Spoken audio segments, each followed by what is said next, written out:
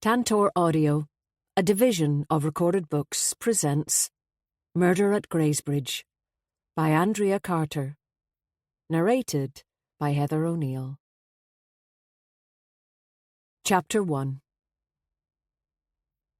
My eyes shifted away from the skeleton. They moved to the central nervous system, up along the spinal cord to the brain, the cerebellum and pituitary gland. They pinged across to the height charts, the nutrition pyramid, and the posters saying, "Antibiotics won't cure your cold," and "Baby clinic every Wednesday 1 p.m. to 3 p.m. I tried to relax. God, how I hated going to the doctor. This one was particularly embarrassing. A gravelly voice interrupted my thoughts.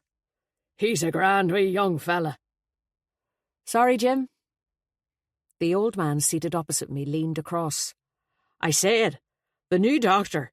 He's a nice young fella." He winked. "But then you'd know that." I sighed. Glendara, where no private life was private.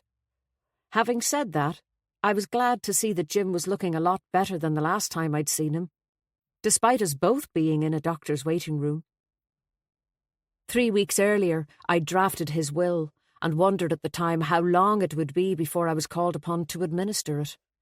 He'd had a sickly grey pallor, and a hacking cough I was sure would do for him before the year was out. But now his eyes were bright, and there was colour in his lined cheeks, and a distinctly mischievous grin on his face.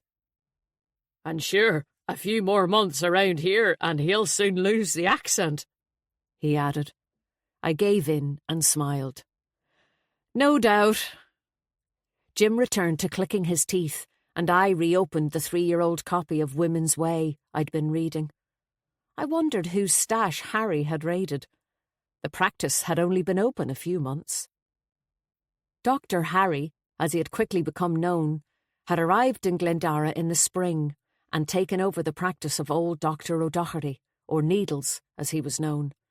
His nickname derived not from the injections he administered, but because his grandmother was an obsessive knitter, never seen without her needles and a ball of wool. Harry didn't have a nickname. His mother was a local, but had married a French-Canadian with the relatively unusual name, in Inishowen at least, of Dubois, which was deemed sufficient to distinguish him from the raft of Dohertys and McLaughlins in the area. But he was firmly Dr. Harry, rather than Dr. Dubois, and I suspected that would not change. He was also Leah's cousin. When he had arrived in town, my trusty legal assistant had persuaded me to help show him around, and eventually to double date with her and her fiancé Kevin. It was casual and fun, and it was something I'd badly needed. But the past few weeks I'd been feeling a bit off. I had a lump in my throat that came and went, and there were times when my throat felt constricted, as if it was being squeezed by an invisible hand. But if I had a glass of wine, I'd had quite a few this summer, the symptoms seemed to disappear, which convinced me that the problem was psychosomatic. Psychosomatic or not, I'd been unable to conceal it from Leah, who had nagged me into speaking to Harry about it. And since Harry was now Glendara's only GP, and Leah's wedding, at which I was due to read, was imminent, I was left with little choice. I'd finally caved in and had some blood tests done. Now I was back to get the results. I looked up again from my magazine, stifling a yawn. I was distracted and tired. I'd been in Buncrana Garda station until the early hours of the morning, with a client who'd been arrested for a vicious assault in the back room of a pub called the Drunken Piglet. I hadn't managed to get to the bottom of it yet, but he was due to be brought before a special sitting of Glendara District Court at 12:30. I checked my watch. It was 12 o'clock. The waiting room had been full when I'd arrived. Now, at midday, nearing the end of morning surgery, only Jim and I remained. The long, narrow window that ran along the top of the front wall was open, and the screech of seagulls diving for leftovers from the lunchtime takeaway trade drifted in from the square. Despite that, the room was uncomfortably warm. It was early August, and one of the hottest summers on record in Inishowen. "Wild warm, so it is," Jim offered, reading my thoughts. He pulled a grubby-looking handkerchief from his pocket and wiped his brow with it. "It's not good for us, you know." "No, we're not really cut out for heat in this part of the world, are we?" Jim shook his head in agreement while using the same handkerchief to vigorously blow his nose. The door of the waiting room opened and the receptionist stuck her head in. "Jim, the doctor's ready for you now." Jim stuffed the hanky back into his pocket, hauled himself to his feet, and shuffled towards the door, raising his right hand in salute. "Right, solicitor. I'll be seeing you." The door clicked shut. I massaged the muscles in my neck and tried not to think about the likely cause of my symptoms. I was pretty sure it was all in my head, and not just because a glass of wine seemed to improve it. Several months earlier, I'd survived an attempt on my life by one Luke Kirby, the man who had killed my sister. Luke was now dead. I'd thought his death would mean I could finally get on with my life, but the relief was short-lived. Sleep had been erratic and elusive over the past few months, and it was hard not to make the connection between the throat problems I was having now and almost being strangled in reality. I'd survived Kirby's attack, but the memory of his hands around my throat in a filthy boat shed in Culdaff was one I was unlikely to forget.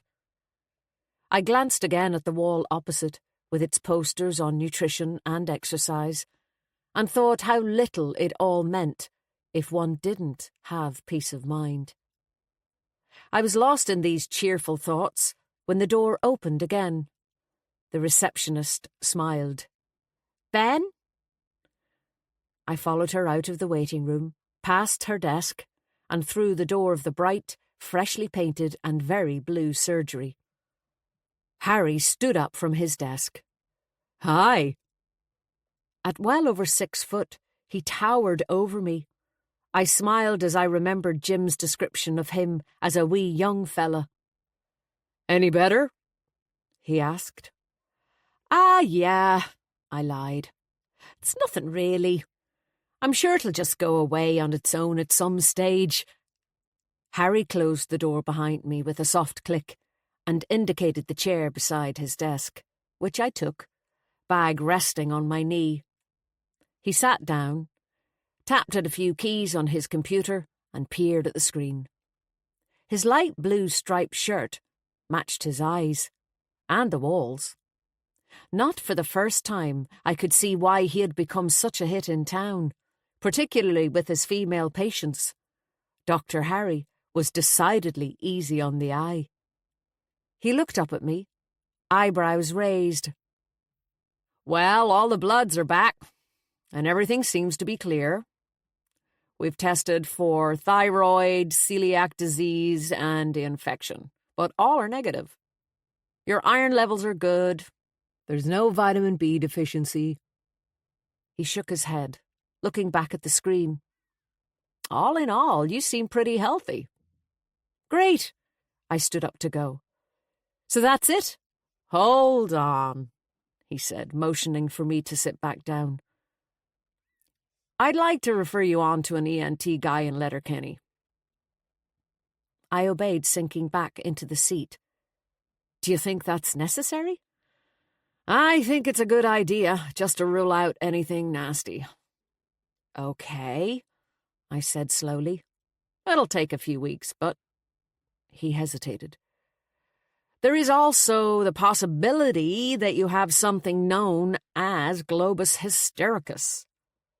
"What on earth's that?" I raised my eyebrows. He crossed his arms and leaned back in his chair. "Simply put, it manifests itself as a choking sensation or a feeling of having a lump in the throat." "Which is what I have, periodically," I added. "It's certainly something similar to what you've described." I paused. "Hang on. You said a feeling of having a lump in the throat? So you mean the lump isn't really there?" "Exactly," he said. I'm not suggesting that the feeling isn't perfectly real to you, but it's a condition that's thought to be connected with anxiety. I smiled suddenly, putting two and two together. Globus hystericus. Hysteria. You mean Lady Madness? Harry had the grace to look uncomfortable, and then he grinned too. Actually, I shouldn't have said that. It's not called hystericus any longer. It has the more PC term, globus pharyngeus, now. The good thing is, it's nothing to worry about. Have you had anything worrying you lately? Stress at work or anything?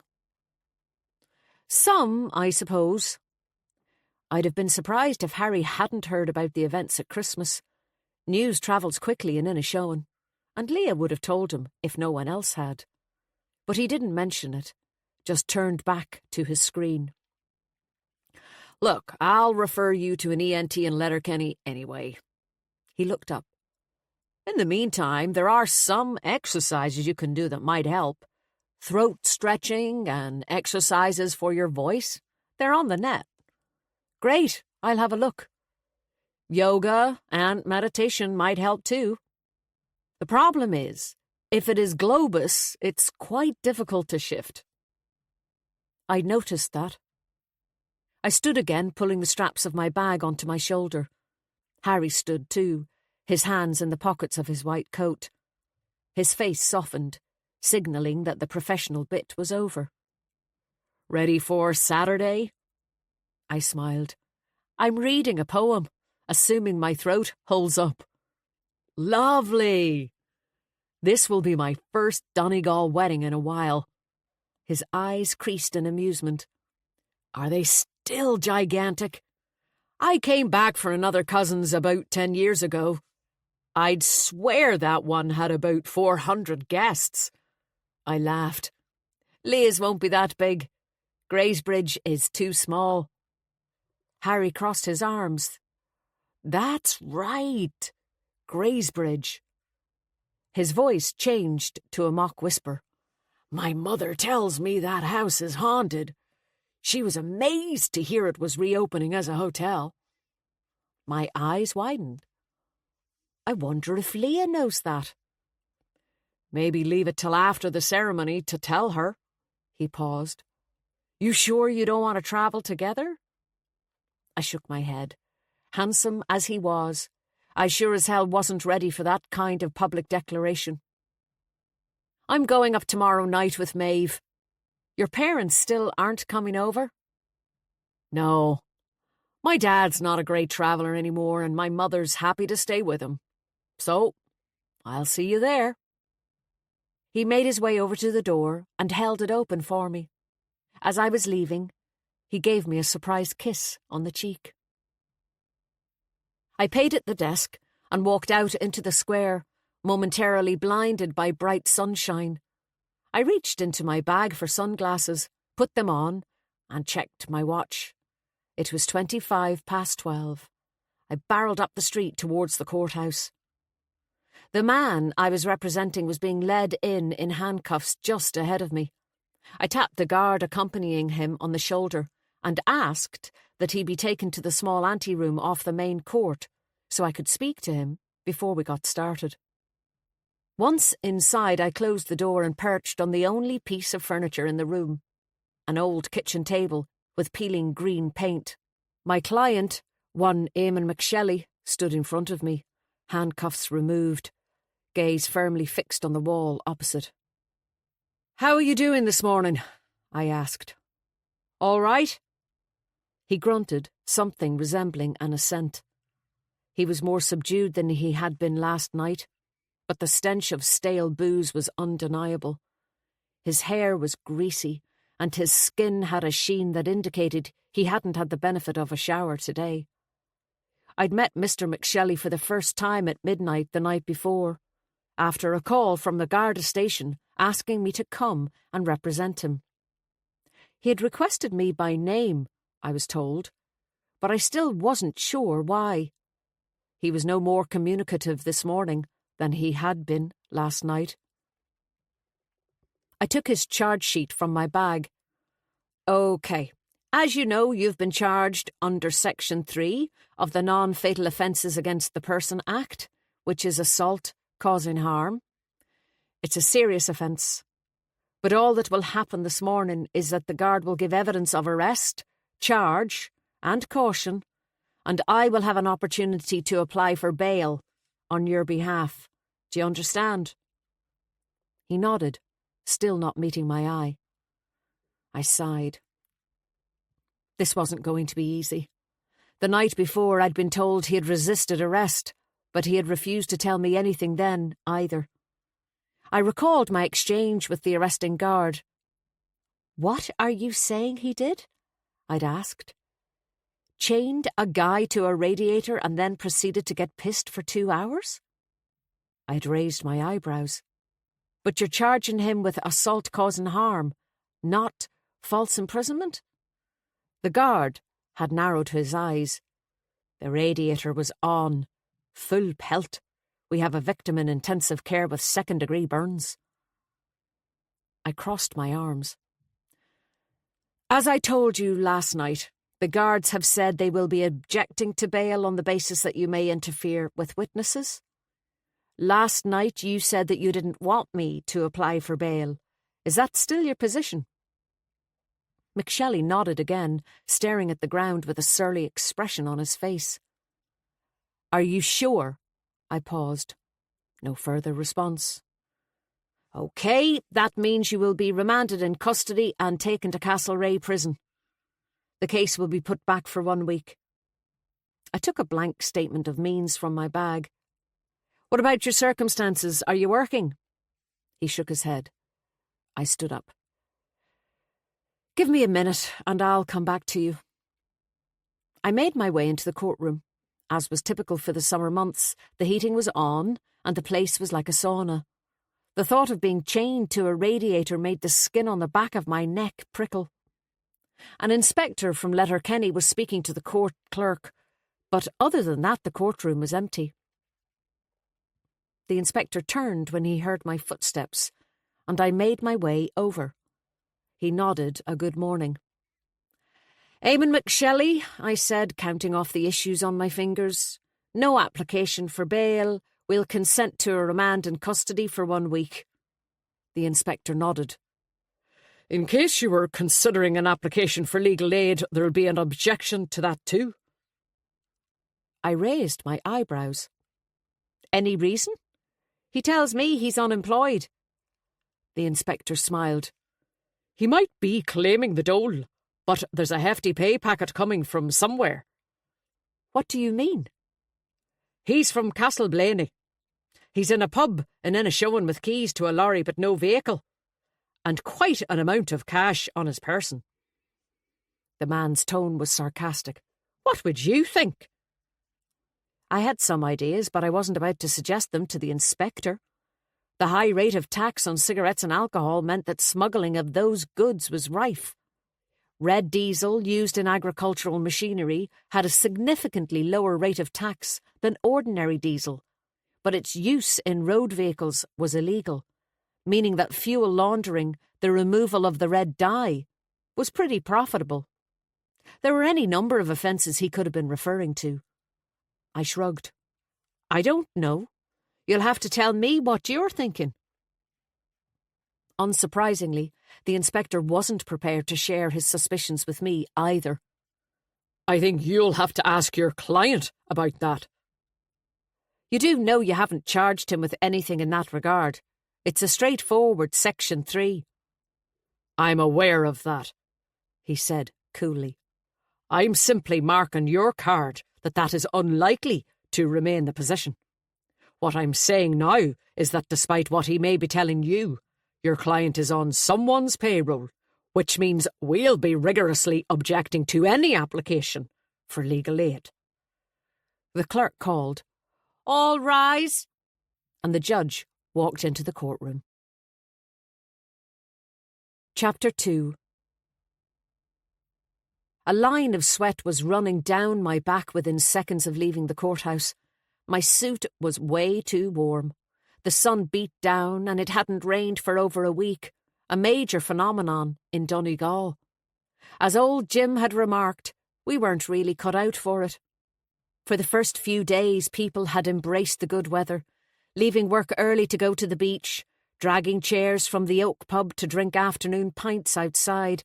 But now, after a month of almost solid sunshine, they were beginning to complain, sporting sunburned skin and red eyes, claiming they were too hot to sleep and that animals were suffering and plants were dying.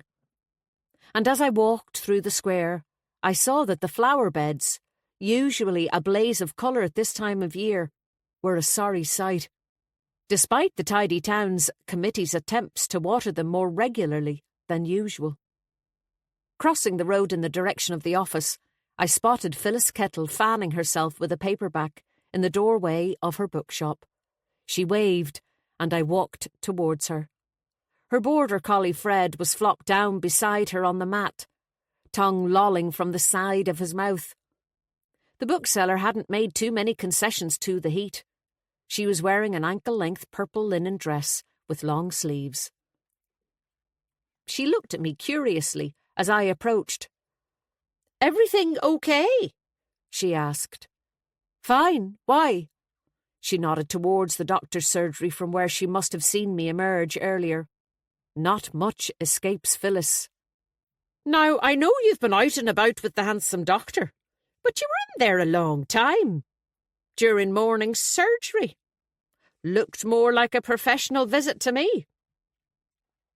"I'm grand," I said, using the universal Irish response to any inquiry about health. But her eyes narrowed, as they always did when she was ferreting information, and I gave in. "I have a throat thing I can't seem to get rid of." I took off my jacket and hooked it over my arm, and tried to remember if I had a clean shirt in the office. I'd taken to bringing one in most days. "A paste with honey, lemon, ginger, garlic and cayenne pepper," Phyllis pronounced. "Only thing for a throat. Tastes disgusting, but it works. Or gargle with salty water." She fanned herself again. "If it wasn't so warm, I'd suggest a hot whiskey." "Noted," I said, bowing my head. I hadn't the energy to explain that I'd already tried every cure I could think of the past few weeks, and none of the traditional remedies had worked. Whatever I had, it was no ordinary sore throat. "All set for Saturday?" I asked, changing the subject. "Got your inspirational words ready?" Phyllis's face creased into a smile. "Och, it'll be great. I can't wait." A few months earlier, Phyllis had announced that for some reason best known to herself, she had been secretly training as a marriage celebrant, and when Leah had heard, she had asked if she and Kevin could be her first official couple. If nothing else, Phyllis was guaranteed to bring a spot of colour to the proceedings. "The first one was always going to be special," Phyllis said, beaming. "But the fact that I know Leah and Kevin makes it all the better." "I'm sure it will be lovely. They've been together a long time." I swallowed. I really needed a drink. "Speaking of which, I'd better get back and let the bride-to-be head off." Phyllis looked at me curiously, screwing her face up against the sun. "Is she working today? I thought she'd be off all week." "She starts her wedding leave this afternoon, so I'd better get back to man the phones." I inhaled too quickly and coughed, finding it difficult to speak. But Phyllis wasn't letting me go so easily. "When are you heading up to Greysbridge?" "Tomorrow evening. Maeve's coming with me. There's a barbecue the night before the wedding." "Well, make sure you get an early night tonight with that throat thing. It'll be a long weekend." Phyllis leaned down to pat Fred, who gazed up at her. "Now, I'd better get this poor creature and myself something to drink before we pass out." I walked on, relieved to be able to do the same, dropping into the Oak to pick up a sandwich and some water. Glendara's pub had been rebuilt in the spring after it was burned down at Christmas. Tony Craig, the owner, had done Trojan work, and somehow managed to recreate the atmosphere of the original, triumphantly reopening for the August bank holiday weekend just past. The only dark spot was that his daughter Suzanne had been absent, serving a 9-month sentence for arson of the same pub. But the opening had coincided with the town carnival, and the square had been full of stilt walkers and strange costumes, giving the town a much-needed lift, and lots of sunburn the week after. Armed with my takeaway lunch, I pushed open the door of O'Keefe & Co. solicitors. The cool interior was a relief, one of the advantages of working in an old, slightly damp terraced house. Leah was standing waiting at reception, bag and phone in hand. Computer switched off. I dumped my purchases on the counter with a groan. "Well?" she demanded. "Remanded in custody till next week. They think he's involved in some kind of smuggling. Not that he's admitted to anything to me. I can barely get 2 words out of him." "I meant Dr. Harry. What did he say?" "Oh, blood tests were all clear, but he's referred me on to a consultant, just in case." She frowned, looking worried. "I'll be fine," I added quickly. "I'm sure it's psychosomatic. I just need a holiday." She regarded me doubtfully before sighing. "I know what you mean about the holiday. I'm beginning to wonder why Kevin and I didn't just elope. My mother's all stressed because his family are landing over from the island tonight. And although she's got used to the idea, she's not sure what they'll think of us having a civil ceremony rather than a church one. And with a female celebrant." Leah's fiancé had grown up on a small island called Inishaher, which lay off the north coast of Inishowen. Though I'd been to other islands such as Rathlin and Tory, I'd never been to Inishaher, and oddly had never met anyone from there other than Kevin. I'd been told the population was less than 60, so maybe that was why. "Well, there's not much they can do about it now, is there?" I flopped down at Leah's desk. My legs felt shaky all of a sudden. It must have been the heat. "No," she admitted, "except make their feelings known, loudly, which they are perfectly capable of doing after a few pints." "Do you think that's likely?" I asked with a grin. She raised her eyes to heaven. "Oh, yes. God knows what Saturday's going to be like." "Things always get a little fraught when families get together," I said soothingly. "Maybe you can get all the rows out of the way tomorrow, and then Saturday will be the calm after the storm." She grinned suddenly.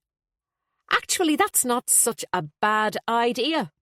Maybe I'll do a bit of stirring tonight on purpose." She picked up her keys. "Anyway, I'd better get to this hair appointment, or Stan will kill me. I'll see you tomorrow evening." I gave her a hug.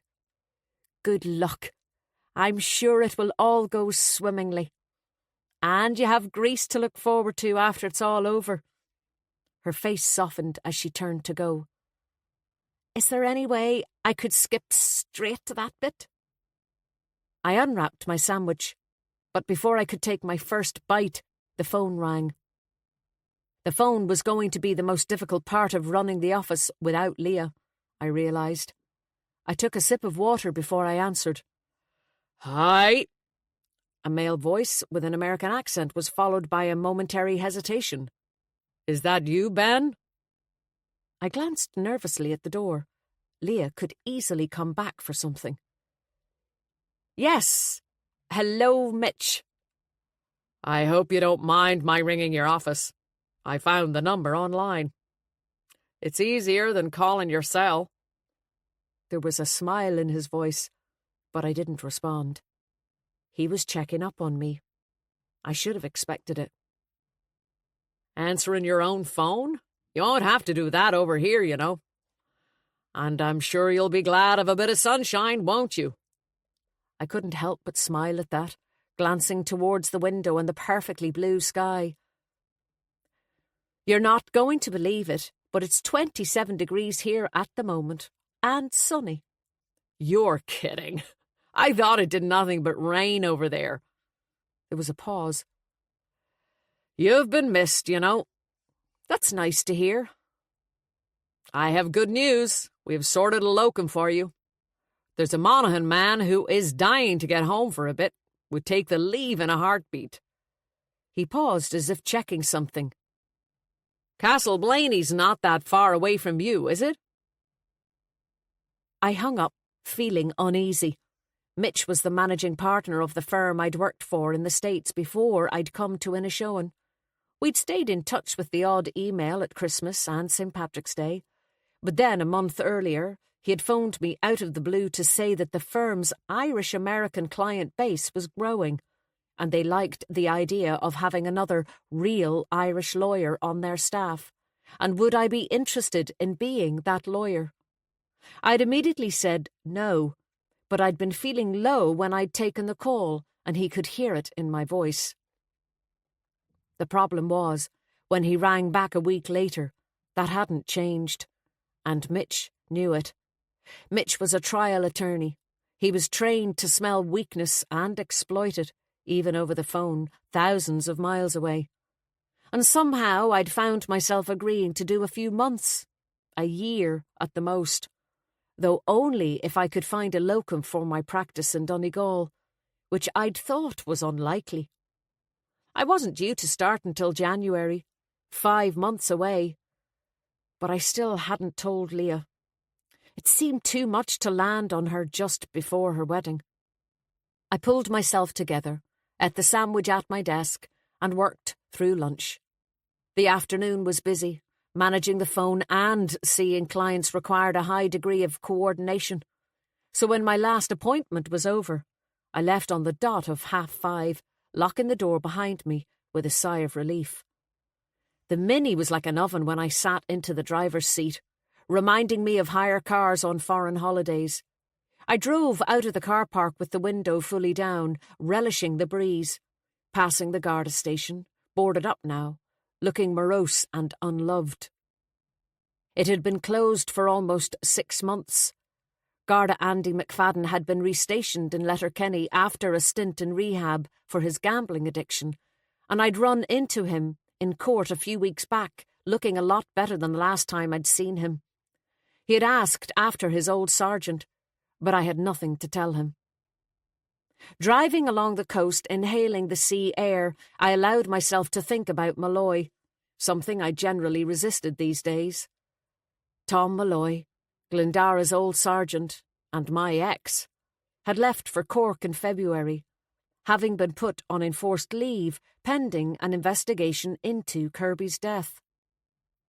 At first, there'd been regular texts and phone calls between us. We'd even attempted to get together on a few occasions, with some vaguely romantic notion about meeting halfway. But Cork is a 6-hour drive from Inishowen, and once the investigation was concluded, clearing Malloy of any wrongdoing, he had been stationed in Clonakilty, which is a further hour. With his shifts and my practice, whatever we had seemed impossible to sustain. He'd sounded tired when I'd rung, and so we'd spoken less and resorted to texts. Never the most open of individuals, he'd become more and more distant, causing me to send terse replies, until eventually I'd stopped responding altogether. It was too hard. In my mind, he had been the one to pull back again. He had saved my life and left. And then Harry had asked me out. I'd said no at first and rung Malloy in some pathetic last-ditch attempt to retrieve whatever we had had. I was greeted with a foreign ringtone. It was the final straw. I didn't leave a message, and I said yes to Harry. It was easy and uncomplicated and fun. Chapter 3. The water gave me a shock when I lowered my shoulders in at Lag the following morning. Heatwave or not, the sea in Donegal is cold. Bracing, an understatement. Since the warm weather, I'd got into the habit of an early morning dip before work. It helped my throat. although that was probably because it was all I could do to keep breathing while my heart raced in the icy water, leaving no room for other concerns. It was still only 7, so I stayed in longer than I usually did, although, as always, within my depth and close to shore. 5 Fingers Strand, or Lag as the locals call it, is not safe for swimming. For the 3rd night running, I'd had difficulty sleeping, waking at 3 a.m. to toss and turn for hours. At 5:30, I'd risen, made myself a coffee and curled up on the couch with a book and Guinness, my grouchy black tomcat. At 6:30, I'd grabbed a towel and swimming togs and climbed into the car. I hauled myself out of the water and wrapped myself in the towel, standing for a moment to stare at the view that I loved, the water, the rocks, the green mystery of Glashidi Island, its beach, a golden gash in the morning light. I looked down, enjoying the sensation of the cold sand between my toes, and made myself think about the job in the States, wondering if I'd done the right thing. It wasn't as if Mitch was asking me to move there permanently. He was asking me to take a year out, do something different. Maybe that wasn't such a bad idea. I needed a break after the trauma of what had happened. But if I left, would I return? Inishowen was my home, but something had changed in the past few months. The events of Christmas had taken their toll, and Malloy's absence hadn't helped. But the notion that my happiness should be dependent on his presence, or absence, irritated me. Though our working relationship stretched further back, our romantic one had been short-lived and certainly not worth basing long-term decisions on. I felt my throat close over, the effects of the swim wearing off, and I breathed in deeply. I'd followed Harry's suggestion and found some exercises on the net, so I gave them a go now. Raising my face to the sky, the gulls swooping and diving above, I rolled my head slowly from left to right, counting the beats. I felt a stretch in the muscles in my neck, and it was oddly calming. When I'd finished the first exercise, I moved on to a second, called Kiss the Sky. It made me feel pretty foolish, but I did it, just the same. I heard my name being called, and I lowered my chin, surprised and embarrassed. I'd assumed I'd be alone on the beach at this hour. A runner was approaching in red singlet and shorts, his long strides propelling him quickly across the damp sand. It was Harry. He reached me, breathing heavily.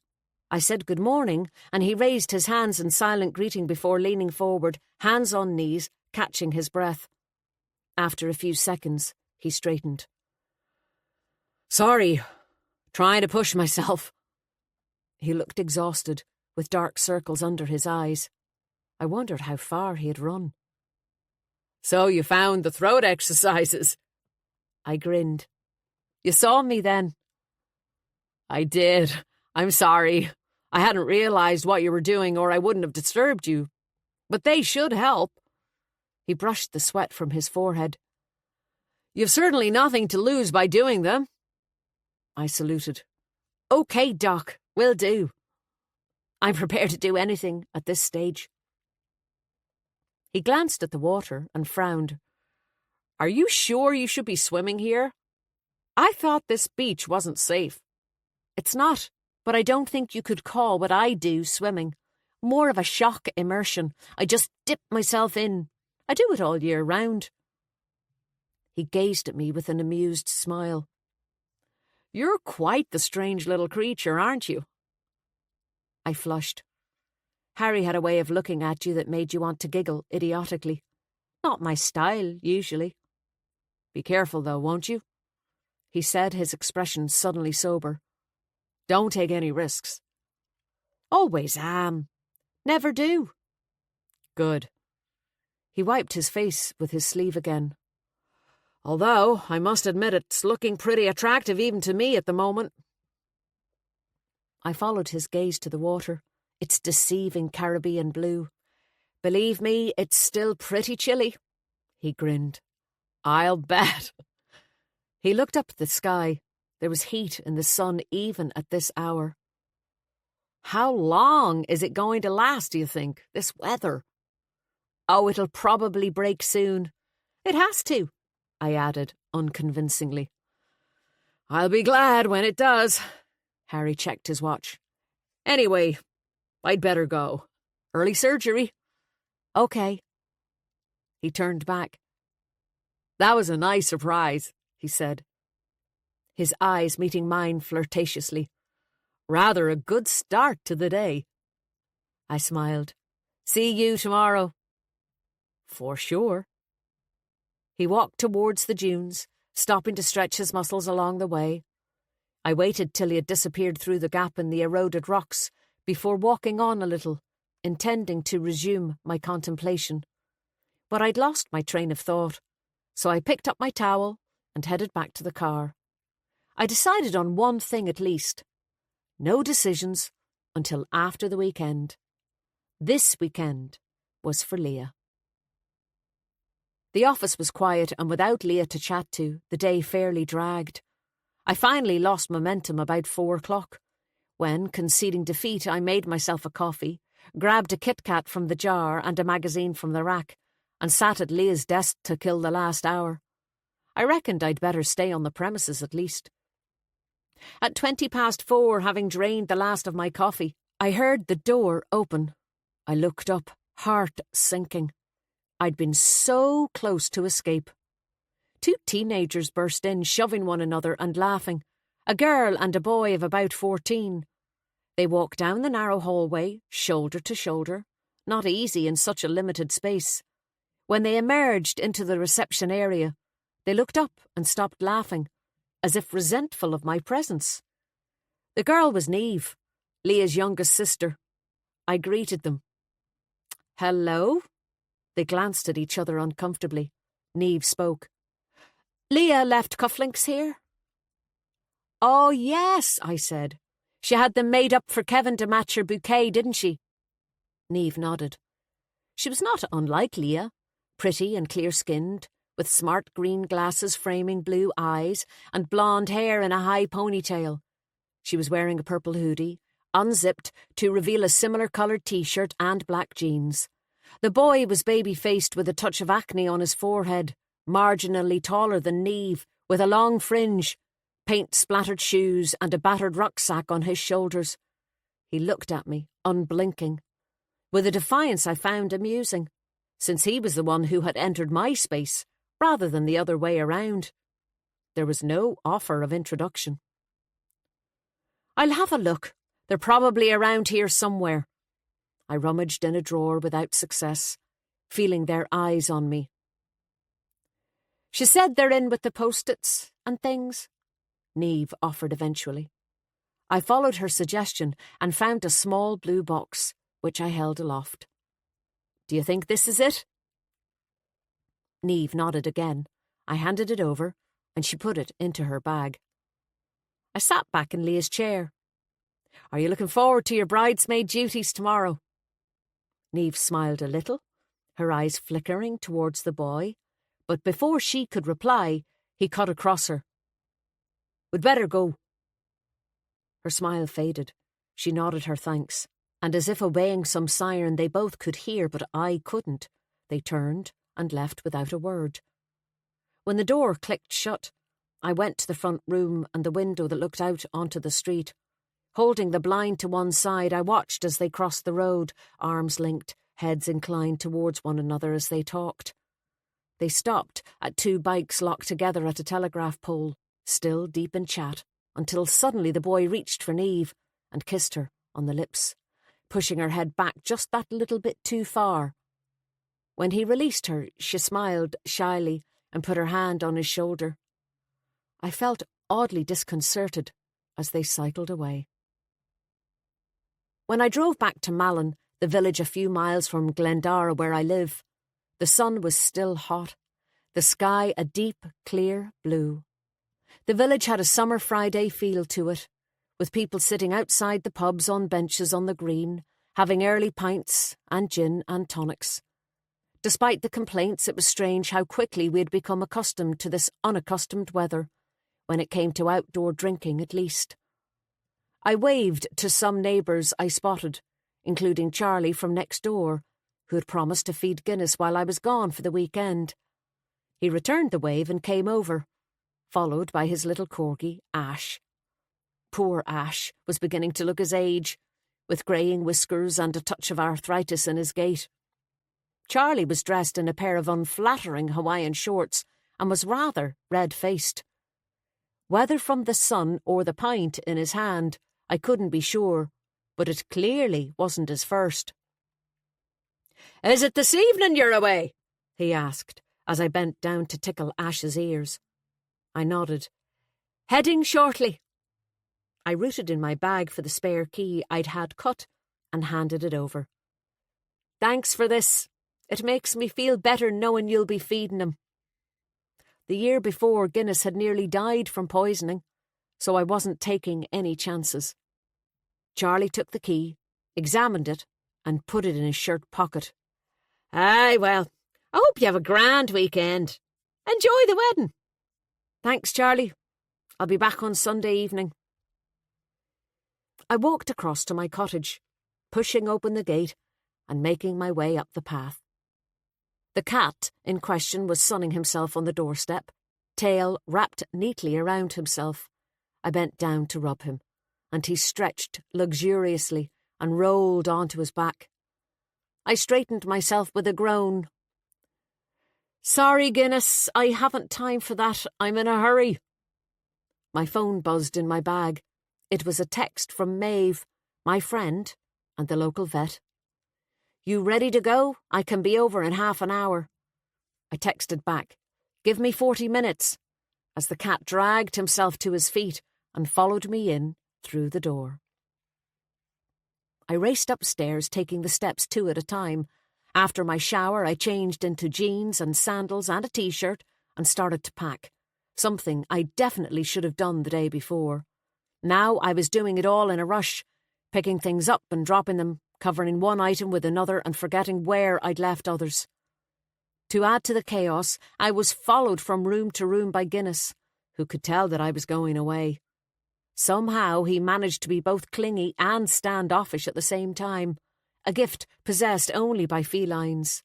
He tripped me up repeatedly, but when I attempted to rub his head, he walked away with his tail in the air and sat with his back firmly turned on me. I hadn't reached a decision on which dress to wear to the wedding, so I put 2 into the bag, a red vintage one, which I loved because it had pockets, and a more simple black shift with a wrap. As an afterthought, I threw in some old jeans and boots too. I might go for a walk at some stage over the weekend, I thought. I was chucking shampoo and shower gel into a wash bag when I heard Maeve's voice from the hallway downstairs. I'd left the door open for her. "You ready?" "I'll be 5 minutes," I called down. "Make yourself a coffee if you like."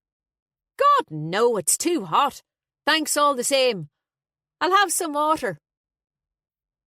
I heard the tap in the kitchen going as Guinness finally walked away from me in disgust and padded down the stairs.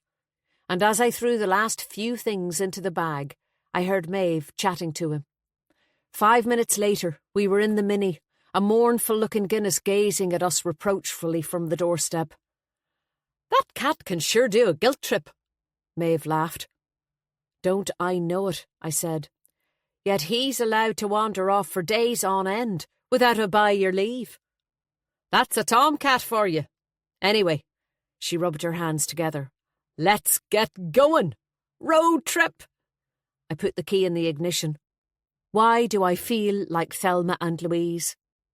Maeve frowned. "Oh, Jesus, don't say that. You're not intending driving us off a cliff, are you?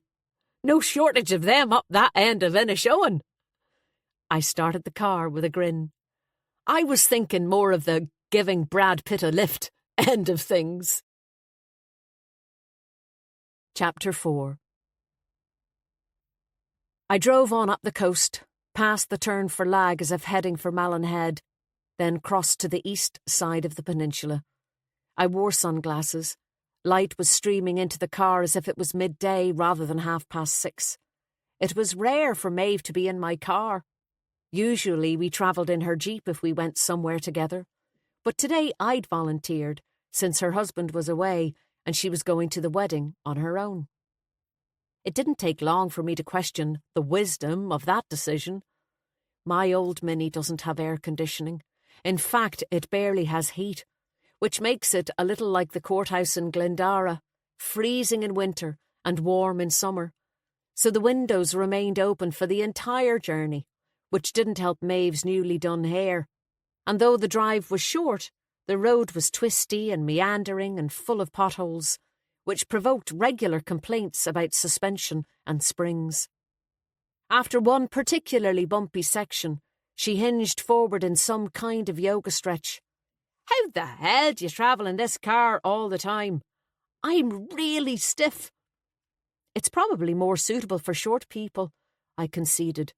"You're just not used to being so low to the ground." "You're joking, aren't you? It's designed for people under 5 foot. She leaned back, massaging her neck.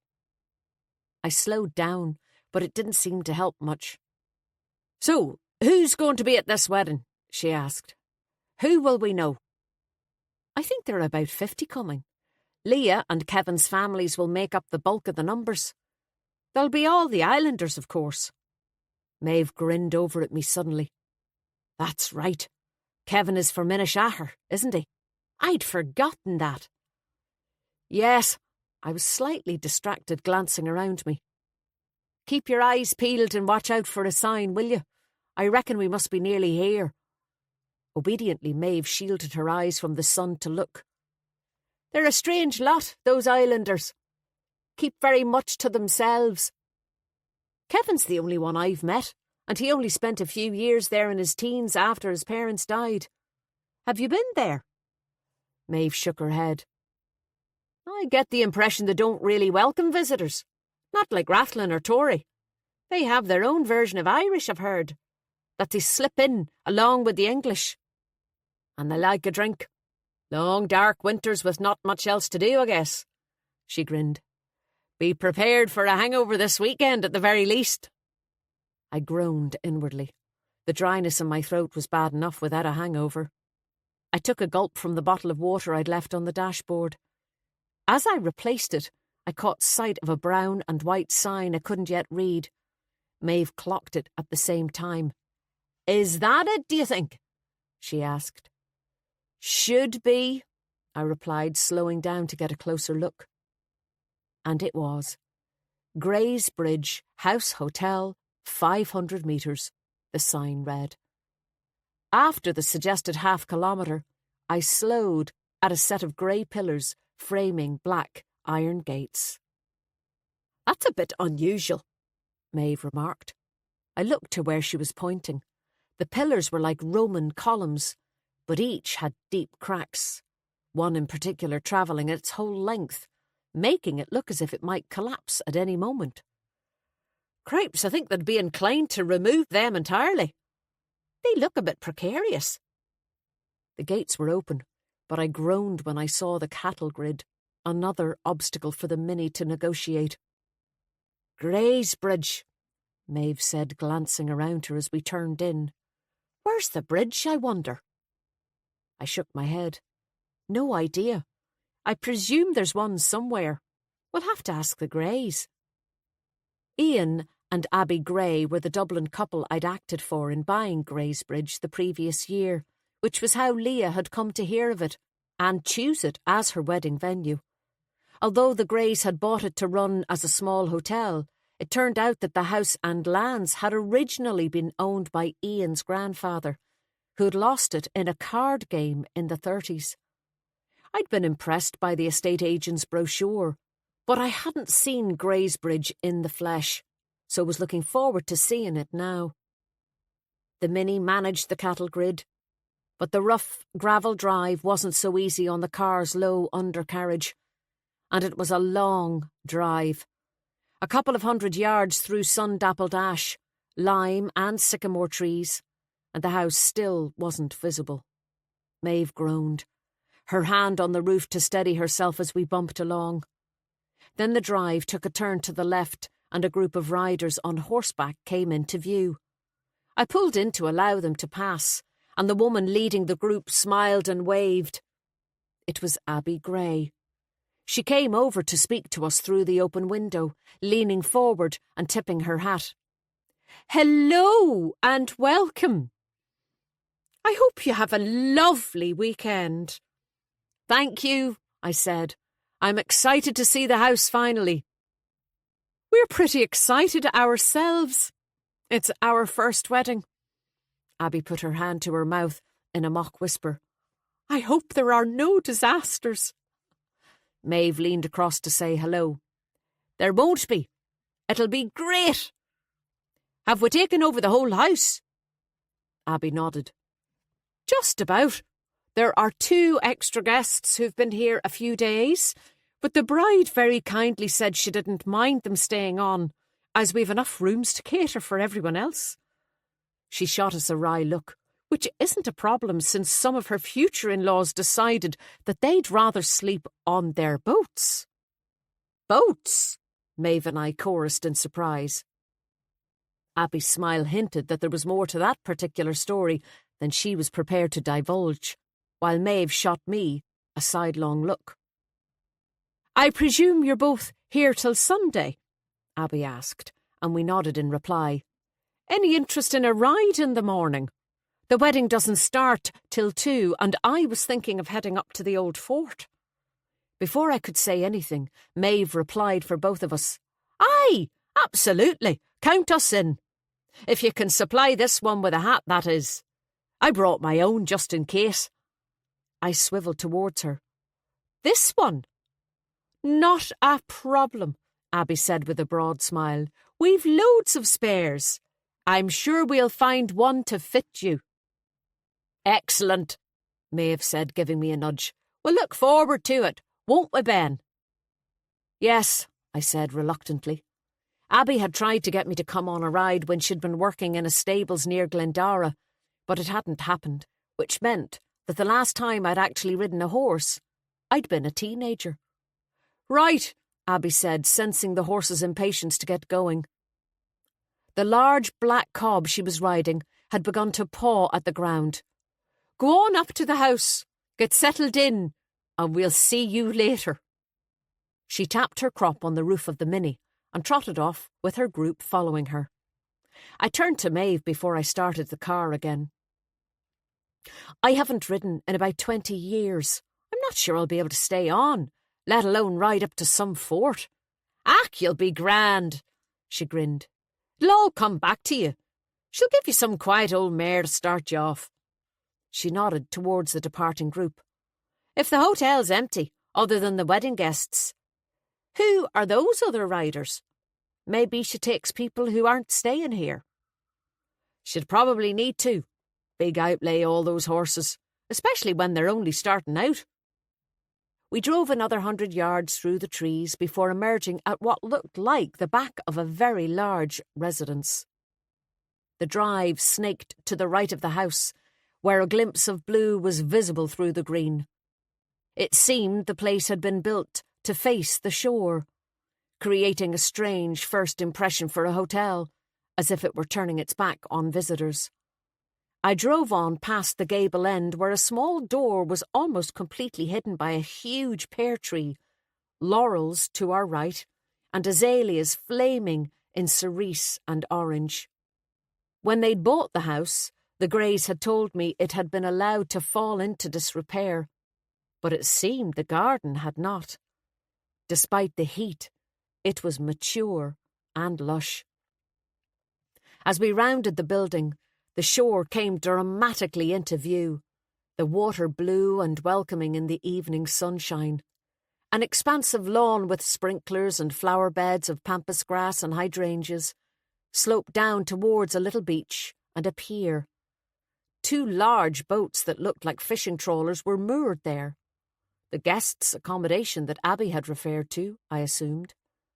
I stopped the car and simultaneously Maeve and I turned to look at the house. It was an Italianate villa in cut limestone, imposing in size, a 3-story central block with a balustrade, an east and a west wing, and a large portico with steps leading to a red door with a fan light. But protruding from the right gable was something exceedingly odd. It was a covered footbridge, and it appeared to link the main part of the house with another smaller building almost entirely hidden by dense rhododendron bushes. It was a strange and rather ugly addition that jarred with the rest of the house, omitted on purpose, I assumed, from the brochure I had seen. There was no denying that Greysbridge was a fine house, but there was something still and secretive about it, something hidden, even in the bright sunshine, a sense that it was hunkering down against the world. "What a strange place," Maeve said finally, an understatement, if I ever heard one. "I'm not sure I should say this," she added, her voice low, although we were alone in the car. "But I'm not entirely sure I like it." She'd read my mind. She nudged me again. "I suppose we had better park." She pointed to a sign indicating guest parking. Reluctantly, I peeled my eyes away from the house and moved the Mini forward, turning into a small area where there were already about 6 cars. I parked in the one shaded spot that remained under the trees, and we climbed out, taking our bags from the boot and making our way back around to the front of the house and towards the main door. "Where is everyone?" Maeve asked, echoing my thoughts as our footsteps crunched across the gravel. I looked at my watch. It was 7:15. "I don't know. Having naps before the fun starts? I thought there'd be more people around, all right. The night before the wedding." The harsh call of gulls and the sound of the waves hitting against the pier broke the silence as we walked up the steps and in through the door. The portico had a high ceiling and a stone-flagged floor with some threadbare mats and rather strange sculptures. 2 pairs of feet, a man's and a child's, caught my eye. As Maeve led the way through a church-like inner door, a large barrel-chested man in shorts and a long-sleeved Elvis t-shirt came hurrying towards us, head bowed. He stopped just in time to avoid a collision and looked up in alarm. "Oh, Jesus, sorry, wild sorry. Not looking where I'm going." He produced a big smile and an outstretched, calloused hand. An unlit cigarette was cupped in the other. "Katamara Tashiv. How you doing? Are you part of the wedding?" We nodded, put our bags down and introduced ourselves. The man pumped both of our hands enthusiastically. He was pink-skinned and ginger-haired, a slight quiff and sideburns giving him a 50s look. "That's class. Good to meet you. I'm Fridge, the best man. I'm Kevin's cousin." He grinned. "I was rehearsing my speech in my head, wee bit distracted." Maeve managed to keep a straight face. "Nice to meet you, Fridge." I'm not sure I did quite so well. I was sure I'd have remembered if Leah had told me the best man was called Fridge. "Should be a rare old weekend anyway," he said, shoving one hand back into the pocket of his shorts, now that the formalities had been dealt with. "The king is dead. Long live the king," sang his t-shirt. "Some class of a house, isn't it?" "Fantastic," I agreed. He glanced over his shoulder before putting the cigarette-wielding hand to his mouth. "You know it's haunted. Some doll in a long dress stalks the hallways at night." "Really?" Maeve said with a grin. He nodded. "Keep your eyes open and your doors locked. Stories about this place would make your toes curl." "But ghosts can get through locked doors, can't they?" Maeve said, still grinning. "Isn't that the whole idea?" Fridge didn't look amused. "I wouldn't joke about it if I were you. This is a wild, strange house." His brow furrowed suddenly, and then his expression cleared. "Anyway, we'll meet up later for the barbecue?" We nodded. "Hope ye are hungry. We have brought a shed load of pollock and mackerel over with us, and it needs to be eaten," he added, before heading out into the garden. Ever feel as if you've just wandered into a Scooby-Doo cartoon? Maeve said, as she picked up her bag again. Chapter 5. You don't think that's why they're sleeping on the boats, do you? I asked. Because they think the house is haunted? Maeve shrugged. Maybe. Maybe they're superstitious. We made our way into what appeared to be the reception area, a square hall with a high ceiling and a single dusty chandelier. There was a small desk with a computer where a young man of about 19 sat typing up keys, brow furrowed, floppy hair falling over his face. I recognised him as Abby and Ian's adopted son, Ronan. I'd met him only once, about 6 months earlier. He had been tall and lanky then, but he had matured since, I noticed.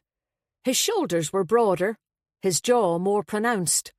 When he looked up, I saw that he still had the same startling blue eyes. I wondered if he'd remember me. "Welcome to Greysbridge," he said, getting to his feet and offering his hand. "Thank you," I said.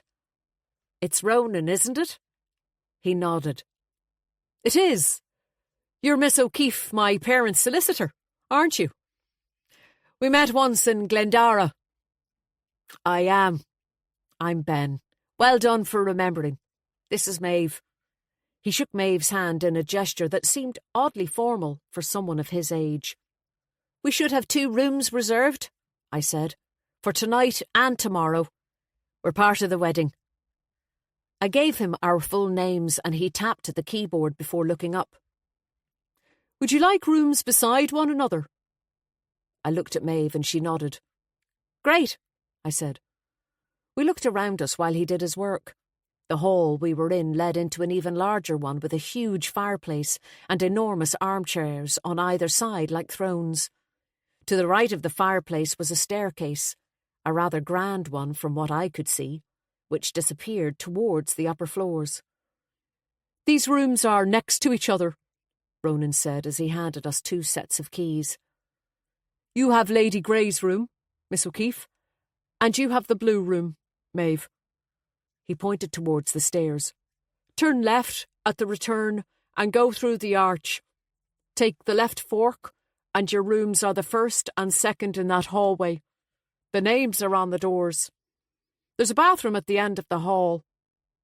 Clocking Maeve's expression, I realised I'd forgotten to tell her that the few ensuite bedrooms were reserved for the bridal party, but she didn't seem to mind. "No numbers," she said. "I like that. How many bedrooms are there?" 14 guest rooms, Ronan replied. We resisted his offer of help with our bags and headed off towards the staircase. It was mahogany, with ornately carved banisters, and a red runner going all the way up. The house seemed to be a bit of a maze, with corridors jutting off in all directions. There was a real sense of clutter too. Paintings jostled for space on the walls, portraits and landscapes, originals and prints, and there were plants everywhere, from cut flowers in vases to exotic-looking greenery in pots. Ornaments too played their part. On a sideboard at the return, I noticed a set of 3 porcelain figurines in 18th century costume that looked as if they might be valuable. We followed Ronan's instructions and found our rooms without too much difficulty. As I slid the key into my door and arranged to meet Maeve later, I resolved to explore the rest of the house when I got the chance. I had a particular yen to see if I could find the covered bridge from inside. The lock turned easily enough, but the door was stiff, requiring a push with my shoulder to get it to open fully inwards, as if the wood had expanded at some point and was too large for the frame. The room was dark and stuffy, the shutters on the windows closed, presumably with the intention of keeping the room cool, but it hadn't worked. A chink of evening sun streamed through a gap, casting a ray across the bed, dust motes floating in the light. I put down my bags and crossed the room to open the shutters. When I'd done so, I opened the window too, pushing it up with difficulty and leaning out to breathe in the fresh air. I had drawn well. The room was at the front of the house, and there was a view of the sea.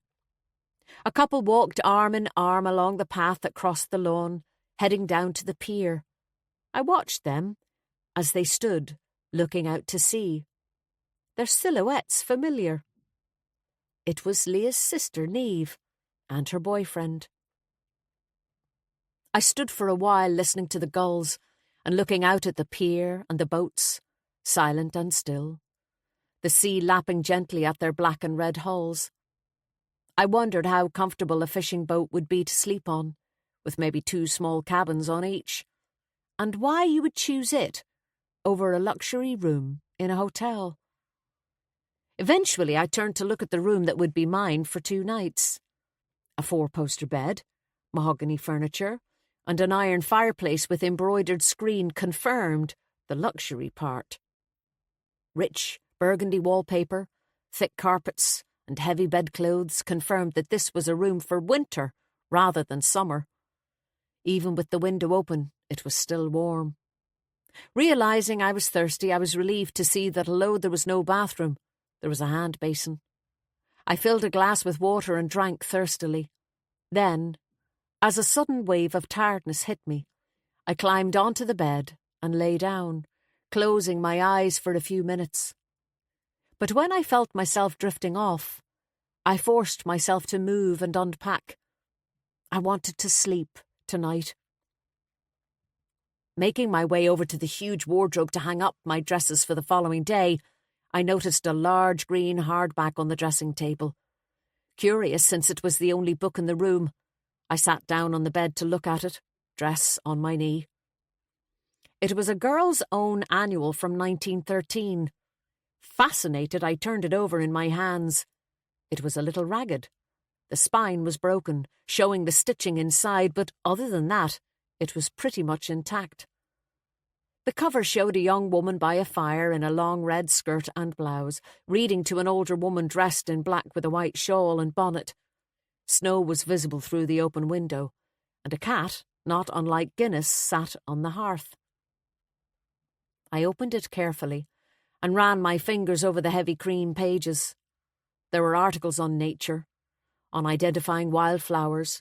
There were short stories like The Little Princess and The Story of Rose, and fashion pieces on how the hair will be worn this spring, and fashionable blouses. There was a problem page and a piece on practical careers for women. Suggestions were indexing and cataloguing, florist, and lady nurse. Not nurse, I noticed, but lady nurse. I smiled when I came across a full page on The Modern Girl and Matrimony, and wondered if I should copy it for Leah. I turned to the flyleaf, interested to see if there was an inscription, and there, before the ads for Bourneville cocoa and Borwick's baking powder, written in very precise, small handwriting, were the words, "To Miss Louisa Gray, Christmas, 1912. Do not try to be something you are not, my dear. From L.G." Maybe it was my modern eye, but the dedication gave me the shivers. I looked around me. This was Lady Grey's room. Was Miss Louisa Gray Lady Grey? Had she slept in the very bed I was sitting on? I wondered. A knock on the door roused me, and I put the book down. It was Maeve. She had changed into a skirt and t-shirt and even put on a little mascara. A lot more progress than I'd made. She looked me up and down as if reading my thoughts. "Are you ready to go down?" "Pretty much. Come on in." She followed me in, flopped down on an armchair and surveyed her surroundings. "Nice room." "I know, it's lovely. How's yours?" "Great too. It overlooks the back, but I've a view of the garden and the stables." "That'll suit you." She nodded. "I know. I can't wait to get out tomorrow. I haven't been on a horse in ages." I pulled off my t-shirt and replaced it with a cream linen shirt. "Your ages isn't quite the same as my ages." "Ach, you'll be grand," she said dismissively. "Fancy a quick walk before we go into the fray?" "You mean a walk to the stables?" I said with amusement. Well, yes, but I wouldn't mind looking round the grounds too. I can see the barbecue from my room, and they're still setting up. I'd say we have 15 minutes easy. I'd have preferred to have a nosy around the house, but I agreed. Ronan had vacated his post by the time we made our way out of the main door. It was still warm. A lazy haze seemed to linger over the grounds, but the light on the water was beautiful, shimmering and silver. We turned to look up at the house, and my eyes were drawn again to the covered bridge. Maeve shielded her eyes with her hand. The sun glinted on the windows, giving a coppery glow. It's strange, that bridge, isn't it? I've never seen anything like it in a private house. I've seen the one in Oxford, and the Bridge of Sighs in Venice. But it's a fairly down-market version of those, I said. But yeah, it's a real oddity. It looks as if it was thrown up as an afterthought. Doesn't seem to match the rest of the house. Maeve grinned. And exactly what kind of a house would a bridge like that match? Fair point. She moved her hand from her eyes and squinted. I think there's someone up there. I followed her gaze. Really? Where? On the bridge, she pointed. Can you see? Just there through the window, about halfway across. She was right.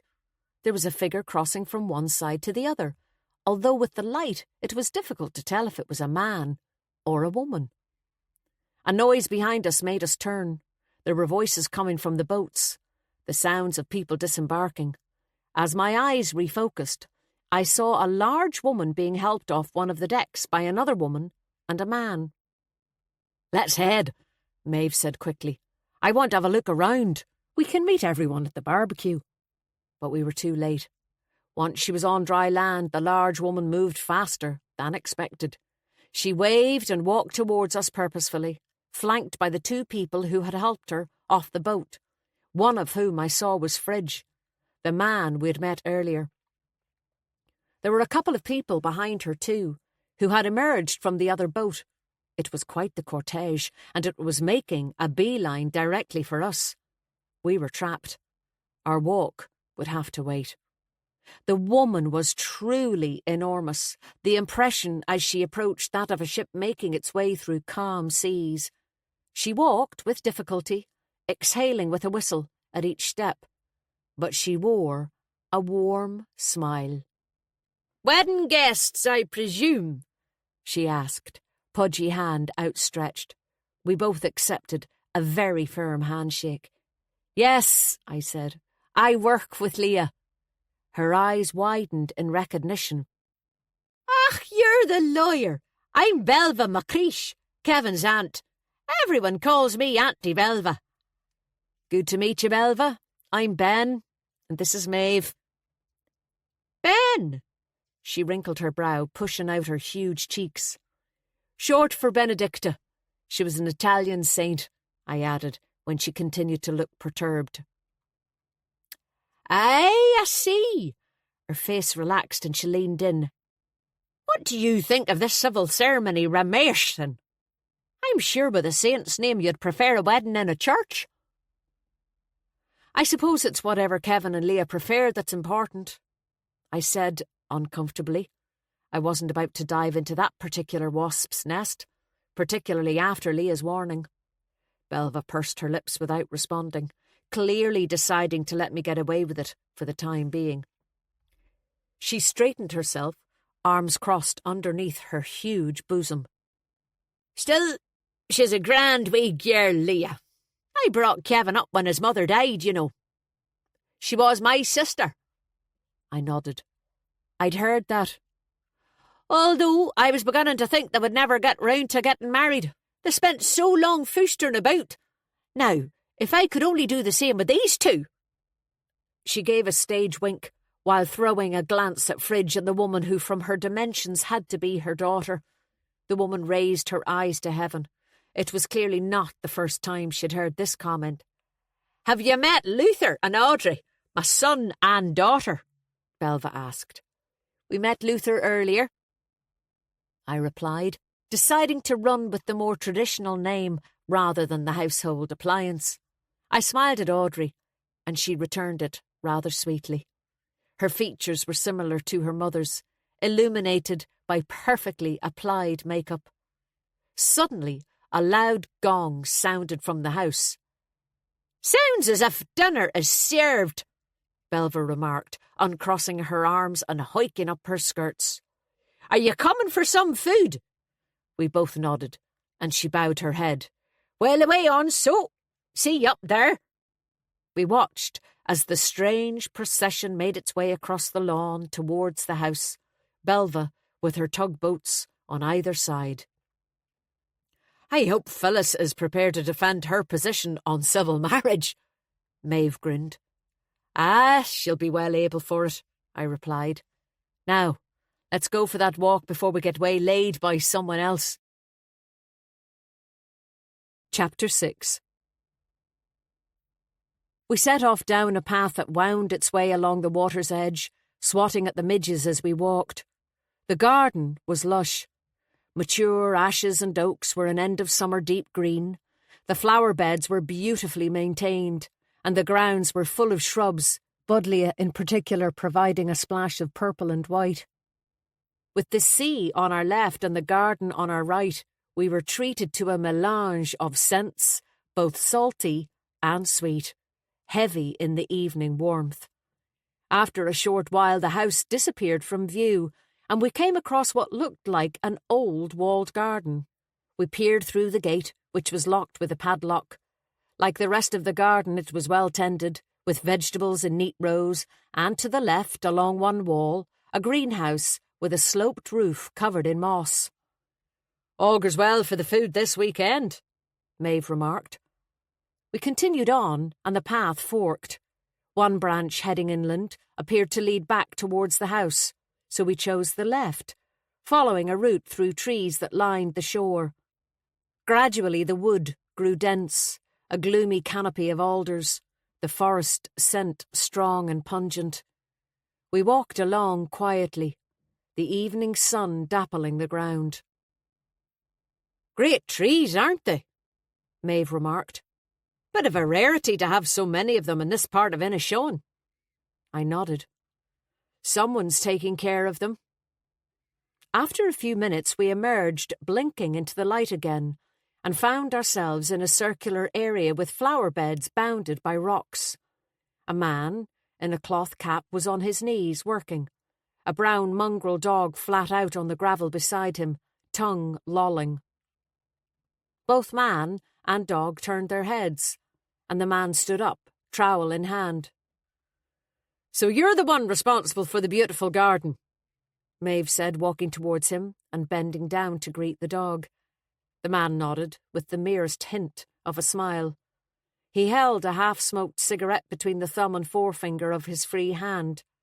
I introduced us, and he bowed his head in acknowledgement. "I'm Rudy. You going for a walk?" "Not a long one," I said. "Just a stroll before dinner." He took his cap off and wiped his brow. He had a craggy outdoorsy face and, despite being mid-50s or so by my reckoning, jet-black hair. His eyes were dark too. "Be careful," he said, gesturing towards the path we were following. "Don't go all the way to the end. It isn't finished, and it gets dangerous, especially when the tide is in. Stop when you can see the shore, and come back." We thanked him and walked on. At some point the trees changed from deciduous to coniferous, and it became considerably darker, until we came to another break, where we emerged at the shore. We stood and gazed out to sea for a few minutes.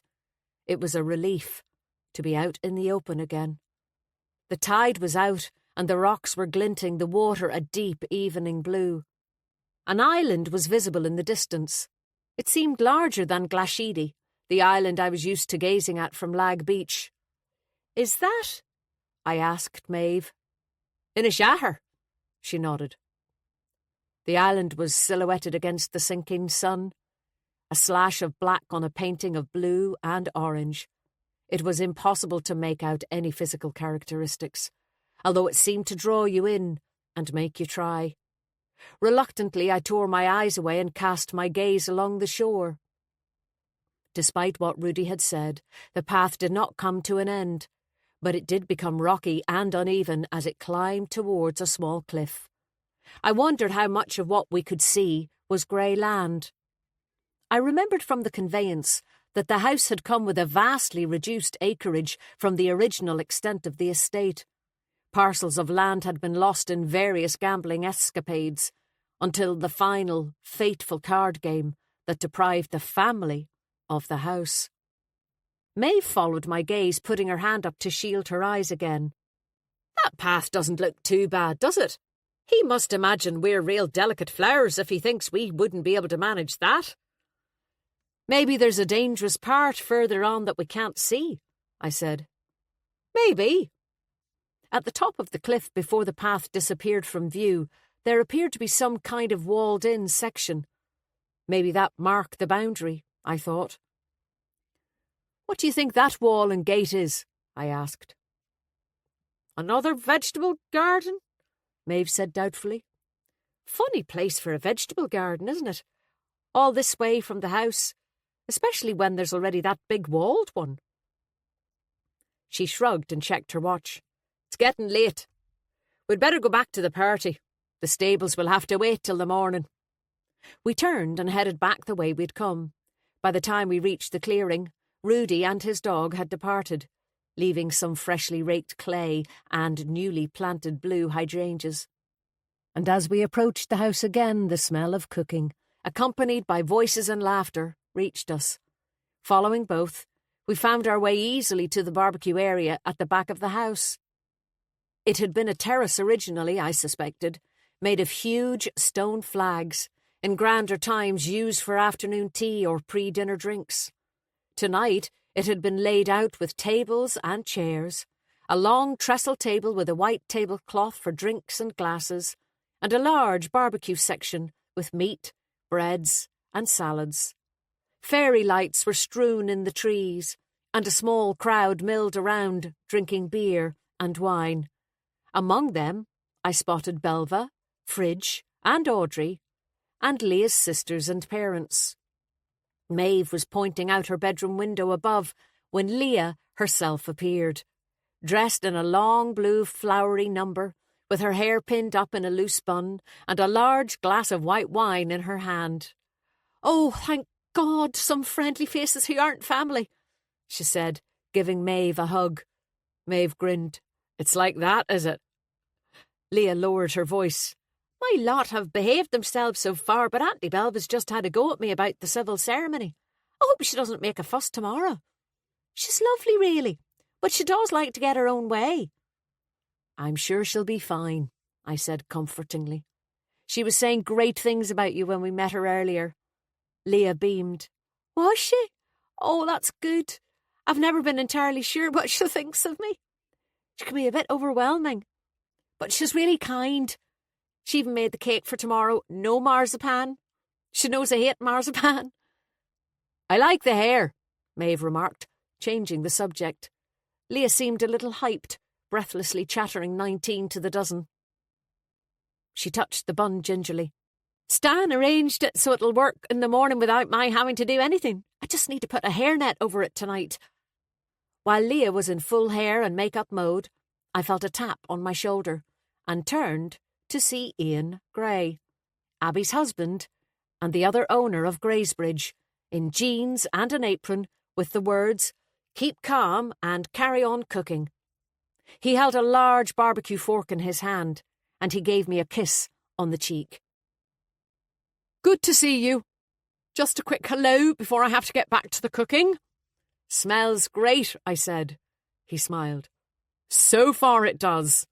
I have to try and not cremate everything, which is my instinct, and we have a load of bloody fish that I'm not entirely sure how to cook."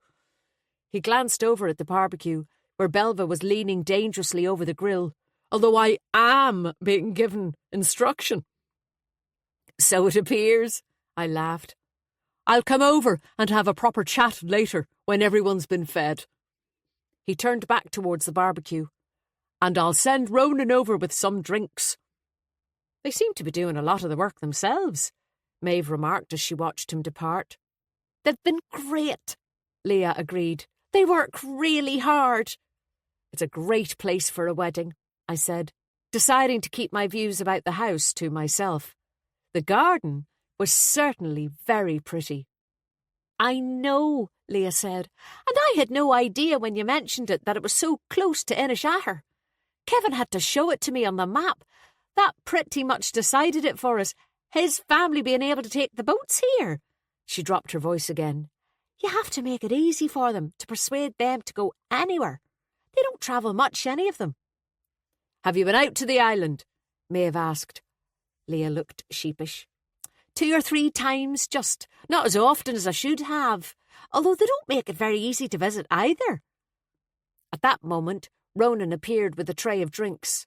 As we helped ourselves to wine, there was a loud burst of laughter from a group to the right, and I looked over.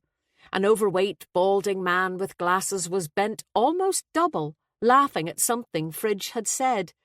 He had a glass of beer in his hand that he only just managed not to spill. Leah and Maeve followed my gaze. Another islander? I asked. Leah shook her head.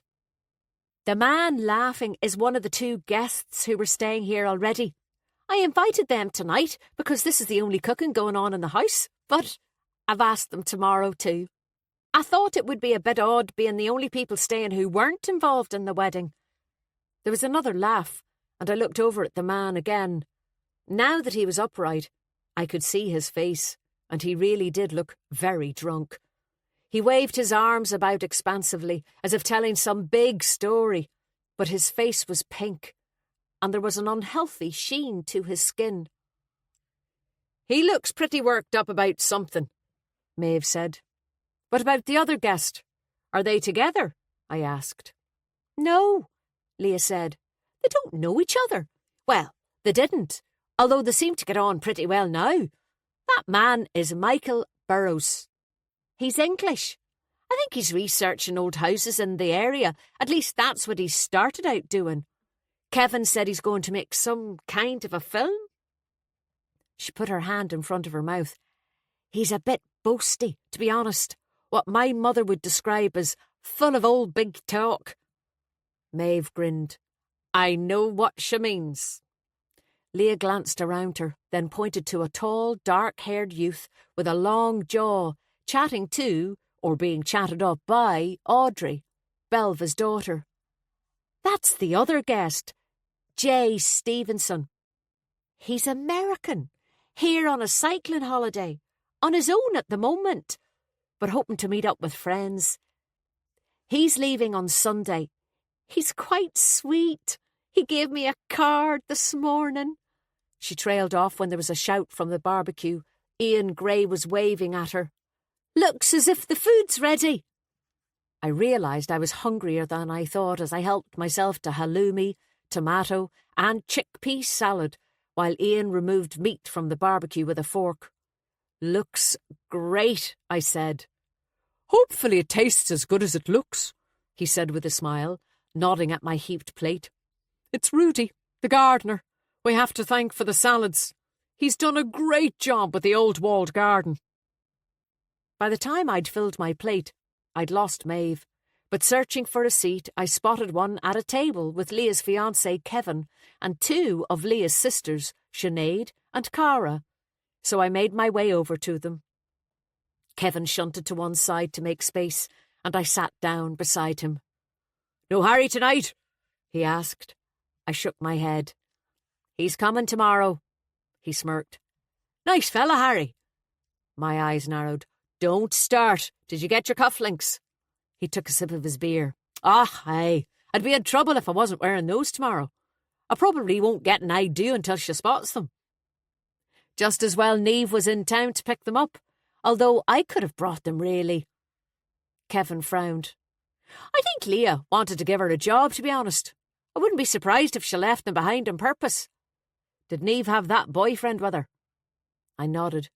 She had a boy with her. I didn't exactly get an introduction. He shook his head. Doesn't surprise me. That's Finn. He doesn't say much. She's been seeing him since the beginning of the summer, but no one met him before this week. They're joined at the bloody hip. It's like they're in their own little bubble. I took a forkful of tomato salad. It was delicious. I suppose teenage relationships can be pretty intense. Kevin lowered his voice so that Leah's other sisters couldn't hear. I don't want to say too much to Leah in case I worry her, but I'm not sure I trust that young fella. I leaned in. Why not? Kevin was a teacher, and his instincts when it came to teenagers were usually spot on. He rubbed his nose, brow furrowed. I can't put my finger on it. It's not as if he treats Niamh badly, from what I can see, and she seems happy enough. But I don't like the control he has over her. I nodded. From 15 minutes of observation, I knew just what he meant. She was always a feisty, independent kid, and now she won't say a word without checking with him first, he continued. She says they're a team, but there's no doubt as to who's the captain. He paused to concentrate on his food, while I wondered whether to voice my own unease. But before I could, Sinead leaned across to ask him something, and the moment was gone. I withdrew a little from the conversation and glanced around me while I ate.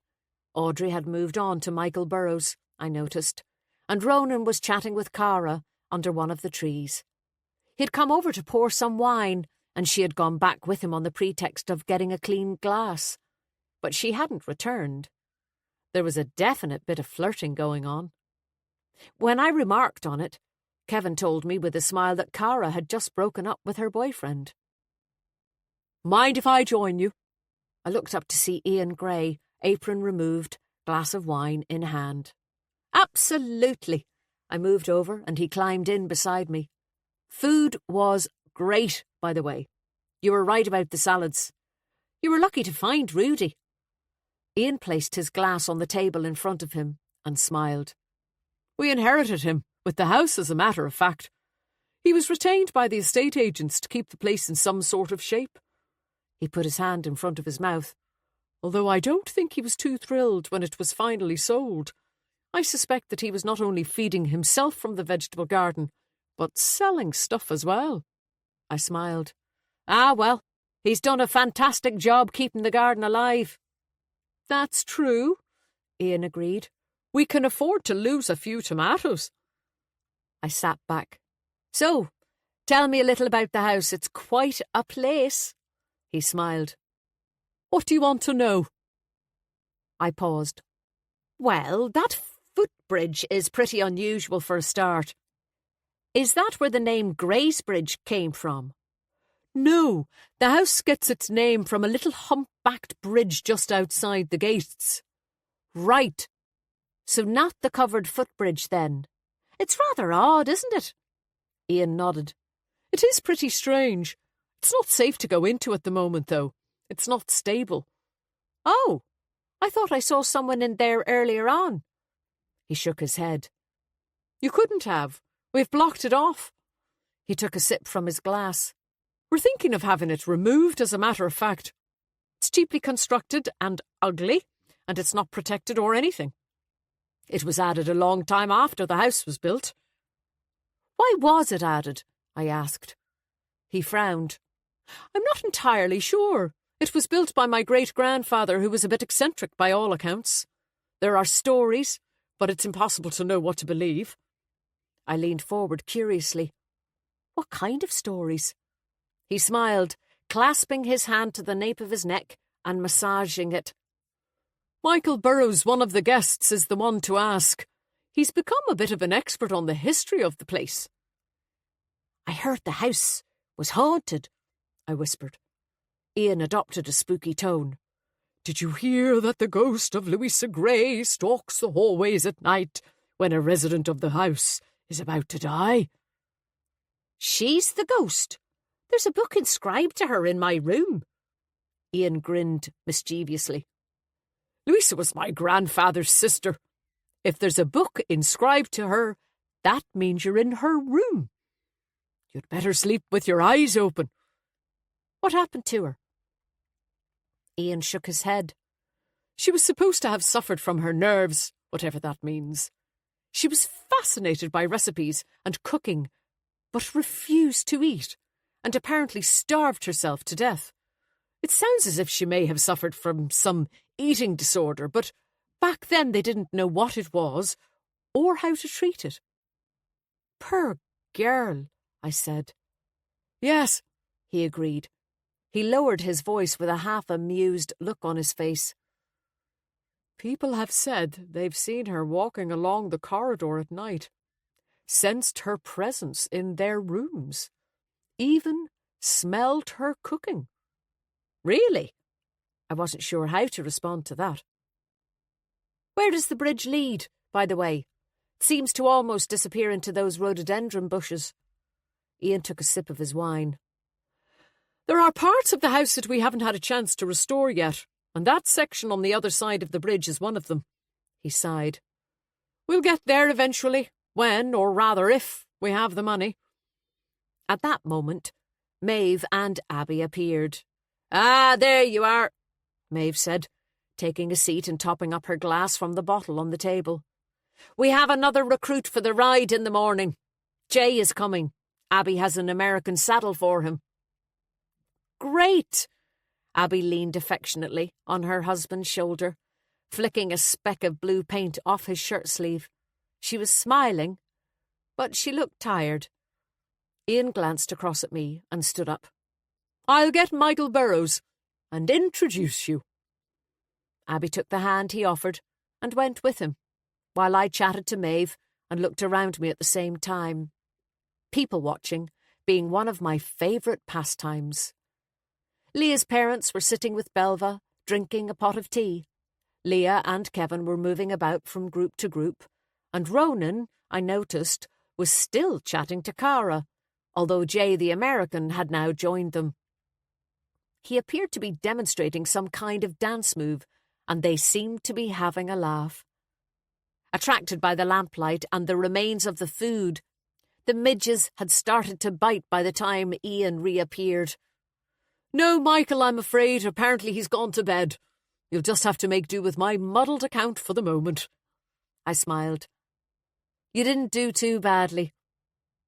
Ian didn't hang around this time. He was needed to help clear up, he said. And I decided to go too. Maeve said she wanted to chat horses with Abby, so I left her to it and said good night. I walked around to the front of the house, realising when I moved away from the artificial light that there was a full moon. I walked onto the lawn to have a clearer look.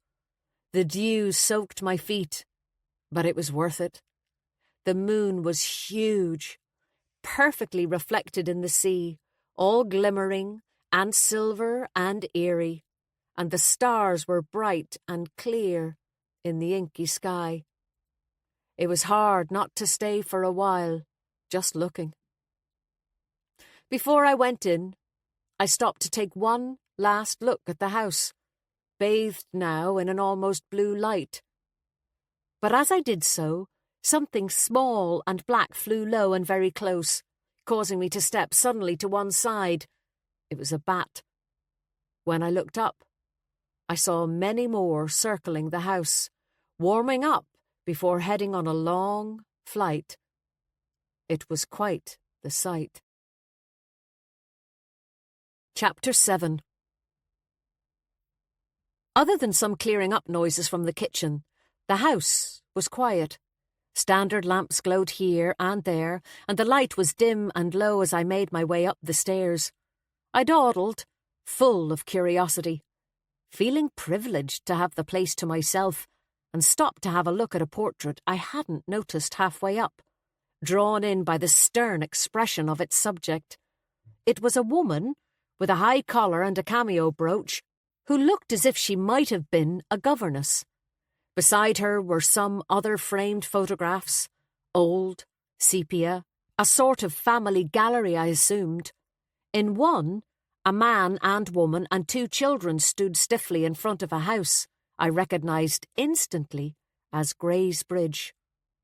There was no footbridge, I noticed. It must not yet have been added. I was wondering if these were Ian Gray's ancestors, if one of them was Louisa Gray herself, when suddenly Out of the corner of my eye, I saw a figure at the top of the stairs. I shivered, then instantly told myself off for being silly enough to be spooked by a ghost story. I leaned silently into the wall, trying not to make the floorboards creak underfoot. But the figure, barefoot and in pyjamas, hadn't seen me. He was too busy concentrating on taking something from a side table and hurrying off. Though I couldn't see his face, I was sure it was Leah's sister's boyfriend, Finn. I tiptoed the rest of the way up the stairs. When I reached where he had been, I saw that one of the little porcelain figurines I'd seen earlier was missing. There had been 3, and now there were only 2. I was sure of it. But why would he steal something like that? I wondered. He was gone, so I continued on to my room. On turning the key and pushing open the door, I noticed a strong, heavy scent that hadn't been there before. And when I turned on the light, I saw that a vase of blue hydrangeas had been placed on the dressing table. I wondered who had put them there. I found it hard to imagine who would have had the time. The scent was a little overpowering, and the air was warm, so I opened the window before picking up my wash bag and heading down the hall. The heavy oak door groaned as I opened it. The bathroom was large, with black and white tiles, and a bath large enough to fit 3 people. A precarious-looking shower like a telephone box was an odd addition. It looked as if it had been parachuted in a panicked attempt to modernise. I knew which one I'd be using in the morning. I turned on the tap and waited for the ancient plumbing system to growl into life. Back in my room, I discovered that I'd left in such a rush that I'd forgotten to bring a book. So I took the girls' own annual to bed, propping a pillow behind my head and flicking through the pages, careful to handle them as gently as I could, conscious that the book had survived a century already. I noticed some recipes flagged and remembered what Ian Gray had said about Louisa's eating disorder. Was she the one who had marked them? Pineapple pudding and oyster soup were expected, but the lentil dal took me by surprise. I'd thought Indian cooking was more of a modern thing. Louisa might not have eaten much herself, but her tastes were certainly eclectic. After a few minutes, I found a short story called The Littlest Dog and settled down to read. It was just what I needed, and when my eyes began to flutter, I put the book on my bedside locker and climbed out of bed to close the shutters before turning off the light. I was drifting off when I heard voices from outside, the islanders going back to their boats, I presumed. But they faded quickly, and I turned onto my side and fell asleep.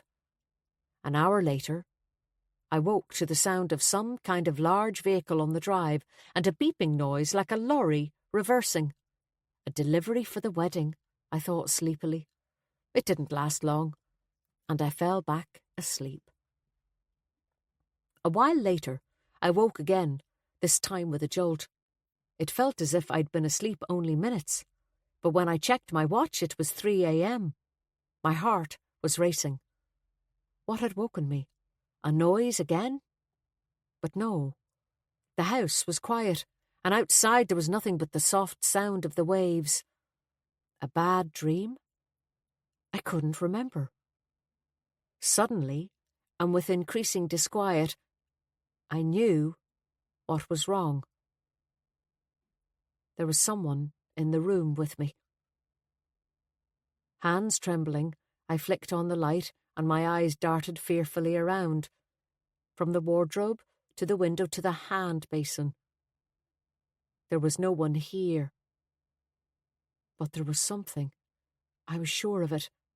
A presence, a sort of thickening in the air. I shook myself. I could see the entire room, and there was no one.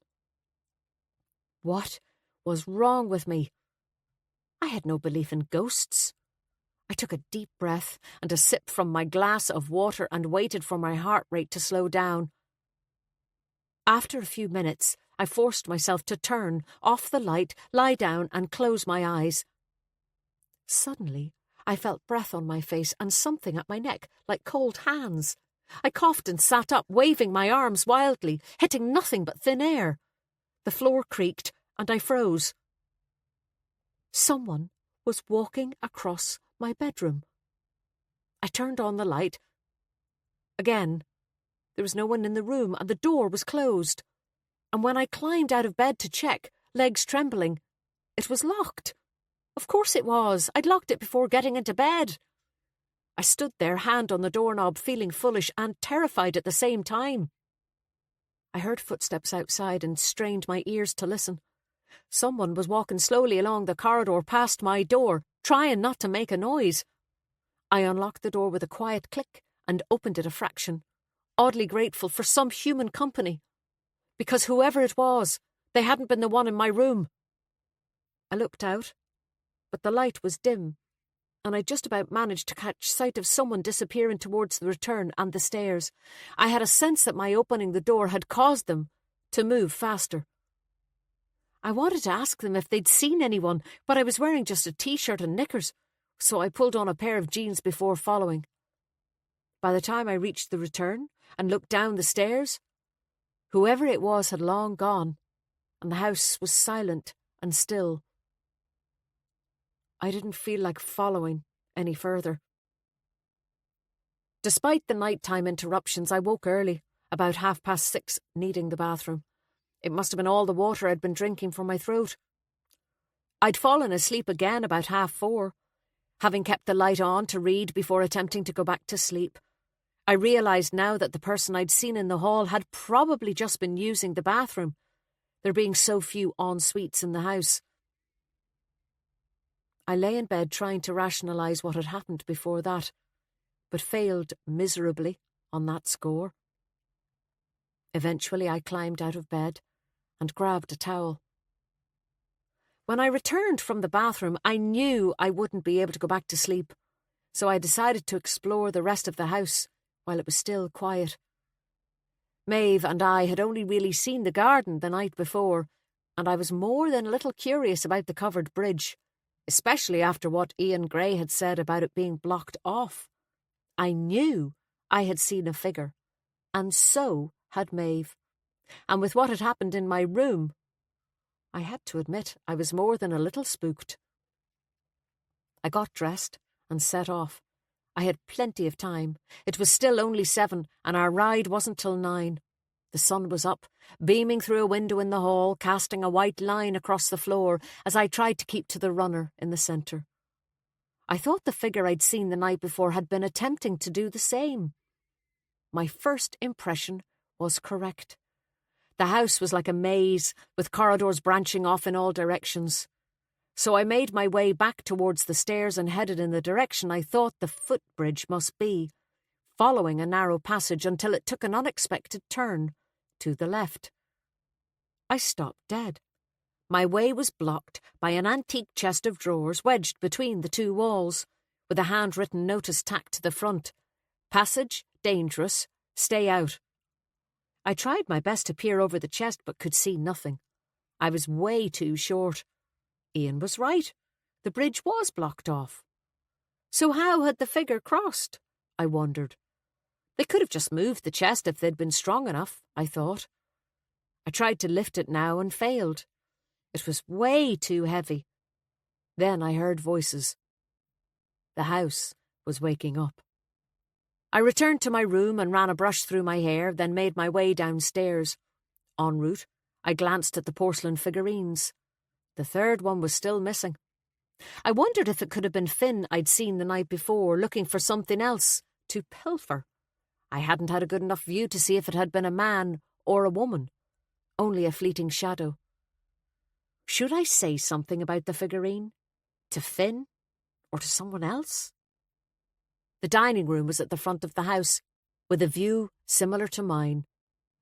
Through a large bay window the sea looked beautiful, the morning sun glinting on it like pewter. Leah would have a great day for her wedding. The room had been laid out with 5 large round tables with white linen tablecloths. 2 were set for breakfast, with jugs of orange juice and pottery bowls of cereal and fruit, and there was a sideboard with rashers, sausages, scrambled eggs, tomatoes and mushrooms, all in silver platters that looked as if they might have been there since Lady Louisa's time. I almost expected kidneys and kippers and a butler in tails supervising the meal. Maeve was alone at one of the tables, dressed in jodhpurs and a t-shirt, pouring herself a coffee and eating muesli and yogurt. I joined her. "You on your own?" Her mouth curled up in a smile. "I think the rest of them might have had a later night than we did." I helped myself to some orange juice. "Did you hear any noise during the night?" "What kind of noise?" "Voices outside, a lorry, footsteps along the corridor about 3 o'clock. Maeve shook her head as she looked at me curiously. "I slept like a log. Must have been the 3 glasses of wine." She pushed her bowl away and moved on to some toast. "By the way, you were right about the ghost keeping the islanders on their boats." "Go on." She smothered a slice with strawberry jam. "I was chatting to Audrey and Fridge. They don't mind being here during the day, but they won't stay in the house at night." She grinned. "They reckon the gardener's dog won't even come in the door." I said nothing, my scepticism having lost some of its edge during the night.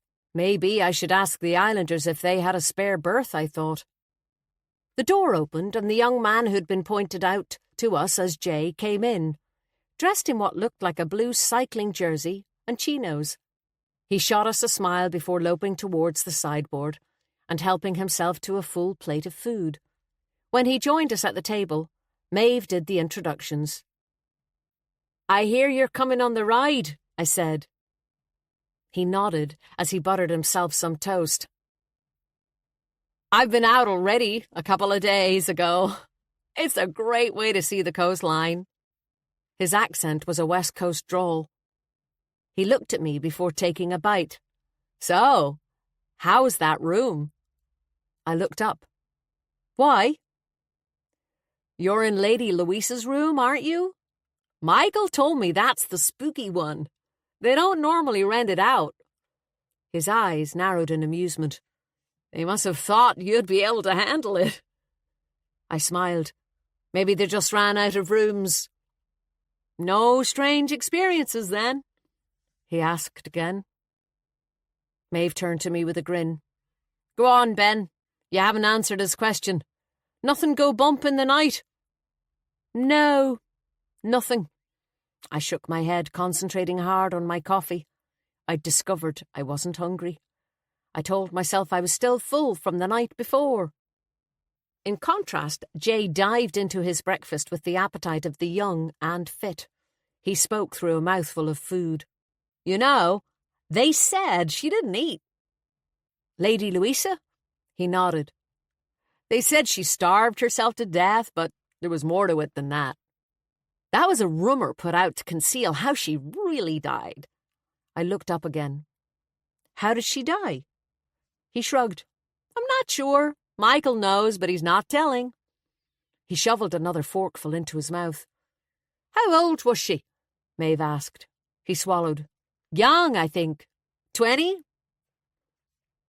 "It sounds as if Michael is a real expert on the house and family," I said. "He is. He's been researching the Greys for years," Jay said. "He couldn't believe his luck when the house opened as a hotel and he found out he could stay here. He was their first guest, and he's been here 3 times since." It looked as if Maeve was right and people had had a late night. Certainly no one else had appeared by the time we left for the stables. At 9 o'clock we walked around by the terrace where the barbecue had been and along the pathway to the stable block. Butterflies flickered around the shrubs and the morning felt fresh and cool. I wondered how long that would last. As we approached the stables we heard voices, a man's and a woman's, the tone of which made us stop in our tracks. It didn't sound like an exchange you wanted to walk in on. It was Abby and Ronan Gray. Abby sounded petulant. "Why you would choose to behave like that, I don't understand. You're worth more than that." Her son's tone was sharper. "What the hell is that supposed to mean?" "You shouldn't be rushing into anything." "I'm not. It's only a bit of fun. I like her. You have other things you should be concentrating on. I'm capable of doing more than one thing. I work hard here. I want to enjoy myself. There were tears in Abby's voice. The thought that you might throw yourself away on. It hurts me. Surely you know that. Oh, for God's sake, it's not about you. It's nothing to do with you. There was a sob. You mean I'm unimportant? That my feelings don't matter? Ronan sounded weary and exasperated. No, I didn't say that. His mother's voice became shrill and high-pitched, infused with self-pity. So you're hurting me on purpose? Maeve, Jay and I looked at each other, mortified. Then, as if united in wanting to put an end to this embarrassing exchange, we moved as one through the stable gate. Ronan stormed past us, cheeks flushed, glancing at Jay as he passed, and shooting him a look full of meaning. Abby was alone in the yard with a bridle in her hand. She let it fall limply to the ground as she followed her son with her gaze, eyes dark and brimming. Morning, Maeve said brightly. Great morning for it. With an obvious effort, Abby tore her eyes away from Ronan and gave us a fake smile. Morning, all. Just tacking up. Nearly there. Just 2 more to do. Sorry. I'm a little behind. Do you want me to do 1? Maeve offered, hand outstretched, riding hat in the other. Abby looked relieved. Sure. That would be great. She handed Maeve the bridle before turning to Jay and myself and glancing approvingly at our feet. We were both wearing wellies. I'd had a pair in my car after a number of soakings over the winter. I'd finally invested, and since then they had lived in the Minnie's boot, saving me more than once. Jay had borrowed a pair from Ronan. Do you 2 want to go and choose hats? Abby asked, pointing us in the direction of a tack room. The room was cool and smelled of leather. Jay and I had a laugh trying on various balding velvet-covered helmets before finding matches. Never thought I had a particularly big head until I came to Ireland, he grinned, attaching a strap underneath his chin. I thought you'd been out for a ride already. What hat did you wear then? I asked. He shook his head, glancing around him. It seems to have done a disappearing trick. Someone else with a giant head must have stolen it. How was it? I nodded towards the open door, through which we could see Abby tacking up a large grey. The ride, I mean. We had a great time. Lots of laughs. It was just Abby and Ronan and myself. He lowered his voice. They were getting on better then. Glad to hear it. I shortened the strap on the hat I'd selected as we made our way out of the tack room. What brought you to Donegal, by the way? The hills. I'm on a cycling holiday. Ah. Nah, I'm joking, really. I always wanted to come to Ireland. I've just finished first year pre-med, and I needed a break before I go back in the fall. In the yard, Maeve and Abby were holding 2 horses each, and Abby called me over while Jay went to Maeve. Maeve tells me you haven't ridden in a while. She nodded towards the grey on her left. This is Dixie. She's really gentle, if a little on the lazy side. A while, I laughed. Try 2 decades. The last time I rode, I landed on my head. Someone told me you needed to fall 7 times before you were a proper rider, and I was working on that. I rubbed the mare's neck, and she whickered. Abby smiled. I don't think you're supposed to make it a goal. Don't worry, it'll all come back to you. She linked her hands together to give me a leg up. Just try and relax. She tightened my girth. How are the stirrups? Bit on the long side. Do you think you could shorten them yourself? Can you remember how to? I think so. 5 minutes later, we trooped out to the stable yard, led by Abby on the large black cob she had been riding yesterday.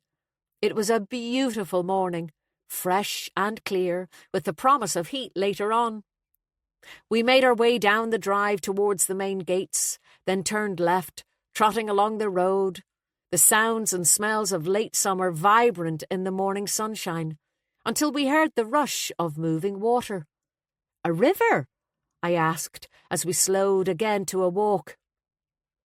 Abby nodded, without turning her head. "It's forded by the bridge that gives the house its name, Greysbridge." As the sound of water grew louder, the road took a sudden swing to the right, and we emerged at an old hump-backed bridge. I glanced down instinctively as we crossed it, and I noticed that Maeve and Abby did too. Jay was the only one who didn't. He kept his gaze fixed on the road ahead, and I wondered why. The river didn't look particularly deep, but then there hadn't been rain for over a week. Abby remained silent as we walked along in single file, Maeve behind Abby, and then Jay, and myself.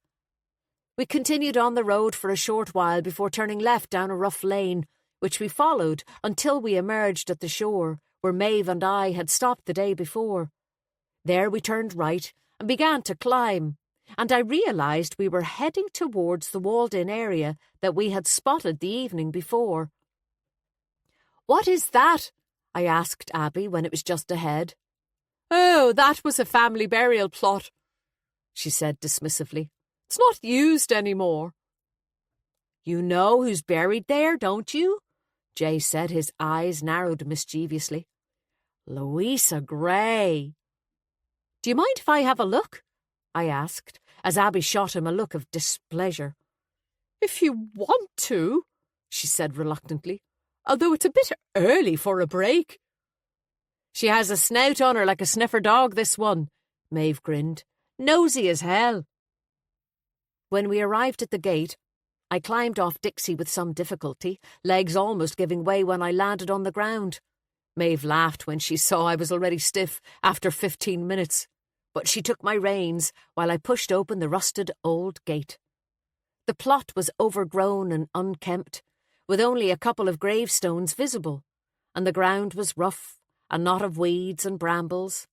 Before I could read any inscriptions, Abby called to me to hurry up, and reluctantly I made my way back, with time only for it to strike me as an odd location for a graveyard, so far from the house. Closing the gate, I realised with surprise that you could see Inishaher from here, far clearer than you could from the house. It was green and rocky, and I could make out cliffs I hadn't been able to see before. The island continued to be visible as we rode on along the shore, and I found myself gazing out to sea rather than concentrating on the path ahead.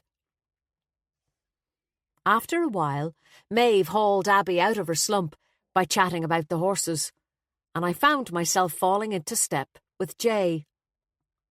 "Did you find her grave?" he asked. I shook my head. I couldn't read any of the inscriptions. "It's there all right." His eyes narrowed, his voice lowered to a whisper. "Michael said her ghost's been seen there at night, with flowers in her hand, as if she's putting them on her own grave." Chapter 8. The ruined fort was quite a sight, silhouetted against blue sky and sea, its grey stone imposing and stark in the bright sunshine. The horses clearly knew the place, picking their way around the ruin, choosing their footing carefully, and halting suddenly here and there at a particularly sweet patch of grass. I found myself battling with Dixie more than once, and Maeve laughed as I almost toppled over her ears. Abby had fallen silent again, her row with her sons still clearly on her mind. I gazed out to sea, the water a gorgeous azure blue, not a common shade for the North Atlantic. "Oh, I'd love a swim now," Maeve said. "Fancy a quick dip before the ceremony. Jay, are you interested?" "I can't swim," Jay said, and we both turned to him in surprise. "Really? A sporty young guy like you?" Maeve asked. Jay looked down at his hands on the reins. My dad is terrified of the water. His best friend drowned in front of him when they were kids, and he's had a phobia ever since. So we were never taken to the sea or the pool. God, I said, wondering if that was why he had avoided glancing down at the river. Surely you'd be even more inclined to have your kids learn how to swim if you were afraid of it. Jay shrugged. He could never get over his fear of it. I'm not really afraid of the water. I just can't swim. He trailed off as Abby called suddenly from the front, suggesting that we turn back. The day was warming up and the flies were beginning to bother both the horses and us, and we needed to get ready for the wedding. When I looked at my watch, I was amazed to see that it was past 11. We took the same route back, but when we turned into the avenue at Greysbridge, the place felt different. There was immediately a sense that there were more people around, a real buzz of activity. Cars lined the avenue as we trotted along, enjoying the shade provided by the old ash trees. Twice we had to stop to allow a florist's van and a catering truck to pass by. Just before we turned to go towards the stables, a large woman bedecked in orange and red with full headdress emerged from the side door of the house, waving enthusiastically. Phyllis could usually stop traffic, but today she had gone all out. She beamed. I thought it was you. What a lovely sight. I don't suppose you have a beast big enough to handle a passenger of my dimensions, she asked Abby. I'll have to check, Abby said with a smile, her first in a while. Welcome to Greysbridge. Liam McLaughlin, Glendara's estate agent, emerged from the same door as Phyllis. He grinned when he saw us. Should be a good wedding. I've just met a man named Fridge. He's the best man, I said. Liam rubbed his hands together with relish. Sounds like the man to know. You're early, I remarked. The wedding's not till 1. Gave the priest here a lift up. Liam winked while Phyllis gave him a dig. They walked alongside us as far as the stables and waited while we dismounted. I realised my legs were like jelly. The insides of my thighs ached as if I'd cycled 100 miles. We thanked Abby and said goodbye, at her insistence, leaving her to untack. As we left the stable yard, Jay stopped suddenly. Maybe I should go back and help. It's not as if I have much changing to do. Do you want me to come with you? Maeve asked. No, you go ahead. And with that, he was gone. Where's the actual ceremony going to be? I asked Phyllis as we walked back to the house. Is it outside? She shook her head. It's in the old library. They haven't finished restoring it.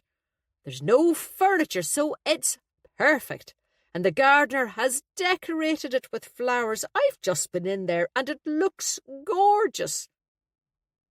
We rounded the house, where the sun was glistening on the water, and a long table had been set up on the lawn with white tablecloth and glasses.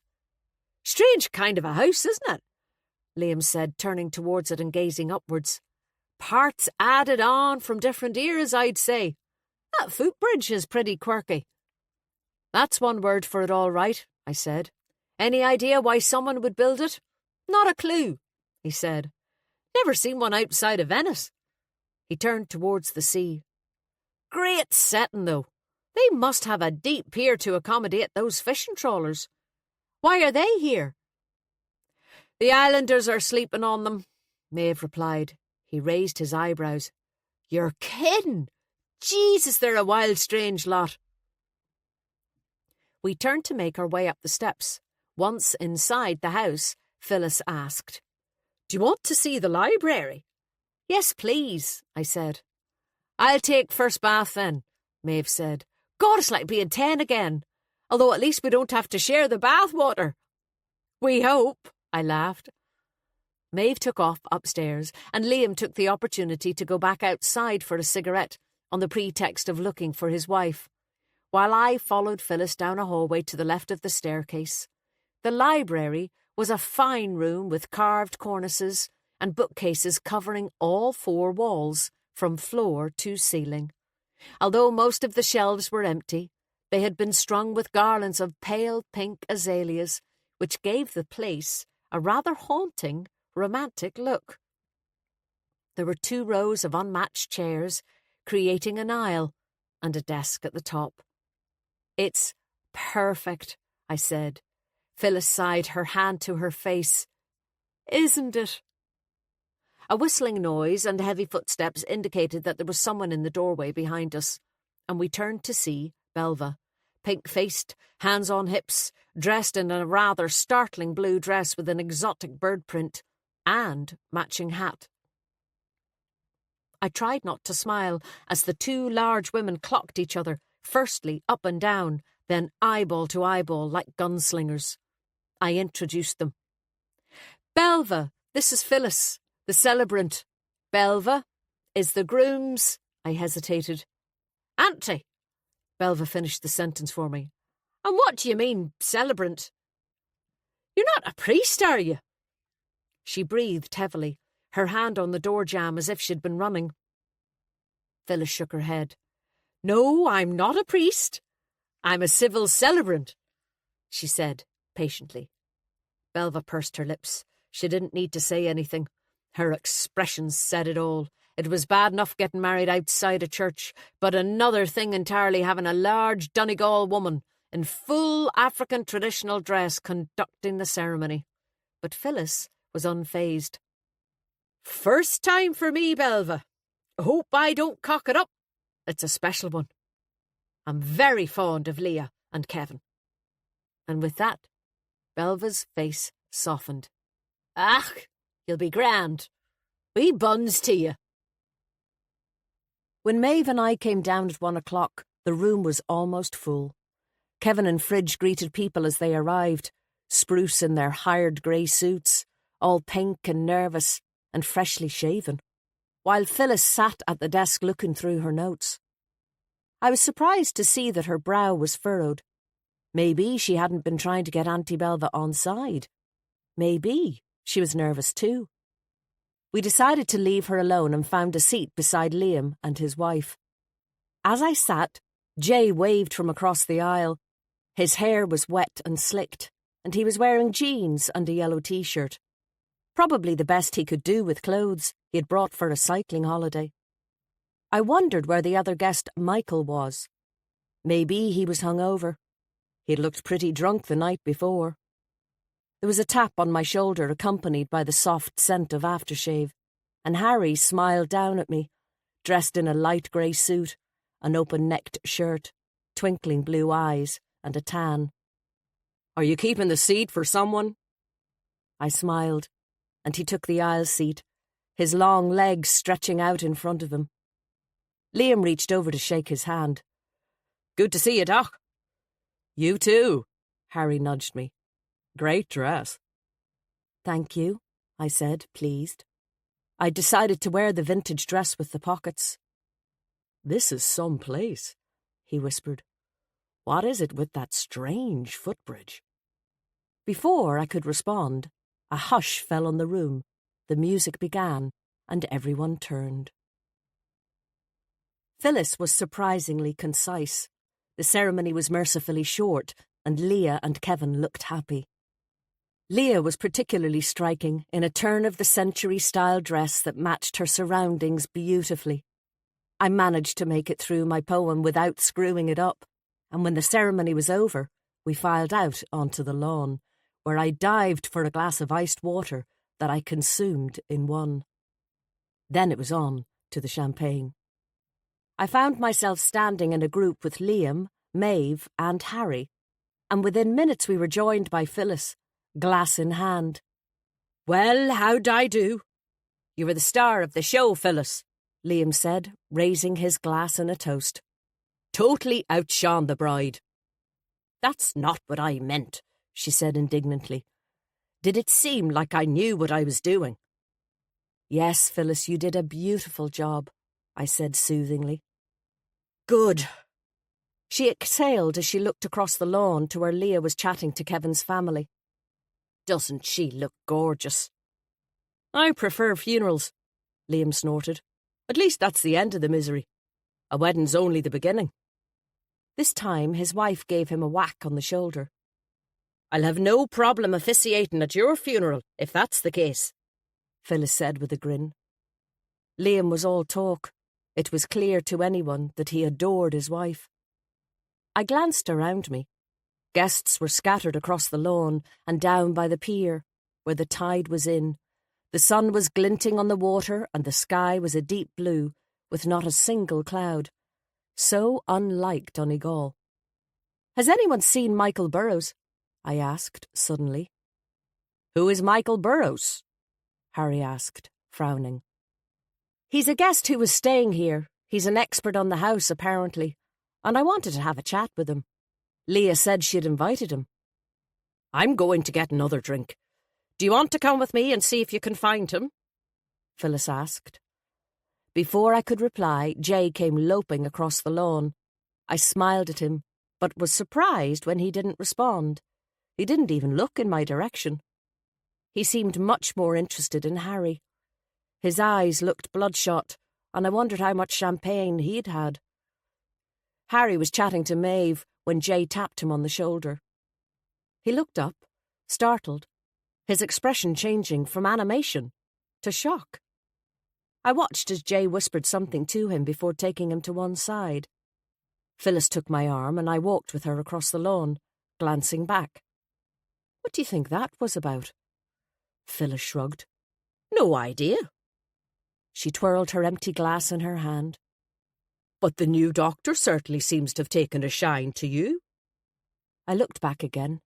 Harry and Jay appeared to be having an intense conversation. I couldn't see their expressions, but it looked as if they knew one another. Harry glanced up, caught my eye, and smiled. I smiled back. To Phyllis, I said, We're just having a bit of fun, it's nothing serious. She stopped. Her eyes soft. Are you still missing the sergeant? God, no, that never really got off the ground, I lied. She looked at me, unconvinced. I didn't blame her. What had happened between Malloy and me had meant a lot to me. It still did. Speaking of budding romance, Phyllis's gaze switched to where Leah's sister Cara was leaning over a table where Ronan was serving drinks. She looked beautiful in her bridesmaid's dress, and their heads were almost touching. Is there something brewing there? I thought so last night, although not everyone is so thrilled about it. Watch this. Abby had appeared with a tray of clean glasses and a face like thunder. She barked something at Ronan. Cara left, and he went back to work. Having collected a fresh glass of champagne from a chastised Ronan, I took a stroll around the lawn, but could find no sign of Michael Burrows. After a few minutes, I returned to Harry and the others, and was a sip away from telling Harry about my job offer in the States when the gong went for dinner. It was just as well. Telling him would have been a really bad idea, considering I hadn't even mentioned it to Leah yet. Liam was down at the pier, having announced that he was going to mingle with some of the islanders, so I waved to him before we trooped inside. Blinking after the bright sunlight, we filed into the dining room and took our seats. We helped ourselves to some wine and examined the menu, ate a few bread rolls. The minutes passed. Where is everybody? Phyllis asked eventually. I looked around me. The room was only half full. Liam and his wife, who were supposed to be at our table, still hadn't arrived. Any minute now, Leah and Kevin would be making their grand entrance, and there would be no one to cheer them. Just as I was about to say as much, there was a loud shout from the hallway outside. Help! There's someone in the water! Chapter 9. Ronan appeared in the doorway, his eyes wide and panicked. Harry stood and dashed out past him, the rest of us in his wake.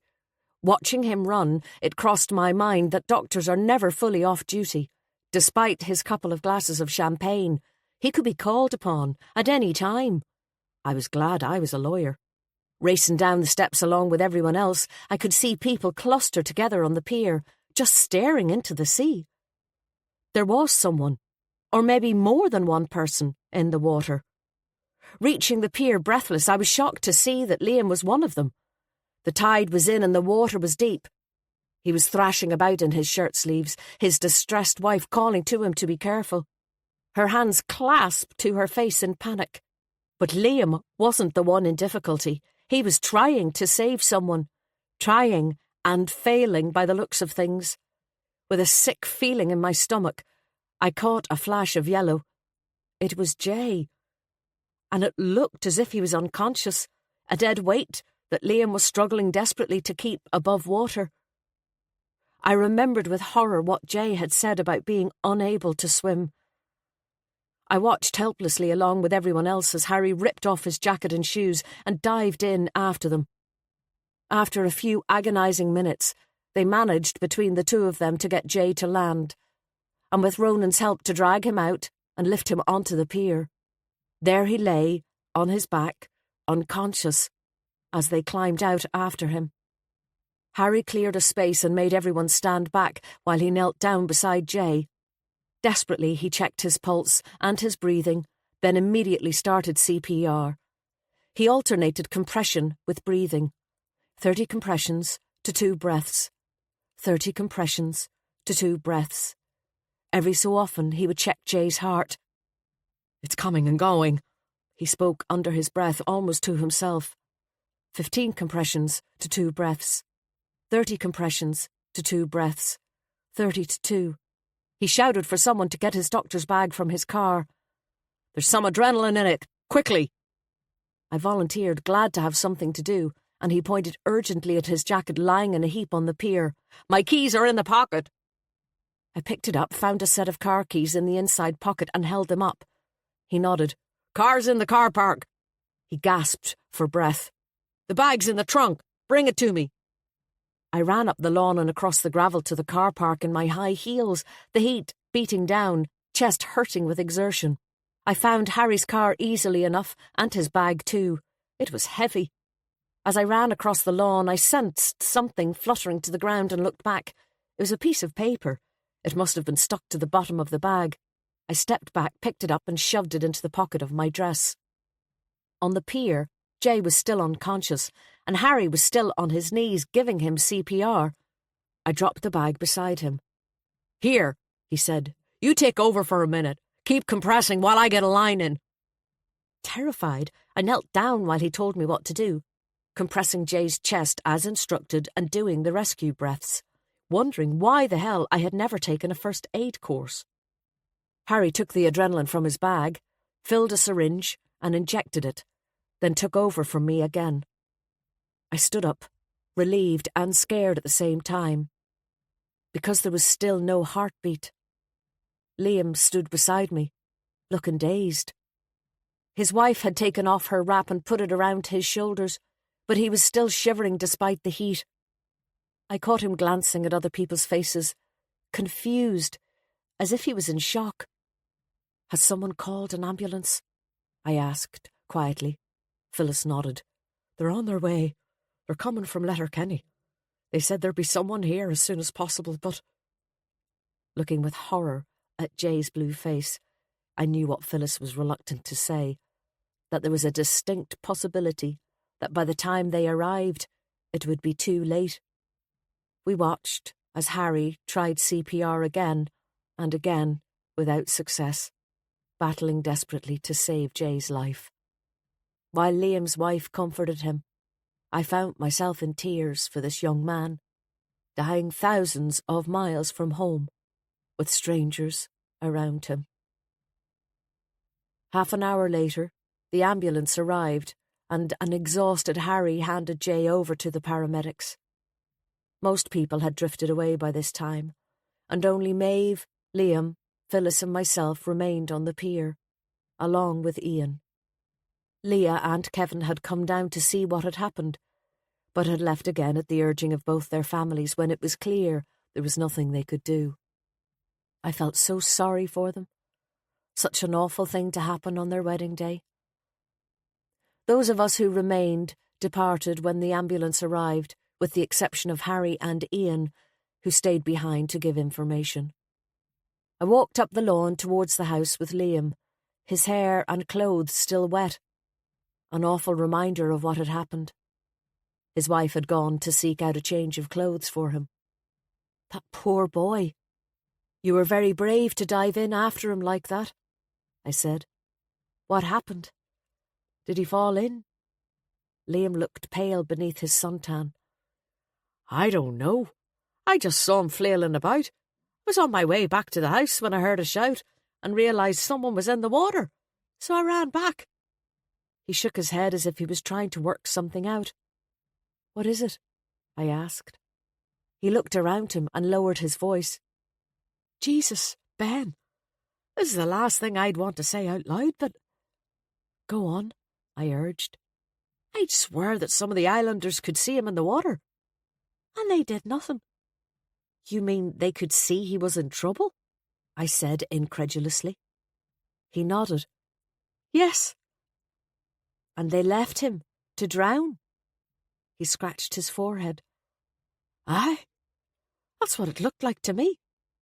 It was obvious the kid couldn't swim, but they just stood there, on the pier, drinking. Maybe none of them could swim either. Maybe, he said doubtfully, although they didn't do anything else to help. It was Jay's own shouts that I heard. It was almost as if they were happy to let the sea take him. Who was there? I can't be sure. It's all a bit of a blur. I just have this impression of people standing about. But you were chatting to them, weren't you? I waved at you. I tried, but they wouldn't be the friendliest. I had just turned away and was on my way back to the house when I heard Jay. I pushed past them to run at the water, but no one helped until the doc arrived. I whistled. That's some observation. Liam looked grave. I know. I'm not sure enough to say it out loud to anyone other than you. But that's what I thought. Ronan was the one who told us. He came running into the dining room. Liam nodded. Aye, I saw him. He heard the shouts too, at the same time as I did. I looked down. My dress was wet in patches where I had knelt on the pier. We fell silent as the ambulance men walked by us with a stretcher. Jay's face was covered. Confirmation, if any were needed, that we had been too late. Once the ambulance had pulled away, Ian and Harry joined us at the door of the house. Liam and I had caught up with Phyllis and Maeve and were standing there unsure what to do. What happened? I asked quietly. Did he slip? Ian's hand flew to his mouth. He must have. Lord, I'm going to have to get that pier looked at. I had no idea it was so dangerous. He sounded upset. What should we do? Go ahead with the meal? Or cancel the rest of the wedding? He looked at Harry as if he should have the answer. But Harry didn't seem to be listening. He was gazing into the distance, his face rigid. I placed my hand on his arm. He registered my touch and gave me a weak nod. I suppose people still have to eat, Liam said with a sigh.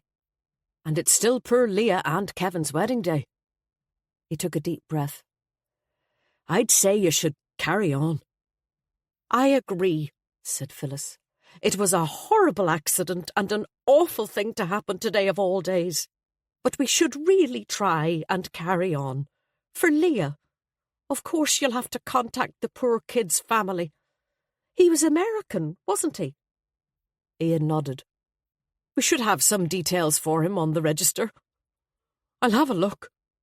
Then I'll check with the bride and groom and see what they want to do. He looked at Liam and Harry. And I'll find both of you some dry clothes. It was decided to go ahead.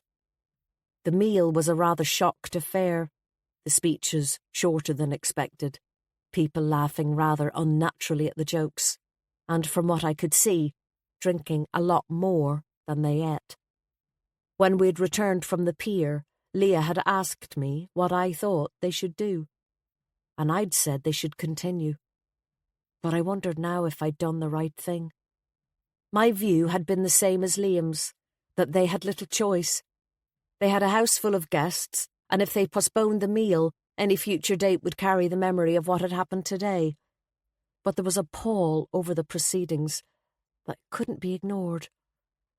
Liam, in the clothes Ian Gray had loaned him, was particularly shaken, and not his usual self. I'd been to a few weddings with Liam, and he was always the life and soul. Not today. Harry, also in borrowed clothes, was beside me, but he hardly spoke for the duration of the meal. I wanted to console him, but I struggled to find the right thing to say, making me realise that I didn't know him well enough to be of any real comfort. When I sneaked a look at him during the cutting of the cake, he was barely present. He was facing the bride and groom, but his eyes were glassy, his mind elsewhere. So when Fridge had wrapped things up with an Elvis impersonation that managed to provoke some smiles, I turned to him. "Are you okay?" He forced a smile, but it faded as soon as it appeared. "I suppose so." He picked up a spoon and started tapping it on the table. "I'm just so frustrated I didn't manage to save him. He was only a kid." "I know." He shook his head. "That water is so cold. He must have lost consciousness really quickly. He had inhaled too much water. His lungs were already full of it. Just hoped I could get air in." His voice was low, and I realised he was talking to himself rather than me. "Did you know him?" I asked. "Know him?" He turned his head suddenly. He seemed so taken aback that I almost regretted asking. I shrugged. "He came over to chat to you on the lawn. I wondered if you might know him somehow." He shook his head. His shoulders slumped. "No. He was in pre-med. Someone told him I was a doctor and he asked if he might come and visit the surgery while he was here. Small town, general practice. I said that of course he could." He continued, tapping the spoon, eyes glimmering. "But that won't be happening now, will it?" He trailed off, his voice drowned out by guitar chords, and I realised the music had begun. A space had been cleared for dancing without my even noticing, and the lights had been dimmed. Harry's gaze switched to the dance floor. He gave a sudden weak smile. "Someone's not allowing the small matter of a drowning to ruin her evening." I followed his gaze. Audrey had removed the cardigan she'd been wearing earlier to reveal a strappy low-cut number and was leading a posse onto the floor. The dress showed off her considerable dimensions and a rather eclectic collection of tattoos. A rose, a rocket, and what looked like Marilyn Monroe, although I couldn't be sure since Marilyn's lower half disappeared into quivering folds of flesh as her host shimmied up and down. I glanced over to where Leah and Kevin were sitting, sipping from glasses, not speaking. "No bridal waltz," I said. They must have decided not to bother. Belva was at the same table as the bride and groom, glaring furiously at her daughter on the dance floor. Ronan Gray crossed the floor, empty glasses in hand, and Audrey grabbed him by the arm as if trying to get him to join her.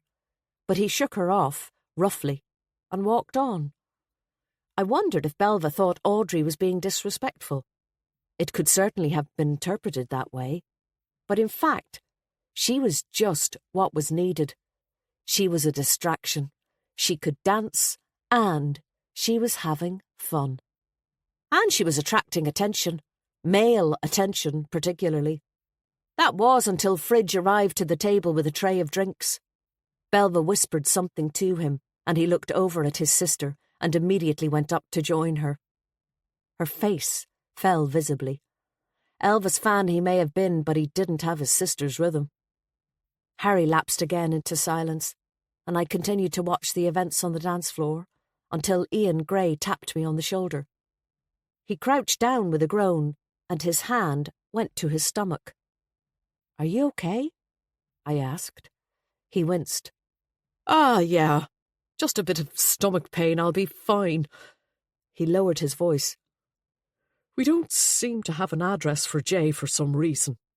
He filled in the register, but the only detail he gave was a mobile number. I raised my eyebrows. He nodded. I know. We should have noticed, or rather Ronan should have noticed. He was the one who checked him in. We should have taken his passport. Have you any idea what we should do? You don't even have an email address? I asked. Ian shook his head sheepishly, hand still on his stomach. Have you checked his room for his passport? Ian nodded. It's not anywhere obvious, and I don't really want to go rummaging through his stuff, unless I have to. I was stumped. Do you know where his phone is? There might be a home phone number in it, or maybe some family details in his contacts. We'll have a look and see if we can find it. He looked hopeful, and then his face fell suddenly, although it was probably on him when he went into the water, in which case... I finished his sentence. It's gone in the ambulance with him, or it's in the sea. I'll have a look in his room again for his passport, he said, standing up with another groan. Then something occurred to me. Maybe he gave his contact details to that other guest, Michael? I suggested. I haven't seen him all day, but from what Jay said, they chatted quite a lot. Ian's eyes widened, while I had a sudden sad flashback to the laughs I'd had with Jay in the tack room. Actually, that's a good idea. If they exchanged Facebook details or something, it might give you a way to connect with Jay's family, I added. Of course. Thanks for that. Ian headed off, a new purpose to his gait.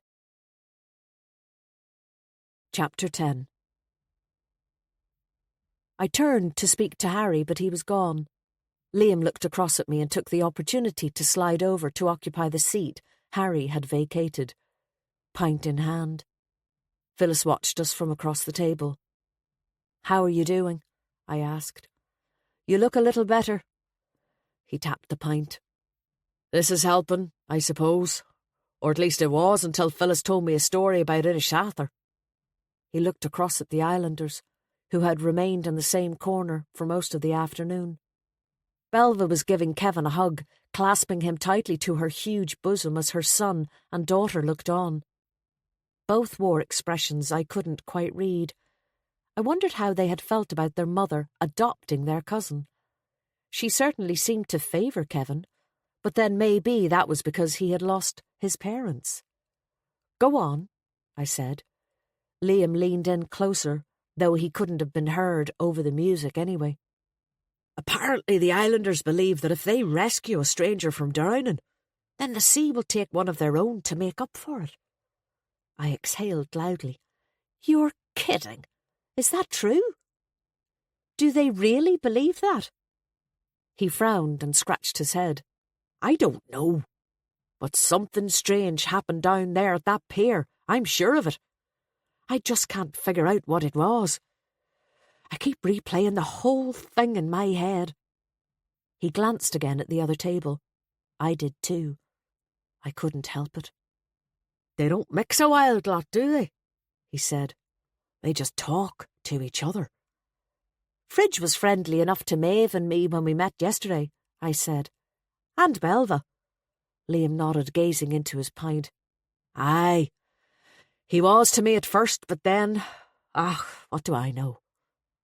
I shook my head. I don't see it, Liam. They might believe a house is haunted, but I can't believe they would have purposely left someone to die. That seems a superstition too far. Liam sighed. I suppose not. Maybe you're right. It's been such a weird bloody day. I don't know what to think anymore. I paused. Although it does seem strange that no one saw what happened with all of those people so close by, that no one saw him fall in. Liam looked up again hopefully. Doesn't it? He said. I had my back to him and I heard him call out. Ronan heard him too. But none of the islanders did. 15 minutes later, Ian reappeared. This time he asked if he could have a quick word with me outside. I put down my glass and followed him curiously, watched, I knew, by others at the table, especially Phyllis. "What is it?" I asked, as he closed the door of the dining room behind us, muffling the music. I realised he looked even more shocked than he had earlier, his eyes shining. "I've just been up to Michael Burrows' room, on your suggestion." There was a sheen of sweat on his upper lip. "Go on." "He didn't answer when I knocked, so I opened the door." He swallowed. "He's there, all right. But he's dead." "What?" Somehow I couldn't quite take in what he was saying. He repeated himself. This time he added, "I think he must have had a heart attack during the night." I tensed, reaching my hand out to the wall to steady myself. Slowly, it sank in. Michael Burrows was dead. 2 deaths in 24 hours. How was that even possible? Before I could respond, Ian shook his head in disbelief. "It must have been all he drank last night. Maybe he wasn't used to it." "Are you sure he's dead?" I asked, knowing even as I spoke that it was a stupid question. How difficult was it to tell that someone was dead? He nodded. "He's cold. I'd say he's been dead a good few hours." He paled further as realisation hit. "We've been celebrating all day while he was lying dead in his bed upstairs." Not all day, I thought. The celebrations had been pretty muted since Jay's death. "You'd better let Harry have a look," I said. "He'll have to certify the death." "Of course," Ian said, his hand to his forehead. "I'd forgotten we had a doctor here. Stupid of me. I was about to call that ambulance again." "I'll get him." He ran his hand through his hair. "I can't believe this. 2 deaths during our first ever wedding. People will say we're cursed, that the house is cursed." As I pushed open the dining room door, I couldn't help but think that although he might be right about that, it shouldn't be his first concern on finding a guest dead in his room. I made my way back in through the voices and the laughter and the music, all jarring against the knowledge of this latest tragedy. I was relieved to see that Harry had returned to his seat. He saw me approach and was on his feet before I reached him, as if he had been expecting something. "Can you come?" I said. "You're needed again, I'm afraid." He nodded and followed me without a word. Ian was waiting for us at the door, eyes darting around in panic. As he explained what had happened, Harry's expression darkened. Whatever it was he had been expecting, it wasn't this. But he responded quickly, again. On finding out where Burrows's room was, he made his way up the stairs, his long legs taking them 2 at a time, while Ian and I followed behind. On Maeve's and my floor there was a fork. Our rooms were on the left, but now we took the considerably narrower right-hand corridor, with a long display cabinet that Harry barely missed as he rushed by, directed to the last room on the right. The door was ajar, presumably left like that by a panicked Ian Gray. Harry pushed it and went inside, followed by Ian and me, although we stopped just inside the door. I wasn't sure if we should even be here, but there was no one yet to tell us that we shouldn't be. The room was dark, the shutters still closed, dust motes swimming in the warm air. A rather strange smell lingered, particularly around a large high bed, much like the one in my room, where a figure lay on his back. Harry was there in a flash. From where I stood I could see a white face, a balding head on a pillow. I couldn't even be sure it was the same man who had been at the barbecue the night before. I had seen him so briefly. Ian and I watched as Harry picked up the man's wrist and felt for his heart. I looked away, for the second time today feeling like a voyeur, and glanced around the room. It was smaller than mine, painted a deep moss green, with white skirting boards and drawings from Dickens' novels on the walls. The room had the same heavy furniture as mine, but instead of a dressing table, there was an old gentleman's desk, which was covered in papers and books. Surprisingly, there was an ensuite. The door was open, and a rather unpleasant smell emanated from within. Burroughs had been sick at some stage. In fact, the room was a cacophony of smells. Underlying the ones from the bed and the bathroom was a third I couldn't identify. Something sweet. A phone rang and made me jump. It was Ian's. I'd almost forgotten he was beside me. He took it from his pocket and examined the screen. "I'll have to take this outside," he said apologetically. "The reception up here is terrible. I won't be long." While he was gone, I went over to the desk. I glanced at the bed, but Harry was paying no attention to me. He was deep in thought, examining the dead man. The desk was a mess. Either Michael Burroughs was an untidy man, and the rest of the room indicated the opposite. His jacket was neatly hung on the door, his shoes placed at the foot of the bed, or someone had been rummaging about in his notes. There were papers on the floor, notebooks and torn photographs scattered about the desk. I didn't touch anything, but two pictures caught my eye. One was the family portrait I'd seen on the stairs, another, a man on his own. Footsteps in the corridor sent me flying back to the door, where Ian appeared looking anxious, his hand clutching at his stomach. "Are you okay?" I asked. "I'm fine," he said dismissively. He looked at Harry. "Well, there's nothing to be done, is there?" Harry finally turned to face us, his brow furrowed. He shook his head. "No, he's dead. And you're right that he's been gone for some time. At least 10 hours, I'd say. But the pathologist will have to confirm that." Ian's face fell. "Pathologist? Why would we need a pathologist? Surely it was a heart attack. Can't you certify the death?" Harry shook his head again. "I can't assume a natural death. I've never seen this man before, so I have no way of knowing his medical history." He stopped suddenly and made his way into the bathroom. He reappeared in seconds. "Blood-stained vomit? Signs of some kind of distress in there? By the looks of things, he struggled before he finally fell onto the bed. It doesn't look like an ordinary death to me."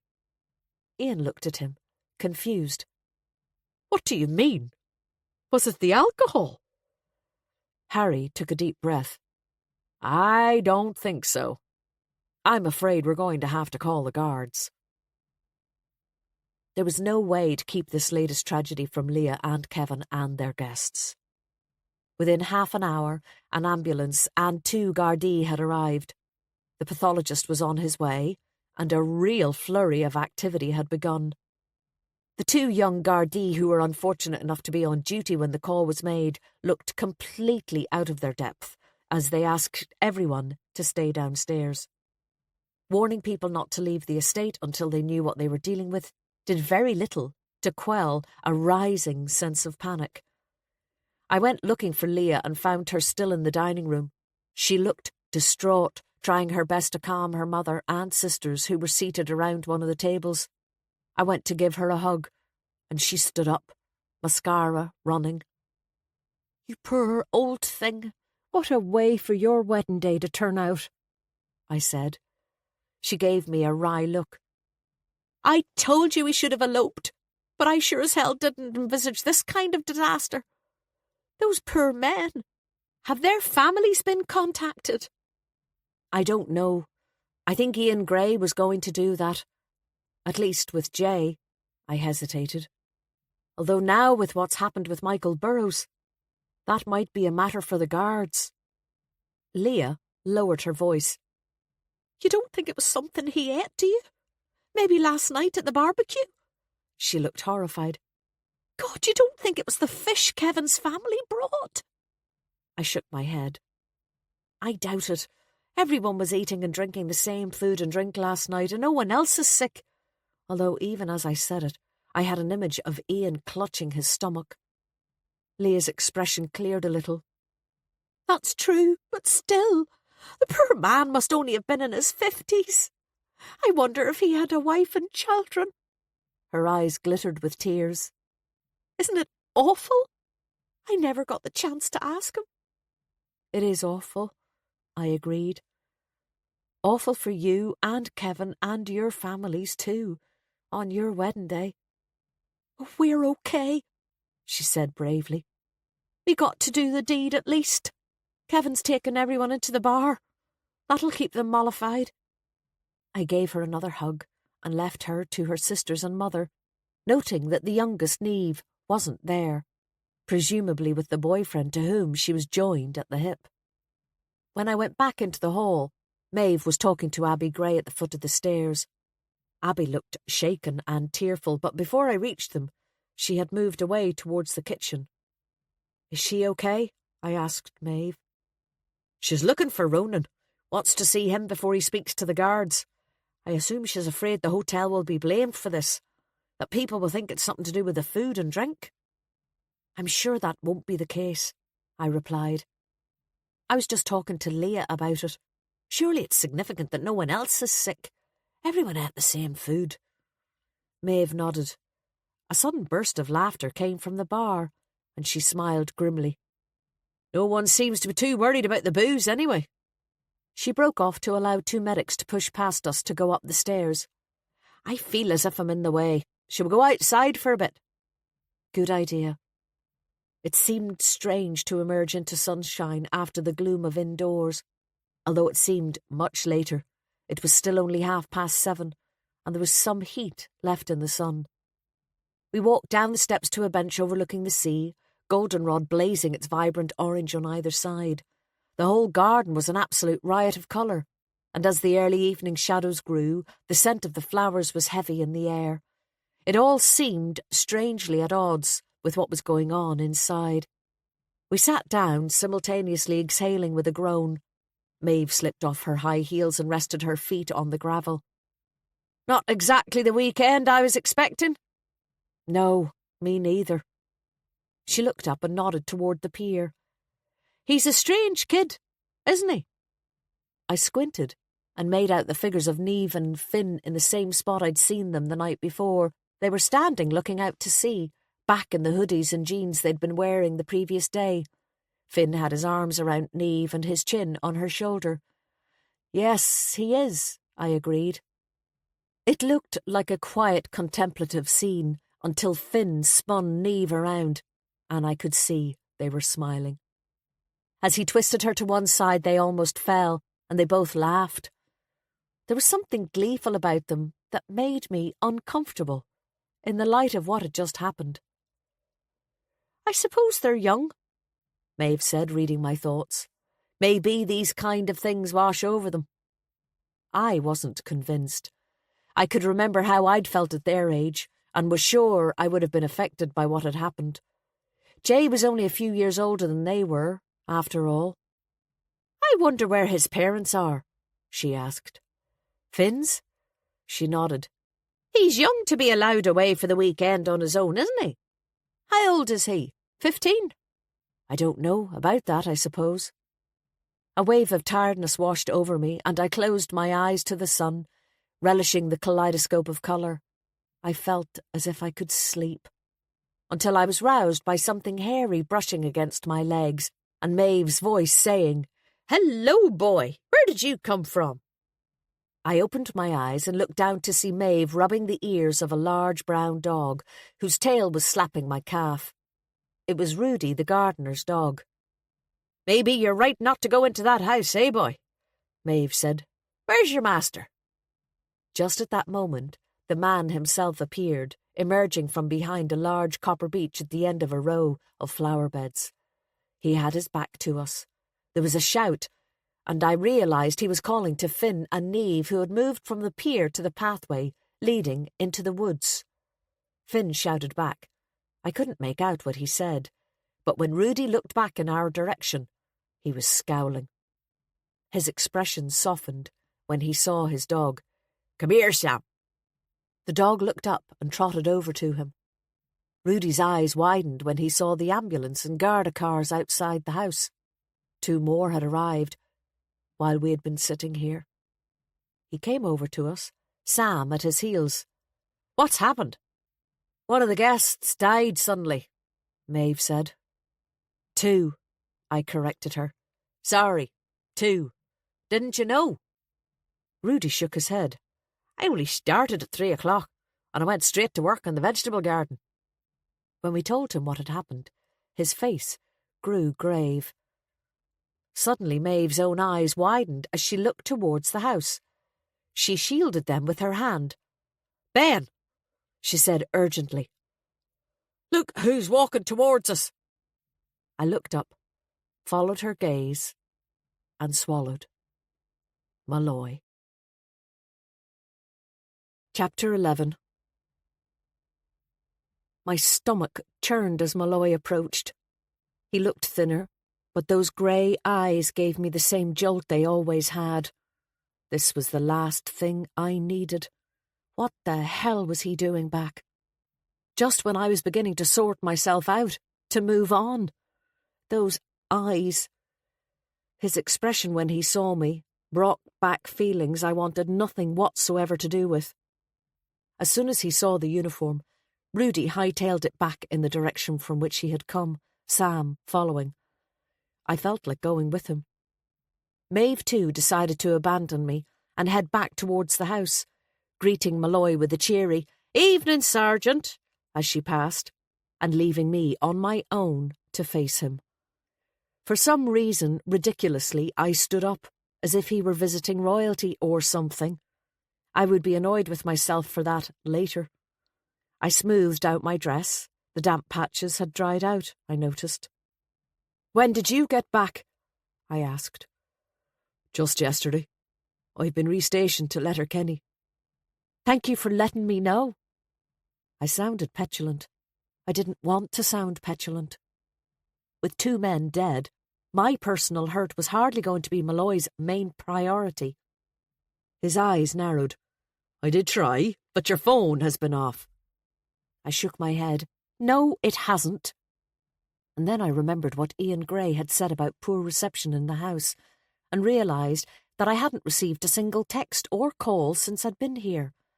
I'd been expecting a call from my parents, which hadn't come. "It happened very quickly, Ben. I didn't know myself until the last minute. I'm sorry." I looked down. "Who was that you were talking to just now?" he asked. "Maeve. You've met Maeve, haven't you?" I said sarcastically. "You know what I mean." I looked towards the gap in the trees. "That's Rudy. He's the gardener." "Then that's the man I need to speak to." "Why?" He breathed in. "We think Mr. Burrows may have been poisoned, and we're working on the possibility that he may have ingested some kind of plant. We won't know what it is until the toxicology reports are back, but the gardener might be able to give us some information in the meantime. He will know what grows here." I scanned the lush garden with its flowers and shrubs, and imagined what a considerable list that would run to, and it wasn't just what I could see. There was the wooded area too, and the walled vegetable garden, but I said nothing. Harry appeared on the steps of the house. He looked over, caught my eye, and waved, but I didn't respond. I wasn't capable. My face was on fire. Malloy followed my gaze, then switched his back to me. "These aren't exactly the circumstances I would have chosen, but it is good to see you." "So you were planning on contacting me then?" I wanted to bite my tongue each time I spoke. It seemed I couldn't do aloof and dignified, no matter how much I wanted to. "Look, can we speak later?" Malloy asked. "I need to find this gardener, and I have a number of other interviews I need to conduct. But I do want us to talk properly." I bowed and stood aside to let him past. When I looked up, Harry was gone. I made my way back to the house, high heels crunching in the gravel, mind all over the shop. So Malloy was back. Where had he been? My phone might have been out of coverage for a day or 2, but surely he'd have had more notice of his return than that. So why hadn't he contacted me? And more to the point, why did I care? I'd moved on, hadn't I? Yes, I decided. I'd moved on. Malloy's return was not my problem. I decided to concentrate on something else. Something like 2 sudden deaths on Leah's wedding day. One probably an accident, and the other, what, murder? A person didn't willingly ingest poison. Unless it was suicide. I walked up the main steps of the house. Was it possible that the 2 deaths were connected? Was it possible they weren't? I thought about the papers I'd seen on Burroughs' desk and wondered if they had something to do with his death. Why did he have a photo of that family portrait of the Greys, for instance? Suddenly, I wanted to go back up to my room, to Louisa Gray's room, have another look at her book, and examine the family gallery on the way. But when I arrived into the foyer, the stairs were blocked off. There was no access upstairs. I stood for a minute, unsure what to do. Then I followed the noise and went into the bar. The bar was really just a drawing room, with armchairs and couches, striped and chintz, a fine marble fireplace with a gilt mirror above, and a piano and card table. I'd stuck my head in briefly the night before, when it had been empty. Now it was full to bursting. Neither the room nor its furniture equipped to hold the 30 or so people that were now here. Most of the armchairs had 2 or 3 people perched on them, and the room was warm and stuffy. I wondered why no one had gone outside until Liam told me they'd been asked to remain here until they'd been questioned. There was a small table in the corner from which a dazed-looking Ronan Gray was serving soft drinks and water. I assumed the guards had called a halt to alcohol consumption for the time being. I never even met that man who died. I don't know what I'll be able to tell them. Liam sounded anxious. He lowered his voice. Do you think I should mention my concerns about the boy's death? It's been bothering me all day, and now with this happening, I don't know what to think. They'll ask you about both, I'm sure, I said. I paused. Do you think they're connected? He shrugged. It's a possibility, isn't it? I mean, we're assuming that boy's death was an accident. But what if it wasn't? I wonder if Ian Gray managed to contact Jay's family, I said. Michael Burroughs was his best hope. Liam nodded. He has. He took your suggestion about Facebook. Turns out Ronan had connected with the young fella on there, so he was able to track down the parents and get a message to them. But they're from Oregon, way over the northwest of the States. So they're going to have a long and terrible journey to get here. They won't be here till Monday, at least. I looked up at Ronan, his face drawn, pouring glasses of Coke on automatic pilot. I should speak to him, I realised. He had lost a friend. And Michael Burroughs? He was English, so it was easier, and they had an address and a home phone number for him. He had a wife and adult children. I'm sure they're on their way by now. I shook my head. How awful for all of them. I know, Liam said quietly. Ian said that Burroughs' son is some bigwig film producer. They didn't think he'd be able to get away, but apparently he is coming. Phyllis appeared at my shoulder. Well, it looks as if we're all here for the night, she announced. What? Liam spun around. The guards have said no one is to leave until they speak to everyone, and with so many of us that could easily be tomorrow. So we're all stuck here whether we want to be or not. I hope they have somewhere for you to sleep, I said. Phyllis gave a wry look. Well, I suppose they have 2 spare rooms now. Jesus, Liam exclaimed. Can this weekend get any worse? What about the doctor? He's been excused, Phyllis said. He told the guard he had patients back in Glendara to see in the morning, so they questioned him first. I suppose they would have anyway, since he was the first medic on the scene. I think he's gone. She cast her eyes around the room to check. I did the same, but there was no sign of him. So, he had left without saying goodbye, I thought. I wasn't sure what to feel about that. I suppose it's fair enough, Liam said grudgingly. He was pretty impressive today. I see the sergeant is back, Phyllis said, her eyes narrowed as she examined my face. I caught sight of him in the hallway. I nodded. That's good news, at least, she added. Someone to take charge. Those two young guards looked as if they were petrified they'd be next. I wouldn't have wanted to be putting my faith in them. Anxious to avoid a full-blown cross-examination about Malloy, I left Phyllis and Liam and made my way over to Kevin and his family, who had congregated near the fireplace. They were drinking from cans of soft drinks. They opened their circle to make room, and Kevin put his hand on my shoulder. I'm sorry about the way things turned out. This isn't much fun for anybody. It's hardly your fault, I replied. It's your wedding that's been ruined. That's what I've been saying to him, Belva said, nodding. He's always so concerned for everybody else. Well, you all traipsed over here for us, didn't you? And poor old Fridge didn't even get to do his party piece. He thumped Fridge on the shoulder in a transparent attempt at false jollity. I have to ask, I said, how on earth did you get the nickname Fridge? Fridge looked sheepish while Kevin grinned, relishing the story. When he was a wee lad, I know that's hard to imagine, he went missing, and it turned out that he'd locked himself in a fridge. My eyes widened. You're kidding? A working fridge? I turned to the man in question. How did you survive that? He grinned. My father fixed kitchen appliances. The shed was always full of cookers and fridges and the like, and one day I just climbed into one and pulled the door after me. I don't think I was in there long, and it wasn't plugged in, but I've never lived it down, and the name just stuck. Always the crazy one, so he was, Belva said. You never quite knew what was going to happen next. Always some old shuffle going on. Not much has changed, Audrey added. Isn't that right, Luther?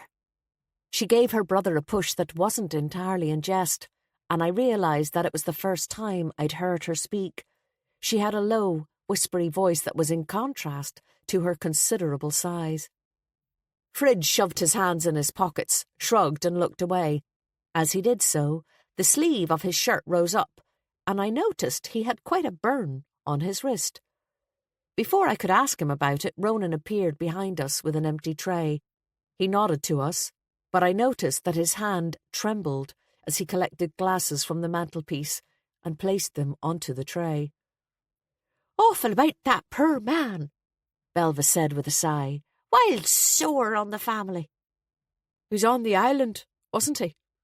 I was surprised to hear Ronan speak.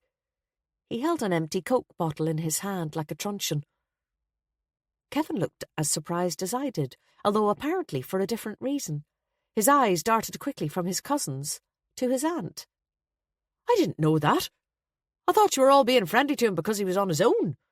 How come you never mentioned it? Audrey and Fridge looked at each other and shrugged. It never came up. Audrey took a bit of a shine to him, didn't you, Audrey? Fridge added with a grin, as Ronan made his way back to the bar, bottle in hand, shoulders hunched. He'd left the tray behind, I noticed. I did not, Audrey said indignantly. He was married, but he was nice to talk to. He played some music in the pub, Fridge said. Had a tin whistle with him. Terrible musician, but he was a bit of crack. What was he doing on the island?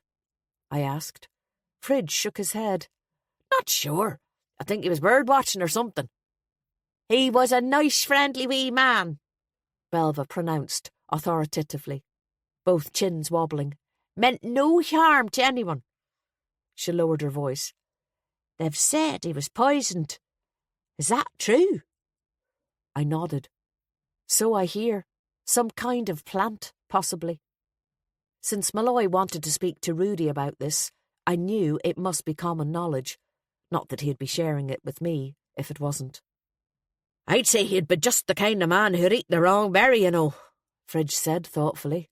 If he was supposed to be bird watching, he was no expert. Mistook a cormorant for a seagull one time. What did bird-watching have to do with Burroughs' interest in old houses, I wondered. I paused. Did any of you see what happened to poor Jay? The American lad? Belva asked, and I nodded. I didn't catch his name. I think he must have just coped over.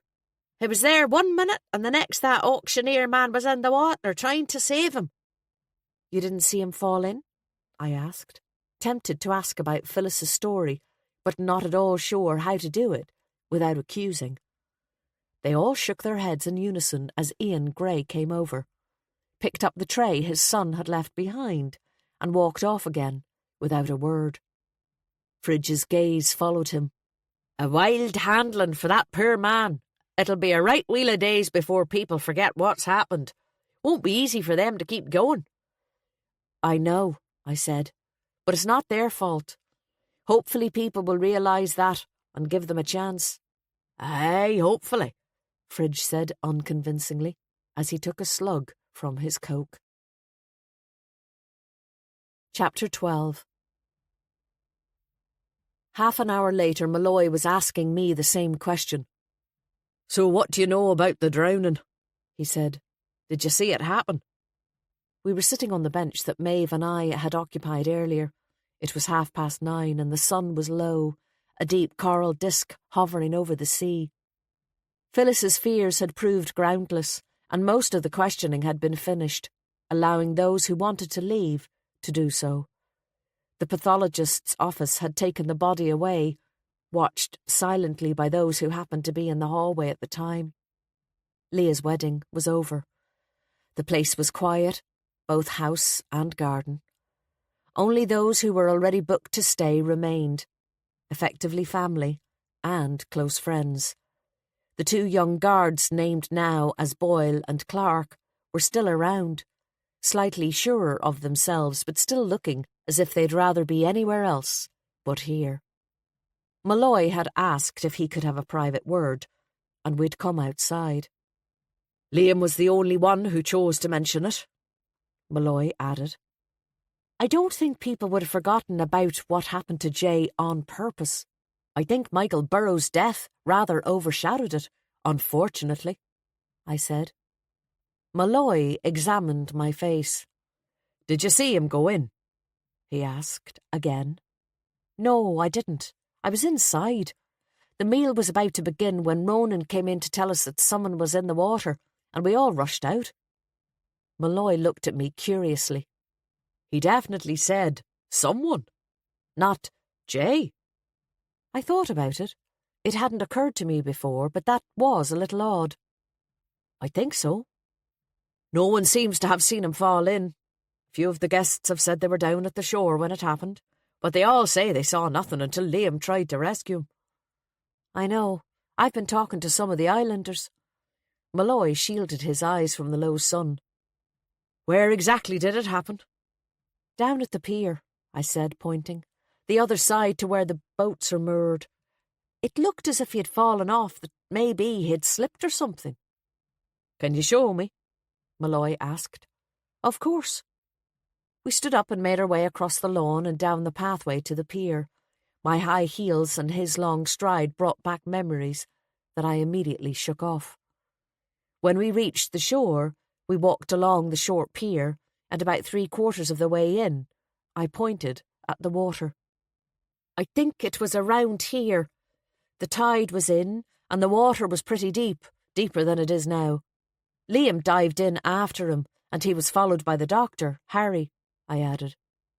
Malloy gave me a sidelong glance, but said nothing. I wondered if Harry had mentioned me when Malloy had been questioning him. The thought gave me a twinge. I didn't want to acknowledge what that twinge meant. Liam was in the water when I arrived, I said, but I think it was too late, even at that stage. Jay couldn't swim. He was unconscious. Harry and Liam managed to pull him out with Ronan's help. Malloy looked around him. And who else was down here, from what you can remember, when he fell in? Kevin's family, mainly, I think, the islanders. Belva, her son and daughter. I'm not sure who else. His eyes narrowed as if he was trying to picture the scene. I followed his gaze, scratching my head. The midges were plentiful down here by the water, especially in the evening, their bites like hundreds of tiny stabs. I swatted them away ineffectually. Do you think it might not have been an accident? I asked. Malloy shook his head. Impossible to know at this stage. He looked down. I suppose someone could have fallen in by accident, especially if they were a drinker. although I understand the young man who died was not. We've spoken to Letterkenny and they've established that there was no alcohol in his system. First thing they checked. He rubbed his shoe against the surface of the pier. But it's not a particularly dangerous pier, it's not slippery, and it's a bit of a coincidence to say the least. 2 deaths in the one day. I paused. Did Liam tell you? The notion of islanders not rescuing a stranger from drowning in case the sea takes one of their own instead. Malloy nodded. I think that story spooked him. But he can't swear to anything. It all happened very quickly, and he was pretty panicked. Yes, he was. And of course there's also a possibility that none of the other people nearby could swim either. That's not unusual amongst islanders. True, I replied. So there may be only one suspicious death? I kicked a pebble into the water and it made a splash. As if that makes it any better. Leah's wedding is still ruined. The truth is we're not certain yet that either death was murder, Malloy said. Michael Burrows could always have eaten something by mistake. What makes you think it was a plant? There were some leaves in his room, on his bedside locker and on the floor. We're not sure what they are, but they looked as if they'd been dried or cooked. It's the only thing we have to go on. There was nothing else in the room. Not even a glass of water. I looked up. Was the gardener any help? Malloy shook his head. Not particularly. He's rather a taciturn individual anyway, I'd say, and he felt he was under suspicion, so was even less forthcoming than usual, I suspect. But he agreed, reluctantly, to put together a list of plants. I opened my mouth to respond, and a midge flew into my mouth. I inhaled and coughed, as Malloy looked at me with a mix of concern and amusement. Are you all right? I swallowed. That wasn't going to help my throat. Fine. I heard a voice and looked up towards the house. Maeve was at the top of the lawn, waving and heading down the hill towards us full tilt. She was out of breath by the time she reached us, still in her wedding outfit and high heels. She took a deep breath. Jesus, these really are sitting-down shoes. Sorry to interrupt, but people are asking when they'll be allowed back upstairs to their rooms. Everyone wants to change out of their wedding gear, especially Leah and her sisters. I think she's been in that wedding dress long enough, poor girl. They should be able to go back up now, Malloy said. The tech bureau are finished. If the crime scene tape is gone, then it's okay to go up. If it's still there, come back to me. Mr. Burrows' room will of course be sealed off, as will J. Stevenson's. Of course, Maeve replied. Thank you, I'll let everyone know. As we watched her head back towards the house, I had a flashback to Niamh and Finn earlier. They had been in jeans. I was sure of it.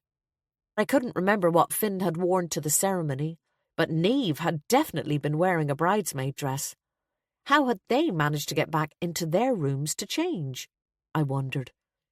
But I didn't say anything to Malloy. Instead, I said, I'd like to do the same if that's okay. He nodded. Of course, I need to get back to Letterkenny. Check on toxicology reports and some other things. The other guards can take the remaining statements. I'll be back tomorrow. Fine. And I'll be leaving Garda Boyle and Garda Clark here for the night to be on the safe side. The kitchen's been shut down, so there'll be food delivered in. OK. As I turned to walk back towards the house, Malloy called me back. Don't shut me out, Ben, please. I'd like a chance to explain things. I don't have the time at the moment, but... I cut across him. I won't, and you'll get it. And I understand. And as I turned away again, another midge went up my nose. Ian Gray glanced up from the reception desk. He looked awful. He seemed to have aged 10 years in the past 24 hours, and his grey hair was sticking up as if he had put his finger in a socket. What's wrong? I asked, realising as soon as I did that I should have changed my question to, what's wrong now?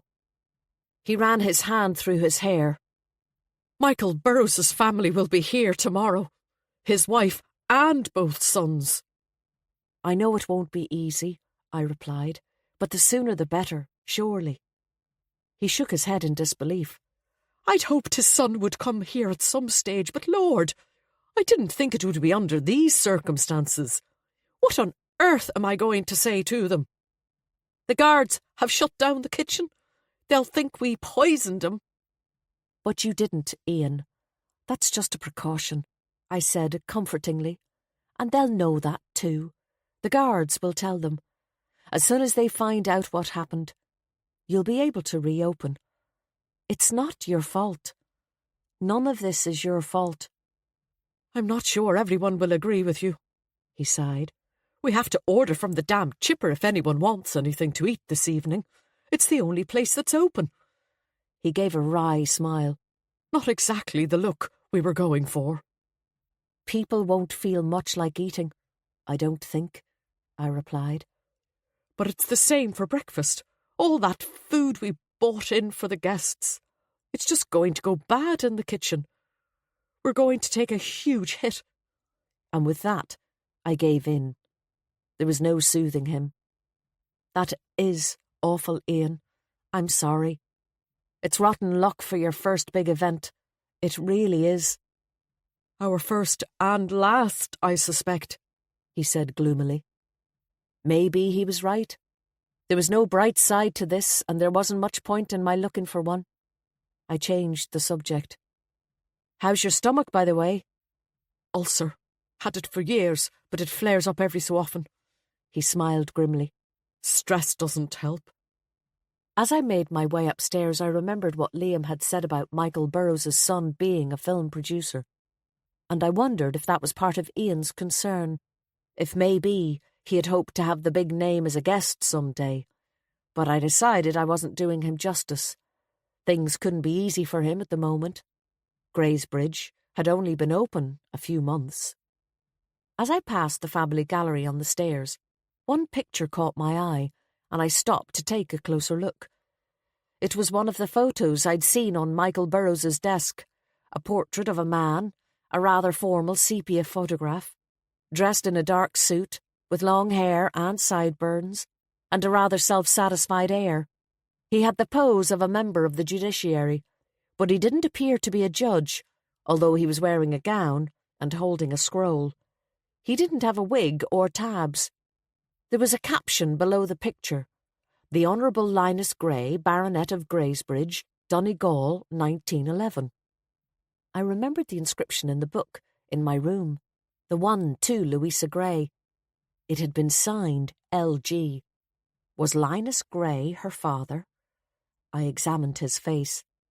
There was a slight resemblance to Ian. They had similar eyes and eyebrows. I looked at the other pictures. Along with the governess, Linus Gray, and the family portrait in front of the house, there was one of a young woman, Lady Louisa Gray herself, perhaps, looking thin and wan, eyes huge and liquid in her small face. It made me think of what Ian had said about her not eating. I wondered if she was also the little girl with ribbons in the family portrait. She'd looked considerably happier then. Beside her was a younger boy in short trousers, her brother, I presumed. They were alike, the two children, the same dark hair and eyes.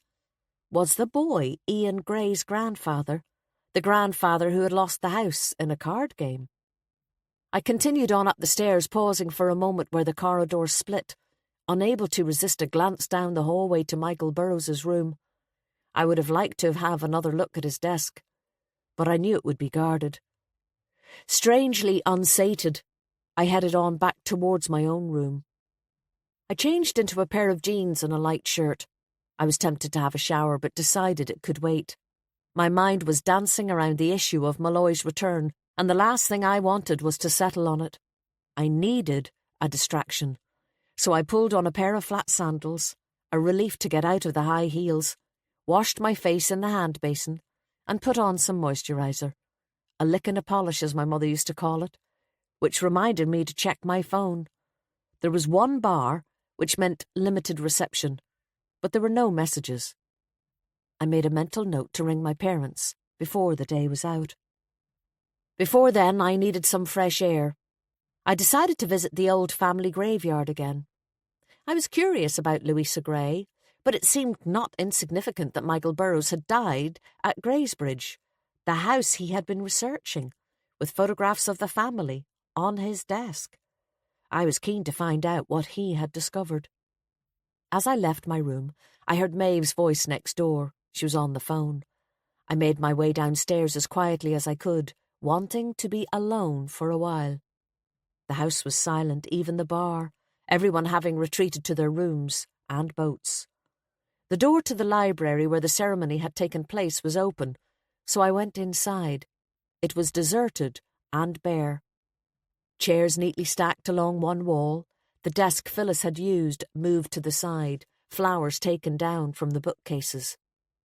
I wandered about looking at the few books that had been placed on the shelves, floorboards creaking beneath my feet. They were a mixed bunch: Guide to Practical Philosophy, The Game of Billiards, a few old crime club hardbacks. I took one or two down to see if they had inscriptions, but most were stamped, withdrawn from stock. The Greys must have bought a job lot from the library to fill the shelves.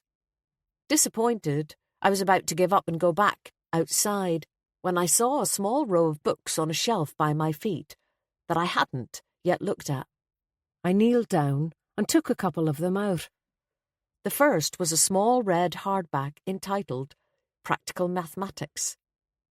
I opened the cover.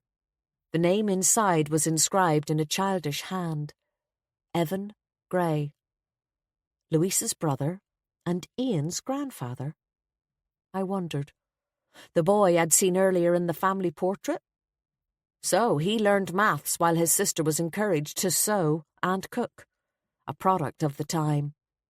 I opened a couple of others, considerably heavier tomes, with titles such as Outlines of Human Physiology, Philosophy of the Human Mind, and Electrotherapy and Neurological Practice. They all bore the same inscription: L.G. Chapter 13. I picked up a few more volumes and flicked through them, all demanding scientific tomes relating to physical or mental health. Linus Gray was a learned man, by the looks of things. I wondered if he had been a doctor, if the portrait with the gown had been a conferring of some medical degree. I replaced the books and went back out into the hall just as Maeve was coming down the stairs. Like me, she had changed out of her wedding outfit and into jeans and sandals. "Is the sergeant gone?" she asked, glancing towards the door from which I'd just emerged, as if she half expected him to come out after me. I nodded. "Back to Letterkenny for the night. He'll be back in the morning." She leaned against the banister on the bottom step, stretching her calves. "Phyllis and Liam are gone too. They left while you were with Malloy. They won't be back in the morning." She gave a wry smile. "Although I suspect Phyllis would like to be. Her curiosity levels are off the scale." "I'll bet." She descended the last step, and we walked together out onto the lawn. Ian Gray had finally left his post, I saw, hopefully to get some rest. The light was very different now. The vibrant pink sky had been replaced by a muted orangey brown. It was dusk, and the air was considerably cooler, which was a relief. I said as much to Maeve as we strolled along the lawn. "I was just checking in with the clinic, and they tell me the weather is to break next week," she replied. "There's a storm coming, apparently Wednesday or Thursday." She sighed. "Just what we need." "Might be good to have an end to this heat, though." "True," she paused, "although a heavy storm at this time of year will wreck some of the crops." She stopped to pick up a large stone from the grass and chuck it onto the gravel. "That was a bit of a turn-up for the books, wasn't it? Malloy appearing like that. Is he back for good?" "I'm not sure. He says he's been restationed in Letterkenny. I don't know for how long." Maeve clapped her hands together to brush the clay off. "He's probably looking for an inspector's position. He'd make a good inspector." "Maybe you're right." That was something that hadn't occurred to me. Malloy had been a sergeant for a long time, and while the investigation after Luke's death had undoubtedly held him back, that wasn't a consideration now.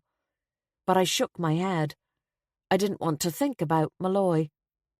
I found myself shifting from one foot to the other, looking down, anxious to be off, uneasy. Maeve looked at me suspiciously. "What's wrong? You seem distracted. You're like a hen on a hot griddle." I shrugged. "I thought I'd go for a walk, get a bit of fresh air. It feels as if we've been penned up here for a long time." "No, you're right. I feel the same. Cabin fever. It's hard to imagine the ceremony was only this afternoon. It seems like a week ago. Where were you thinking of going?" "Up along the shore, where we went with the horses. I was thinking of having another look at that old graveyard." Her eyes narrowed. "Any particular reason?" I shrugged. "Just curious, really.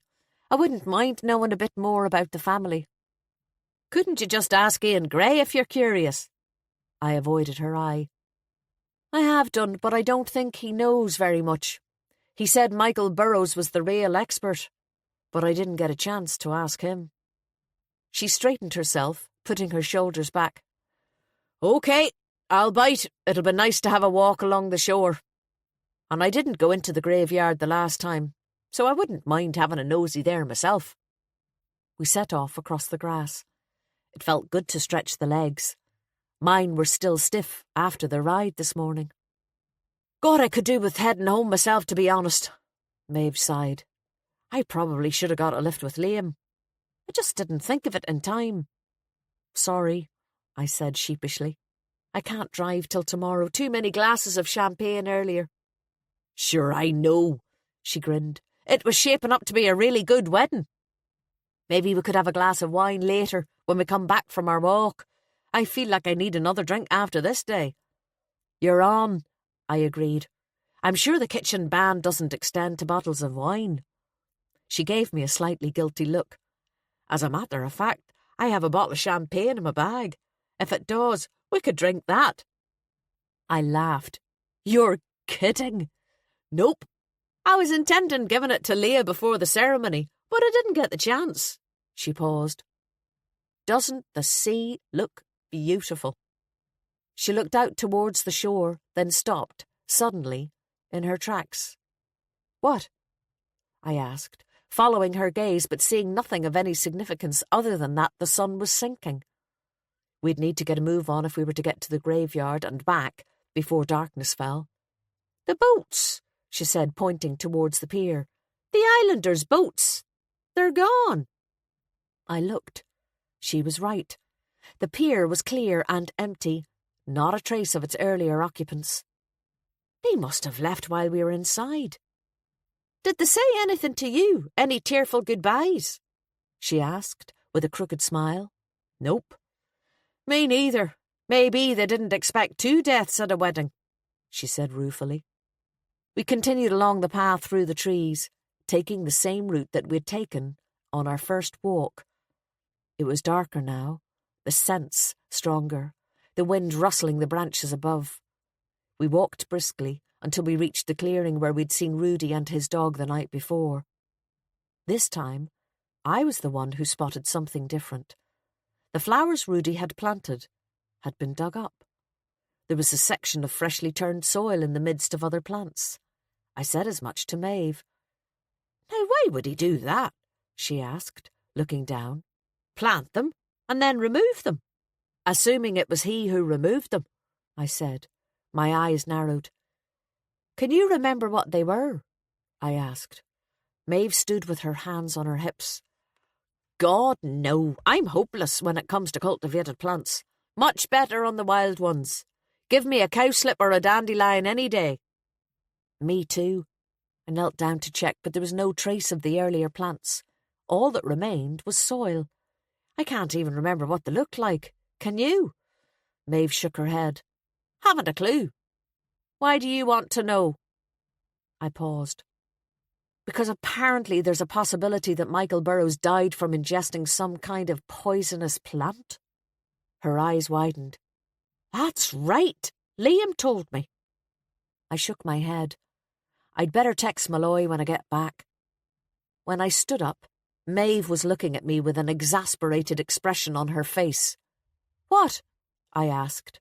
She shook her head disbelievingly. Don't tell me that's why we're schlepping up to the old graveyard so you can do your amateur sleuth act again. What do you mean? I said innocently. Have you forgotten that it nearly got you killed a few months ago? Straight away, I saw red. Of course I haven't forgotten. It was 8 months ago, and it wasn't my amateur sleuth act that nearly got me killed. It was Luke Kirby. He'd have come after me no matter what I'd done.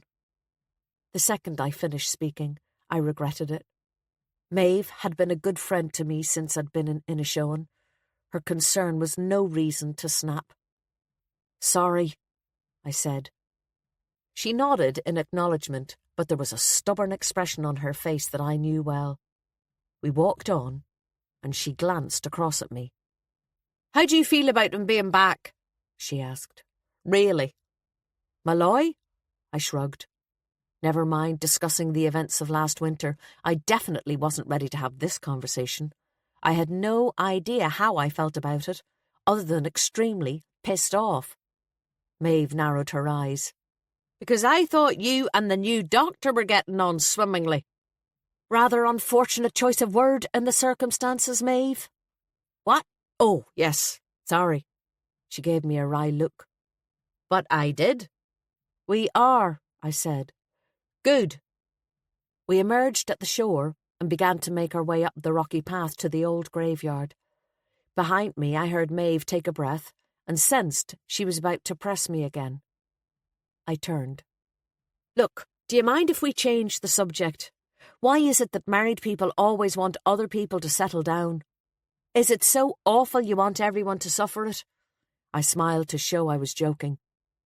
That's probably it, Maeve grinned, and I knew I was forgiven. OK, I'll keep my trap shut from now on. The climb seemed considerably steeper without a horse, and we arrived at the top of the cliff, feeling slightly out of breath. I stood for a few seconds looking across to the island, silhouetted now against the evening sky. As the sky darkened, it was disappearing from view, merging with the horizon and the sea. Maeve stood beside me. Do you think they're home yet? I wonder, how far away is it? She shrugged. 5 miles, maybe, I'm not sure. Ian might know. I turned towards the graveyard and unhooked the latch, and the gate swung inwards with a high-pitched whine. It needed oiling. Maeve followed me in, and I shut it behind us. The gate wasn't the only thing that needed tending. The little graveyard was terribly overgrown. I'd noticed it the last time, but today, having grown familiar with the rest of the beautifully kept grounds, it seemed in huge contrast. Nettles and brambles were everywhere, tangled together in a mass of threatening green, the fading light casting shadows on the walls. Was this place not part of Rudy's responsibilities, I wondered? He hadn't seemed too keen on us coming up here the first night. With no Abby Gray waiting for me, I decided to take my time and examine the graves methodically, starting with the one at the front. I felt an inexplicable jolt when I saw it was Louisa Gray's. I'd expected to have to hunt a bit. It was oddly positioned in the centre of the graveyard, almost as if it were pointing towards the island. Or maybe that was just a flight of fancy on my part. I was startled when I saw that there were fresh flowers on it, shivering when I recalled what Jay had said about Louisa's ghost placing flowers on her own grave. They were blue hydrangeas, the same as those that had been left in my room. Then I remembered. It had been hydrangeas that Rudy had planted in the bed in the trees. I was sure of it. I bent down to take a closer look. These flowers had not been cut. They had been pulled up by their roots. Were they the same plants? I must have made a noise because Maeve called to me and asked me if I was okay. I'm fine, I replied, feeling slightly foolish. I glanced over at her. She was at the back wall, high-stepping, trying to avoid being stung or scratched by marauding nettles and briars. She looked as if she was searching for something at her feet. I knelt down to examine Louisa's gravestone. Despite the flowers, her grave was overgrown with moss and long grass, and the stone was ravaged by time and weather and mottled with lichen. With difficulty I made out the inscription. In memory of Louisa Gray, born 24th of July, 1893, died 15th January, 1914. Every eve shall I think of her. I sat back on my haunches. It was odd. There were none of the usual references to parents or other family members that were traditional on gravestones, even now, and Eve was written with a capital letter. I took a picture on my phone. I moved to look at the grave immediately behind Louisa's, stepping over the weeds. This one had a stone that was smaller and more modern, although the inscription was equally stark. Susan Gray, born 13th August 1870, died 24th July 1914. Was this Louisa's mother, I wondered, the woman in the family portrait? If so, she had died only 6 months after her daughter, on what would have been Louisa's 21st birthday. I stepped across Susan's grave and my clothes caught on a bramble. As I struggled to disentangle myself, I noticed tiny green blackberries, reminding me that despite the unusually warm weather, autumn wasn't far away. By the time I was free, I realised that I was standing on a much smaller grave with a small stone. I moved quickly aside and crouched down to see if I could read an inscription, but there was none, at least none that I could make out. If there had been, it had faded with time. The stone was completely smooth. I wondered if this was a baby's grave, a baby who hadn't lived long enough to be named. Perhaps Susan Gray's baby, a sibling to Louisa and Evan who had not survived. Had Louisa's mother died in childbirth? The nameless grave seemed so sad. I realised I was getting pulled into the story of a family who had lived 100 years ago, and wondered if that was what had happened to Michael Burrows. I stood up and moved to look at the other graves, but was surprised that I could find none. Maeve was making her way over to me, having come to the same conclusion. Strange, isn't it? A graveyard this big, for 2 graves. 3, I said, pointing to the little one I'd found. She made her way over to look. A baby? She asked. Unbaptized? Maybe. Are we sure there are no other graves? I looked around me. Maybe there are stones hidden underneath all the briars. It's a bit of a mess. Certain, Maeve said firmly. I've searched. The ground is actually very even underneath.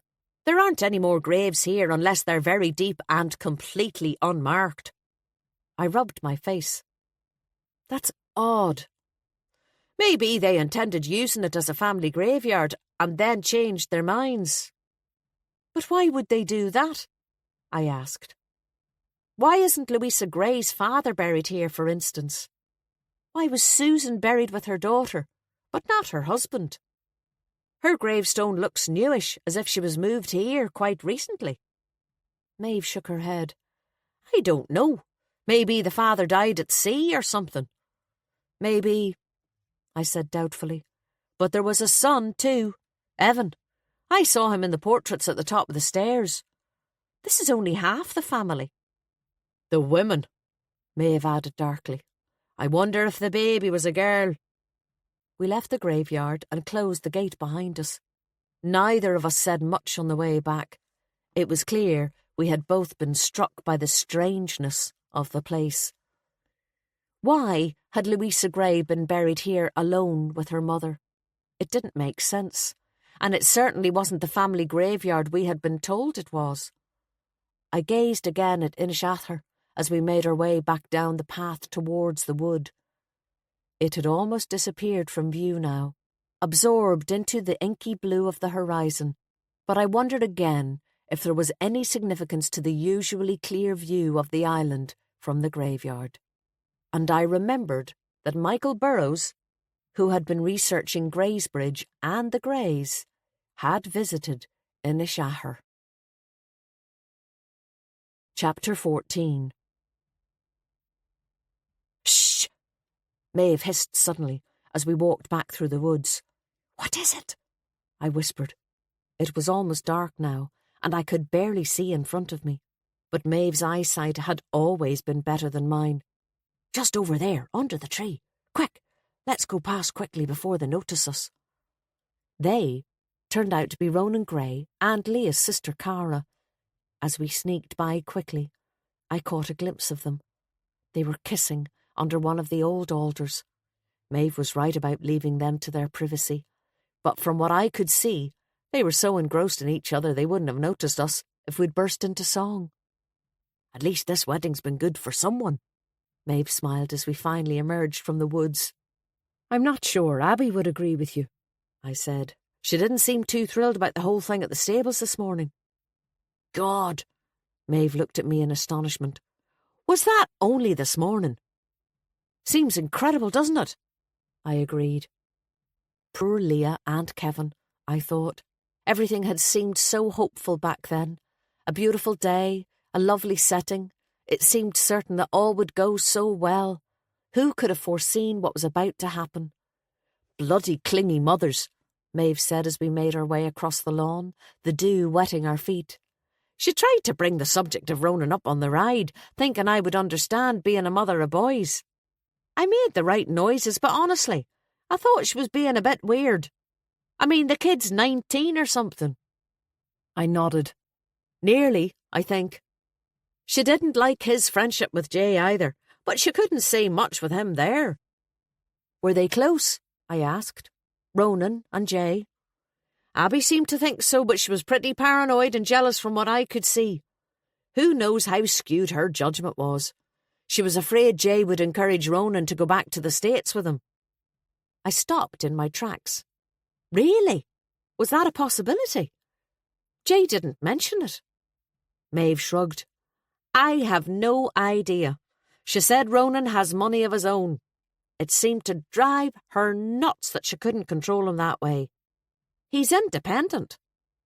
I knew that Ronan's birth parents had both died, his father from natural causes while serving a sentence for eco-terrorism, while his mother had been murdered by Luke Kirby, the man who had killed my sister.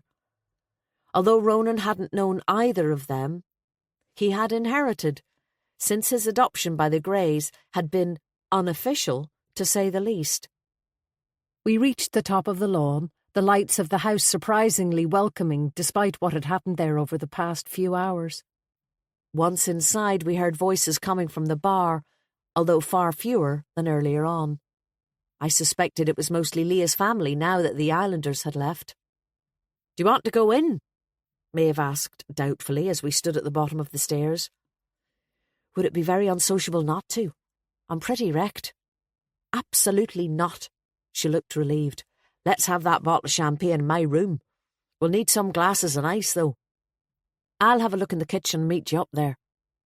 Maeve took the stairs in her usual fashion, 2 at a time, while I made my way down to the kitchen.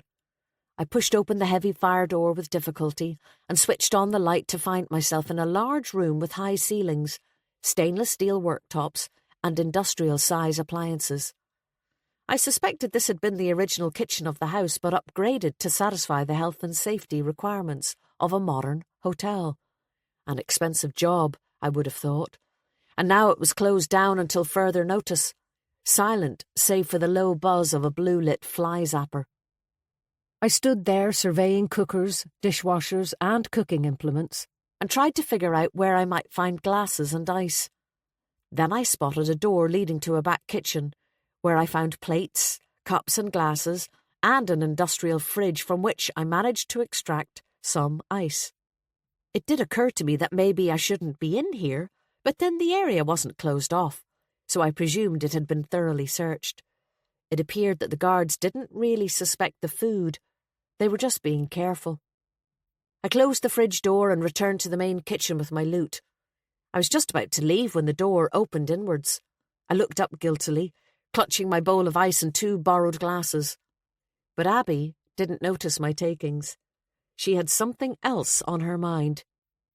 "Have you seen Ronan?" she asked, her hand on the door, her small face pinched with anxiety.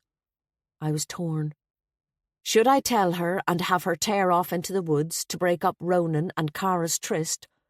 Or should I stay quiet and have her worry unnecessarily about her son on a day when 2 men had met their deaths?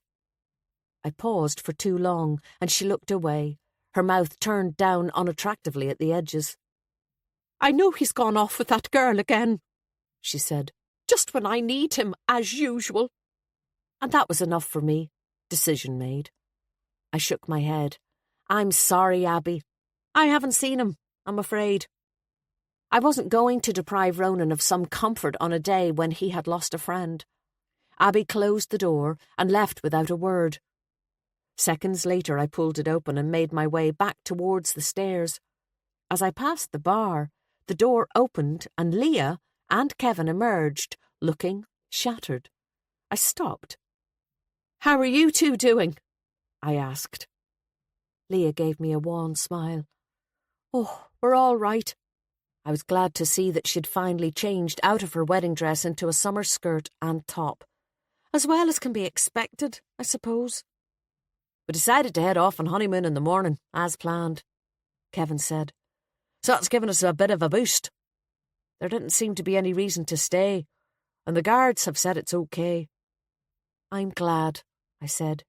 "There's nothing you can do, I'm sure." "We'll stay and meet that poor man's family before we go, of course. They're due here first thing."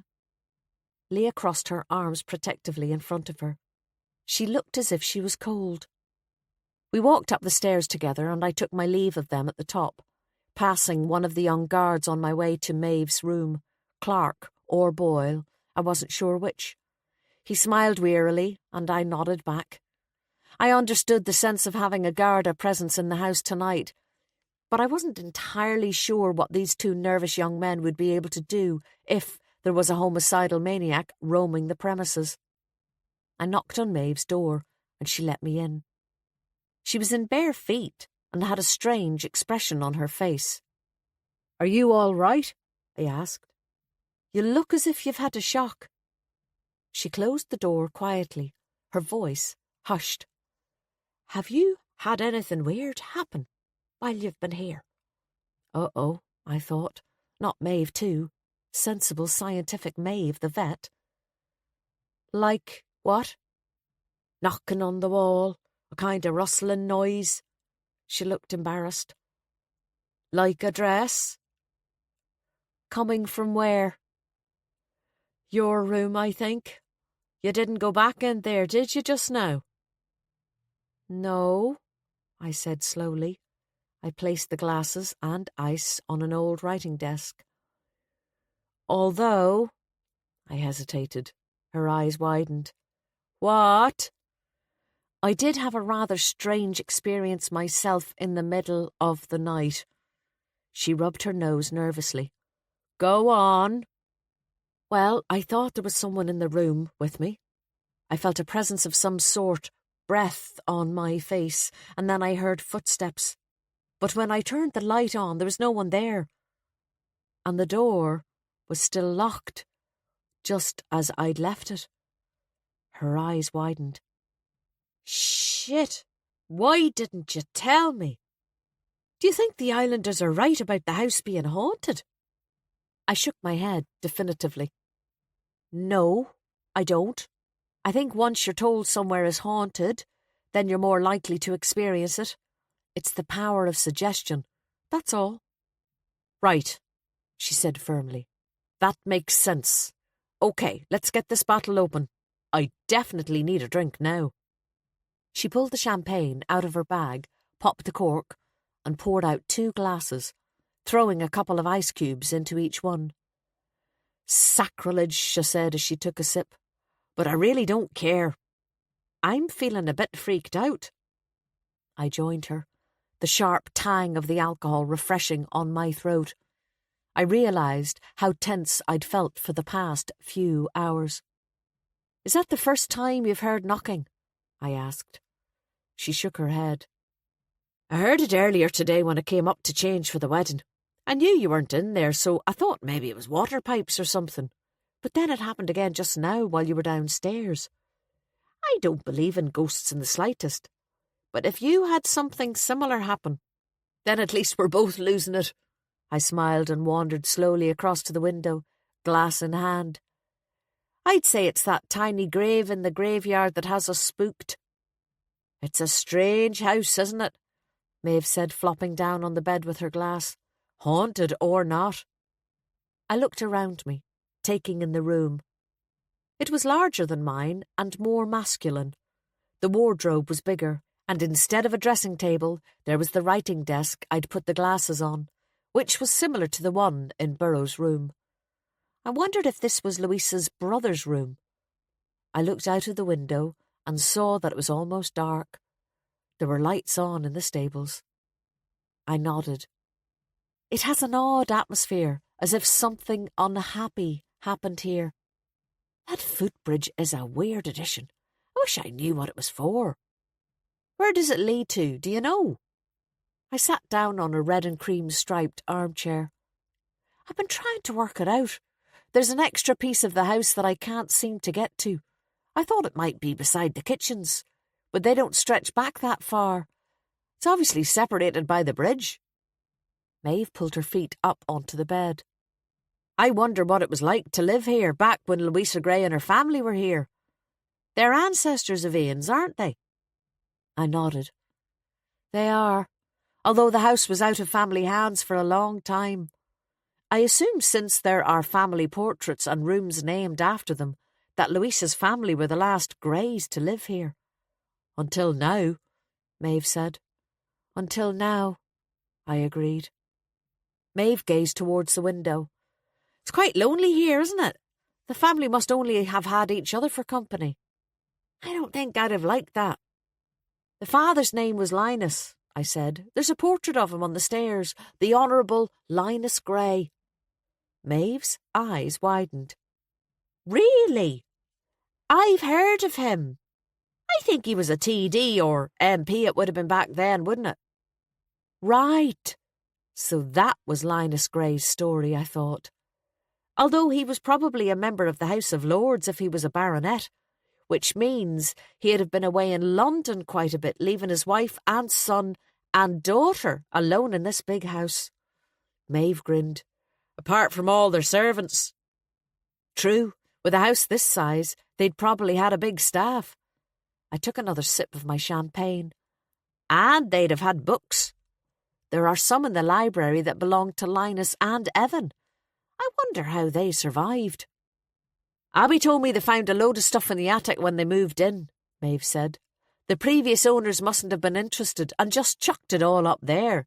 Ian and she dragged it down, went through it and kept whatever they thought might be of value. Cleaned up the pictures and books and put them around the house, thinking that guests might like them. You might be interested in some of Linus's books, actually, I said. They're medical, philosophy of the human mind, outlines of human physiology, that kind of thing. I'd say it was all pretty mad stuff if it was published in the early 1900s. I'll take a look, though. The champagne was beginning to have its effect, and I could feel the tension releasing from my shoulders and the rest of my body. I stood and picked up the bottle. As Maeve held her glass out for a refill, she looked at me mischievously. Shall we see if we can find out where the covered footbridge goes? I've tried, it's blocked off. Let's go and have a look anyway. We put down our glasses and left the room, making our way as quietly as possible to the corridor I had found before. At the entrance to the bridge, the chest of drawers was still in place. See, it's blocked off, I said. Not very effectively, Maeve said. We can move that if we take all the drawers out. She started removing them one by one and placing them on the ground. Then she tried to lift the end of the chest and managed to shunt it to one side, creating enough of a gap to fit through. I peered in, but could see nothing. There were no lights. Shall we have a look? I said. Suddenly Maeve was doubtful. It does say it's not safe. Maybe we've had too many accidents today already. What if we fall through? But my curiosity and the champagne got the better of me. I grinned. I'm only little. I should be all right. Maeve continued to look concerned as I squeezed in through the gap and made my way slowly onto the bridge. It was filthy, the windows on either side opaque with dirt, blue paint peeling off in strips. I placed one foot in front of the other as gingerly as I could, but it seemed sturdy enough. I felt about 10 years old again, doing something I'd been told I couldn't do, with my little sister as a lookout. The thought gave me a pang. The bridge was only 15 or 20 feet long, but I was relieved when I reached the end of it. Maeve called out in a loud whisper, "Are you okay?" "Fine, just give me a few minutes. Stay there, will you?" "Of course." Her voice echoed as it travelled along the bridge. "You'll need someone to call the ambulance when you go through the floor." "Don't say that." On the other side of the footbridge was a tiny room with no windows that seemed to exist only as a landing. There was a narrow winding staircase which I made my way down with just enough light from the hall where Maeve was standing to guide me. When I reached the bottom, I stood for a minute, my eyes adjusting to the gloom. I was in a small, octagonal room with no furniture and bars at the windows. I searched for a light switch, but there didn't seem to be one. The only illumination came from the moonlight outside, weak and pale through the rhododendrons. Branches scratched against the windows as if trying to gain entry. It was eerie. I looked for a door, but there was none. And with a sickening feeling, I realised that the only way out was via the staircase and bridge. This room was completely cut off from the rest of the house, and even in the daytime there must have been very little light. On the floor, I spotted something poking out from beneath a large piece of peeling paint. I went over cautiously, wondering if it was a dead mouse or something, and lifted the dried paint. It was a leather strap. Chapter 15. "Why don't they use it?" Maeve asked when we'd collapsed in her room like a pair of teenagers. A noise from downstairs had caused us to hurry back before we were caught, once I'd climbed the stairs and made my way back across the bridge. "I mean, it could be a bedroom or something, couldn't it?" "I suppose," I said, brushing dirt and cobwebs off my clothes.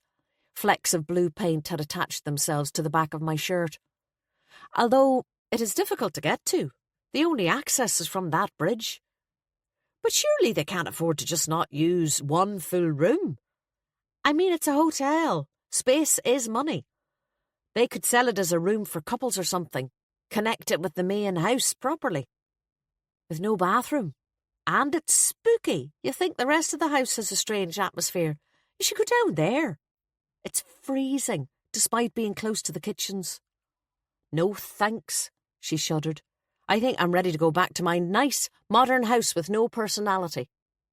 "So what do you think this could have been used for?" I held up the leather strap again.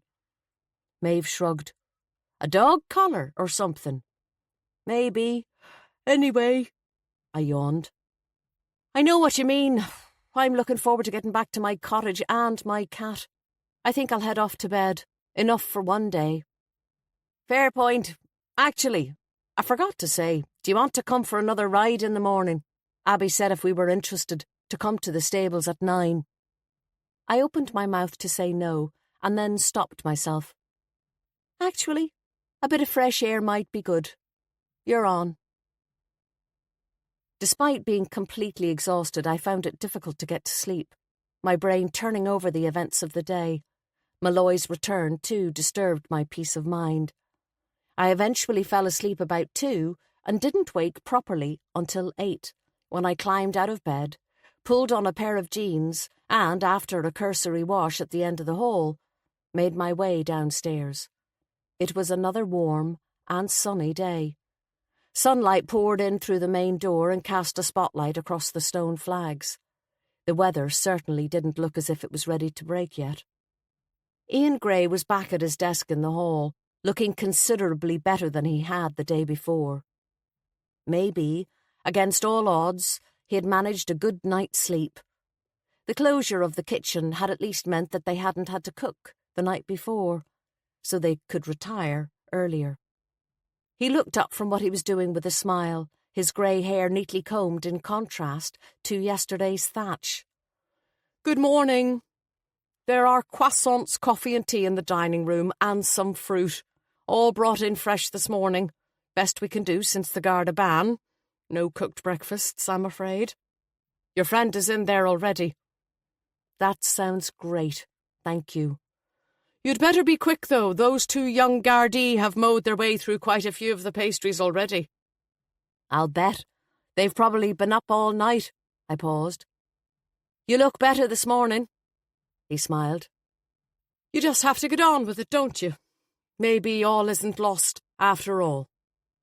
I hoped he was right, but I had my doubts. I paused. I wanted to ask you about the family gallery at the top of the stairs. I've been trying to figure out who everybody is. Since I'm in Louisa's room, I'm curious. He sat back in his chair, arms crossed. Oh, yes, you are. I'd forgotten. Any bumps in the night? I must have been lucky. I decided to leave it at that. Was Linus Gray your great-grandfather, then? Ian nodded. He was, the Honourable Linus Gray. His son Evan was my grandfather, and his daughter Louisa was my great-aunt. Ah, that makes sense. So Evan was... The one who gambled away the family inheritance and lost the house. Yes, that was him. A feckless sort of an individual by all accounts. I never knew him. He was dead a long time before I came along. I think he died soon after my father was born. Dad certainly never had a relationship with him. He was a drinker as well as a gambler, I believe. My grandfather, that is, not my father. He smiled. My father was a different kettle of fish. Did your father ever live here at Greysbridge? He shook his head. No, the house was lost in the 1930s, and my father was born in 1940. Evan died soon after. The family had moved to Dublin by that stage. And, I hesitated, the little graveyard on the top of the cliff? We passed it on our ride yesterday morning. I decided not to mention that Maeve and I had gone poking about the day before, too. I noticed that Louisa and her mother are buried up there. Yes, Susan Gray was my great-grandmother, Linus's wife. It's a strange little spot, isn't it? I believe Susan was buried elsewhere, then disinterred and moved up there to be with her daughter. I'm not sure why. He smiled. Maybe they thought Louisa would be lonely. She had problems, Louisa, I think. I mentioned that. Psychiatric problems. She was even committed at one stage, I think. Really? I said, surprised. I thought most people who were committed back then didn't get out again. Ian nodded. I know. I thought the same. Maybe her father pulled some strings. He was certainly a powerful enough individual. She came home, but she died very young, so I don't know if she ever actually recovered. His brow furrowed. People back then were afraid of mental illness. The servants were probably scared of going in there, and that's how the room came to be thought of as haunted. He smiled. That's my theory, anyway. For what it's worth. No, you're probably right. Where are your grandfather and great-grandfather buried? My grandfather was buried in Dublin, where he was living. He died before I came along. Linus is buried in the local church graveyard. It's a turn to the left just after the bridge, up an old laneway. I presume that's where Susan was buried too before she was moved. I raised my eyebrows and he nodded. It is odd, I agree. There's certainly a story in it somewhere that's worth telling. Poor Michael spotted it. And what about the smaller grave, the one that has no inscription? I stopped suddenly, aware that the questions I was asking were intrusive. Sorry, this seems really nosy. You don't have to tell me if you don't want to. It is your family, after all. He smiled wryly. It's fine. It's quite pleasant to have a conversation about something other than the events of the weekend, to be honest. And as far as disclosing family secrets is concerned, it's not as if I ever knew any of them. I never even met my grandfather or my great-aunt. So ask away. I'm just not sure how much I can tell you. I was just thinking that the small grave, it looks like a baby's. He nodded, scratching absently at the indentations on the desk. Yes, it does. But I've no idea who it is, I'm afraid. I assume, given the way the graves are arranged, that the baby was my great-grandmother's and that she died in childbirth or shortly afterwards. The phone rang and he gave me an apologetic look before he answered it. I left him to it and went into the dining room. It was empty. No Maeve. Only one table was set. There was one large empty plate in the centre containing nothing but crumbs, and a second heaped with pastries of all kinds and a net to keep the flies off. There was also a huge full fruit bowl. Despite Ian's concern about the lack of a cooked breakfast, I wasn't about to starve. I sat down, helped myself to a banana and a pain au chocolat, and poured myself some coffee. I wondered if there was a way of finding out more about the baby. A search in births, marriages and deaths, perhaps. But if the baby hadn't been named before he died, it was likely that the birth hadn't even been registered. It wouldn't have been a priority back then. I was shaken out of my contemplation by Maeve's return. She flopped down beside me. "Morning." "Morning, where have you been?" She raised her eyes to heaven. "Abby wanted a word. She's in the kitchen." "Ronan again?" She nodded. "I don't know why she's decided I'm the parenting guru. Maybe it's because I've got 2 boys, but then mine are 10 and 8, not 18. I wouldn't have a bull's notion of how to handle an 18-year-old. "Surely that's the point," I replied through a mouthful of pastry, "that she shouldn't be handling an 18-year-old at all." Maeve grinned. "That seems to be Ronan's view, and Ian's too, come to that, who does seem to have a rather hands-off style of parenting, by the way.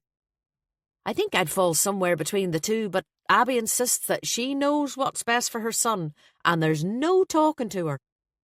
I've told her she's going to lose him if she keeps going the way she has been." She pulled the coffee pot towards her. "And that seems to be exactly what's happening." "Why?" As I asked the question, I realised I'd forgotten to ring my own parents the night before. I made a mental note to do so later when I got the chance. "He's threatening to leave, go to London to fill his gap year instead of staying here." "Maybe he'd be better off," I said, taking another bite from my pastry. It was good, soft and flaky, and warm. I wondered where Ian had got them. "I honestly think he would," Maeve said. "I think it would be better for the pair of them. But what's really driving Abby up the wall is that he wants to go with Cara. Leah's sister. God, that's a relationship that's moving at breakneck speed. Didn't they only meet this weekend?" "You see, I'm not sure about that," Maeve said, taking a sip of her coffee. "I think they may have met when Leah was planning the wedding. I just don't think Abby knew about it." "Still," I said, "it is fast. I thought he was thinking of leaving with Jay up until yesterday." "The fickle nature of youth. Maybe he's just determined to escape." "I wouldn't blame him." Maeve closed her eyes. "The ridiculous thing is that Abby's taken it so personally. It's not personal in the least. I keep trying to tell her that." She broke off suddenly as Ian came bursting into the room. He was breathless and red-faced. "Leah's sister is missing."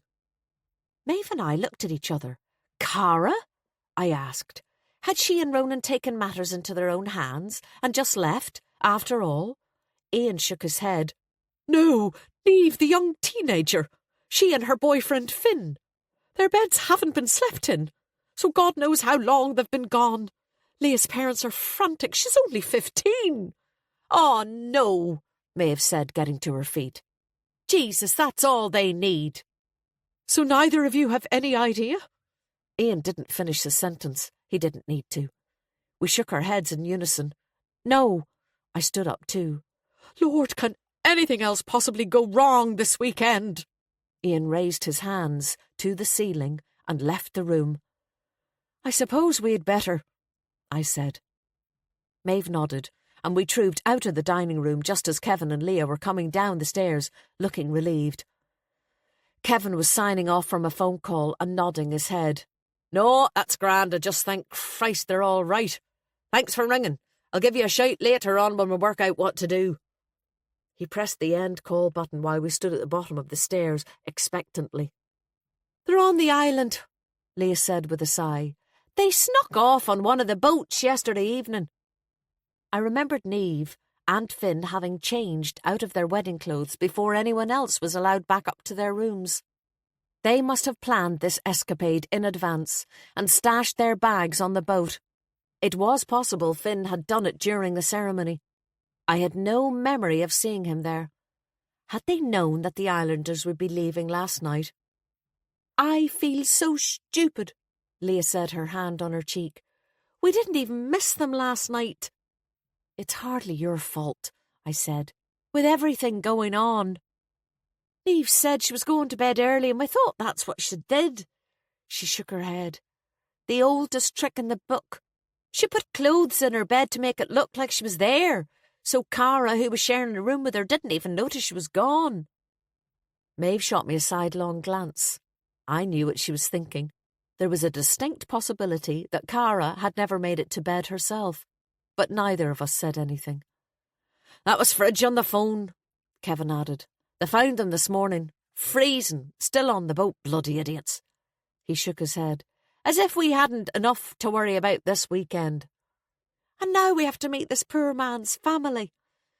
Leah looked tearful and he put his arm around her. "When are they due to arrive?" he asked Ian. Ian looked at his watch. "They're getting the first flight into Belfast, so an hour or so, I reckon." He looked brighter again, the latest crisis averted. "Right, let's get some breakfast then," Kevin said firmly, and Leah nodded. "We have to meet Abby at the stables at 9, Ben," Maeve said. "We had better go." I followed her out of the door and down the steps, slightly reluctantly. With all this going on, I wasn't sure if I wanted to spend an hour with Abby. But I was saved by Malloy coming up the steps to meet us. Chapter 16. Flanked by 2 other guards and with a squad car at the bottom of the steps, Malloy meant business. "Good morning," he said, addressing both of us. He looked solemn as he said something to the 2 guards before they headed into the house. "Have you a minute?" he asked, directing this last question to me. I looked at Maeve, and she nodded. "It's grand. Go ahead. I'll explain it to Abby. Text in the next few minutes if you still want to come, and we'll wait for you." "Thanks, Maeve," I said gratefully. Malloy looked at Maeve's departing figure striding towards the stables. "Have I kept you from something?" "No, it's fine." I looked down. I was finding it difficult to meet his eyes. His presence made me uncomfortable, unsure of my ground, especially since we hadn't yet properly talked. "What did you want to speak to me about?" "Let's go for a quick stroll." His arm brushed against mine as we set off, and I felt a quiver. The attraction was still there. Not that there'd been any doubt about that. It was everything else that was the problem. I stepped to one side, creating a wider gap between us as we started around the perimeter of the lawn, keeping the house in sight. "You've been here all weekend, so I wanted to let you know about some developments and see if you'd noticed anything no one else did. Or that no one else wants to tell me," Malloy said. "You're usually pretty observant." "So you want me to be your spy?" "Not quite. You know I acted for the Greys when they bought this place, so I'm not exactly independent." He nodded. "Yes, I did know that. They told me, but I also know you'll do the right thing, if it called on." "Thanks," I said sarcastically. He ignored my tone. "The thing is, there's a possibility we may have 2 murders on our hands, not 1, and if so, they're linked." That got my attention. "You're kidding." He shook his head. "I wish I was." "You think Jay was murdered?" I thought it was impossible to tell since no one saw him go in the water. Malloy shoved his hands into his pockets and took a deep breath. The initial assumption was that he had fallen in and drowned because he couldn't swim. Tragic but straightforward. But because of the proximity of the two deaths, it was decided to carry out similar tests on both deceased. He paused. Just as well, as it turns out. I discovered I was holding my breath. Go on. Initial blood tests show traces of the same substance in J. Stevenson's system as in Michael Burrows.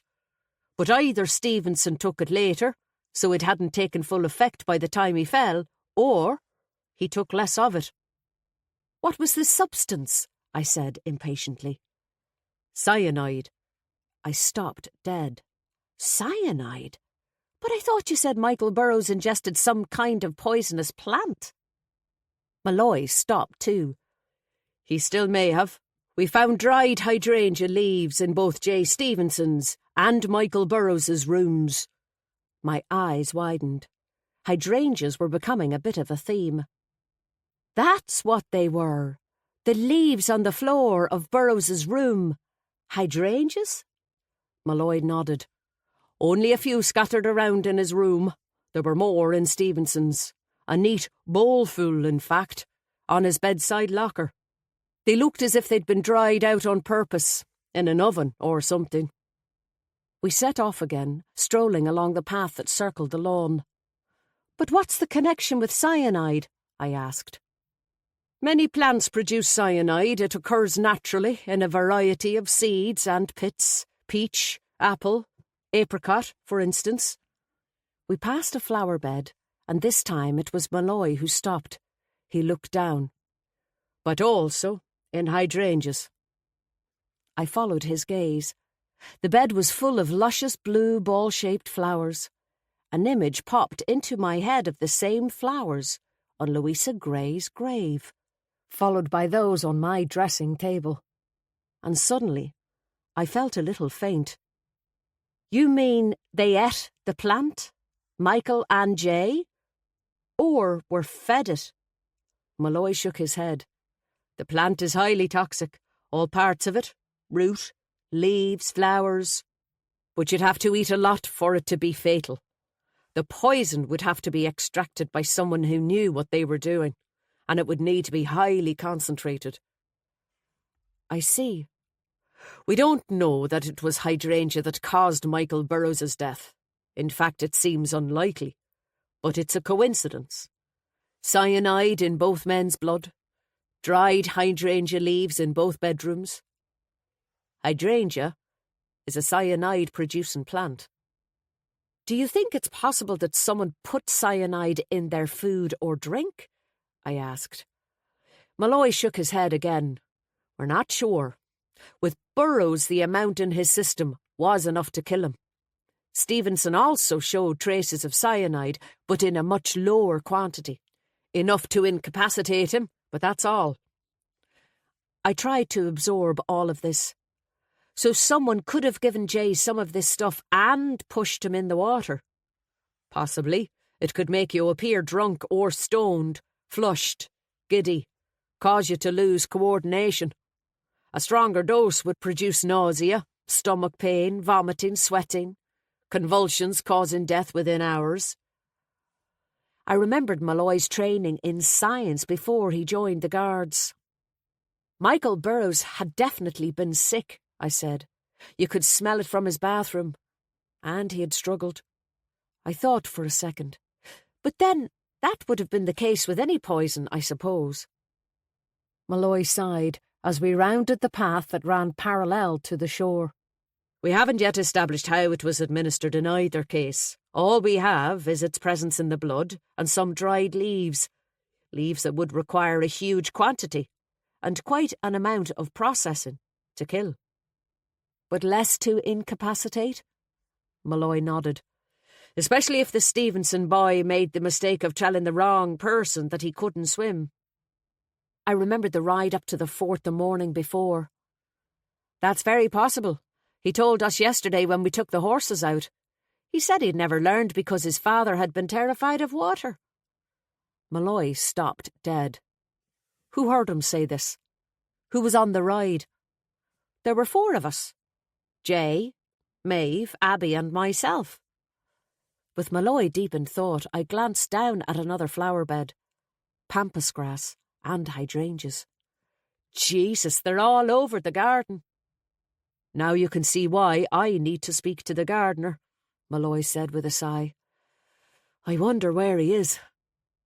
I looked around the garden, the colourful shrubs and plants taking on a considerably more threatening aspect. Where was Rudy? The sound of a car made us both look towards the house. A taxi pulled up the steps and a woman and 2 men got out. The taller of the men put his arm around the woman as Ian Gray came running down to meet them. It looks as if the gardener will have to wait, Malloy said. He made his way towards the house, striding across the lawn. I finally allowed myself to look at him, now that he had his back to me. Where exactly had he been these past few months, and what had he been doing? I knew he hadn't been in Cork the whole time. The foreign ringtone had told me that. I watched him take a call before he reached the steps, and he stopped, then paced up and down on the gravel, brow furrowed. I knew how I still felt about him, but I'd learned how to be without him over the past few months, and I was in control, a state of affairs I valued. And, I kept having to remind myself, there was Harry. I decided to take the long way around to get back to the house. The Greys, Leah and Kevin, and Malloy all wanted to speak to the Burrows family, and I'd only be in the way. Thankfully, there was a breeze for the first time in a week, and the air was considerably cooler. Maybe Maeve was right about the weather breaking. But who knew? I gazed across at the lush flower beds in the bright sunshine, and thought again about the threats that lie in nature. As I walked along the pathway by the shore, heading towards the pier, I realised there was someone there on the pier itself, looking out to sea. It was Ronan Gray. He cut a lonely figure, his shoulders haunched as if he was carrying some great weight. My footsteps crunched on the gravel, and he heard me and turned, arms crossed over his chest. When he saw me, he managed a smile. I walked up the little pier towards him. Despite the breeze, the sea was sapphire, an incredible blue for Donegal. Gorgeous, isn't it? I said. He nodded and turned back towards the horizon. You know, you can see seals from here sometimes. And there are whales and dolphins if you go a bit further out. There's a man up the coast at Malin Head who takes people whale watching in his boat. So I've heard. Still playing the hotelier's son, I thought, suggesting days out to the guests. His parents should be proud of him. I paused. Do you ever miss Dublin? He shrugged and shook his head. Not really. I'll be back in a year anyway, unless I go to college in England. What do you want to study? Chemistry, probably. Something sciencey. It depends on my results. Unbidden, an image of Ronan in a white coat extracting cyanide from hydrangea plants came into my head, but I pushed it away. Oh, that's right. They're due out soon, aren't they? The results of the leaving certificate, the end of school examination, came out mid-August. Good luck. Thanks. He looked up towards the house. Have Mr. Burrows' family arrived? I thought I saw a taxi. I nodded. Just now.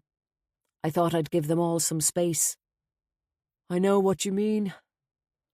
He closed his eyes, looking drained. I bit the bullet. Is everything okay? You were friendly with Jay, weren't you? This must be very difficult for you. He crossed his arms again as if he didn't know how to respond. He looked away, but before he did, I saw tears. He shook them away. It's a shock when someone so young dies suddenly like that, I added. He was a good guy. His voice sounded hollow. Yes, I liked him too. There was silence between us for a few seconds. Ronan sighed and gazed up at the house. I thought it would be different. What would? Being here? Working with your parents? He nodded, a guilty expression on his face. I'm supposed to be here for the year. I know it makes me sound ungrateful, but I don't think I'm going to be able to stick it much longer. I looked down. I see. You know I'm adopted. I nodded. Yes. I thought since you were my parents' solicitor, they'd have told you, all right. An edge entered his tone. You probably knew before I did. I didn't respond, although I knew this to be the case. He hesitated, the edge replaced by something like guilt.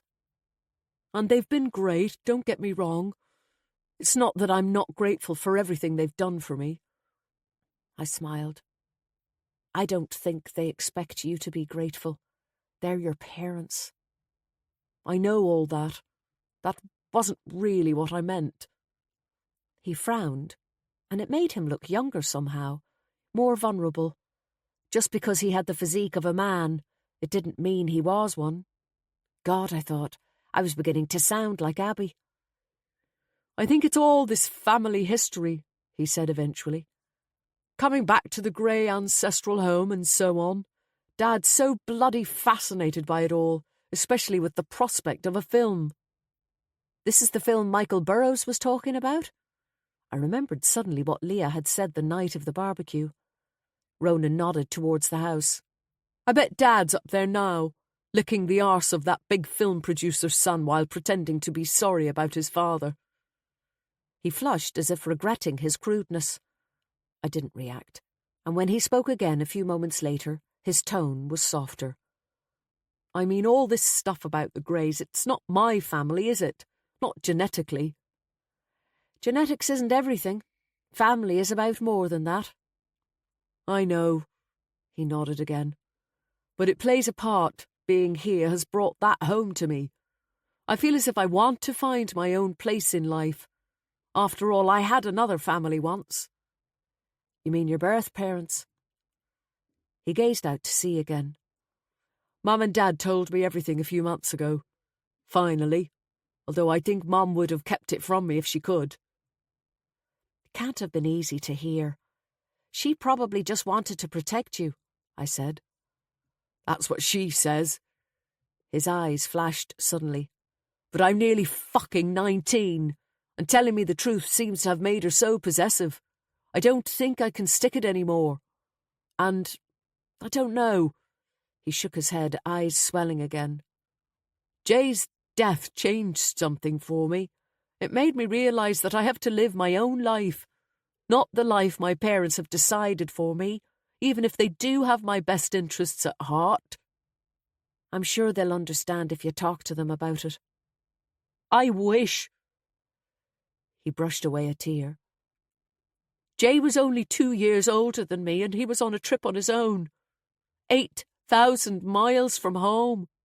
At the moment, my mother will barely let me go to Dublin without wanting me to ring her every 5 minutes. I looked at him, but chose not to remind him that Jay's adventure had led to a very untimely end. He seemed sharply enough aware of that. And then, all this? He spread his arms. This weekend is hardly likely to help. He looked up, and his expression softened. He waved to someone, and I followed his gaze. Leah's sister Cara was coming across the lawn, dressed in a long, colourful summer skirt. Chapter 17. I passed Cara on my way back to the house, and she smiled. Leah's sister was warm and kind. I didn't know what Abby's objection to her could possibly be. But then I expected that anyone who took Ronan away from his mother would be a problem. She would need to get over that. He was an adult, and it was going to happen whether she liked it or not. I hesitated at the main door, unsure whether to go in. I felt in the way, knowing what was going on inside, and wondered if I should have gone for the ride after all. Maeve's words resounded in my head. These deaths were none of my business. Although, in a way, Malloy had now enlisted my help. But I wanted to give Cara and Ronan their space too, so I made my way up the steps. There were voices coming from the bar, Malloy's, Ian Gray's, and some English accents. I walked past to the bathroom in the lower hall, beside the kitchens. When I pushed open the door, there was a woman there, middle-aged, with short grey hair and glasses. She was in tears, hands gripping the sink. With a jolt, I realised she must be Michael Burroughs's wife. Or widow now, I supposed. Her new status thrust upon her so brutally and without warning. She looked up at the sound of the door, her face streaked with tears. I stood for a second frozen, unsure what to do. And then, in an utterly uncharacteristic gesture on my part, surprising even myself, I stepped forward and put my arms out to her. I was surprised, too, at her response. She collapsed into my arms, sobbing. When finally we pulled apart, I told her my name. "I'm Kate Burroughs, Michael's wife," she said as she blew her nose with a length of toilet roll. Her accent was English, northern, I thought. She smiled weakly. "But I presume you've guessed that." I nodded and said how sorry I was. "Thanks. Do you work here? Or are you a guest?" she asked. A guest. I was at the wedding yesterday. She shook her head with sudden anger. "Michael told me there was a wedding and I told him to come home. I couldn't understand why he wanted to stay. I don't know why the hell he had to come to this godforsaken place at all. No offence." I smiled. None taken. She dabbed at her eyes with the tissue. "He was so bloody fascinated by this house and the family that lived here." I decided to dive in and give voice to an idea that had occurred to me in the graveyard. I knew the dates didn't match up, but it was worth a shot. Had Michael any connection with this area, do you know? Kate Burroughs looked up. "What do you mean?" Well, he wasn't adopted by any chance, was he? My chat with Ronan Gray was also on my mind. I was getting obsessed with parentage. She shook her head, frowning. "No, why?" Well, at a certain stage in our history, babies were born and illegally adopted across the water. On both sides. The US, too. It was very traumatic for the people who were affected by it, and some have come back looking for their roots.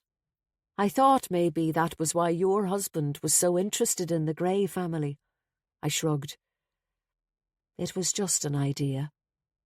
Kate nodded. Her shoulders slumped. "Oh, I see.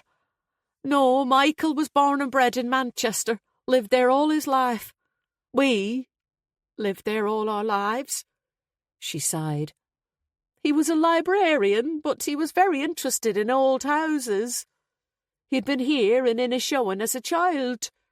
Remembered this house and wanted to visit it again. Knew it had belonged to that strange peer." Linus Gray, I contributed. "Yes. So we all came here a couple of years ago for a holiday." The words were spilling out of her like water.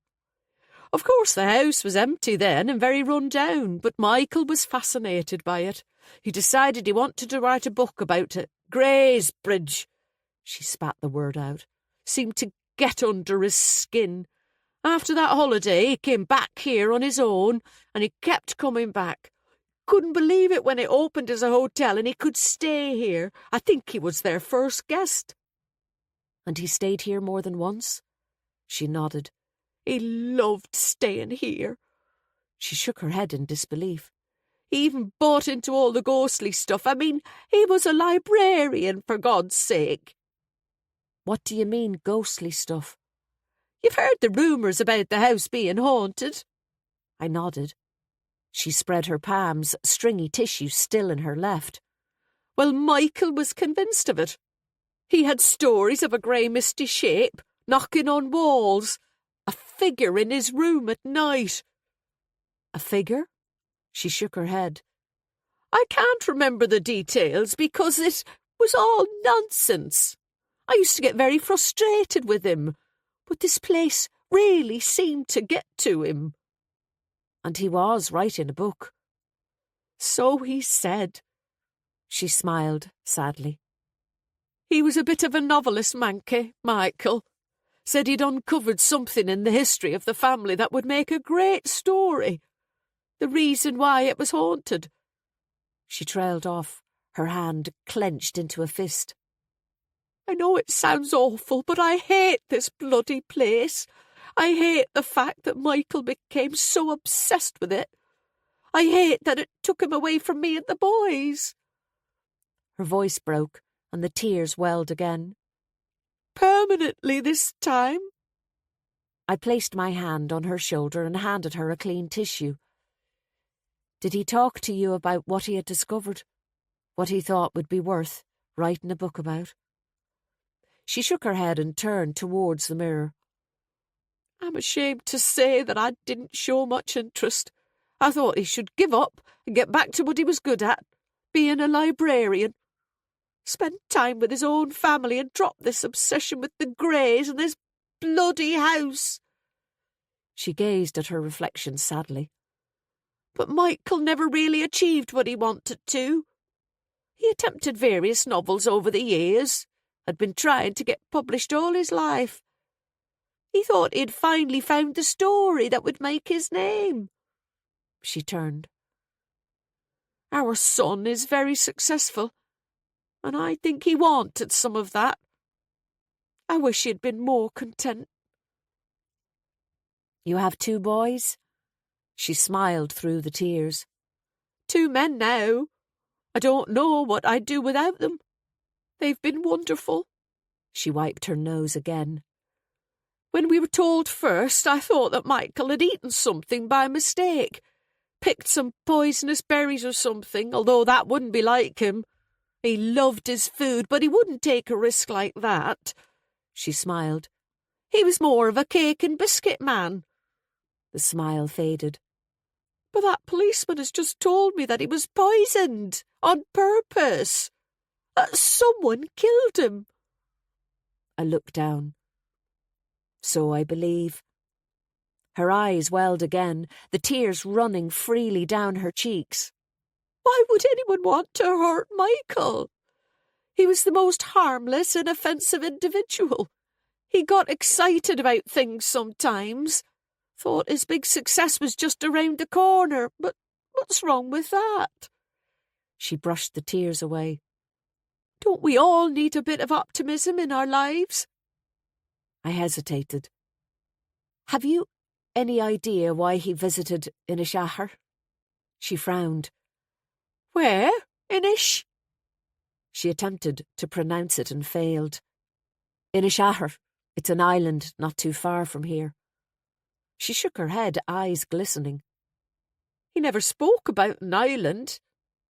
How do you know he was there? Someone mentioned it. There were some islanders at the wedding. She examined my face, seeking answers. What the hell was he mixed up in? But I had none to give her. I shook my head helplessly. I'm so sorry. She sighed. We can't even take his things with us. They need them for evidence. You should get them eventually, when they've done what they need to do. I fell silent. I seemed to have run out of things to say. So had Kate Burrows, it seemed. We stood there in the bathroom, confessor and confessant, unsure what to do next. Eventually, Kate spoke. My boys are out there on their own. I suppose I'd better pull myself together and get back. She straightened up, smoothed her hair down, and checked herself out in the mirror. She looked at me gratefully. Thank you. I did nothing, I said, embarrassed. You listened and gave me a shoulder to cry on. She attempted a watery smile. Literally. I paused, unsure for a second, and then reached into my pocket. She looked alarmed until I produced a business card, which I handed to her. She looked at it in surprise. You're a solicitor? I nodded. I know giving you a card makes me look like an ambulance chaser, but I don't mean it that way.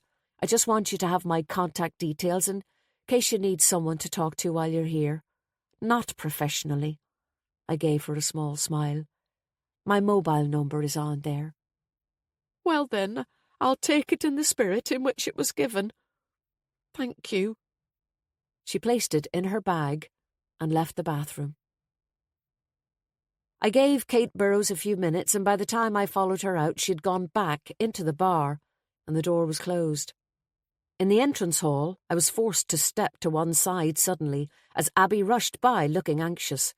She didn't speak, just made a beeline for the bar, pushed open the door and walked in, pulling it closed behind her.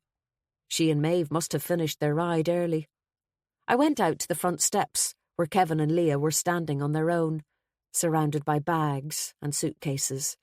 The same taxi that had dropped the Burrows family off was waiting there, without a driver.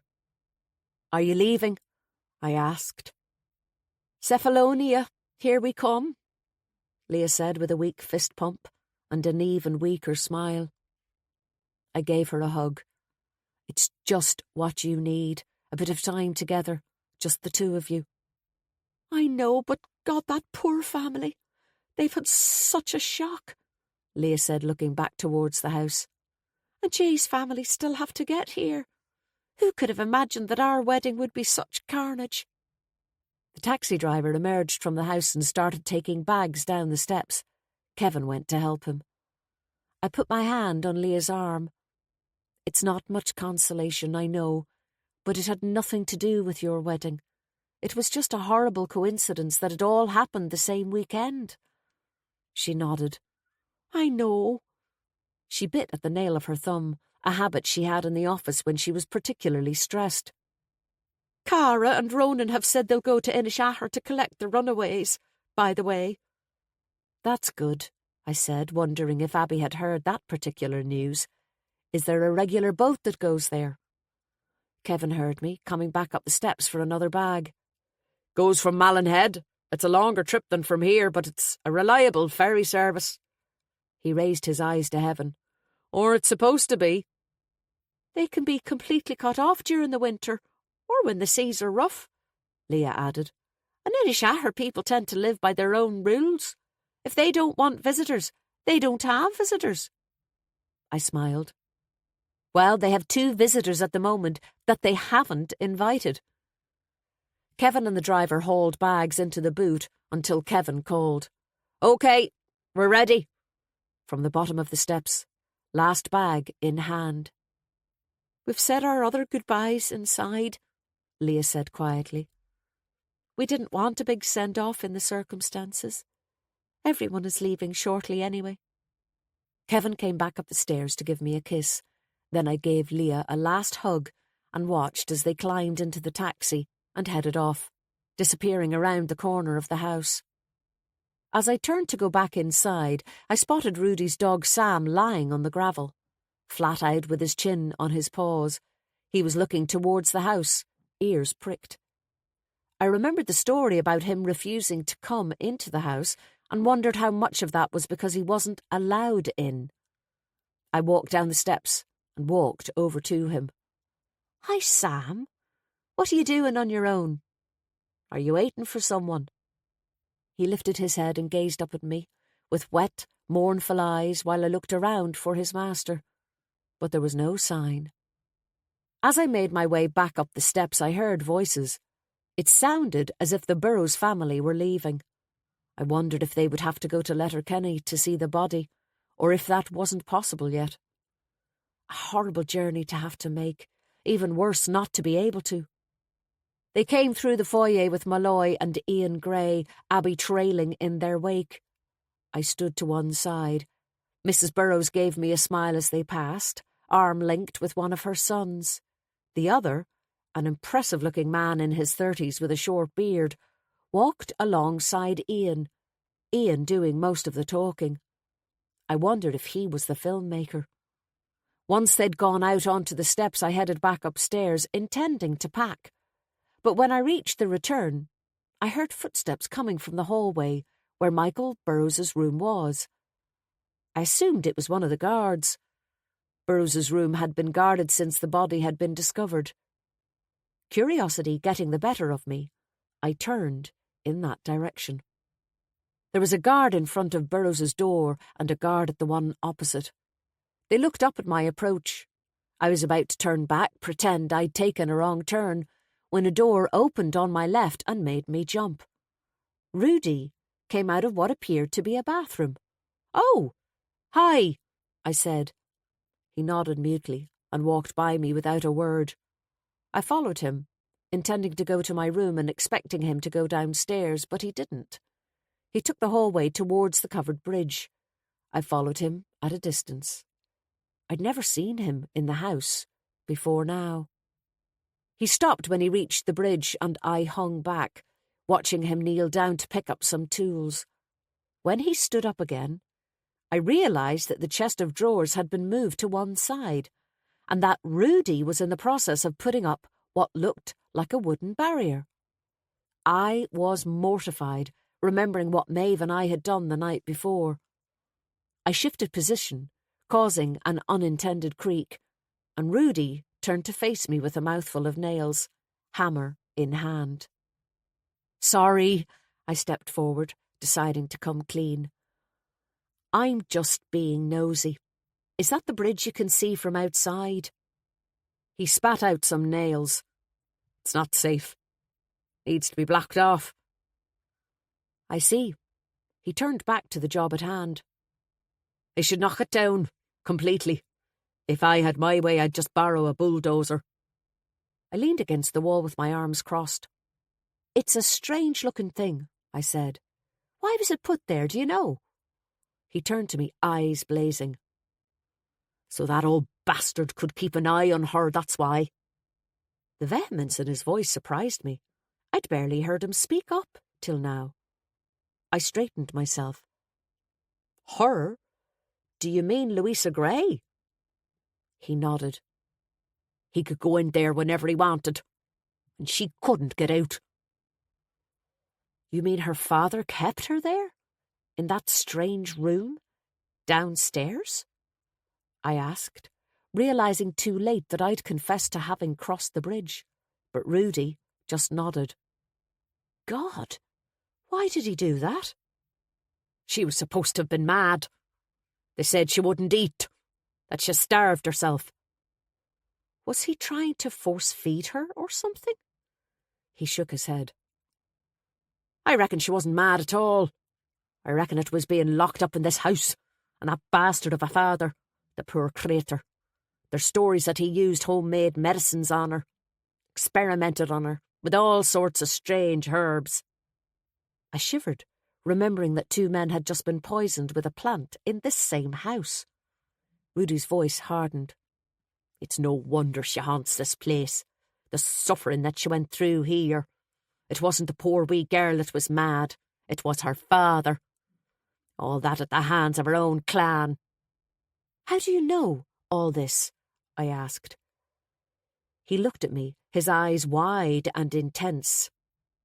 "My great-grandfather used to work here.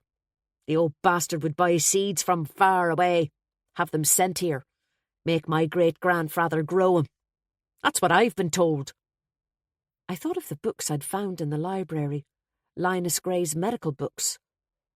"So he was the gardener here too? Your great-grandfather?" He nodded his head in the direction of the window, as if his great-grandfather was just outside in the garden. I found myself following his gaze. "And your father? And grandfather?" I wondered if it was a family role, handed down from father to son. Was that why the estate agent had employed Rudy to take care of the house while it remained unsold? But he shook his head. "They both worked in the fish factory. Wouldn't set foot in this place if you paid them." Chapter 18. After my conversation with Rudy, I made my way back to my room, hearing voices coming from the floor above. I walked out and stood on the stairs at the return. It was Ian and Abby. They were standing on the upper landing and they were having a row. Though their voices were hushed, It sounded vicious, on Ian's part at least. "Why the hell would you do that?" he hissed. "Scupper it! It's our last chance! Oh, for God's sake, where's your pride? You're the one who needs to face reality. Do you know that?" But there was no reply from Abby, just the sound of footsteps coming towards me down the steps, causing me to flee back to my room. It was impossible not to remember that this room had once been Louisa Gray's, especially after what Rudy had said. Had she ever returned to it, I wondered, or had she died in that horrible blocked-off chamber, at the mercy of her family, cut off from the rest of the world? And how exactly had she died? Had she starved herself, as rumour had it? Or had her own father been responsible for her death in some way? I shivered at the thought, and as I stood there, I felt the walls closing in as if the past was returning, its presence frighteningly real. I pulled myself together and went for a shower down the hall.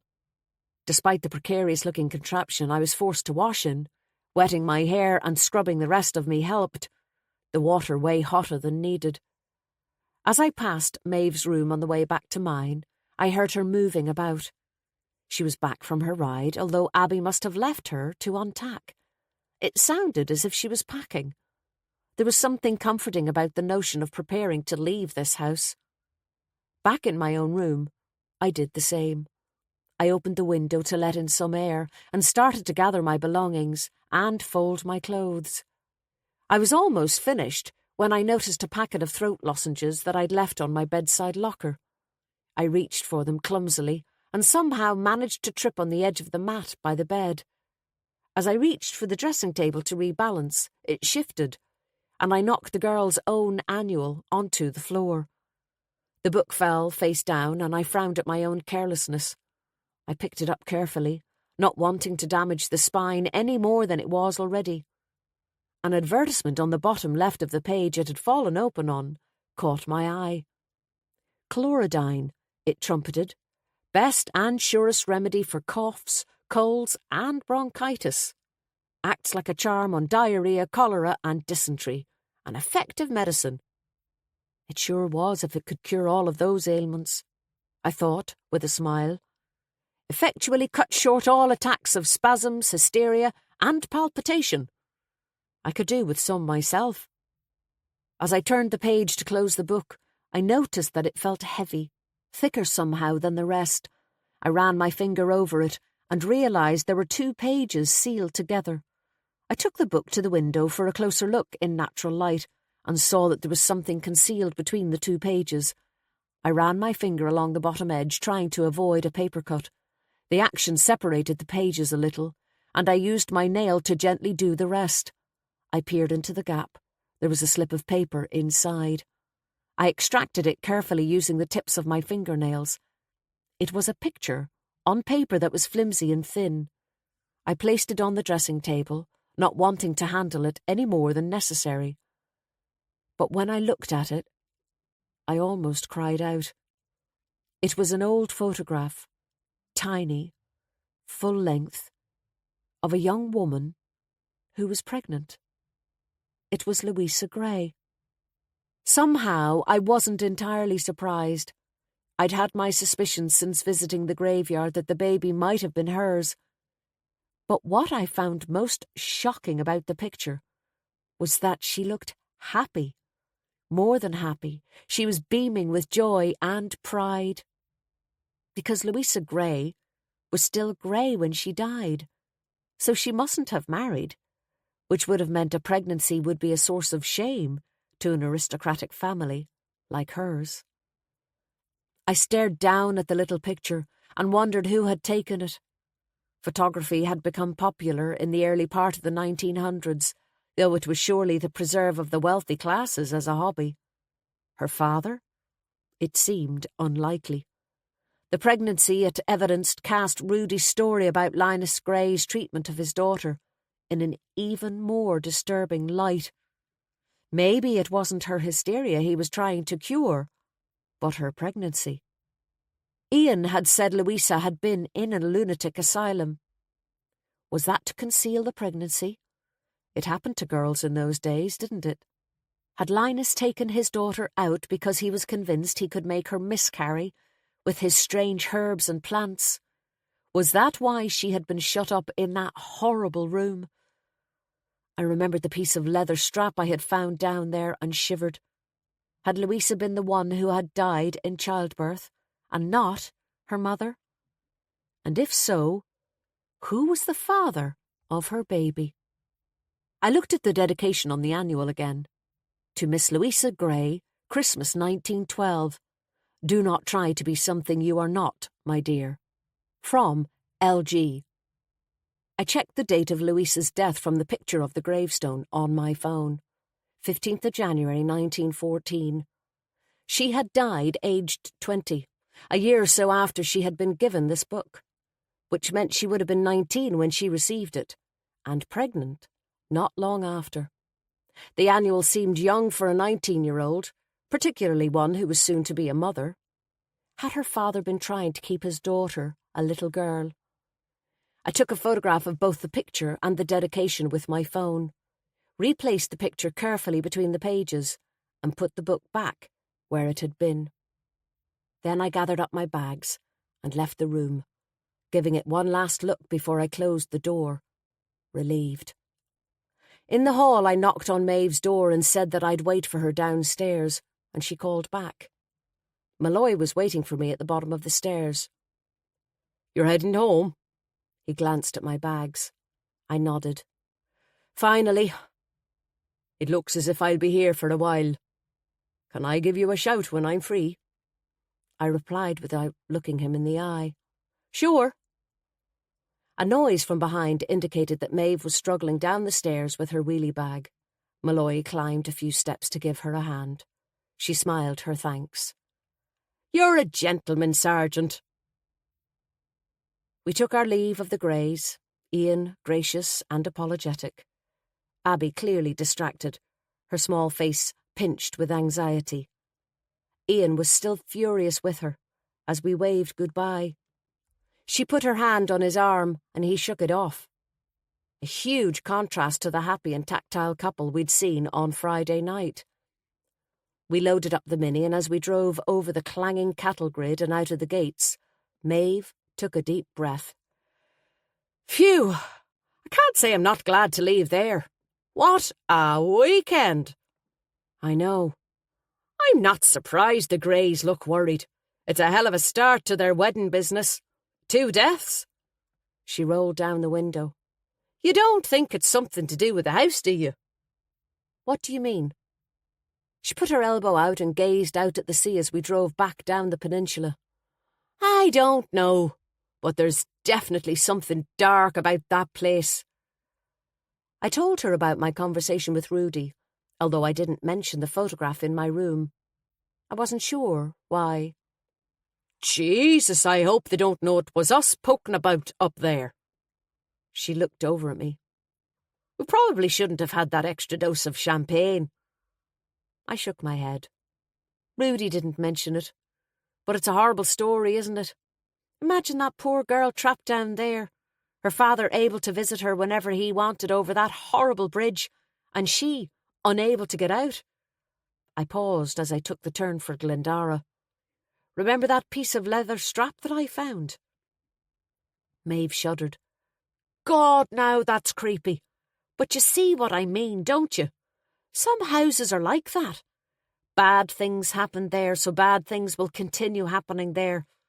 It's as if the house has absorbed what happened in the past, like a sound recording or something, and it's influenced the atmosphere of the place." "That doesn't sound very scientific for a medic," I teased. "No, it's probably not," she shivered. "But you can't deny there's a very strange feeling about that house." "No," I said. "I can't deny that." There was silence between us for a few seconds, each of us absorbed in our own thoughts. Then Maeve spoke. "Can you remember the titles of those medical books you found? The ones belonging to Linus Gray? I never got around to having a look at them." I tried to think. Outlines of Human Physiology, Philosophy of the Human Mind, and Electrotherapy and Neurological Practice, I think. Why? She clicked her fingers. Electrotherapy. There you go. That's your leather strap.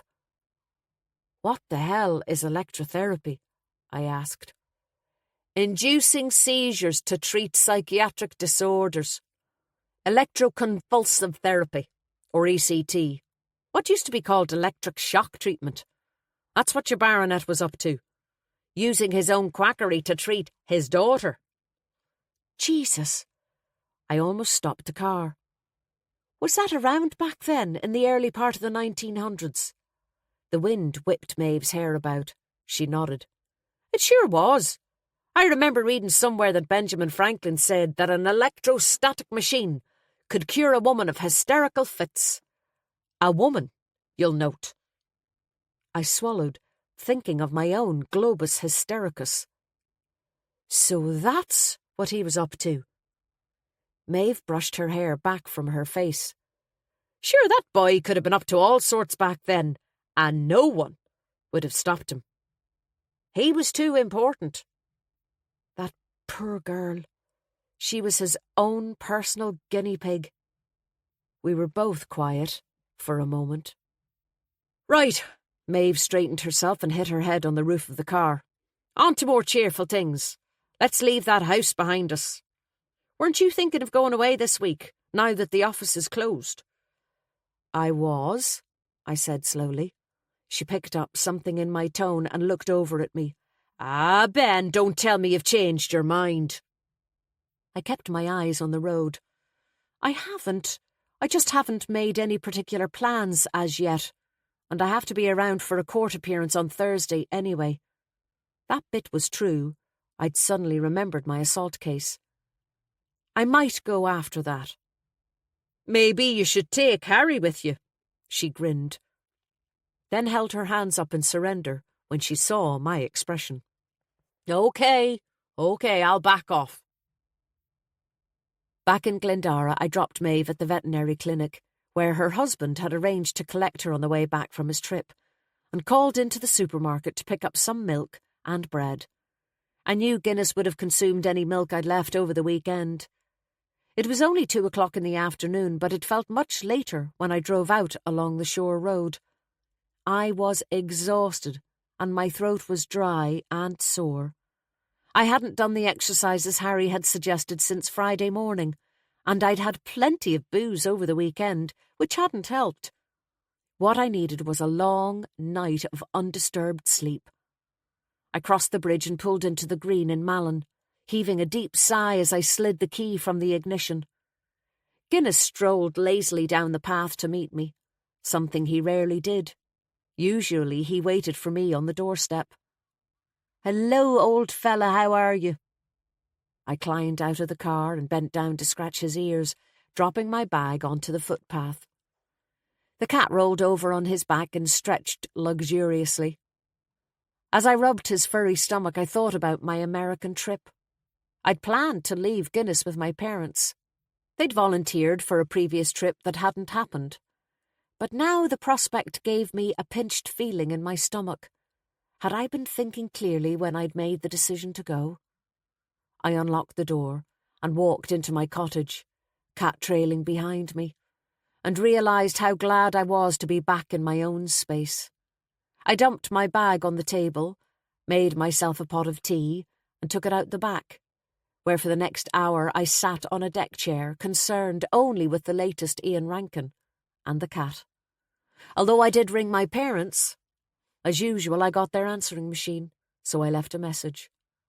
I dithered about going for a walk or a swim, but couldn't bring myself to do either.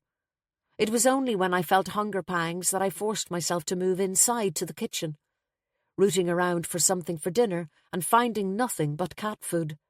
I made myself some toast and another pot of tea, and gave Guinness the cat food. I was woken the next morning by a text. I'd slept the sleep of the dead in my own bed, and it was a few minutes before I could extract myself sufficiently from my stupor to take my phone from my bedside locker. I was surprised to see Leah's name pop up, I was sure she'd be incommunicado until the end of her honeymoon. Groggily, I opened it. It was a one-liner saying she'd sent me an email from an internet cafe. Fully awake now, I sat up and opened my emails on my phone. The heading on Leah's was, "Favour for a newlywed?" Skimming through the first few lines, I gathered that the essence was that the two kids, Niamh and Finn, had gone missing again. But there was less worry this time because everyone was certain they were still on the island. They hadn't taken the ferry to Malin Head, and no other boat had left since they'd been there. Anyone with a boat, fishing or otherwise, had been warned to check for them. My first thought was to wonder why the families had bothered Kevin and Leah with this, but then it occurred to me that maybe Leah's parents hadn't been told that the kids had gone missing again. When I read on, I saw that was the case. "We haven't told my parents.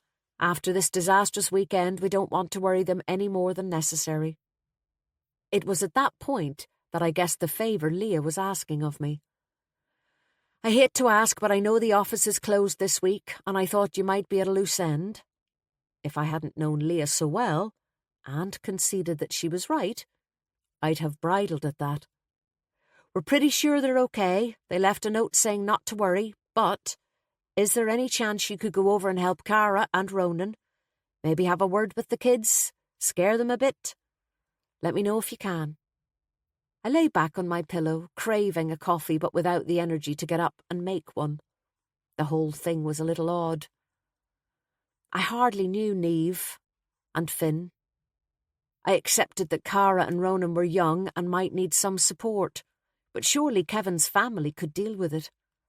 They would know where the kids might be likely to hide, and Belva, unlike me, would certainly have the moral authority to deal with two wayward teenagers, and wouldn't shy away from using it. I suspected the truth was that Leah simply wanted someone she knew and trusted on the spot. Someone to take the worry away from her so she could finally enjoy her holiday. And it was on that basis that I couldn't say no to her, particularly after this awful weekend. So I emailed her back and said that of course I would go to the island, that it would be good to see it, apart from anything else. She responded straight away as if she had been waiting for my reply. She was grateful, but suggested that I leave it for a day in case Niamh and Finn turned up. If they did not, she said there was a ferry at 9 on Tuesday morning from Malin Head that I could take. She'd text me and let me know. She said again that she thought I might have more authority than Cara and Ronan. I wasn't convinced. Chapter 19. While I was in the shower, it occurred to me that if I was going to take a trip to Inishaher, I could also find out what Michael Burrows had been doing there. I could see if there was any connection between the Greys and the island, in particular, Louisa Gray. I couldn't shake the notion that there was some significance in the location of her grave, with its perfect view of Inishaher, especially now that I knew she had been pregnant. And Burrows going there strengthened that idea. He had to have been on the trail of something connected to the house and family, although it was odd that his wife hadn't known he'd been over to the island. But by the time I was dressed and downstairs, I'd realised that I should have more sense than to involve myself in a situation like this again. Not to mention that if I did, it would bring me into further contact with Malloy, which was the last thing I needed at the moment. I would do what Leah had asked of me, and no more. I'd help find the teenagers, then come home. Unsurprisingly, since I lived alone, the food situation hadn't improved since the night before. So after I fed Guinness, I decided to drive into Glendara. Coffee and a pastry in the Oak would do me just fine. I drove the few miles along the coast with the windows down, the smell of the sea reviving and fresh. It occurred to me that whatever I did about the American job, I would have to live close to the sea. I'd become too used to it now to give it up, and I certainly didn't want to live in a city again. The job was in Tampa, Florida, so I might be able to work that out.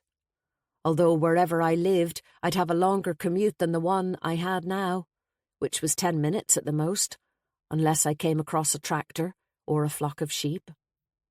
I parked the car across from the office and walked up to the square. Phyllis and Liam were sitting at a table on the footpath outside the Oak, a temporary arrangement that Tony Craig, the proprietor, was getting away with only because it was temporary. The sunshine this summer was an oddity, to say the least, but the council was bound to be on his case if it lasted much longer. The pair of them waved me over enthusiastically. I suspected they were dying to hear what had happened at Greysbridge since they'd left. "So you're back?" Liam stated the obvious, leaning back in his chair, arms crossed expectantly. "We've been keeping an eye out for you," Phyllis said, patting the seat beside her. "Sit and spill." "Let me get a coffee at least," I pleaded. "I haven't had any breakfast." The scent of freshly ground coffee inside the pub was nearly as reviving as the sea air. I ordered a cappuccino, a Danish, and some fruit salad from Tony, and headed back out to the sunshine. The eager faces as they removed their sunglasses made me smile, until I remembered what I had to relate. I wondered if it would make Liam feel any better, knowing that there was probably very little he could have done to save Jay, with cyanide in his system. Taking my seat and a grateful sip of my coffee, I gave them a brief outline of what had happened since they had left, that which was public at any rate, including the dried hydrangea leaves that had been found in the rooms. When I had finished, Phyllis exhaled and leaned back in her chair. "God, 2 murders over the same weekend, in the same place." "Possibly 2 murders," I corrected her. She sat forward again. "Have they any idea who did it? Was it the same person who murdered both?" she asked, completely ignoring what I had just said. I shook my head. "The investigation has only just started." "Well, that's the last time I touched the hydrangeas in our garden without gloves on," Liam sniffed. I grinned. I couldn't imagine Liam gardening unless he was looking for a golf ball. They don't know anything yet, really. Just that leaves were found in both bedrooms and that hydrangeas are a possible source of cyanide. "And they were definitely dried leaves," Liam said. "They couldn't just have fallen off some flowers that happened to be in the room." I shook my head, still picturing the flowers that had been left on my dressing table. "I don't think so. They'd been dried out in an oven or something." Phyllis looked at Liam and lowered her voice. "That gardener who was knocking around the place was a strange fish." "I'd be more inclined to look towards those islanders," Liam muttered darkly. I nabbed a bite of my Danish while I could. Phyllis tapped her fingers on the table.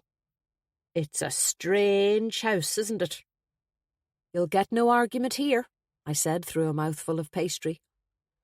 "I looked up the man that owned the place, Linus Gray.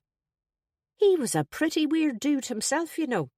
There's a Wikipedia page on him." "Oh?" I said with interest. There had been so little reception at Greysbridge that it hadn't even occurred to me to check the internet. But of course there would be information about someone like him online. Phyllis leaned forward eagerly. "He got up to some very unsavoury things in London, I can tell you. I wonder if his wife and children back in Donegal knew about it." "What kind of things?" I asked, wondering what Phyllis had discovered. "Well, for a start, he was a Freemason, which is probably why he got away with so much. Plenty of powerful people to protect him." Liam grunted disapprovingly. "Go on," I urged. "He frequented brothels." "Oh?" Liam's eyebrows were raised. "Not for the reason you think," Phyllis said. "He fancied himself as a bit of a homeopath. Thought he could cure the women of their evil ways." "I'll bet," Liam snorted. "No mention of curing the men." "No mention of that, funnily enough. He made up concoctions from plants and herbs and brought them into the brothels. I'm sure the women thought he was a bit of a crackpot, but there was a sinister side to him, a suspicion that if they didn't cooperate, he'd use certain means to persuade them." "What means?" I asked. Phyllis leaned forward again. Some of the women went missing. Of course, back then, those kinds of women went missing all the time and nothing was said about it. They were the dregs of society, lived chaotic lives, no one missed them, and no one cared. But it was noticed when more than one woman went missing from the same establishment that Linus Gray frequented. She scoffed. Probably because there was a loss in income. I shuddered. Did they ever reappear? Phyllis nodded. One did, alleging all sorts of things against Gray, but of course she wasn't believed. He was a member of the House of Lords, and she was a prostitute. She waved her hand dismissively. She was assumed to be a lunatic. She sat back, arms crossed. None of this was on the Wikipedia page. It was all in articles there were links to at the bottom. What did she say he did? Liam asked, his eyes wide with curiosity. Apparently, Phyllis looked around her, he had graduated from his strange plants and herbal remedies. Liam cut across her, maybe concluding that they didn't work. Phyllis looked at him impatiently before continuing. And moved on to electric shock treatment. The woman who reappeared claimed he had brought her to his flat, where he had strapped her down to a bed and held her prisoner. Liam raised his eyebrows, while I had a flashback to that strange octagonal room. Of course, Phyllis added, she thought he intended something else entirely. She said that as it turned out, that would have been the lesser of two evils. What did he do? I realised that both Liam and I were leaning in, elbows on the table, holding our breath. He gave her an electric shock every hour for 2 days. Didn't feed her, just kept her there, tied to the bed. And then when he decided she was cured, he released her. Phyllis clicked her fingers. Just like that. I'd say her poor head was fried. Liam looked up suddenly, his eyes on something over my shoulder. And here's Dr. Harry for his morning coffee. I sat up. I hadn't heard from Harry since Saturday evening, when he'd seen me talking to Malloy. I realised that was a little odd, but then I hadn't contacted him either. Maybe I should have. Maybe I owed him an explanation of some sort. The three of us watched as he crossed the street, hands in his pockets, slightly stooped. He seemed distracted until Liam called out a greeting. When he spotted us, he smiled and came over. Mind if I join you? Liam pulled out a chair in response. Anyone want anything? Harry asked, pushing his sunglasses up onto his forehead. There were 2 takers for coffee. I still hadn't finished with mine. Harry disappeared into the pub and reappeared a few minutes later with a tray. He sat, distributed the coffees, removed the sunglasses from his forehead, and placed them on the table before taking a sip of his espresso and emitting a deep sigh. I've been thinking about that all morning.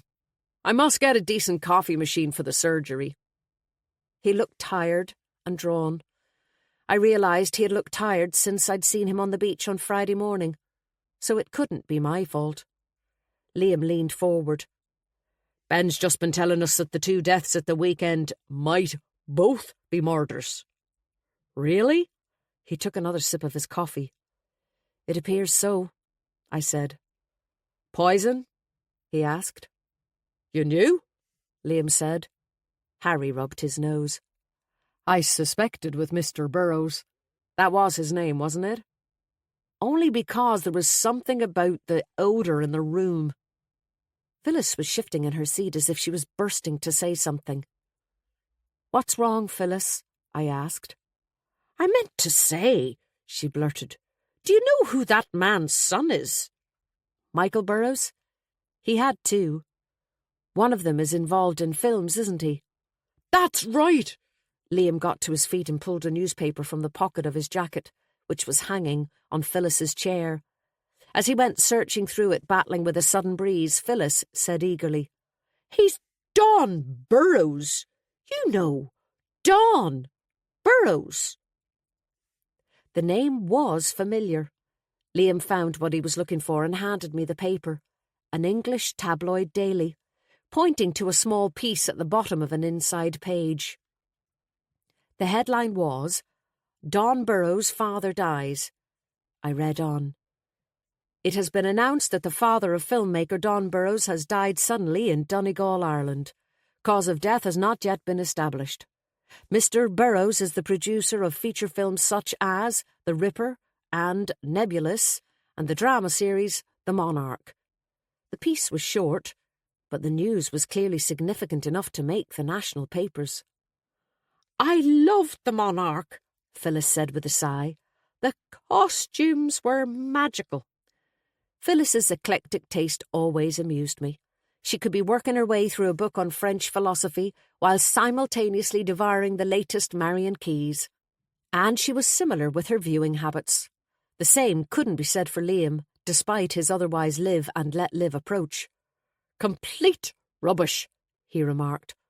"Although The Ripper was good," he conceded reluctantly. I offered the paper to Harry, who looked down and shook his head. "I've seen it. One of my patients showed it to me earlier." I folded it and handed it back to Liam. I realised that Harry had been avoiding my eye since he sat down. "Sorry," I said to him. "You were saying about the poison?" "It was just, well, there was something about that young guy, too." Liam looked at him, listening attentively now. "What do you mean?" "Well, it occurred to me that he might have taken something. Maybe weed." "Can you tell that even when someone's unconscious?" Liam asked. Harry shook his head and glanced across at me, the first time he had looked in my direction. "I was chatting to him earlier on at the wedding. His eyes were bloodshot, and I didn't think he'd been drinking." As he spoke, I remembered noticing something similar. "Could that have been what happened?" Phyllis asked. "He was stoned and he fell in." "I suppose that's up to the guards to figure out," Harry said, taking another sip of his coffee and leaning back in his chair.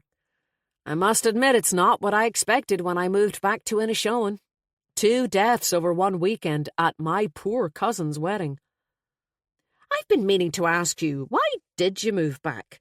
Phyllis asked with interest, hands clasped in front of her bosom. "You were, 8 when your parents moved out to Vancouver?"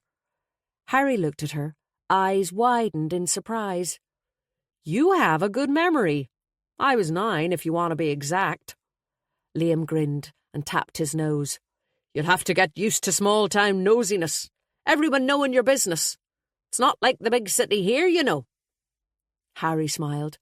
"I know, and I like it. As a matter of fact, it's one of the reasons I moved back. Family. I liked the idea of getting to know my cousins again. Felt the pull."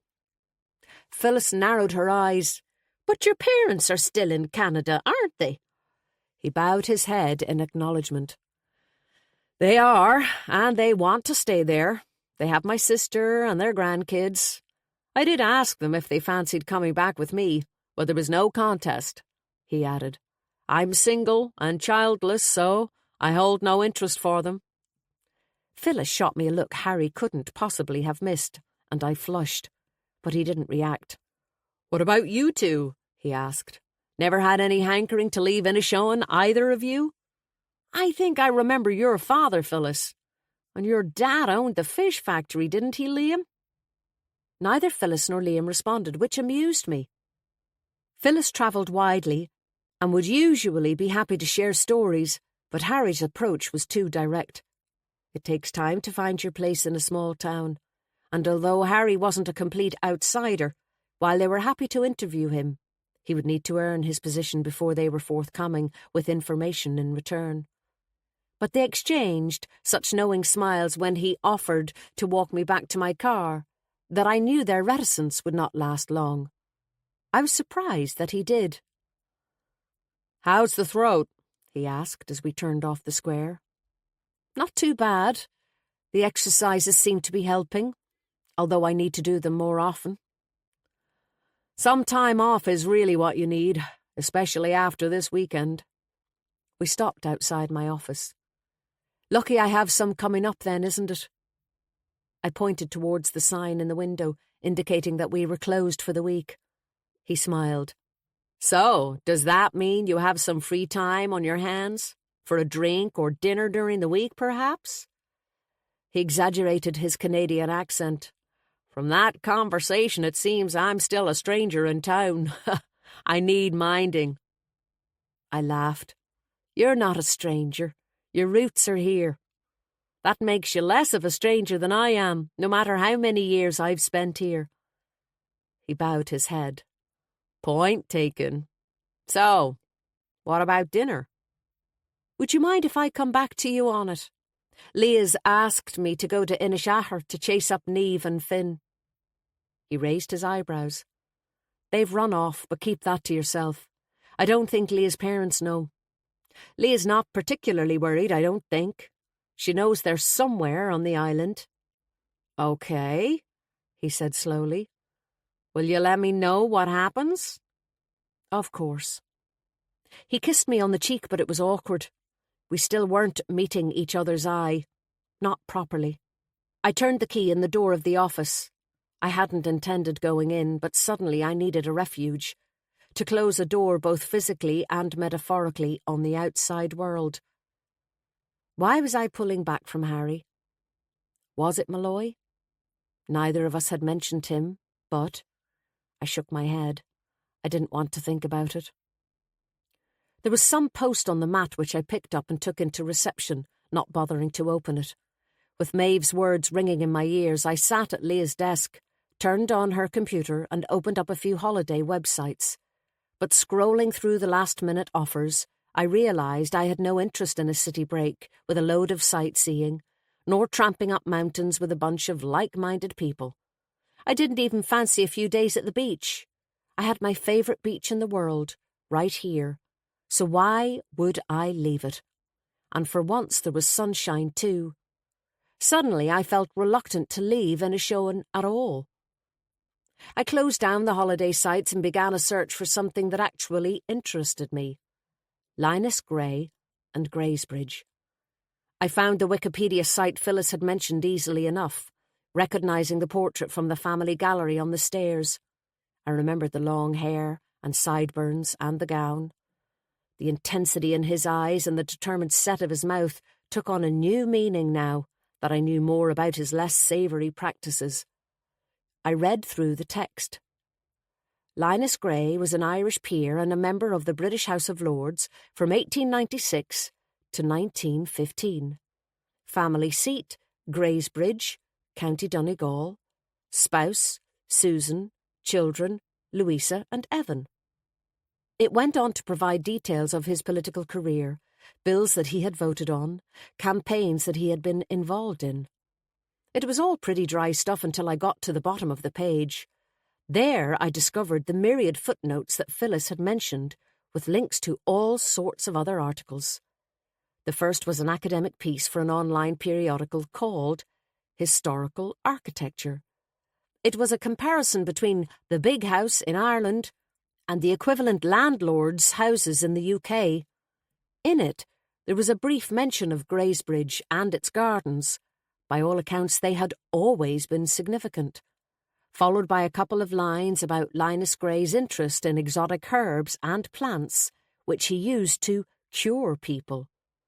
It implied that he saw himself as something of a medic, professing to have a knowledge and ability he probably didn't have. A later, more salacious piece referenced Gray's dubious behaviour towards the ladies of the night, but again, it was only a line or two. After reading through 5 or 6 articles, I realised that there was very little of actual substance. It was mostly rumour and gossip, with no evidence to back it up. Only one mentioned an eyewitness account. Phyllis's prostitute, who wasn't believed. It seemed that Maeve had been right. Linus Gray had been left to do whatever he wanted. Before I went home, I returned to the original search once more to see if there was anything I'd missed. But this time, I was stopped in my tracks. A WordPress site called Jay's Blog mentioned Greysbridge. I clicked on it, hands trembling. A cheerful-looking website opened up before me with photographs of Dublin, and Inishowen. It was a blog J. Stevenson had set up to document his travels. Sligo and Galway were next on his itinerary. My stomach twisted, knowing that he wouldn't make it any further than Donegal. I scrolled down looking for the reference to Greysbridge and found it below a picture of the footbridge he must have taken with his phone, illustrating a post entitled, "Hollywood Comes to Donegal." I read on.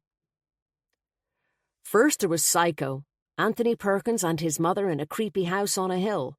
Will Greysbridge, the house where I have been staying, be next for the Hollywood treatment? One of my fellow guests, my only fellow guest in this spooky house, sure believes so. He has uncovered a story so shocking, so compelling that it simply must be made into a movie. Watch this space. More next week, friends. I checked the date. The post had been uploaded on the Thursday before the wedding. 2 days after he had posted it, Jay was dead. What the hell did it mean? And did it have anything to do with his death? I sat staring at the screen, the words blurring in front of my eyes until I eventually switched it off and stood up, rubbing the back of my neck. My head was beginning to hurt. I needed to think, and I couldn't do it here. It was time for a walk on the beach. Before I left, I took a look at the post. Only 2 were envelopes. The rest was advertising and marketing rubbish, which I tossed in the recycling. The first was from the Land Registry, completion of an application for first registration for a client. The second was a bank envelope with a window. I ripped it open with the dagger letter opener Malloy had given me for Christmas and unfolded the page. It was marked urgent. The reference at the top of the letter was Mortgagors Ian and Abby Gray. Property, Greysbridge, Inishowen, County Donegal. I scanned the contents anxiously. The bank wanted me to return the deeds to the house as soon as possible. They were threatening to force a sale and wanted to ensure that their mortgage had been registered. It appeared that the Greys were seriously in arrears. In fact, they hadn't made a single payment since they'd bought the place. Chapter 20.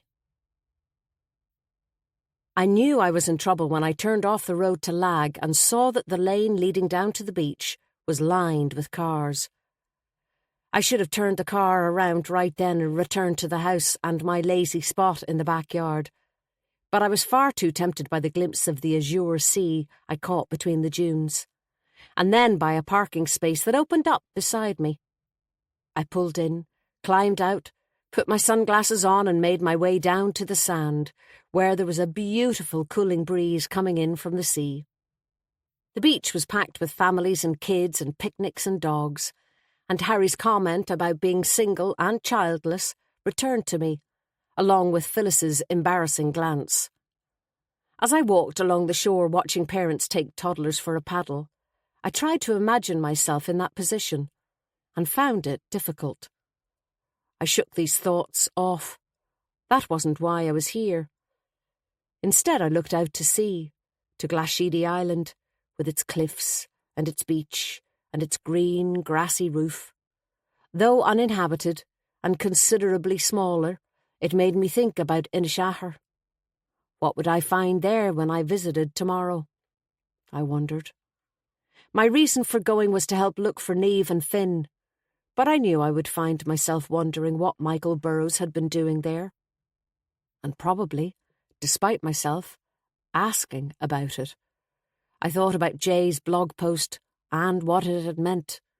It was youthful exaggeration, but had there been something in it? Kate Burrows had told me that her husband had uncovered something he thought would make a good book. Had Michael told Jay what that was? I thought too about the Greys and their precarious financial position. I should ring them and let them know about the letter. Although I suspected they had received something similar, I knew how banks worked. As I walked further on up the beach, moving away from the families and the picnics, I passed a group of young lads sitting in a clump almost hidden in the dunes. Lag has spectacular dunes, amongst the highest in Europe.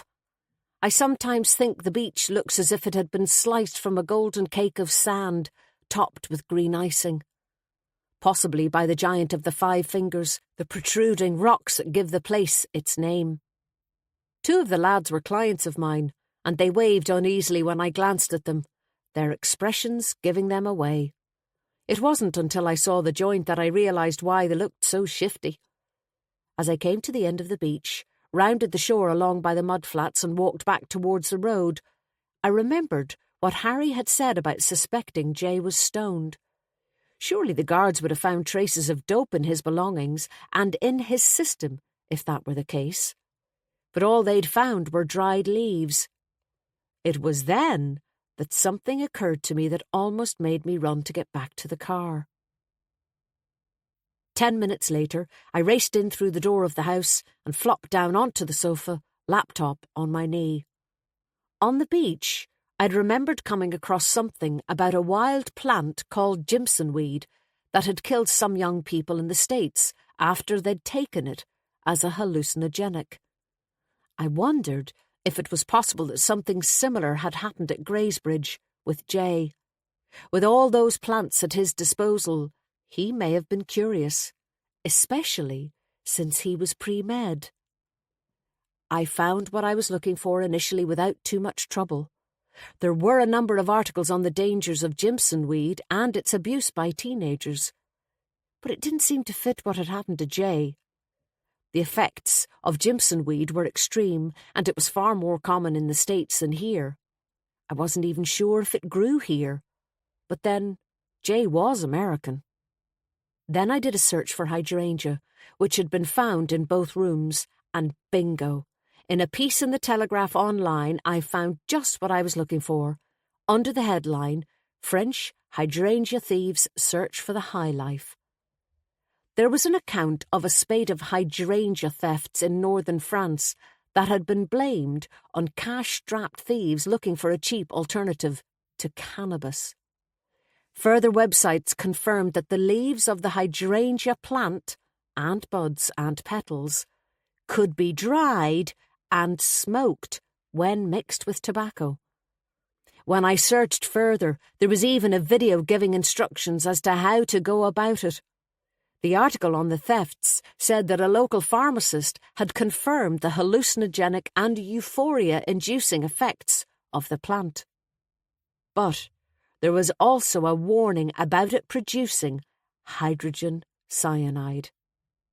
I sat back to think, running my hands through my hair.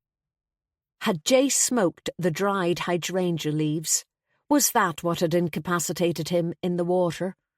There was mention online of smoking the plant resulting in dizziness and lightheadedness, and I remembered again Jay's bloodshot eyes when he had come over to chat to Harry at the wedding. Hydrangea was a source of cyanide, and Jay had had cyanide in his system when he died, and dried leaves in a bowl in his room. Before I could give it any more thought, my email notification pinged. There was a short message from Leah confirming that the teens hadn't yet appeared and asking again if I would go to the island.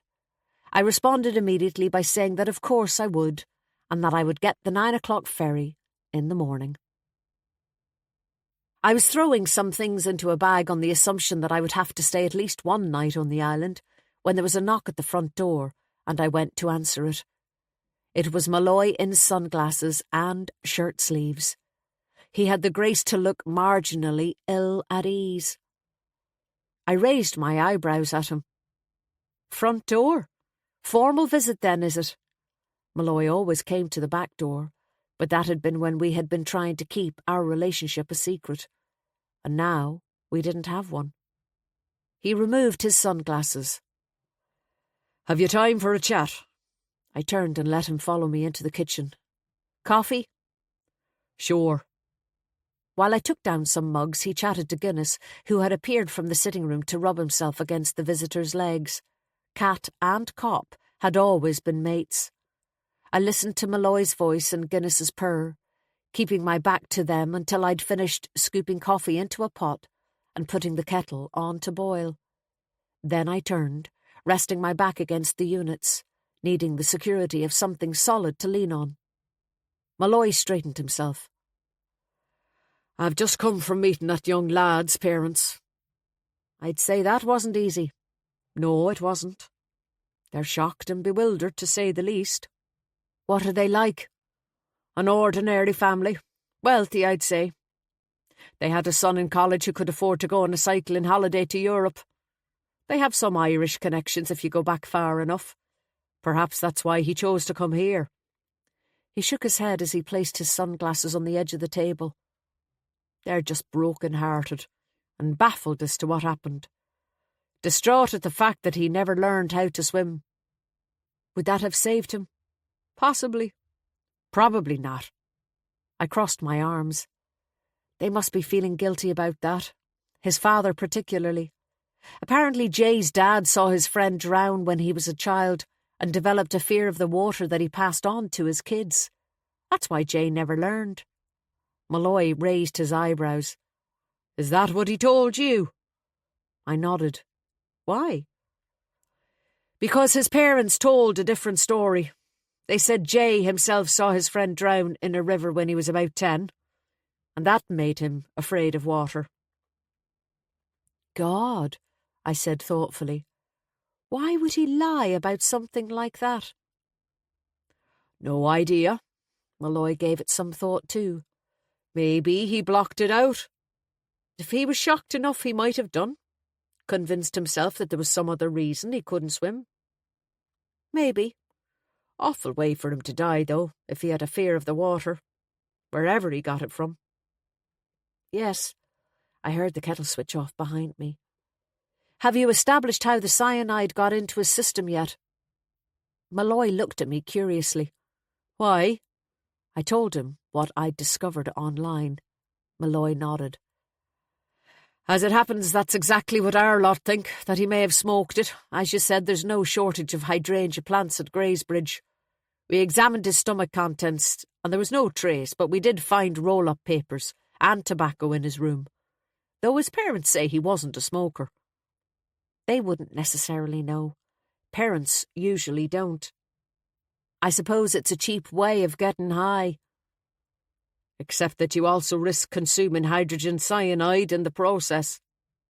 I shook my head. Why would you smoke cyanide? It seems crazy. I mean, the kid was a med student. Malloy gave me a wry look. "Even ordinary cigarettes produce some level of hydrogen cyanide. Anyway, you met him. Did it seem like the kind of thing he might do?"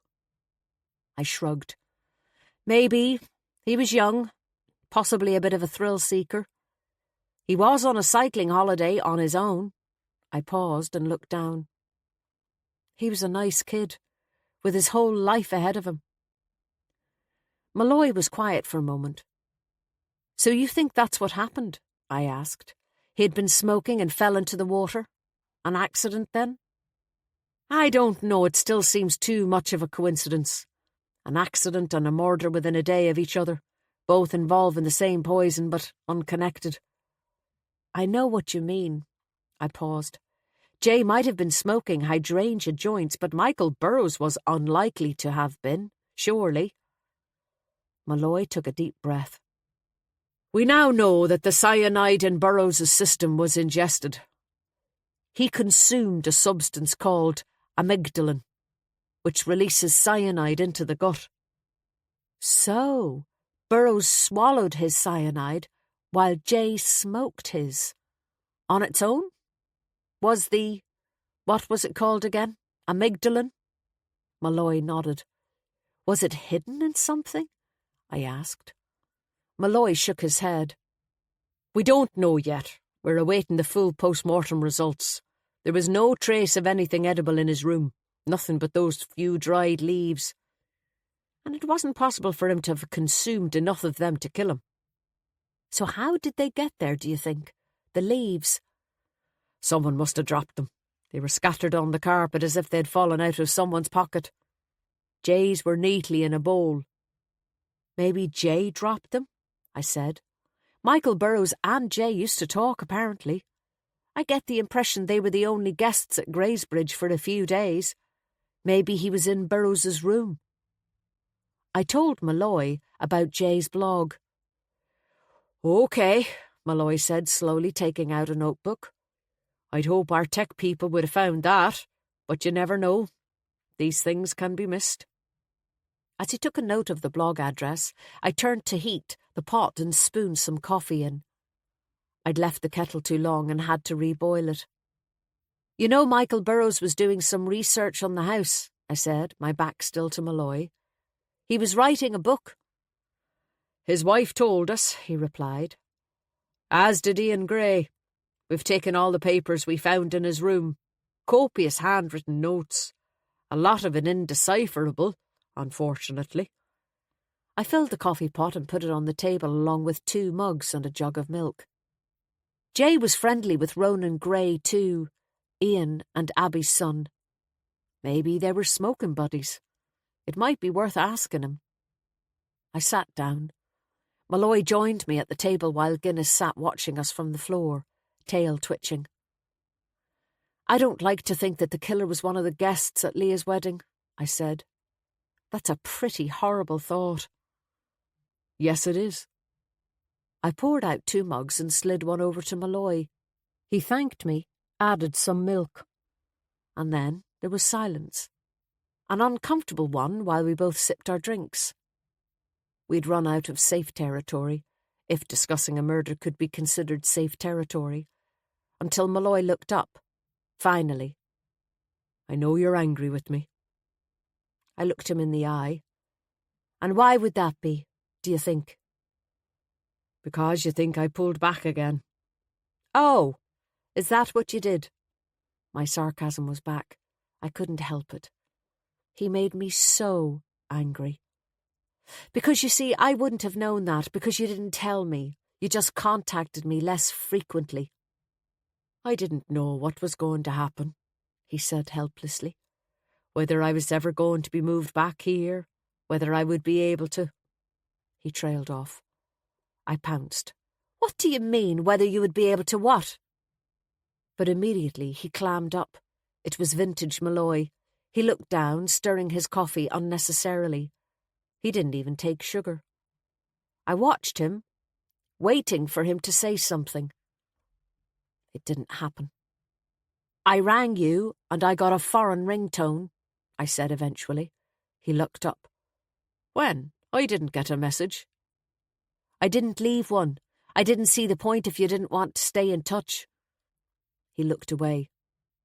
I couldn't. There was nothing I could do. Why couldn't you? I was sent abroad. Suddenly.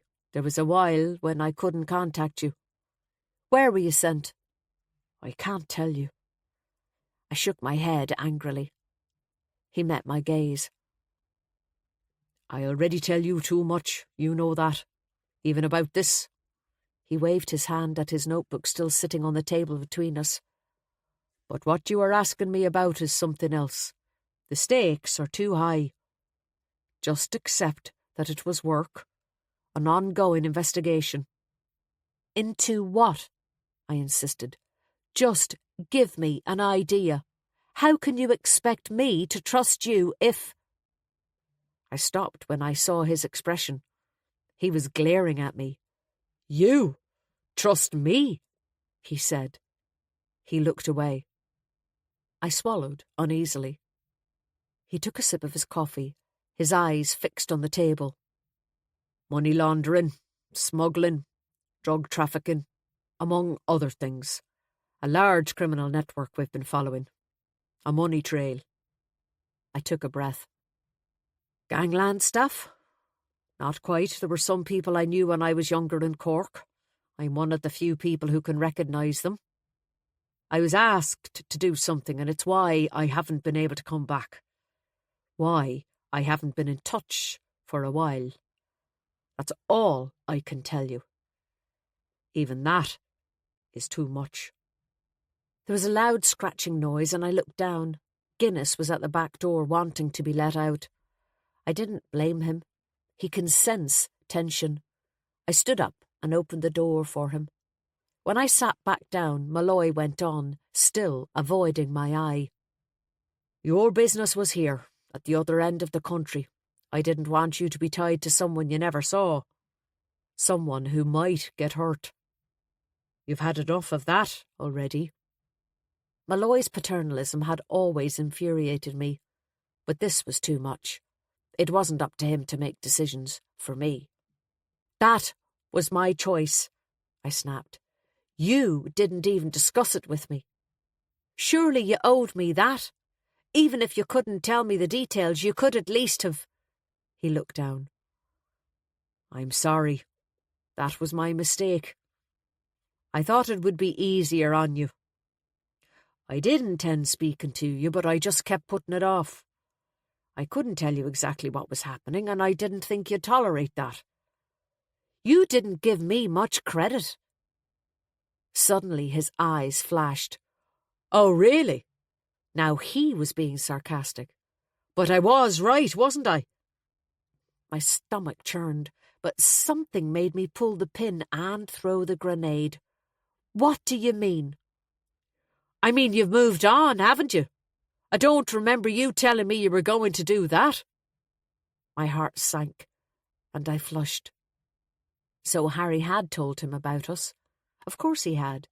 He'd been interviewed by Malloy right after the discovery of the body. He'd have mentioned that he was at the wedding with me. Malloy sat back, hurt in his grey eyes. I didn't change my number. You could have told me. His expression was like a punch in the stomach. I stared into my coffee. I had to accept the truth in what he said. When his texts and calls had become less frequent, a certain stubbornness on my part had set in, and I had cut him off in my head until I had stopped contacting him entirely. It was too hard otherwise. I missed him too much. With a jolt, I realised that was what he had meant, about it being easier on me. Maybe he had been right.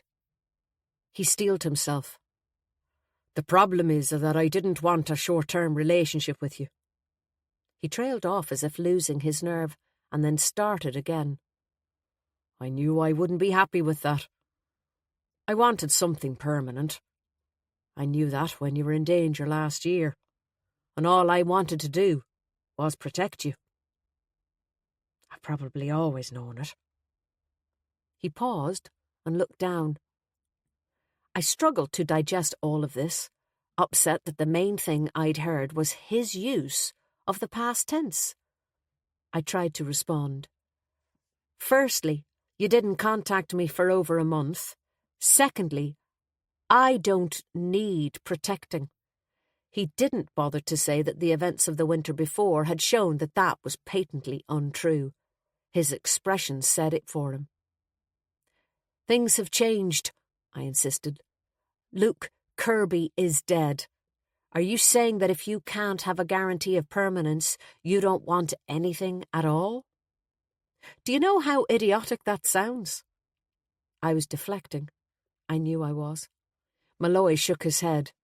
Of course I'm not saying that, although I don't see how any of this is relevant now. It's obviously not something you want. You've clearly moved on. I didn't know what to say. I felt trapped, a rat in a trap. So I lashed out. Well, maybe we should just leave it then. He got to his feet. I think we've already done that, don't you? At the door he turned. I thought he was going to say something, but... That client of yours, McShelley?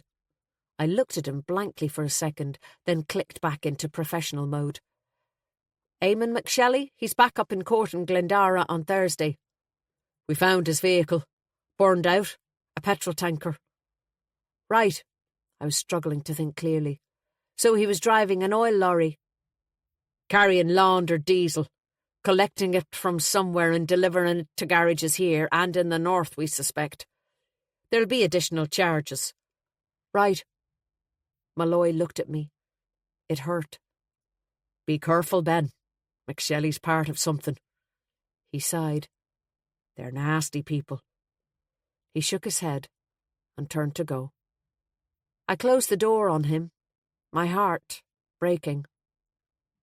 I knew I loved him, more than I had ever loved anyone, but he hadn't even said he loved me, just that he had wanted something permanent. It was time to pull back. I didn't sleep well, and when I awoke I had that horrible sinking feeling that I'd just made a huge mistake. But I couldn't take it back. It was out of my hands now. I knew Malloy. I needed a distraction, something like a trip to an island. I got up at 7, giving myself plenty of time to finish the packing I hadn't been able to face the night before. I decided to take a rucksack rather than the bag I had taken to Greysbridge. I stuffed in a couple of shirts and pairs of jeans and then went looking for my wash bag, realising, when there was no sign, that it was still in the other bag. The dress I'd worn to the wedding was still in there too, badly needing a clean. I took it out and shook it, checking the pockets so I could take it to the dry cleaners later in the week. A piece of paper fluttered to the ground. Then I remembered. It was the paper from Harry's car. I'd meant to give it back to him, but with everything that had happened, I'd forgotten. I smoothed it out. It was a page ripped from a notebook, a handwritten phone number with J. Stevenson's name underneath. I sank down on the bed. Harry had lied to me. He had known Jay before he met him at the wedding, or at least had some contact with him. I headed downstairs to the kitchen, feeling dazed, moving mechanically around the room, trying to work out why Harry would lie. While I was feeding Guinness, my phone rang on the counter, and I picked it up. I didn't recognise the number. It was a UK mobile, so I answered, cautiously.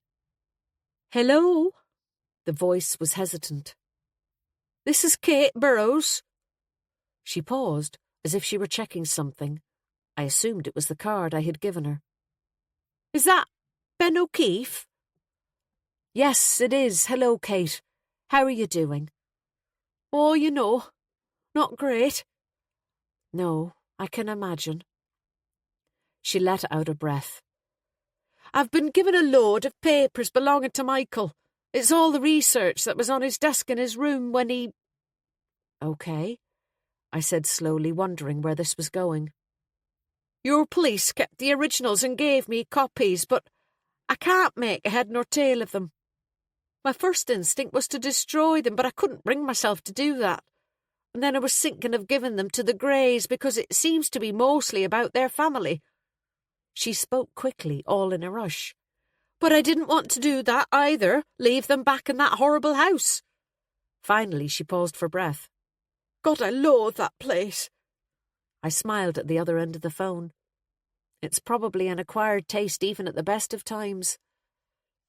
"Yes.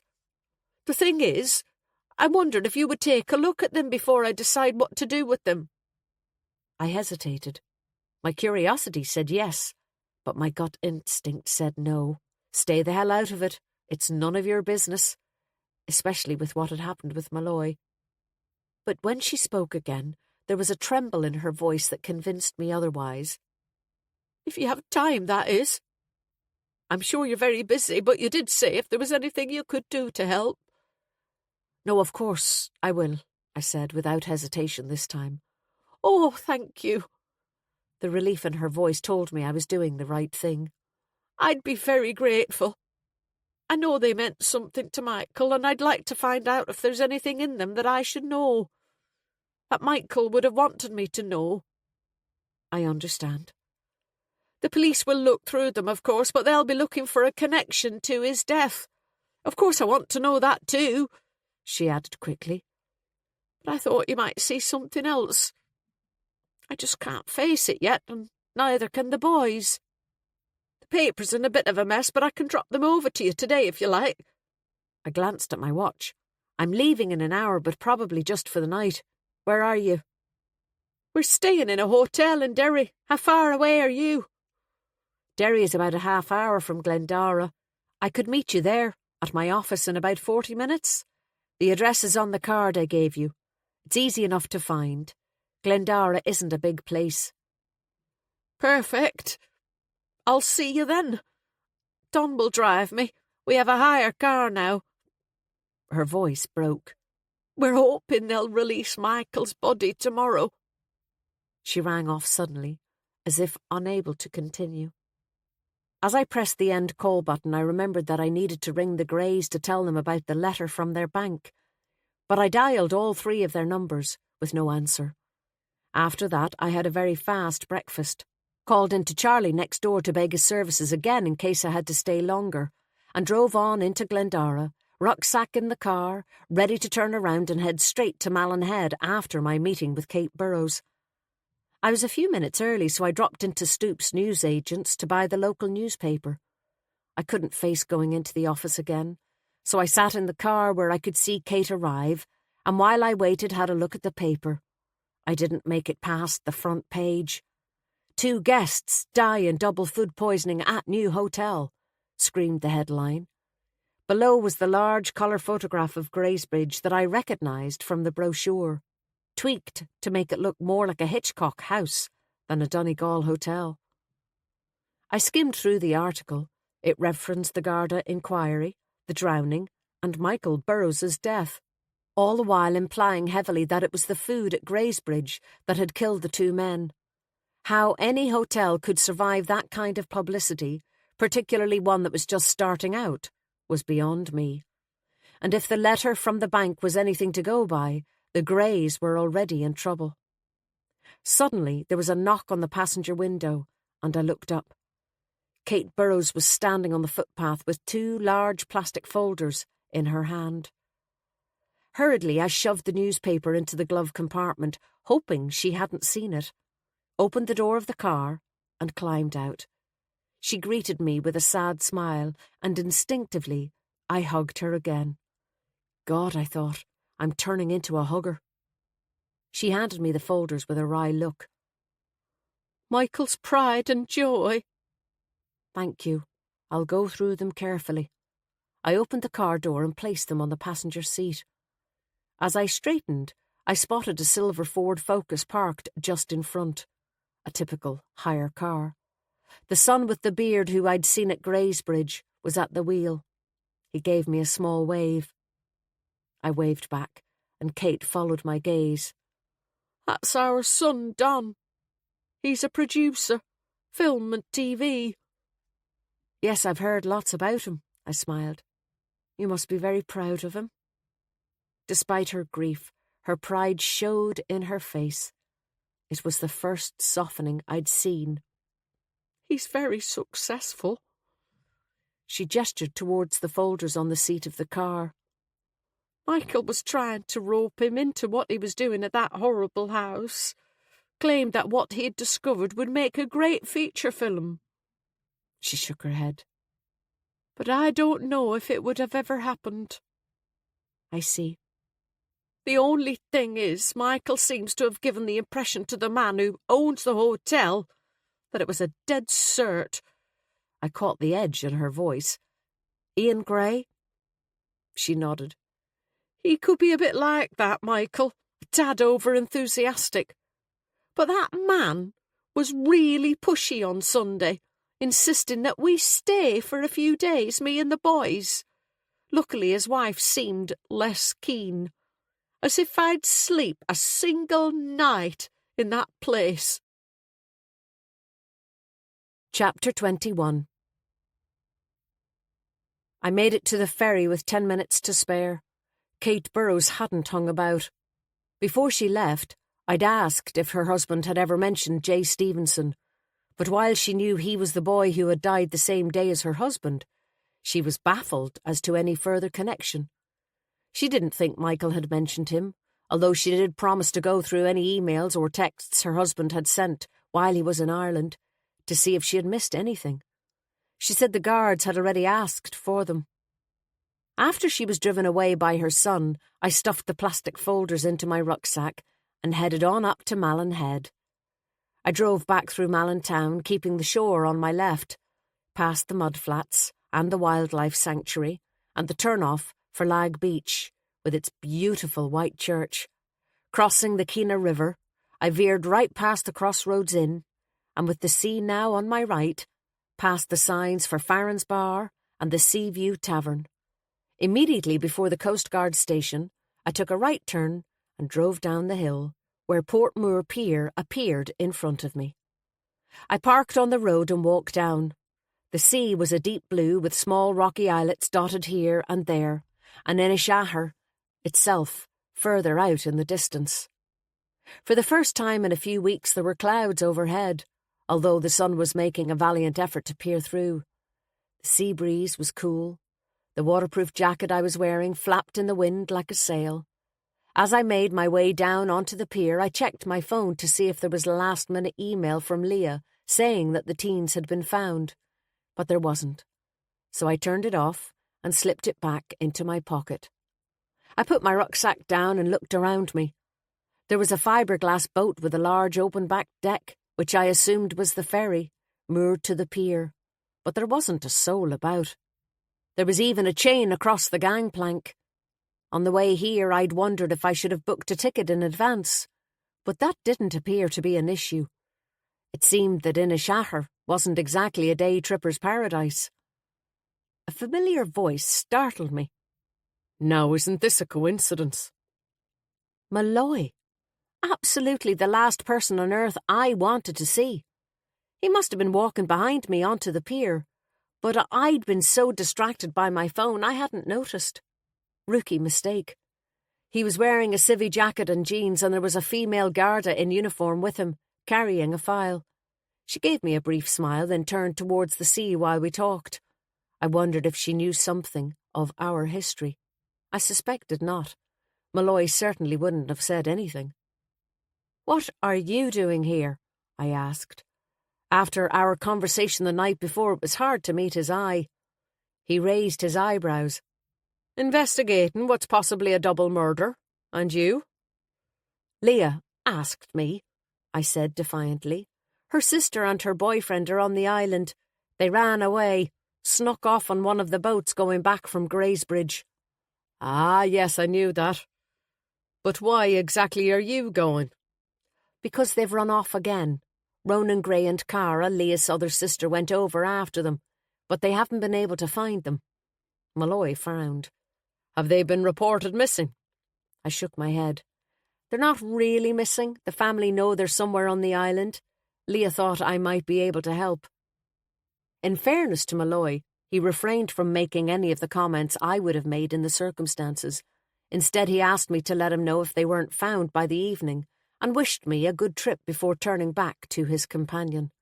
She was pretty, I noticed resentfully, then immediately berated myself for being both shallow and a dog in the manger. Thankfully, just at that moment, there was a shout from the ferry captain, who had now appeared, and the chain was removed, allowing us to make our way up the gangplank and onto the boat. "What's the crack?" The captain greeted me as he took the money for the ticket and stuffed it in the pocket of his grubby fluorescent jacket. "Good day for it so far." He looked up at the sky and scratched his cheek. "Long as it holds." Malloy and the other guard were ahead of me, and when I saw them go out on deck, I decided to sit on one of the few hard benches available inside. A strong salt and petrol smell hit me as the door swung open. There was room for about 10 people, I noticed, with bright orange life jackets piled up beneath the seats. After a few minutes, the engine roared and cranked into life, and we set off, pulling slowly away from the pier. I stood to look out and saw gannets and gulls and seawater turning green and foaming in our wake. But as land disappeared, I took my seat and tried my best to concentrate on the book I had brought. I was tempted to have a look at the papers Kate Burrows had given me, but I couldn't risk Malloy catching me at it. Plus, there was a breeze coming in through the door that was bound to cause me trouble with loose pages. So I scanned my crime novel without taking in a word, constantly glancing out of the window to the deck, where I could see Malloy deep in conversation with his colleague. Thoughts crowded my mind with the rolling motion of the boat, confused, unclear, unregulated. My emotions were all over the place. I squirmed when I imagined how Malloy had felt when Harry had told him about us. However, he had chosen to paint it. I was irritated with myself for the pangs of unreasonable jealousy I felt watching Malloy have a laugh with a colleague. And of course, Malloy would have discovered that Michael Burrows had been to Inishaher. How ridiculous that it had never occurred to me that he would. The journey took about 40 minutes. When we were finally approaching land, I snuck outside on deck to have a look, being careful to keep some distance from Malloy and his friend. The island looked different to the way it had appeared from Greysbridge. From there, it had seemed green and rocky, with a cliff facing the mainland. But we had shifted course around the headland and were approaching it now from the eastern side, which also had rocks, but a pier and a beach too. The smell of petrol from the boat mixed with the salty smell of the sea was strong as the boat turned in between the gaps in the rocks and eased its way into the pier, seagulls diving and screeching and swooping and fighting above us. There was salt on my lips when I licked them. When the boat was secured, I grabbed my bag and waited to go ashore. Malloy and his colleague again just ahead. The captain held the chain as I stood at the top of the gangplank. "Have a good day," he said, his eyes half closed and lined in his weather-beaten face. He nodded at my rucksack.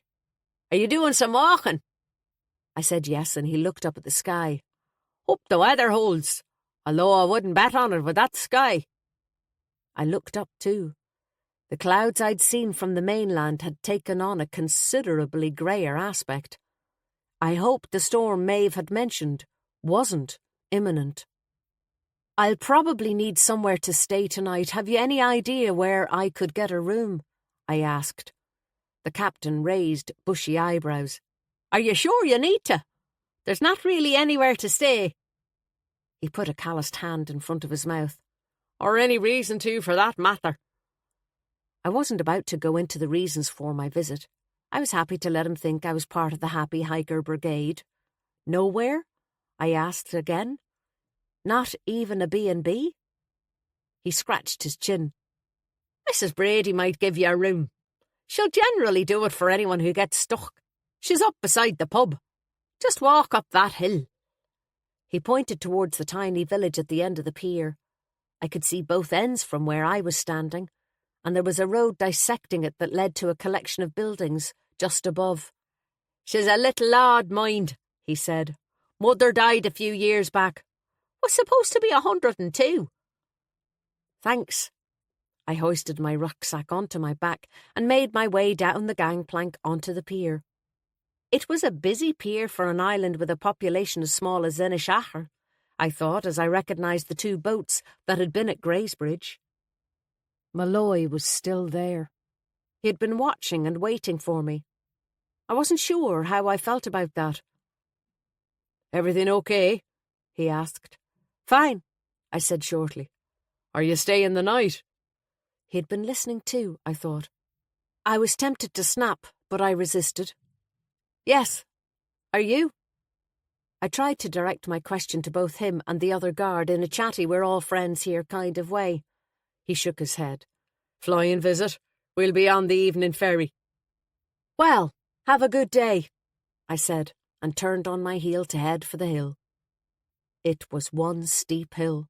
The pull in my calves as I plodded up the narrow tarmac road had me promising myself a return to some kind of exercise. About halfway up, I spotted a long, single-storey white building like a community hall, with a tarmacked space out front. A sign saying McLaughlin's Bar, with the distinctive Guinness disc, confirmed this must be the pub Michael Burrows had played music in. There didn't seem to be another one. In a further text the night before, Leah had asked me to meet Ronan and Cara here at 10. I looked at my watch. I had 10 minutes to spare. I should try and find a bed while I had the chance. I spotted a large 3-storey house down a laneway to one side of the pub as the most likely candidate and made my way down. Plain, whitewashed and not particularly attractive, it was brightened by a number of colourful window boxes bursting with flowers. What looked like a greenhouse protruded from the back. I knocked at the front door. There was no bell, so I waited for a few minutes before knocking again, and eventually the door was opened by a tiny bird-like woman with a heavily lined face. She must have been 80 at least. She smiled broadly. "Can I help you?" Her accent was strong, but her voice was soft. "I was wondering if you'd have a room for the night." The ferryman said, "Of course," she said. "Come away in." She opened the door wide and shooed me into a small hallway at the bottom of a staircase. Then she closed the door with a slam and without saying another word walked past me and started to climb the stairs. Assuming I was expected to follow, I did so, arriving just behind her onto a first-floor landing, where she showed me into a simple, bright, double room that looked out over the sea. There was even a kettle and some instant coffee. "Will this be okay?" she asked. "This is perfect, thank you." I checked my watch. I was late already. "I have to go and meet someone in the pub. Is it okay if I leave my bag here and come back later?" "Of course." She narrowed her eyes. "Are you here about those two young ones?" I nodded. "You've heard about them?" "Oh, aye. Not much happens here I don't hear about. I had to search the house. Young Luther was here asking if I'd seen them. I hope they turn up. I'm sure their families are worried." She smiled. "I was told to expect someone, so I suppose you must be it." As I walked back down towards the pub, it occurred to me that if Mrs. Brady's was the only accommodation on the island, then it was likely that Michael Burrows had stayed there too, which meant that Malloy would want to speak to her at some stage. So much for giving each other a wide berth. McLaughlin's pub looked both inside and out as if it hadn't changed since the 70s. Pebble-dashed, with a flat roof and double doors leading into a lounge that boasted brown lino, faux leather banquettes and formica-top tables. Save for a single barman and a table occupied by Cara, Ronan and a large man who even from the back I recognised as Fridge, the bar was deserted. Fridge stood up while Ronan and Cara stayed seated. Anti-Belva's training, I suspected. He was back in his Elvis t-shirt, or maybe he had a few of them. "Good of you to come over," he said, pumping my hand enthusiastically. "What would you like to drink?" I noticed he had a pint of Guinness in front of him, as did Ronan, while Cara was drinking a clear liquid that could have been gin, 7-Up, or water. It was a bit early for me. "I'll have fizzy water, please, thank you."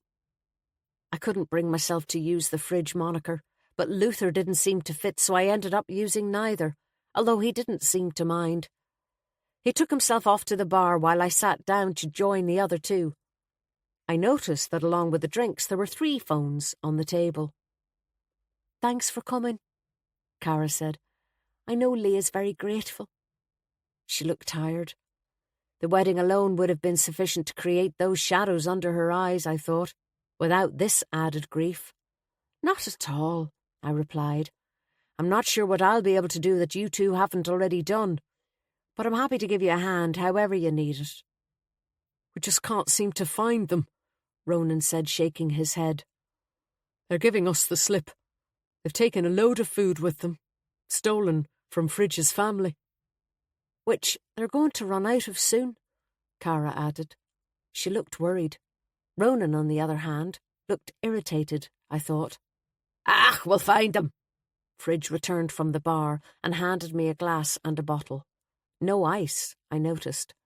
He sat down and took a deep slug of his pint, leaving a moustache of white on his top lip. "It's only a matter of time, and if not, they'll turn up when they get hungry." "Why did they run away in the first place?" I asked, relishing the cool tang of the fizzy water on my throat. "Did they offer any explanation when they were found the last time?" "Not a word," Cara said. "I'd say they thought they'd get further than here, but they didn't think things through." She gave me a wry look. "I don't think they saw themselves trapped on an island in the North Atlantic." "It was just a skite that got out of hand," Fridge said, taking another drink. "Typical teenage stuff, and now their pride won't let them give it up." "I don't know." Cara looked concerned. "My parents blame Finn. They think they made a mistake letting Niamh have a boyfriend so young. But I don't see what they could have done. They didn't even know he existed until she asked to bring him to the wedding. He's a strange kid, Ronan said hesitantly, tapping his phone on the table. Why'd you say that? Cara whirled around to face him. You've never said that before. Ronan looked uncomfortable. I caught him nicking some stuff at the house, just some ornaments and things. Cara looked at him in alarm, her voice shrill. Why didn't you say so? Ronan shook his head. His face was drawn. I didn't want to get him into trouble. He was only a kid, so I just warned him off. I should have told you. I'm sorry. Actually, I paused. I saw him do something similar with a little porcelain figure. I should have said something too, but with everything else that happened, I just forgot. I'm so sorry. Cara ran her hand through her hair. Fridge shrugged and put his hand on her shoulder. I wouldn't let that worry you. He probably thought he could make a bit of cash selling them. If he's planned this skite all along, they're still not going to get off this island without our knowing it. You don't think he'd hurt her, do you? Cara said, suddenly. Chapter 22. I learned that Cara, Ronan, Fridge and his family had already searched most of the island, but they thought various areas should be searched again. There were deserted cottages and old cowsheds, so no shortage of places where Finn and Niamh could be spending the night, and they could give everyone the slip if they moved each night. How long have they been missing? I asked as Fridge returned from the bar with a second round of drinks. I discovered that Cara was drinking water like myself, and Ronan had switched to Coke in anticipation of his afternoon of searching. Fridge was sticking to stout. 2 nights now, Cara said. Fridge found them on Sunday morning on the boat. She looked over at Kevin's cousin for confirmation, and he nodded. But they did a runner on Sunday evening again, just before we got here. They knew we were on our way. So you haven't seen them at all? I asked. Not since the mainland, Cara replied. Ronan was staring wide-eyed into his Coke. He had seemed distracted and disconnected since he had mentioned Finn's stealing. I noticed now that there were dark purple shadows under his eyes. How big is the island? I asked. 2 miles long and 1 mile wide, Fridge said. 58 inhabitants, he sniffed. We're not one of those islands whose population doubles during the summer. Can we get anyone else involved in the search? I asked. Fridge nodded. Already have, and I can round up a few more heads this afternoon. Everyone's involved one way or another. We all stick together here. He touched Cara lightly on the shoulder. Don't worry. With everyone looking, we'll find them in no time. They won't get off the island. I hope so. She picked at a fingernail. There was a rumble of thunder outside that made her look up. God knows, my little sister drives me mental at times, but I don't want her out in that. Shortly afterwards, we gathered ourselves together and set off. On Fridge's instructions, Cara and I took the road towards the cliffs that I'd spotted from Greysbridge, while Ronan left with Fridge in a rusted old car that belched out white exhaust fumes. No national car test on the island, I presumed. Fridge had mentioned going back to the house to see guards from the mainland about the deaths at Greysbridge, a matter that seemed very much secondary to the missing teens. The arrangement was that when they'd finished with Malloy, Ronan and Fridge would gather up some extras, who would divide up the rest of the island between them, and we would all meet up later at the pub. Cara and I set off along a steep and winding tarmacked road that ran parallel to the shore, with low stone walls on either side and a line of grass in the centre. There are some old cottages up here, she said, pointing towards the right. We searched them when we arrived, but I keep coming back to them in my head. They seem the most likely place to shelter. There's not much cover on the rest of the island unless they've broken into someone's house, which I really hope they haven't. What about outbuildings, sheds, barns, that kind of thing? I asked. There are plenty of farms, aren't there? In the distance, I could see a number of large sheds I thought would be obvious places to search. They're all inhabited or used, and people are keeping an eye out. Fridge is making sure everywhere is searched. We pushed our way up the hill against a gentle easterly wind, small wispy trees quivering in the fields. Cara shook her head suddenly. Whatever the men say, I don't understand how they've managed to give us the slip these past few days. Her brow furrowed. I'm really worried. I mean, what if they weren't running away? She swallowed. You hear of teenagers making these pacts, don't you? I stopped in my tracks. You don't think they might do something stupid? She nodded miserably, her arms crossed, shoulders hunched as if she were cold, reminding me of Leah. That's what I'm afraid of. What if they went into the sea somewhere? I mean, it would be easy enough here, wouldn't it? On an island. But you'd have found their stuff, Cara. They'd have left bags behind on a beach or wherever. I don't think it's likely, to be honest. She looked at me, hopefully. Finn stealing is a good sign, I added. Fridge is right. He was probably trying to raise money to run away. And you'd have picked up on it if they were planning on doing something drastic. Surely. Neve's never shown any indication of that, has she? Cara shook her head. I hope you're right. You just never know, though. She might not have said anything to us. And she has changed since she met Finn. We continued along in silence, each immersed in our own thoughts. There were few trees now, but low hedgerows on either side, binding sheep and cattle in fields full of clover and gorse. What worried me was that the weather was changing. The sky was clouding over, and in the distance the sea looked unsettled. It seemed likely that a storm was imminent. Though the wind was increasing, the silence between us became oppressive, and I decided to change the subject. Things seem to be going well with you and Ronan, I said brightly. I'm sure you're glad he's here. She smiled. I thought so, but... I looked at her. Her smile was sad. Is there something wrong? I'm beginning to think I'm nothing more than a means to an end for Ronan Gray. What do you mean? She shrugged. Oh, I don't know. I wonder if maybe he grabbed the first vaguely appealing female that passed his way, just to get away from his mother. She laughed, but it was a laugh lacking in mirth. I did notice she's a bit on the clingy side. Clingy? Cara raised her eyebrows. She's psychotic. He told me that she was jealous of Jay, accused Ronan of caring more about his friends than he did her. I saw her with Jay before he died. She was horrible to him, and he was a guest. That is a bit weird, all right. It's so hard to say anything, though. I think Ro realises he made a mistake taking a year out to work with them. He should have gone straight to college. His mother was possessive before this, but he says since they moved to Greysbridge, she's become increasingly strange. Though we were miles away from anyone, she lowered her voice. Don't say I said this, but I don't think he'll go back. From here? She nodded.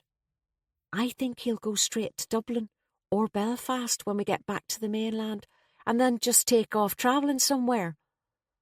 He wanted to do that with Jay, but then... Cara trailed off. And what about you? I asked. She shook her head. I'm not sure I figure in Ronan's plans. And anyway, I'm going back to college myself next month. We had arrived at the brow of the hill.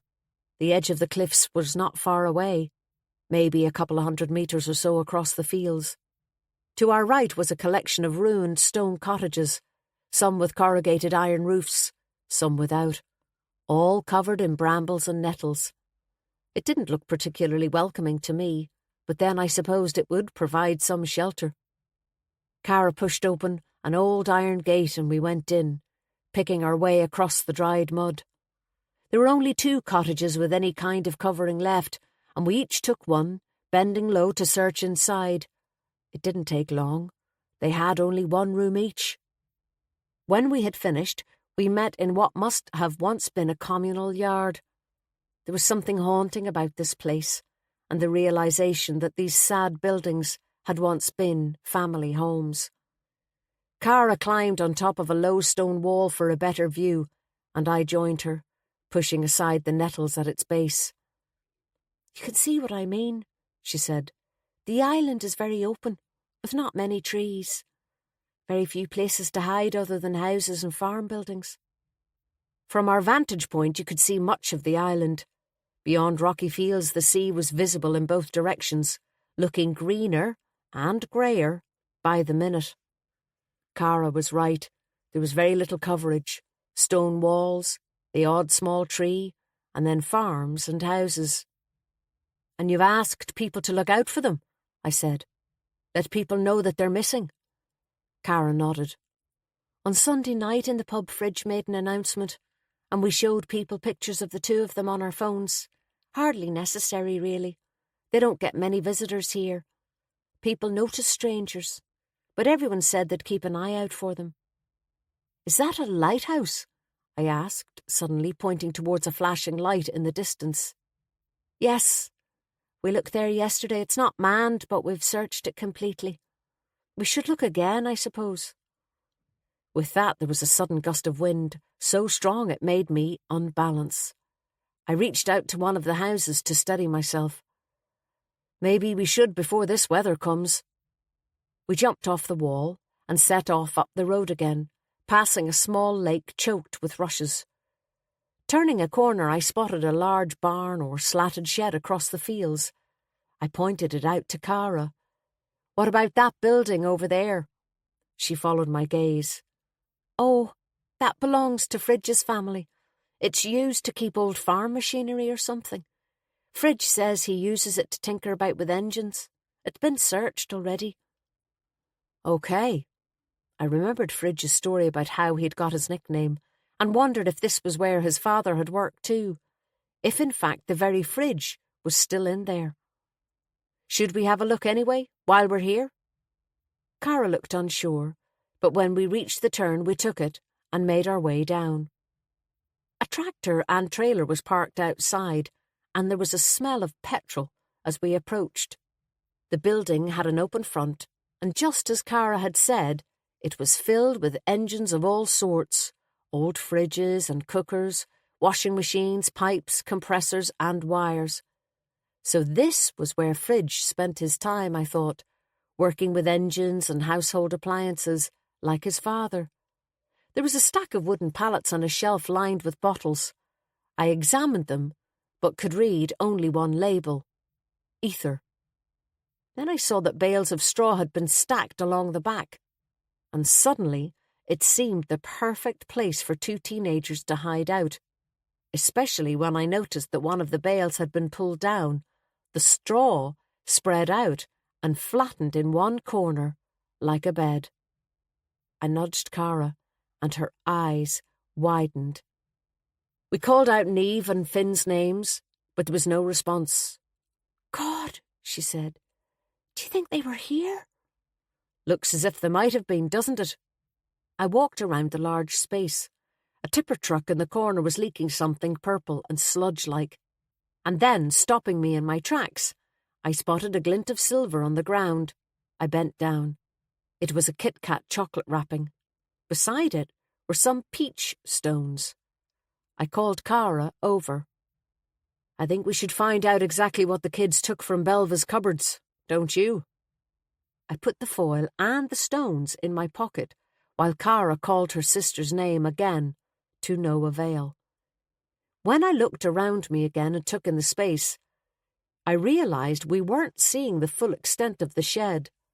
The wall of straw was blocking off the back section. We were only in the front. I said as much to Cara, and we went outside to check, walking around the perimeter of the shed. Sure enough, there seemed to be a second entrance to the rear part. It was large enough for a vehicle to pass through, but it was locked. Cara's eyes were wide and frightened. "You don't think they got in there and got trapped, do you?" We banged on the door and called their names, but there was no reply. We went back into the front part of the shed and climbed onto the bales, peering over as best we could. From what we could see, there was nothing but machinery on the other side. More of the same. Plastic containers, pipes, hoses and bags of what looked like cement. No wayward teenagers. "We need a key," I said. A call to Fridge's mobile produced only voicemail, so we headed back to the pub. It was fast becoming clear that McLaughlin's was used for more than just food and drink on the island. It was the focal point, where meetings were held and decisions made. A real community space. I looked at the sky before we went in, and worryingly, it seemed to me we had only a couple of hours left before the weather turned nasty. As I pushed open the door, my phone rang. I recognised the number as the district court office and knew I'd have to take it. I said as much to Cara and told her to speak to Fridge about the shed, before closing the door behind her and heading around the side of the pub. I sat on a low wall and tapped the call answer button. "Hello?" "Hi, Ben, it's Sally. Just a quick call. You have a case that's remanded into Thursday. A name in McShelly?" "Yes, Sally." "Well, the judge has a funeral to go to, so he wants court to start at 9 rather than 10:30. Is that okay with you?" "That's fine," I said, relieved it was nothing more serious. "Thanks for letting me know." As I shoved my phone into my pocket and stood up to go inside, I heard whispered, angry voices coming from the front of the pub. I only caught one sentence. "I don't care how you do it, just find when the fuck or I'm a dead man, you understand?" I came around the side of the pub just in time to see Fridge heading inside with 2 other men. It was Fridge's voice I'd heard. In contrast to earlier, the pub was full. The barman had laid on sandwiches, and a group of men were seated at a table with a map of the island spread out in front of them. Fridge walked over to join them, and before I could catch him, I was waylaid by Belva, who clasped me to her bosom in a rather unexpected hug. Audrey was with her. "You're wild good to come. Have you somewhere to stay? Because you'll not get back to the mainland tonight, you know." I disentangled myself with difficulty. "I'm staying with Mrs. Brady, thanks." "She's a strange one, but she'll feed you well enough." Belva winked just as the door opened and everyone looked up. Malloy walked in. Alone, I noticed. Belva sighed audibly. "Oh, is he still here? I thought he'd finished with us." "Maybe he can help with the search," Audrey said, looking him up and down appraisingly. Belva's eyes flashed as she glared at her daughter. "We can manage this ourselves." "Actually, we might have—" Before I could finish my sentence, Malloy came over, and Belva and Audrey moved off simultaneously. Audrey more reluctantly than her mother, I noticed. "Any sign of them?" Malloy asked. "Not yet," I replied, "although I think we might have discovered where they've been, even if they're not there now. We just need to get Fridge to unlock his shed." I glanced over to see Cara speaking to Fridge. "Hopefully we'll find them before the storm breaks." "Where is your colleague?" "She took the 2:00 ferry back. Something came up." "I didn't know there was a 2:00. He smiled. "There isn't. Special request." "But you're still here?" I asked. "There's someone else I want to speak to before I go." "I see. Well, I'd better go and join this lot and see what's happening." Malloy walked towards the restrooms while I joined Cara at the map.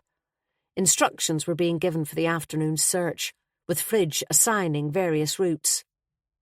"Did you ask him about the shed?" I whispered to Cara. She nodded. "He said he checked it from top to bottom last night, but he'll have another look now just in case." "Okay. Shall we stick together in the search?" she asked. I nodded. "Good idea. You have a feel for the place since you've been here a couple of days." I paused. Something had been bothering me, and I drew Cara to one side. "What about Finn's parents? Have they been contacted? Surely they were expecting him back from the wedding by now?" Cara looked embarrassed. "I know this sounds appalling, but we don't have any contact details for them. Finn must have given my mother a false number because it's not connecting." She shook her head. "We tried the school for contact details, but they're still on holidays." But that's awful. They must be frantic. She wrung her hands. I know. We don't even know where he lives. Niamh only asked last week if he could come to the wedding and Leah said yes, as long as our parents were okay with it, and he had a room to himself. It turned out there was a box room the Greys said he could have. She trailed off. And they haven't been in touch, looking for him. She shook her head again. Odd, isn't it? It only means he lied to his parents as well, although I'm surprised they haven't contacted the guards at this stage. I lowered my voice.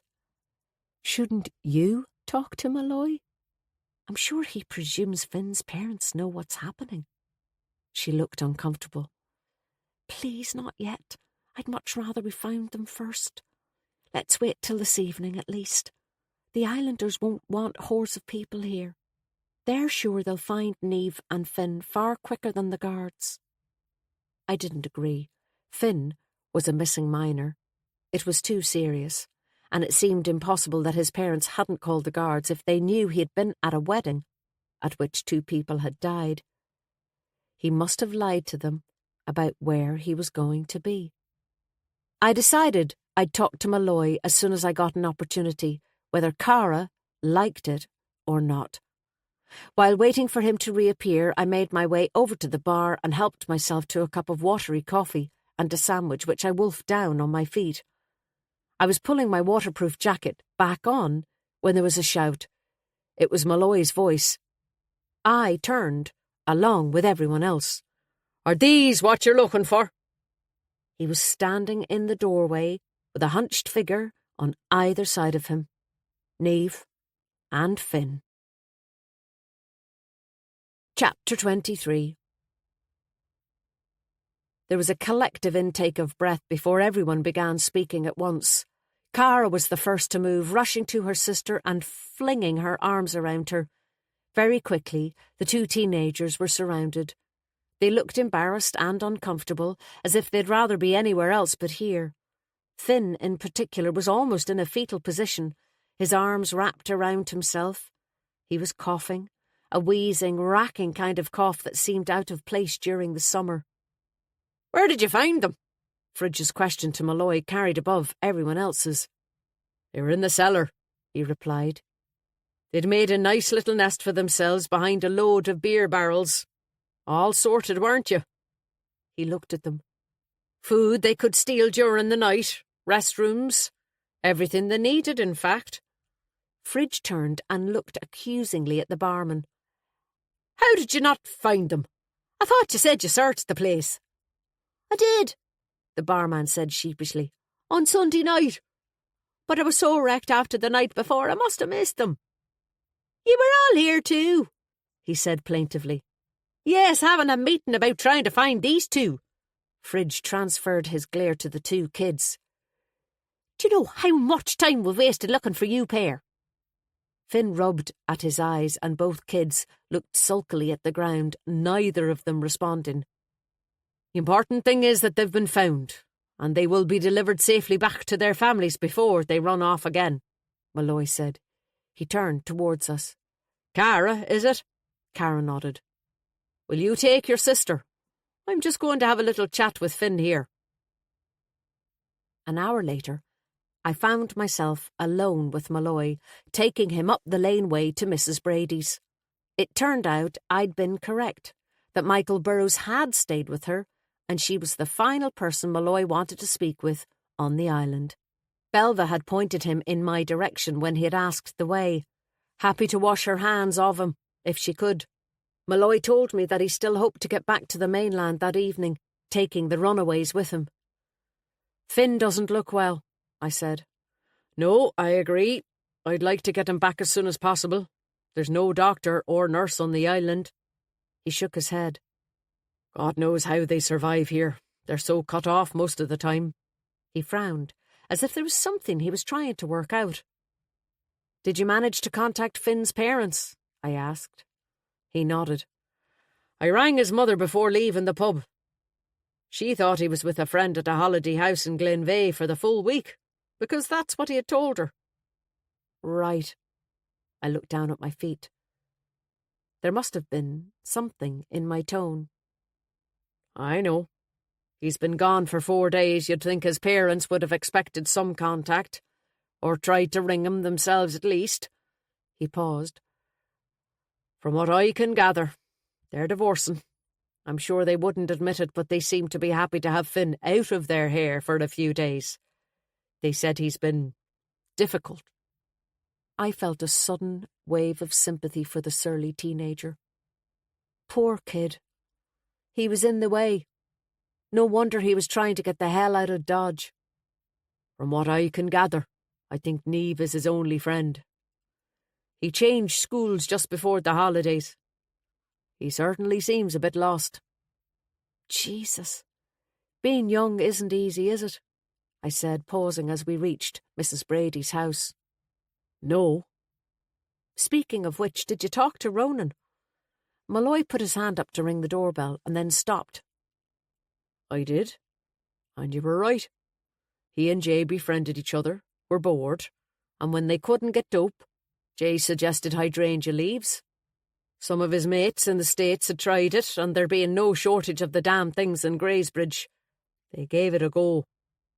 So he admitted it? Yes, I think in a way he was relieved too. And that's why the leaves were in a bowl in Jay's room. Is that how they got into Michael Burrows' room then? Did Jay drop them? Out of his pocket or something? Possibly, Malloy sighed. It was hard to get much out of Ronan after that. I think he's carrying a fair bit of guilt. He knows the joint must have caused Jay to be incapacitated in the water. It was possibly the reason why he fell in the first place. It's hardly his fault, especially if it was Jay's idea. No, but he was the one who survived. That's not an easy role. Malloy looked at me, and our eyes met. I glanced away. Malloy knew way too much about me, especially now we weren't together. The admission of that, the starkness of it with him beside me, gave me a pang. But he was right. I did know how Ronan felt. I changed the subject. Did you see the piece in the newspaper, by the way, about Greysbridge? Malloy nodded. I did. It's not exactly helpful. It certainly isn't to the Greys. No. While Malloy finally rang the doorbell, I realised there was no reason for me to stay the night on the island now that we'd found Niamh and Finn. I could go back on the ferry with Malloy and the teenagers, and presumably Ronan and Cara too. I said as much to Malloy as he knocked, when there was no response to the bell. I had a key, but it seemed wrong to use it if I wasn't staying. Eventually the door was answered. Mrs. Brady's thin eyebrows raised when she saw Malloy's uniform. "Goodness, I am busy today." When Malloy explained that he didn't want a room, but merely to ask some questions, her expression changed to one of concern, but she directed him into the lounge, where they could have a chat. Having explained that the teenagers had been found and that I wouldn't now be staying, I went upstairs to my room to collect my things. Once there, I decided to ring Leah and let her know what had happened, although I was sure Cara would have told her. There was no reply, so I left a message and sent a text. I sat at the dressing table and gazed out of the window at the greenish sea and the pier. The room darkened suddenly. There was no denying that the weather was changing. Clouds were gathering, the wind increasing. I was glad the search for Niamh and Finn was over and hoped the crossing wouldn't be too rough. I checked my watch and saw that it wasn't yet 4, which meant I had an hour to kill. I decided to have a look at Michael Burrows' notes. I undid my rucksack, took out the 2 plastic folders and distributed the papers across the bed. Standing, I scanned the pages in front of me. Everything was photocopied, the guards having held on to the originals. There were sheets torn out of spiral notebooks, photographs, graphs, post-its, all covered in what I presumed was Burrows' spidery handwriting. Kate was right. They were a mess. They weren't going to be easy to decipher. What I couldn't tell was whether Burrows had left his own notes in disarray or whether the Gardaí had returned the copies to his widow, like this, or if whoever had poisoned him had interfered with them. That was a possibility too. I wondered if there was anything missing. Looking at what was in front of me, it would be impossible to tell. I perched on the edge of the bed and moved the papers about like pieces of a jigsaw puzzle, glancing at each as I did so. I couldn't see any way in, so I chose a sheet at random and was startled by the coincidence. It was a page torn from a notebook, dated a week before Leah's wedding, and it was a diagram of some sort, with names and arrows and question marks like a family tree, and the name Brady was mentioned. I took off my sandals and pulled my legs up in front of me, sitting cross-legged on the bed to take a closer look. But I was disappointed. Apart from the name Brady, the writing was illegible, no matter how hard I tried to decipher it. I leaned against the wall, putting a pillow at my back. Burroughs's widow had insisted her husband wasn't looking for relatives of his own. So was this family tree connected with Greysbridge and the Greys? Had he, like me, thought there was some connection between the Greys and Inishaher? Had he thought there was some connection between the Brady family and the Greys? There was a noise against the window and I looked up, startled. It had begun to rain. I gazed out for a few seconds at the blackened sky before returning to the notes, but Burroughs's handwriting was impossible. What had he discovered, I wondered? What had he thought worthy of a book or a film? An idea had been lurking at the back of my mind, but I wasn't sure how to find out if I was right. I looked up again as the noise from outside became more intrusive. The rain was lashing now against the window with the force of hailstones. I tried to ignore it, picking up another sheet, but before I could tackle it, there was a knock on the door. I climbed off the bed and answered it in my bare feet. It was Malloy, looking uncomfortable. I couldn't blame him. It was a while since he'd stood in my bedroom doorway. "Sorry, Mrs. Brady told me this was your room." "It's fine," I said impatiently, wanting to get back to my reading. "What's up?" "I thought you might want to walk to the ferry with me. That is, if you're coming." I looked at my watch. 5:15. Oh shit, is it that late? Hang on, I'll be 2 minutes. I sped back to the bed to gather everything up. Malloy looked past me into the room. "What's that you're reading?" I reddened. "Oh, nothing, just some notes." He stayed where he was, but his gaze was fixed on the bed. "Michael Burroughs's notes, by any chance?" I didn't reply. "I recognise them, Ben. There are photographs I remember. How did you get hold of them?" I bristled. "I didn't get hold of them, as you put it. Kate Burroughs asked me if I'd have a look through them. I'm doing her a favour. And," I added defensively, "I'm not doing anything wrong. Your lot held on to the originals and gave her copies. And she gave them to me. Loaned them." I corrected myself. "I have no intention of holding on to them." Malloy put his hands up. Okay. Point taken. Knock yourself out." I gathered up the sheets, put them back into the folders, put the folders back into my rucksack, and we set off towards the stairs in stony silence. At the top, Malloy stopped. "Okay, I'm sorry. Just promise me you'll let me know if you find anything." "Of course. I've only just started looking." I walked down ahead of him to find Mrs. Brady at the bottom looking up. I wondered how much of our conversation she had heard. "I don't think you'll be going anywhere till tomorrow," she said, as, perfectly on cue, a loud clap of thunder sounded from outside. "There's a storm brewing, so the ferry's not going. The ferryman just called me in case I had anyone who was wanting to get it." As Malloy and I looked at each other, she smiled. "Would you like a cup of tea? I've made some cake." Chapter 24. Malloy opened the front door to confirm what Mrs. Brady had said. Somewhat unnecessarily, I thought. The noise of the rain battering against the walls and roof was sufficient evidence for me. I suppressed a grin when he was nearly blown off his feet. The rain was coming down in sheets. He closed it again just as quickly. "The 5 o'clock ferry," he said, brow furrowed, hand still on the door. "Is that the last one?" "Sometimes he'll go later, but not tonight," the old lady replied, her eyes still startlingly blue despite her lined face. "He's on the mainland and says he's not venturing out again until the morning. The forecast is too bad. It's awful you've been left in the lurch, but we're to have lightning tonight, and it wouldn't be safe to take the boat out." She hugged her cardigan around her. "We'll be lucky if we hold on to our power. The electricity goes off fairly regular here, even when there's no storm." She smiled. "Now, what about that cake?" Malloy sighed. It was clear that we had no choice but to go with it. He bowed his head.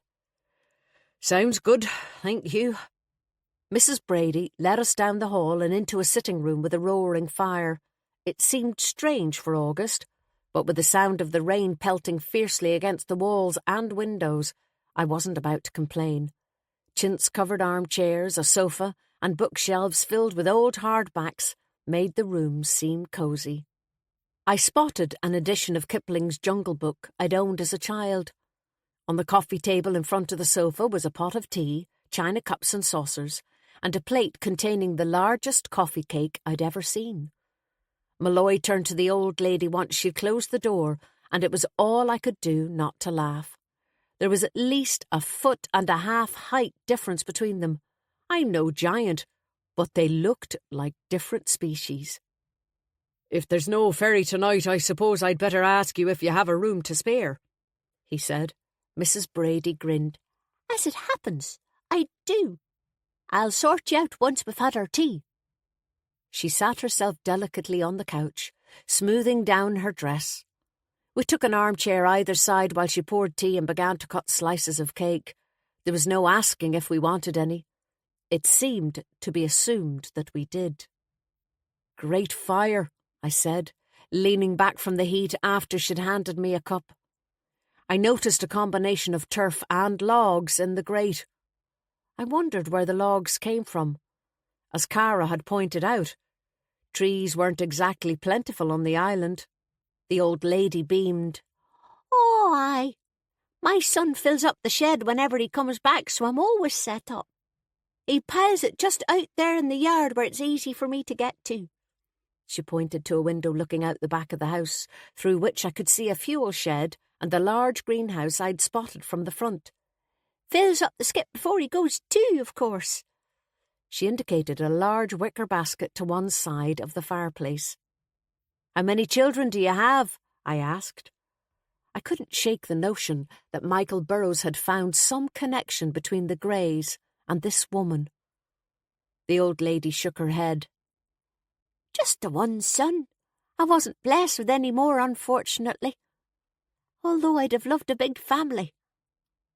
She handed me a plate with a huge slice of cake before passing Malloy an even larger one. She leaned forward with her hands on her knees. "I've been thinking about what you were asking me earlier, Sergeant." Suddenly I felt uncomfortable. This woman seemed to assume that Malloy and I were together, and that anything she said she could say in front of me too.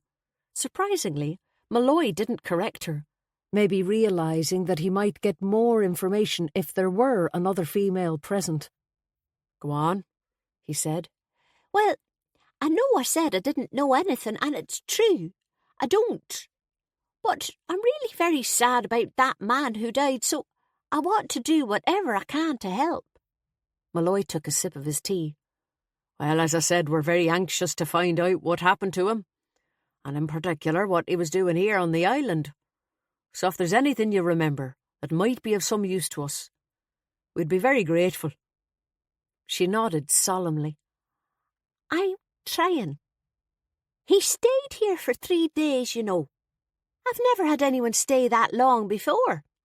I don't really take guests just when people are stuck." She smiled indulgently as Malloy took a bite of his cake. "Mr. Burrows loved my cake too. Maybe that's why he stayed on." "So you're not really a B&B?" I asked. She shook her head again. "Oh, goodness, no, that would be frowned upon, I think." "What do you mean?" Just that." She seemed a bit vague all of a sudden. "Well, we don't want the island overrun with tourists now, do we? But I have the room, so I do it when people can't get back to the mainland. Like now, I smiled, for which we're grateful. Yes, like now. She smiled too and looked relieved. And it's nice to have the company. I understand Mr. Burrows was interested in old houses, I said, throwing caution on my fragile truce with Malloy to the wind. In particular, Greysbridge. Did he mention that house to you by any chance? I avoided Malloy's eye. The old lady took a sip of her tea and placed her cup delicately back on its saucer. He did, you know.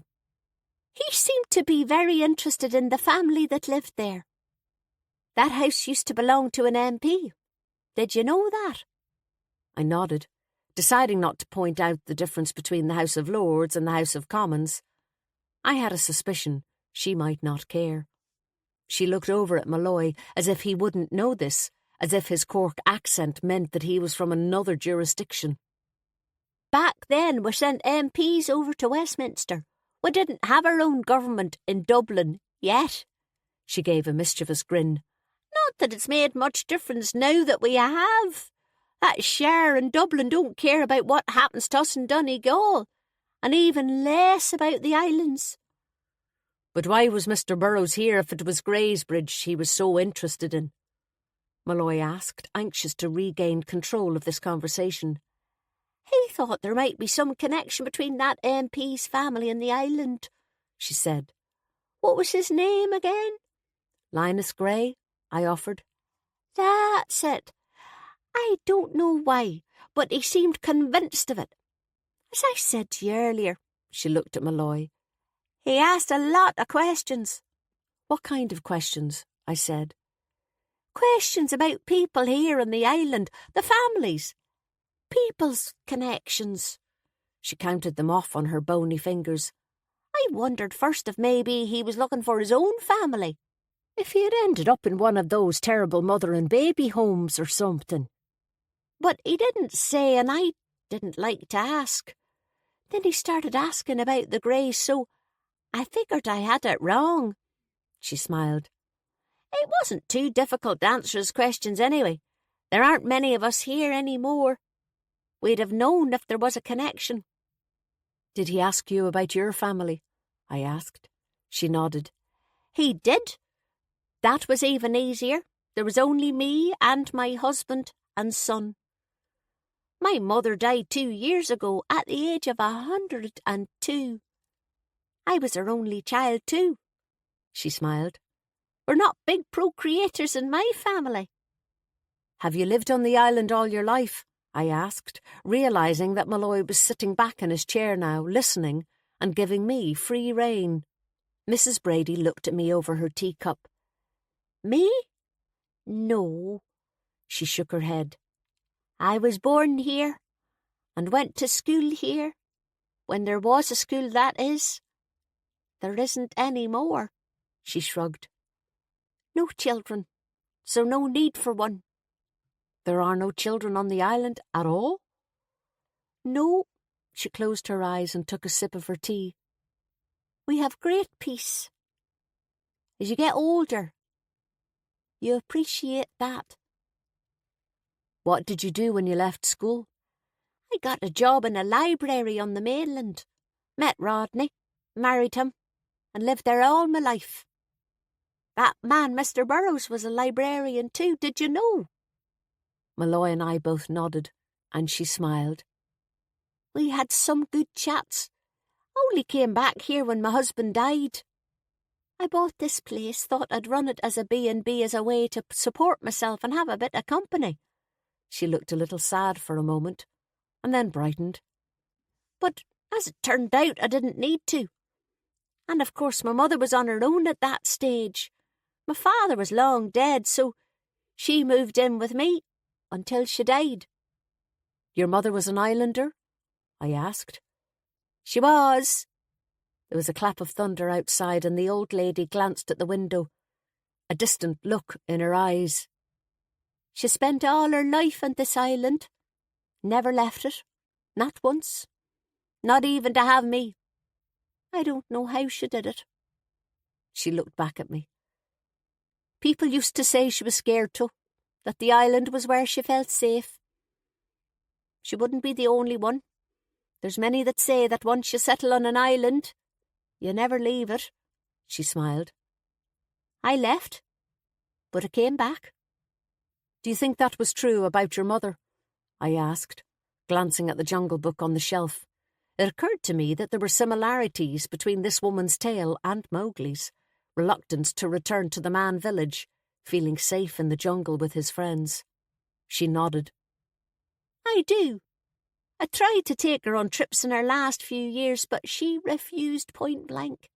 Said she'd always had everything she needed right here, and that wasn't about to change. She smiled. And it never did. She died here perfectly happy. I cared for her right up to the end.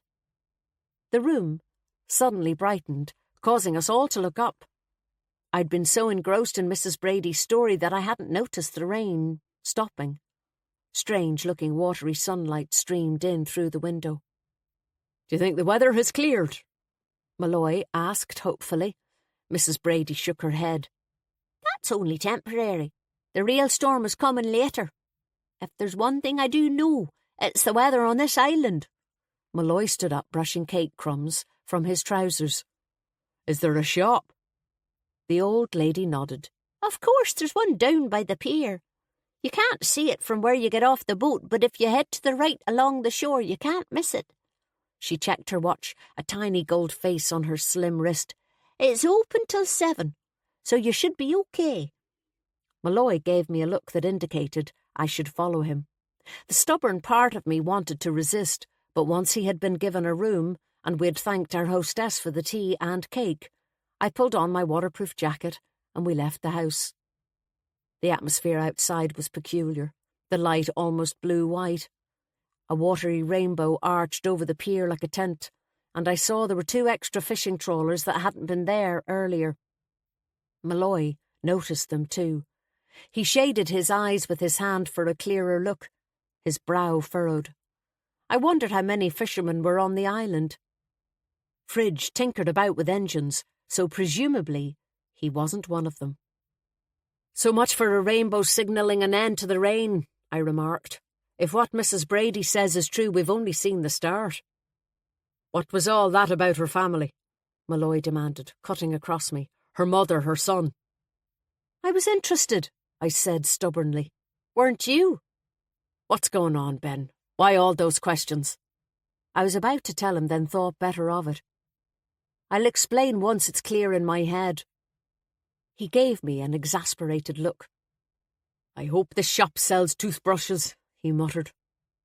I assume this isn't the first time someone has been trapped here because of the weather. I watched my footing as the water ran in streams down the hill. Unfortunately, though, it's not very convenient in the middle of a murder investigation, and I'm anxious to get Finn back to see a doctor. Malloy's phone pinged in his pocket, and he took it out to look.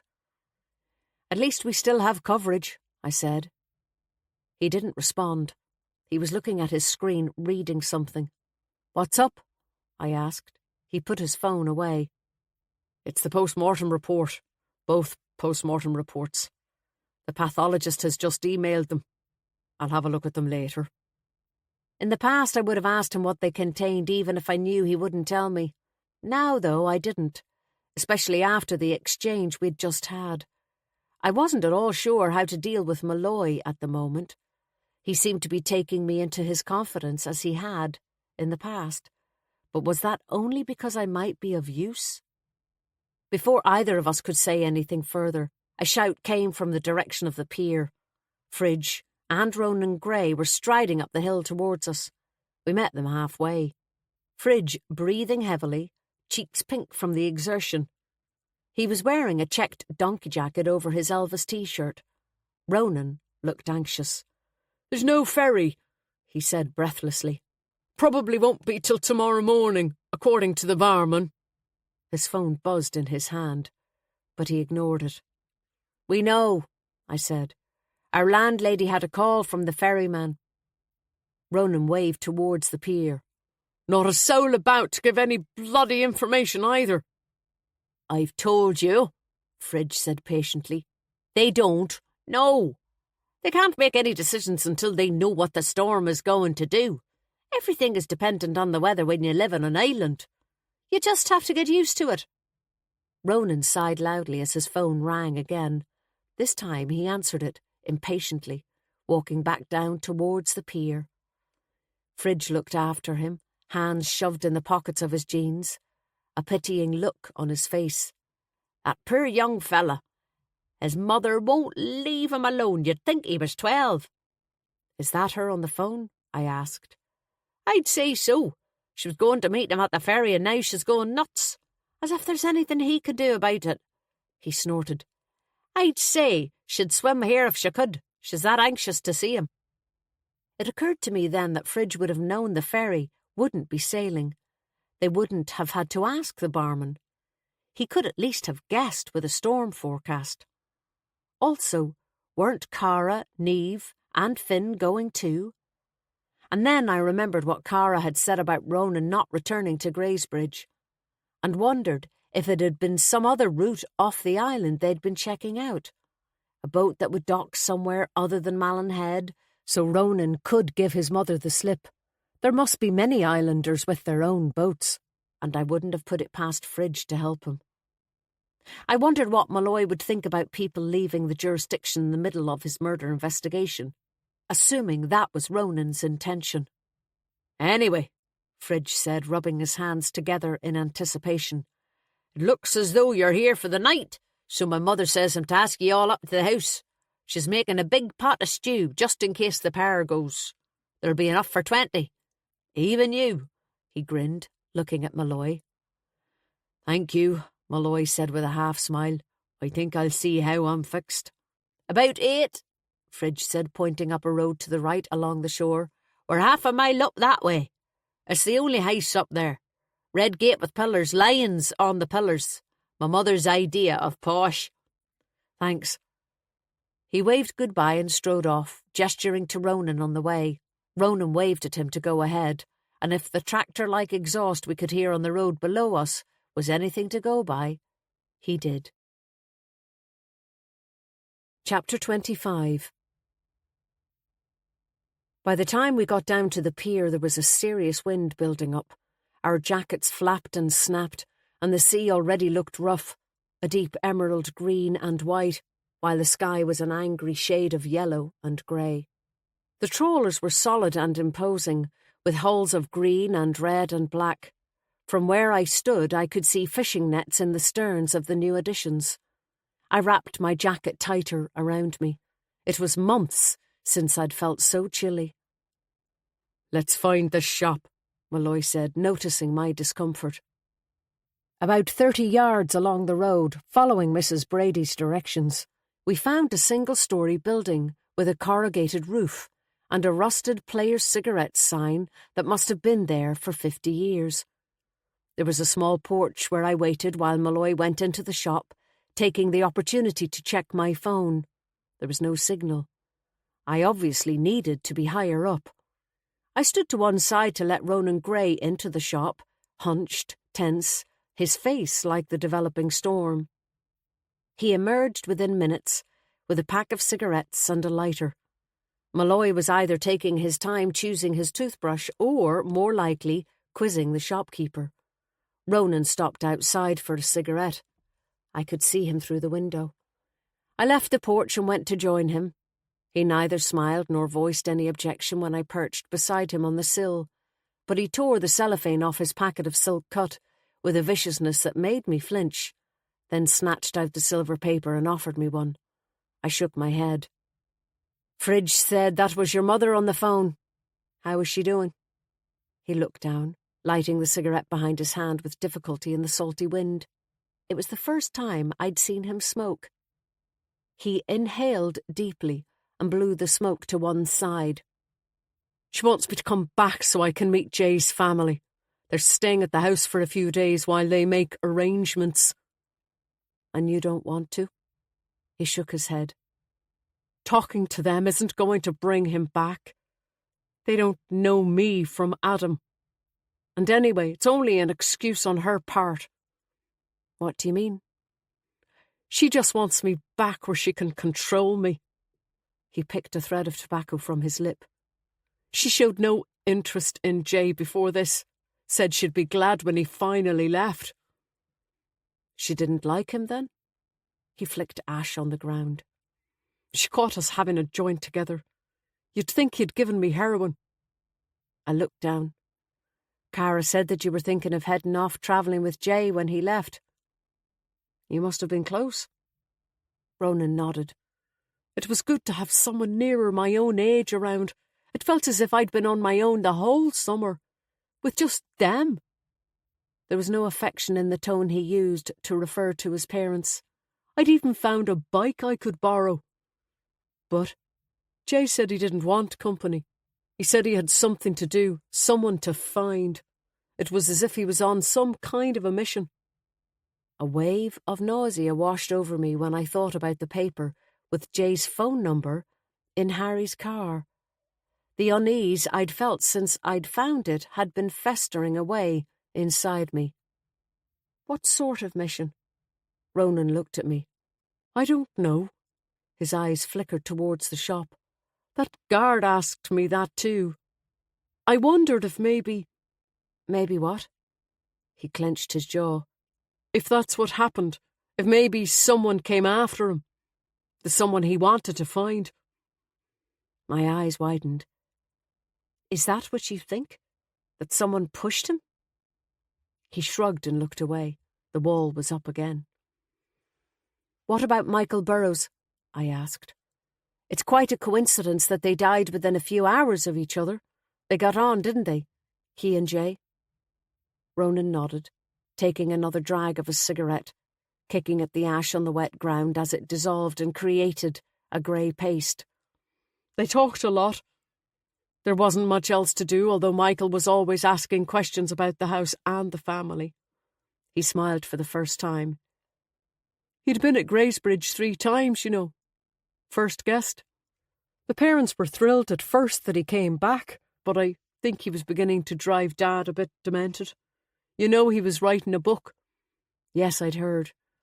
He'd said there'd be a film too, but even Dad was beginning to wonder about that. There was a lot of talk about his son, but the son never appeared until Sunday. What was he asking about? Can you remember? Ronan shrugged. I don't know, he was fascinated by that weird bridge, and he used to snoop around the old graveyard.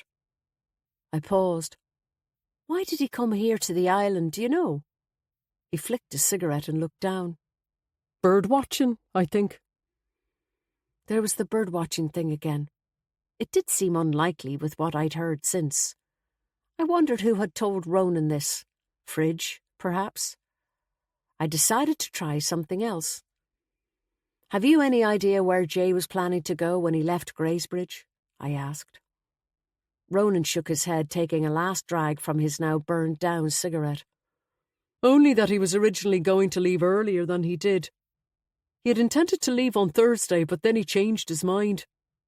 I couldn't understand why, with the wedding happening, but I was pleased he did. His eyes welled suddenly, and he brushed at them angrily. If he'd gone when he planned to, he'd be alive now. I'm sorry, I said, wondering if Harry was the reason Jay had stayed for the wedding and feeling ill at the thought of it. It's hard to lose a friend like that. You don't understand. He shook his head. It's my fault he's dead. All my fucking fault. How could it be your fault? I asked. But he didn't respond, just dropped his cigarette butt on the tarmac and ground it under his heel with the same viciousness with which he had opened the pack. I heard a noise from inside the shop, voices, a door opening, and I stood up. Why don't you talk to the sergeant, Ronan? But he shook his head again and wiped his eyes. I have to go. He stood up and walked away, head hunched. Malloy emerged from the shop with a small paper bag, glancing up at a sky that was looking darker and more threatening by the minute. He sighed a deep sigh of frustration. Well, she wasn't exactly helpful. These people have become too used to no police presence on the island. They're behaving as if the murders happened in a different jurisdiction, and it's nothing to do with them. I grinned. Anyway, I've exhausted all the people I need to talk to, both literally and figuratively. Looks as if there's not a lot we can do here until our stew party. No, I suppose not, I said. He glanced up the hill towards the pub, where the lights were on even though it was still only 5 o'clock. In the gloom, it looked warm and welcoming. Fancy a drink? He suggested. Surprised, I agreed. OK. As we walked back up the hill, I told him about my conversation with Ronan Gray. I felt conflicted. I had acted for Ronan's parents in buying the house, but I felt an obligation to Kate Burrows too, to find out anything I could that would help answer her questions. I had also liked Jay very much, which left me confused about Harry. Not for the first time, I was beginning to regret becoming involved. Malloy nodded. He said something of the sort to me. All of it? About Jay Stevenson being on some kind of a mission, and the person he was looking for coming after him. You don't believe him? I think Ronan knows more than he's saying. About Jay? About this whole business. He was central to that hotel. Took bookings, took cups of tea up to the rooms. I'm sure he saw things. I drew a breath. Why do you think he's not speaking? Maybe it's loyalty to his parents. He's afraid if he says what he knows it will jeopardise the business. He paused. Or maybe he just doesn't want to rock the boat so he can get away. Not unusual for an 18-year-old, especially one with a clingy mother. It felt strange to be sitting with Malloy over a drink. I chose a beer. It seemed the most sensible option in a pub with laminate tables and sticky floors, while Malloy had a Guinness. I'd never seen him drink a pint before. I realised how odd that was. But we'd never been out for a drink together in public, just the two of us. We'd moved from being friends and colleagues to Malloy coming around to my cottage and staying the night. Then the whole Luke Kirby incident, and Malloy just, well, moving away and not coming back. Until now. Only people like Maeve and Phyllis knew we had been involved. Although others might have suspected, we had never formally come out with our relationship. It was all such a mess. I was beginning to wonder if maybe Malloy was right to want some structure on things, to have wanted some structure. It was too late now. It didn't stop me feeling a flutter in my stomach when I looked at him across the table, followed by a pang of guilt about Harry. I didn't want to acknowledge either feeling, so I looked down into my drink. Far better to talk about something else. What about Ronan's comment about Jay's death being his fault? I asked. What do you think he meant? Malloy took a gulp of his pint, leaving a white line above his lip, which he licked off. It may be what I mentioned earlier. His guilt at being the one who survived. He must know that what he and Jay were smoking could have had something to do with his death. He's admitted that they were smoking that morning before the ceremony. But Ronan seemed okay, not stoned or anything. He was working. It can have different effects on different people, I assume. Ronan Gray is heavier than Jay Stevenson was. I suppose. What about Michael Burrows? I asked. Any developments as to how the cyanide came to be in his system? You said he had ingested it. Was it some kind of food? Malloy's expression was hidden. I persisted. Was Greysbridge at fault after all? He relented, shaking his head. We checked the kitchens and there's no trace of anything. But examination of his stomach contents showed he'd eaten some kind of a cake. Marzipan. Marzipan would have concealed the amygdalin because it has an almond smell. He paused. There wasn't a cake at the barbecue, was there? No. And even if there was, it wouldn't have been marzipan. Leah hates marzipan. Not even marzipan icing. Amygdalin crystals could have been concealed in a single slice beneath the icing. Definitely not, I said. I think she might even be allergic to almonds. There was a cake at the wedding, of course, but that would have been too late. That was made by Belva, and I know it had no marzipan on either. Where did the amygdalin come from? Malloy sighed. Any number of possibilities, a plant maybe, or the seeds of a plant. It can be extracted fairly easily, using readily available chemicals. It's a simple enough way to poison someone. So we're back to plants. Not hydrangea leaves, though. He shook his head. No, you'd have needed too many plants to extract enough to kill someone. It wouldn't be practical. I tried to absorb what he had said. Malloy had a degree in science, so this all came easily to him. My brain worked rather differently. So we have a slice of cake which no one else ate, consumed by Mr. Burroughs, possibly in his room? Malloy nodded. So did he bring it up there himself, or was it delivered to him? I paused and looked up. Abby or Ian? Or Ronan? He certainly consumed it late at night. Cyanide fades after 12 hours or so. So we were lucky to get traces of it. Suddenly, I remembered the figure I had heard and seen in the corridor outside my room on the night of the barbecue. I had been so distracted by the ghost that I had put it out of my mind. I told Malloy now. I expected him to be annoyed that it had taken me this long, but he wasn't. He simply took a notebook from his pocket. What time was that? About 3 a.m. He gave it some thought. According to the pathologist, he was poisoned a couple of hours earlier. Any idea who it was? I haven't a clue, I said honestly. And I didn't give it much thought at the time because a lot of the rooms don't have en-suites, so I just assumed it was someone using the bathroom at the end of the hall. Maybe it was. Could whoever it was have been heading to Burroughs's room?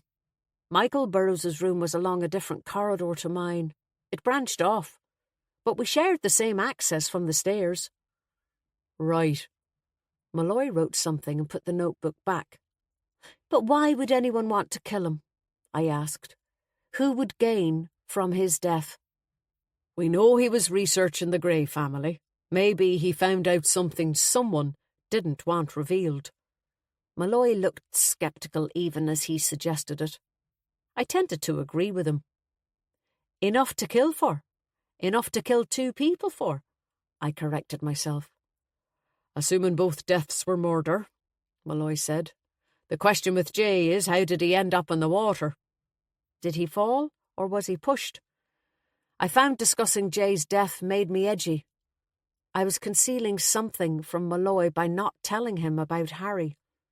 Exactly. But apart from the cyanide in their systems when they died, the only thing Michael Burroughs and Jay Stevenson had in common was Greysbridge, I insisted. Malloy drained his pint and sat back. And hydrangea leaves in both rooms. Jay and Burroughs didn't even know each other before coming to Greysbridge, I said. Yet by Saturday evening, they were both dead. The house has to be the connection. Malloy's phone rang and he answered it, immediately getting to his feet. He frowned and went outside, leaving me to sit and mull. I could tell he wasn't convinced there was a link between Greysbridge and the deaths. He was humouring me. There was something else he was considering, something he wasn't prepared to share. I wondered if he'd have shared it with me in the past. He came back in within a few minutes, looking frustrated. I've lost connection. It must be the storm. Everything okay? He looked at his phone again and tipped it to and fro as if that would restore the connection. No, it's not. I was about to get some important information. About what we were talking about? Or something else? He gave me a look. I put my hands up. Okay, none of my business. He sat down. His voice lowered. I've told you there's something I'm involved in.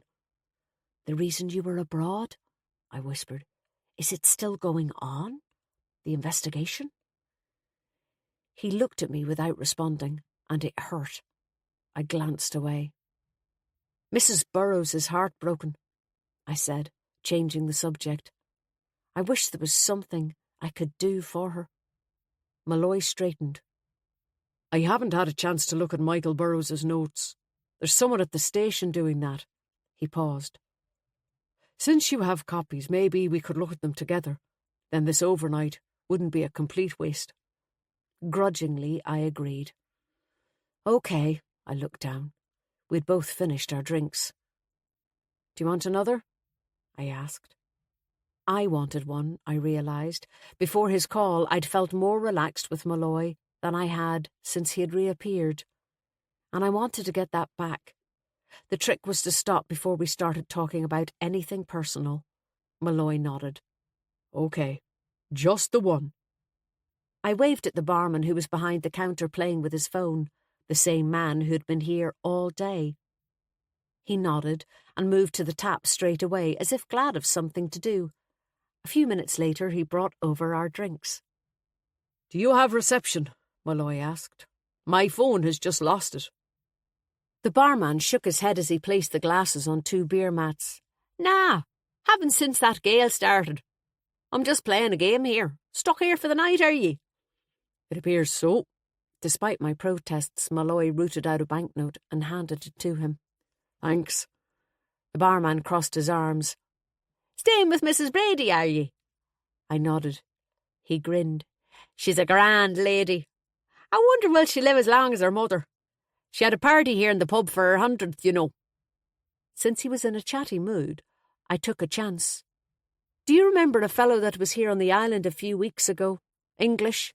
He played music in here, I think." The barman pulled up a stool from a neighbouring table and sat, taking my question as an invitation to join us. I didn't blame him. The pub was still deserted.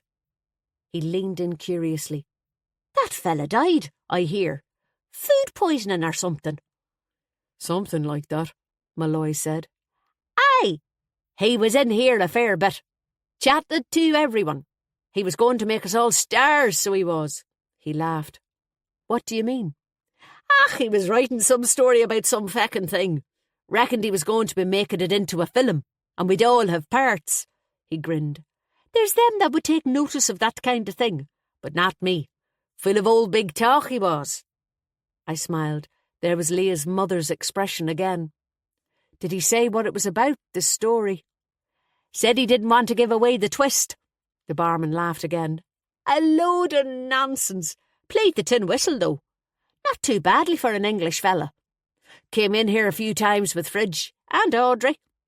We don't get many visitors here, but they seem to get on well." He scratched his forehead.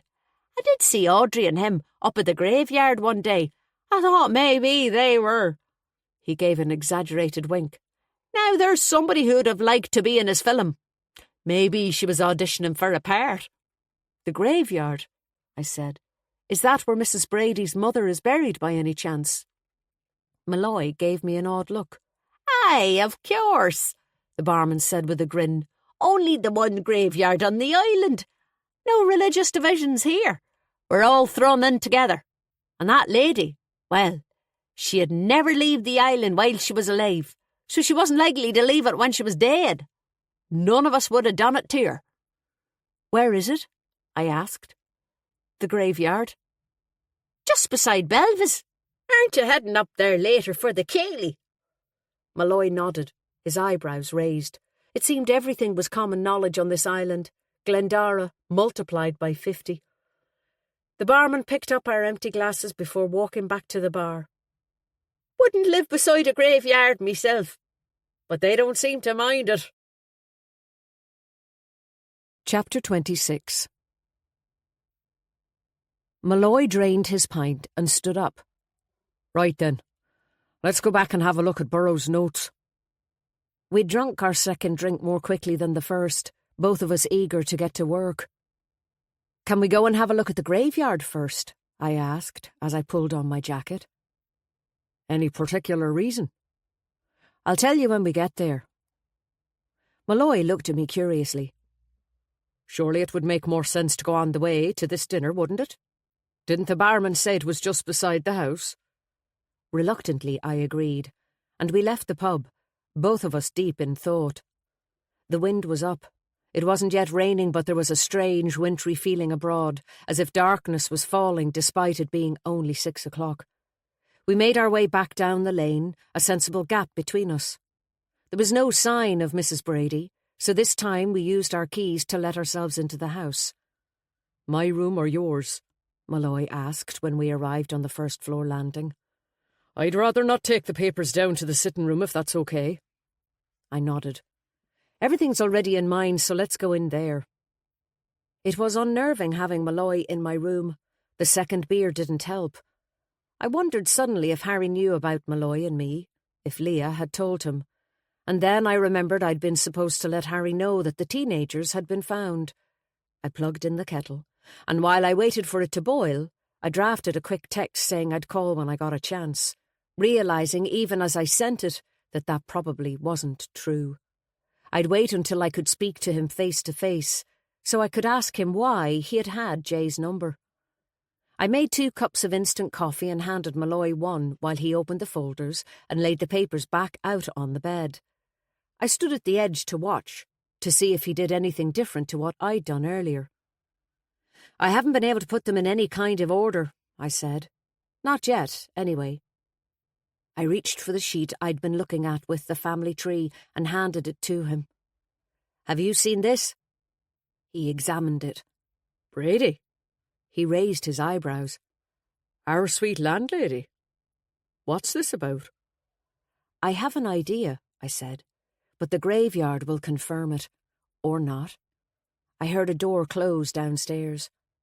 Actually, Mrs. Brady herself might be able to confirm it. All I really need is a name. I should have asked her earlier, but I hadn't put 2 and 2 together at that stage. I ran back downstairs, but there was no sign of her. I looked in the kitchen and the sitting room we'd been in earlier, but the fire had gone out, nothing but burning embers. The woman moved quickly for someone who looked so frail. Malloy looked up from what he was doing when I went back upstairs. I shook my head. I don't know where she's gone. Well, you were right. Burroughs was certainly very interested in the Gray family, he said, pushing a sheet over to me. Look at this. I picked it up and examined it. It was a printout of a search from the Registry of Births, Marriages and Deaths from 1914, a search under the name Gray. But there were no results. Whatever he had been looking for either hadn't been registered or had been lost. Then I remembered. Of course, I said, the Customs House fire. The IRA had occupied and burned the Customs House in Dublin in 1921, and many government records had been destroyed. I sank down onto the bed. Results or not, the very fact that Michael Burroughs had carried out this search confirmed what I had been thinking, and confirmed that Burroughs had been thinking what I had. I didn't want to wait any longer to make sure. I think I know what he was looking for, I said, picking up the sheet with the family tree and putting it in my back pocket. Let's go up to the graveyard and check. Malloy raised his eyebrows. I want to see Mrs. Brady's mother's grave, I explained. Come on, while it's still light and before the storm gets going properly again. Malloy looked at his watch. I suppose we might as well. It's almost time to head anyway. The pier looked different from how it had earlier. It took me a few seconds to figure out that there were no lights. The electricity must have gone, just as Mrs. Brady had predicted. And when I turned to look at the house, it was in darkness too. The power must have failed just as we'd left. To my surprise, Malloy produced a small torch from the pocket of his jacket. Purchased from the shop an hour ago. Boy Scout, I teased him. He smiled, and it made my stomach flip. That wasn't good. It was still only dusk, but the atmosphere was dark and ominous as we made our way down the hill, the trawlers almost spectral in the strange light. The odd clatter as the wind blew over an empty barrel or fish box didn't help. When we reached the pier, we turned right in the direction Fridge had driven when we'd first arrived, the opposite way to the route I'd taken with Cara. And after a blustery 20-minute walk along a narrow country road, during which we met not a soul, we came across a tiny church silhouetted against the grey sky. I suppose this must be it, I said. The graveyard must be at the back. Malloy gestured towards a house a little further on. It must be. Pillars with lions on top. We pushed open the gate. The church was surprisingly modern, surrounded by stunted trees blown into strange shapes by the wind, but there were no lights here either. A sudden gust blew the paper with the indecipherable family tree out of my hand. I chased after it, and caught it just in time. By now the build-up to this storm was giving me the heebie-jeebies. The wind was coming and going, one moment threatening to develop into a full-blown gale, the next balmy and calm. The sky was peculiar in colour and mood, a harbinger of what was to come. There was rain in the air, but it had been that way for hours now, since the last shower. Part of me wished it would just get on with it. Malloy and I walked around to the back of the church, where there were 50 or so graves. I wasn't cold, but I pulled my jacket tighter. The gravestones were stark and simple, but eerie against the weird sky. I stopped suddenly when I realised we were not alone. A large figure dressed in a long waterproof coat was kneeling at one of the graves. It took me a few seconds to recognise Audrey, Fridge's sister. She heard us and stood up, clearly just as surprised as we were to find herself in company. She came over. Her cheeks were flushed and she looked as if she might have been crying.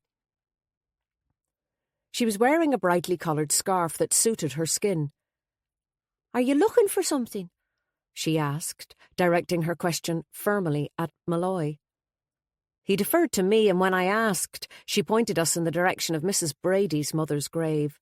She seemed unsurprised at the question, and I remembered what the barman had said about her being here with Michael Burrows. "Look for McSweeney," she said. "That was Amory Brady's maiden name." I thanked her, and as an afterthought admired her scarf, which gleaned me a surprised smile. Despite her directions, it took us a little while, but we split up, and eventually Malloy called out and I made my way over to him. Unlike the graveyard at Greysbridge, this was a carefully tended grave. The inscription on the stone, clean and clear.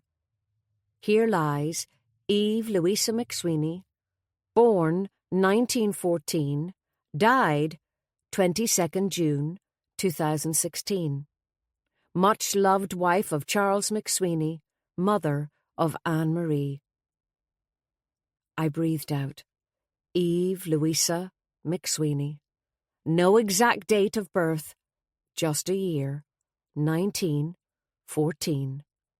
I took my phone out of my pocket and checked the photograph I'd taken of Louisa Gray's grave at Greysbridge.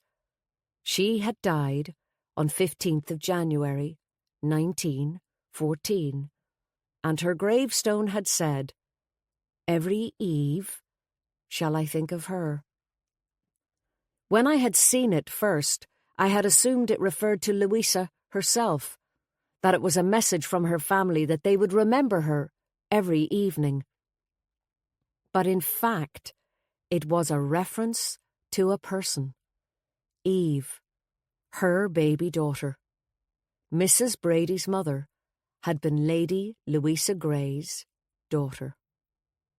I wondered if Louisa had ever met her daughter, or if she had died giving birth. Even if she had, they couldn't have had long together. Louisa had died on 15th of January, so even if Eve was born on the 1st, she'd only have had 2 weeks with her. I wondered if she knew that her baby was to be taken here to the island and asked to be buried with a view of where she would be. Every eve shall I think of her. I touched the gravestone, running my fingers along the inscription as the wind whipped my hair. This meant that the tiny grave on the mainland was empty. It was there to create the impression that the baby had died, if anyone had asked, although it was clear they didn't want to draw attention to it. The Greys hadn't wanted the baby and hadn't wanted any connection with her. She had been taken to this island, brought up here by Mrs. Brady's grandparents, whoever they were, and spent the rest of her life here, never wanting to leave. Fearful of leaving, perhaps. I realised Malloy was staring at me and remembered there was no reason for him to understand the significance of what I was seeing. So under the strange sky, with the wind and the sound of the sea in the distance, I explained it all. The little graveyard at Greysbridge, and the strange arrangement of the graves there, what Michael Burrows must have worked out, and how he had followed the trail here. He whistled. "What exactly happened to Eve's mother?" he asked. "Louisa, you said she was called." I told him everything I knew about Linus Gray and the disturbing room on the other side of the footbridge. He placed his thumb and index finger on either side of the bridge of his nose to think. "So this Linus Gray may have been responsible for the death of his own daughter. You think maybe his attempts to end the pregnancy went wrong, and the baby survived but his daughter didn't?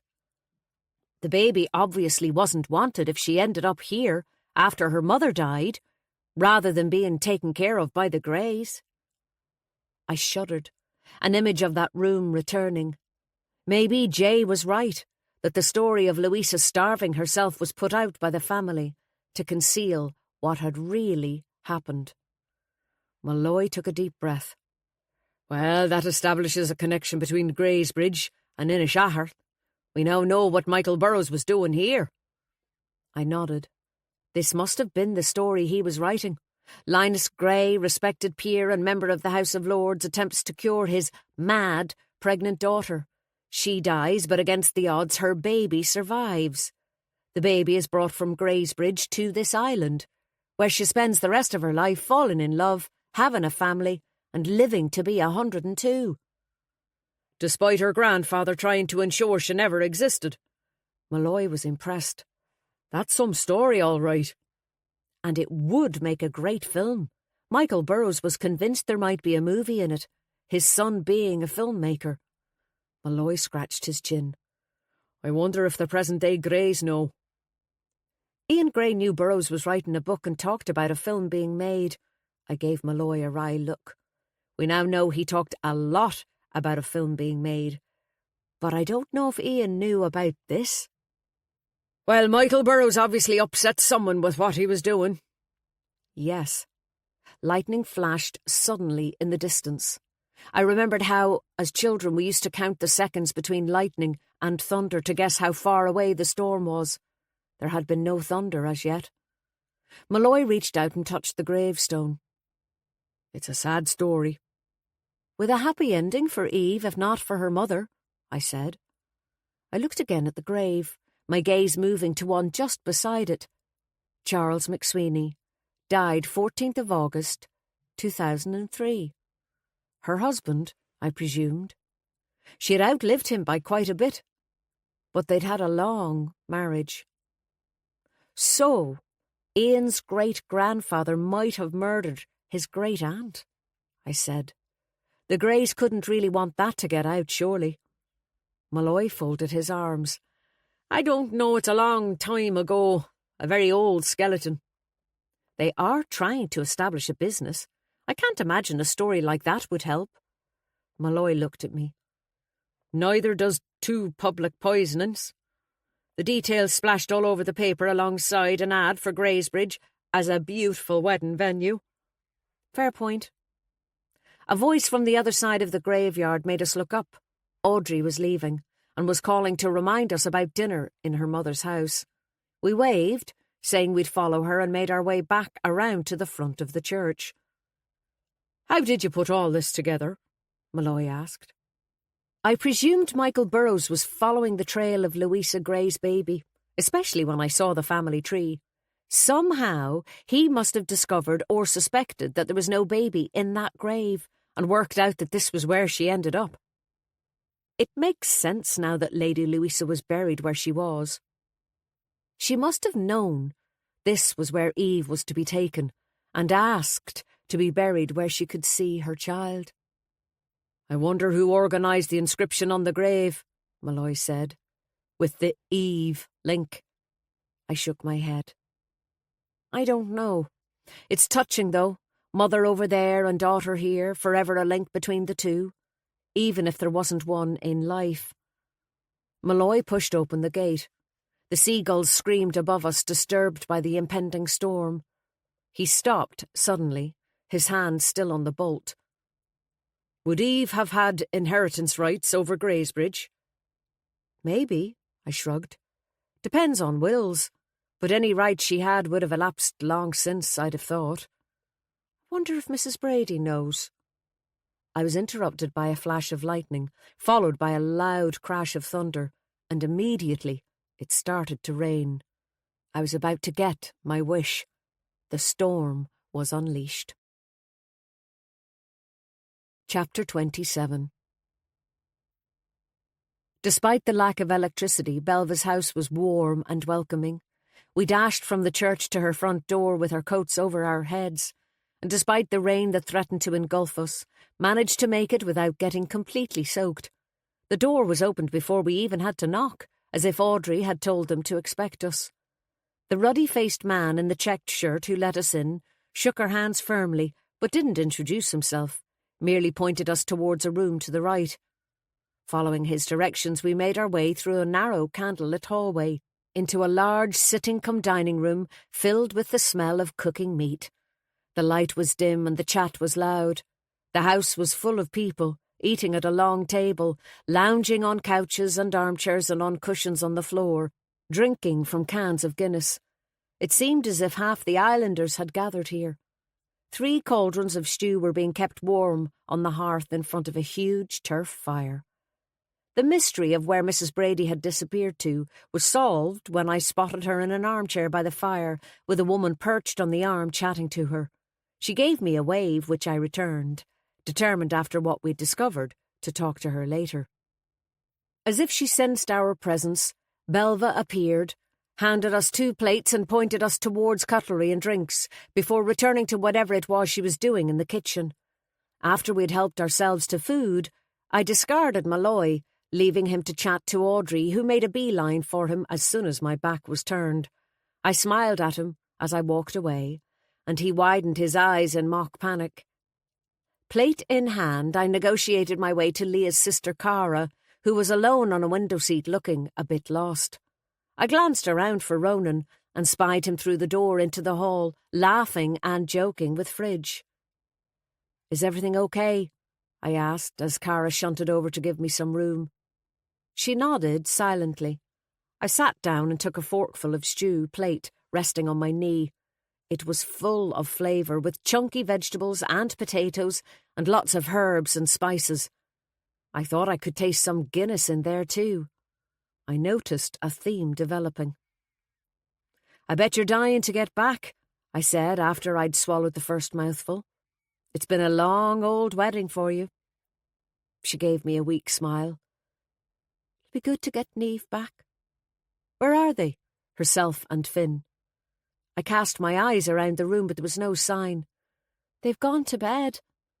I think they've had very little sleep these last few nights. Like the rest of us." She yawned and took a sip of her water. "I can't imagine that cellar or the boat were too comfortable. How is Finn?" "Not great. He seems to have picked up a wheeze and he has some weird eye irritation." She looked up to see Belva plotting a course across the floor with 3 plates balanced on her arms. "Although Belva's been great. She's given him eye drops and an inhaler, which seems to be helping. She's like a nurse. She does seem to be able to tackle anything, kind of the island's mother." "How's Niamh doing?" "Niamh seems all right, physically at least, although she has a bit of a cold. Not surprised about that. A night on a boat and another night in a damp pub cellar will do that to you, even during the summer." She shook her head. "Pair of idiots." "I suppose they're just kids." Cara lowered her voice. "Hopefully Finn's parents will pay more attention to him now. He was the one who persuaded Niamh to do what they did. But his parents were so wrapped up in their own concerns, they were hardly even aware he had gone. He was probably looking for someone to notice him." I smiled. "That's the thing with teenagers. They're inherently self-obsessed. I know I was." "But God, anything could have happened to him." She caught herself. "Anything could have happened to either of them. There I am criticising Finn's parents, but we're just as much at fault." "I suppose everyone was a little distracted." I paused. "And there's no danger of them." I didn't need to finish the sentence. Cara assured me that the window in the room Finn was in was locked, and that there was only one way out of the house, and that was through the packed room we were in. To copper-fasten things, the storm was raging outside, the rain battering against the roof and windows with a wild fury, the wind howling down the chimney and making the flames of the fire quiver. It felt good to be inside, although I did wonder how we would get back to Mrs. Brady's when the time came. There wasn't much possibility of Fridge dropping us back, given the speed with which he was disposing of those cans. I'd watched him make regular trips to the kitchen from the hall, emerging with a fresh 6-pack each time. They must have cleared the pub of its entire stock. "Harry says he'll take a look at them," Cara said, bringing my attention back. "Finn's parents are happy for him to do that. They're going to meet us in Glendara." "You've been in contact with Harry?" I realised he hadn't responded to my text. She nodded. "I rang when we found them, to be on the safe side, just to see if there was anything we should be doing." She smiled. "He asked after you." I flushed, realising that was considerably before I'd sent him my text. Hours, in fact. "Must be handy to have a doctor in the family." She raised her eyes to heaven. "Oh, sure, they're all convinced they'll get free medical advice for the foreseeable. Everyone's mad about him." "Did you know him when you were younger?" I asked. "He said he was 9 when he left." She shook her head. "He's a lot older than me. I don't remember him. They didn't come home very often, my uncle and aunt. They're on the far side of Canada, so it's a long journey." She trailed off as Ronan appeared with a steaming plate in his hand. He stood over us, shoveling stew into his mouth. "Food's great, isn't it? Maybe we should give Belva a job in the kitchen at Greysbridge." "I doubt she'd take it," Cara said sharply. "Especially now." Things obviously hadn't improved between herself and Ronan. Ronan looked stung, but he didn't argue. "You're probably right." He put his plate down and moved closer to Cara, touching her on the shoulder. It was a clumsy gesture, and she shrank back. Rejected, he picked up his plate again, then froze suddenly, a peculiar expression on his face. After a few seconds, he put the plate back down and strode off. I realised he was a little drunk. "Is everything okay between you two?" I asked. Before Cara could reply, Belva appeared, shuffling over with 2 heaped bowls of dessert. "Some plum-full ladies," she offered.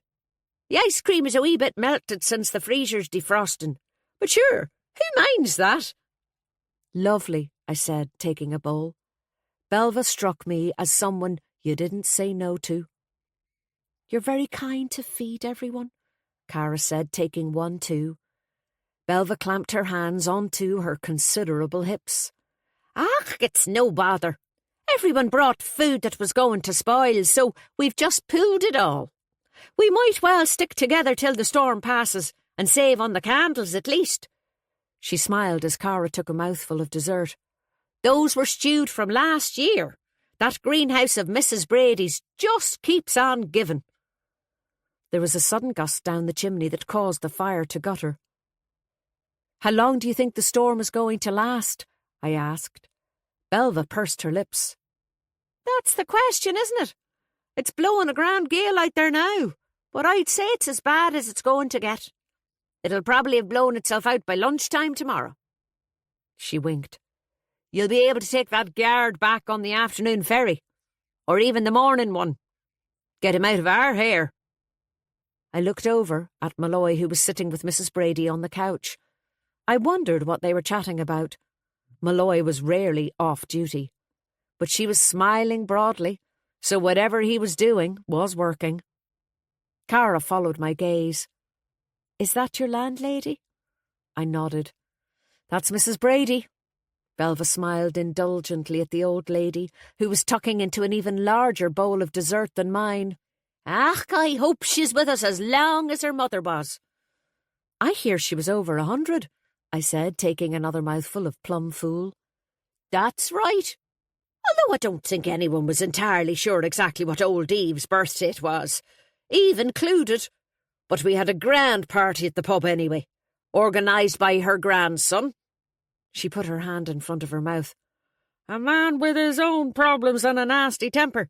Would he'd have done anything for that wee woman? That would be Mrs. Brady's son? I asked. Belva nodded, both chins wobbling. Aye, Rudy. You've met him. He's the gardener at Greysbridge, though God knows why he would want to work there. I inhaled sharply, but before I could say anything, we were interrupted by angry shouting coming from the hallway. Belva frowned. Now what's going on? Through the door to the hall, I could see some sort of altercation taking place between Ronan and Fridge.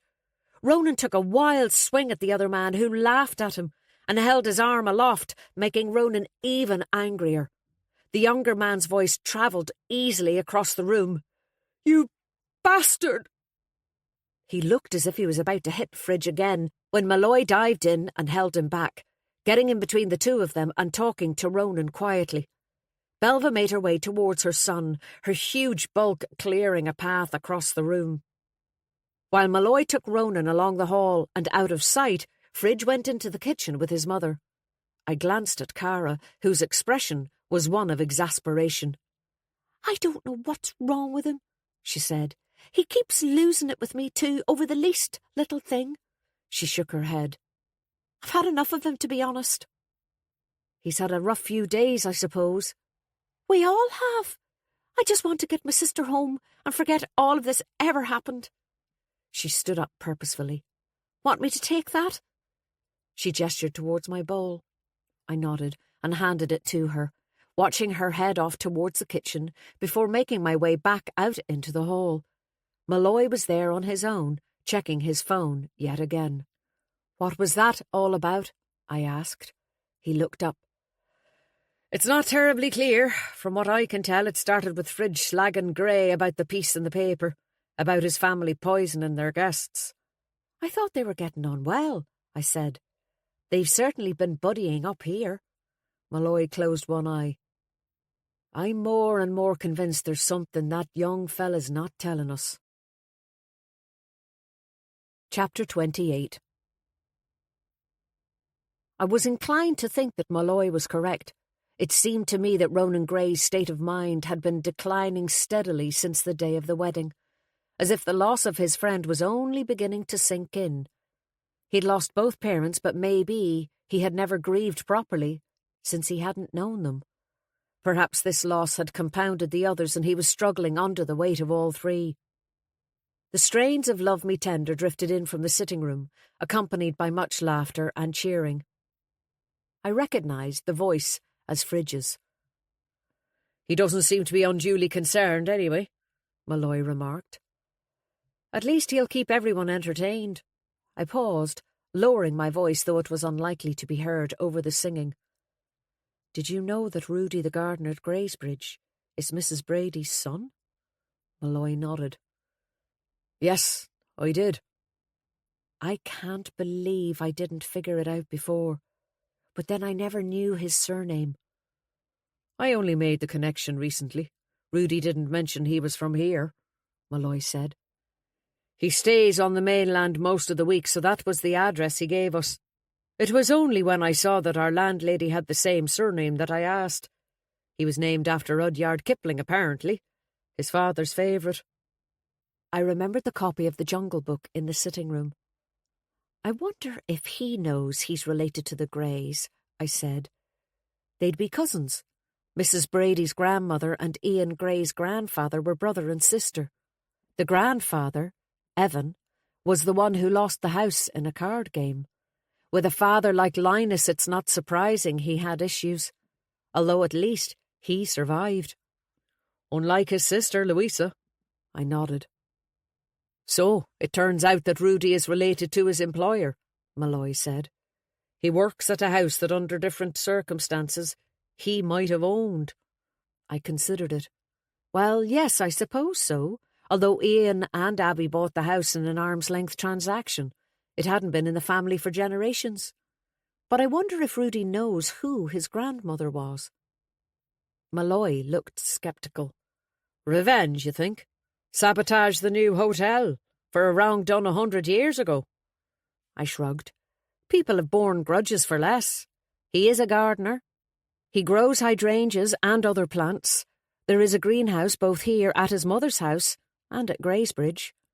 And I never got the impression he was much of a fan of the Greys. I cast my mind back to the conversation I'd had with Rudy at the footbridge the day after the wedding. He'd known a lot about Louisa Gray. Was it possible he'd known she was his great-grandmother? He'd said that his great-grandfather was the gardener at Greysbridge and had been forced to grow strange plants for Linus Gray. Was he the one who had brought Louisa's baby to the island? But surely what happened to Rudy's grandmother wasn't Ian Gray's fault, Malloy said. Linus Gray was an ancestor to both of them. I was mulling this over when Audrey blustered into the hallway, breathing heavily. She was wheezing like her mother, and her hair was wet, as if she'd been outside. "What's wrong?" I asked. "Ronan's gone out in the storm," she said breathlessly. "I'm afraid he's going to do something stupid. I'm going to get Fridge. He's the only one who can swim." "Where's he gone?" Malloy said urgently. Audrey had one foot inside the sitting-room door. It sounded as if Heartbreak Hotel was next on the playlist. "The beach. He's gone to the beach, the one below the lighthouse." Malloy and I grabbed our jackets and dashed for the door, pulling our hoods up as we went. Audrey called after us, waving frantically to the left. "Go that way.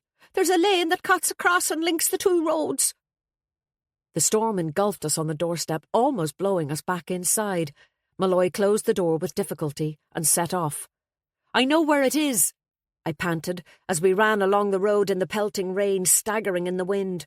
"I was heading to the lighthouse with Cara earlier." Malloy produced the torch and we were glad of it. Without electricity there were no lights. The trees looked skeletal and sinister, and the rain was as hard as hail.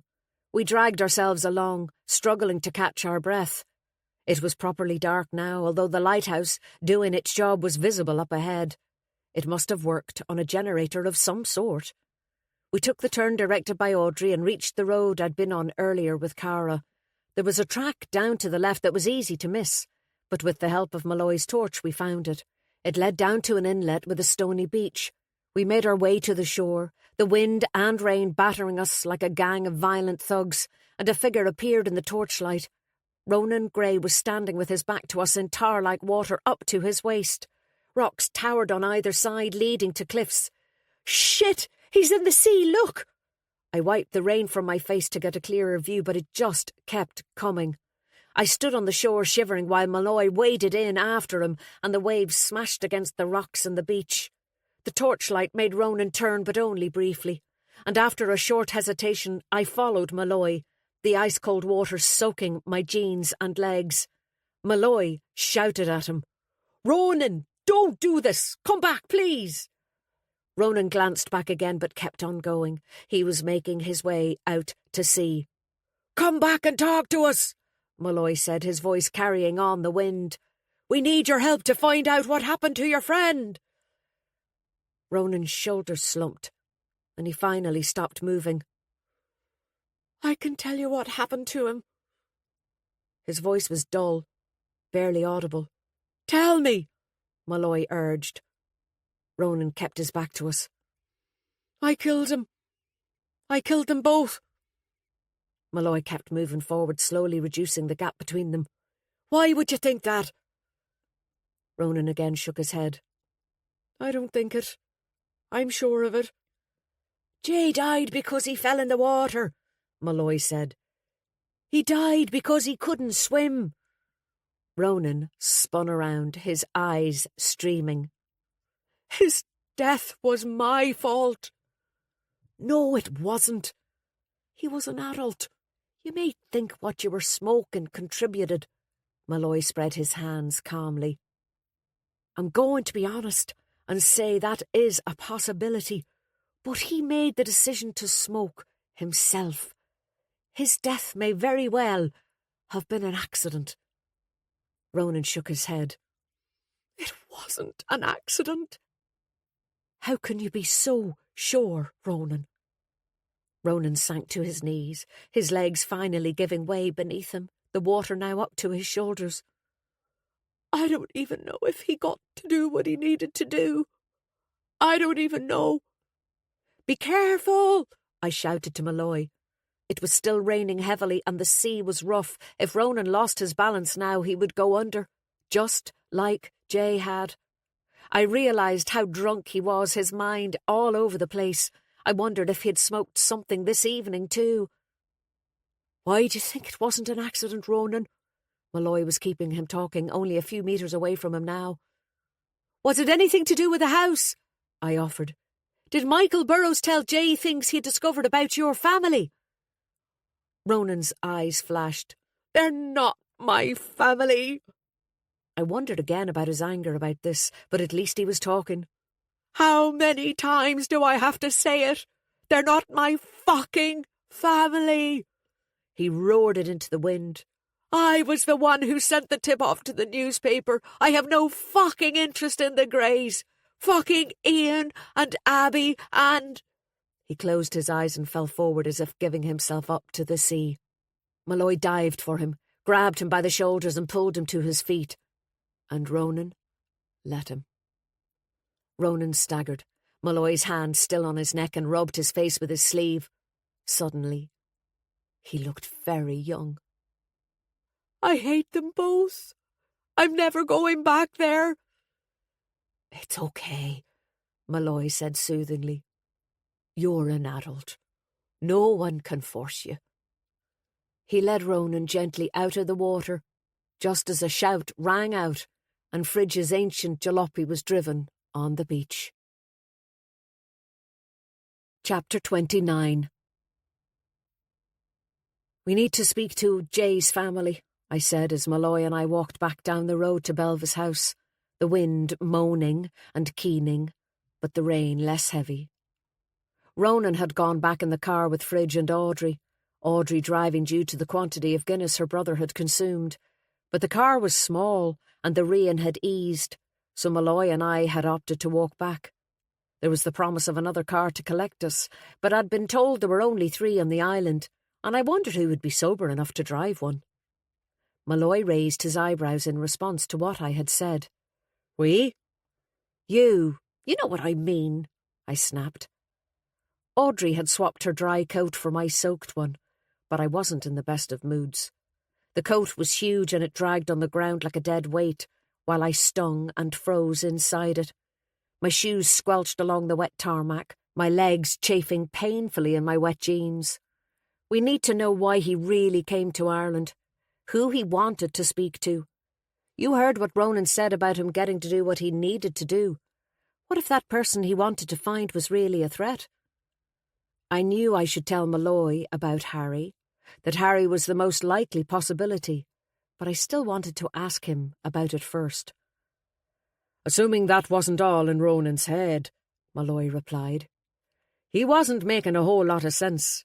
Anyway, don't you think I've already asked the Stevensons what they know? As far as they were concerned, Jay came to Europe on a cycling holiday. They thought he was to meet some other friends in Munich, although that's turned out not to be true. He was on his own. My mind raced ahead. What about the reason he couldn't swim? His telling me something different from what his parents told you. Could it have been something to do with that? Maybe he blamed someone for his friend's death? Maybe, Malloy said doubtfully. Poor Ronan, I said quietly. He's so lost. Yes, Malloy said. He certainly is. We walked along in silence. The rain had finally stopped, much earlier than predicted, and the moon and stars emerged from a black sky. There was so little light pollution here. I wondered how much damage had been done after the storm. Debris was strewn all over the road and sheep huddled together in the fields, cold and wet. There was something about the strange light, the sky, Harry, my cold feet and my throat starting to hurt again, that made me feel sad. And then suddenly my trip to America entered my head, and I felt overwhelmed. I missed Inishowen even though I was still here. I missed Malloy even though he was beside me. And I started to cry. Malloy heard me and put his arms around me. He held me close. 2 drowned rats on a lonely road on an island in the North Atlantic. It would have been romantic if it hadn't been so pathetic. Then something occurred to me and I pulled back. I've just remembered. Malloy released me, a half smile on his face. Ronan said he killed them both. His smile disappeared. That means he thinks he had some involvement in Burroughs' death too. The cake, I said suddenly. He must have been the one who delivered the slice of cake that killed him. We thought it could have been him, or Abby, or Ian. What if it wasn't Jay who dropped the dried leaves? What if it was Ronan? Maybe they fell out of his pocket, or something? You mean he poisoned Burroughs? Maybe he didn't know the cake was poisoned. He was just delivering it, doing room service or whatever. It's a possibility, isn't it? That's why he feels so guilty. But why wouldn't he tell us? It depends who he thinks the cake was from. Who poisoned it? Maybe he's protecting somebody. Even as I said this, I remembered Ian Gray holding his stomach when he came to ask me about Jay's family. He had claimed it was an ulcer, but what if it wasn't? Despite what he said about them, was Ronan Gray protecting his parents?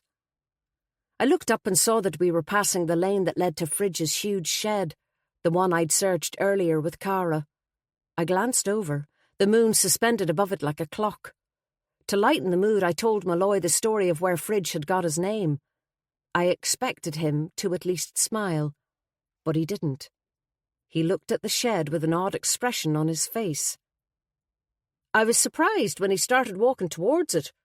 I followed him and watched as he crouched down on his hunkers beside a puddle, just outside. There was a rainbow pattern in the water. He dipped his finger in and sniffed it. He turned suddenly at the sound of a car. I felt the tension leach out of me.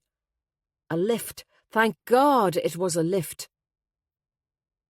I sighed and closed my eyes.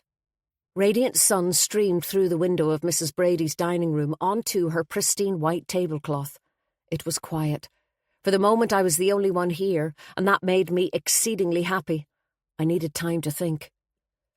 After our welcome lift back from Audrey the night before, I'd gone straight to my room to peel off my soaking clothes.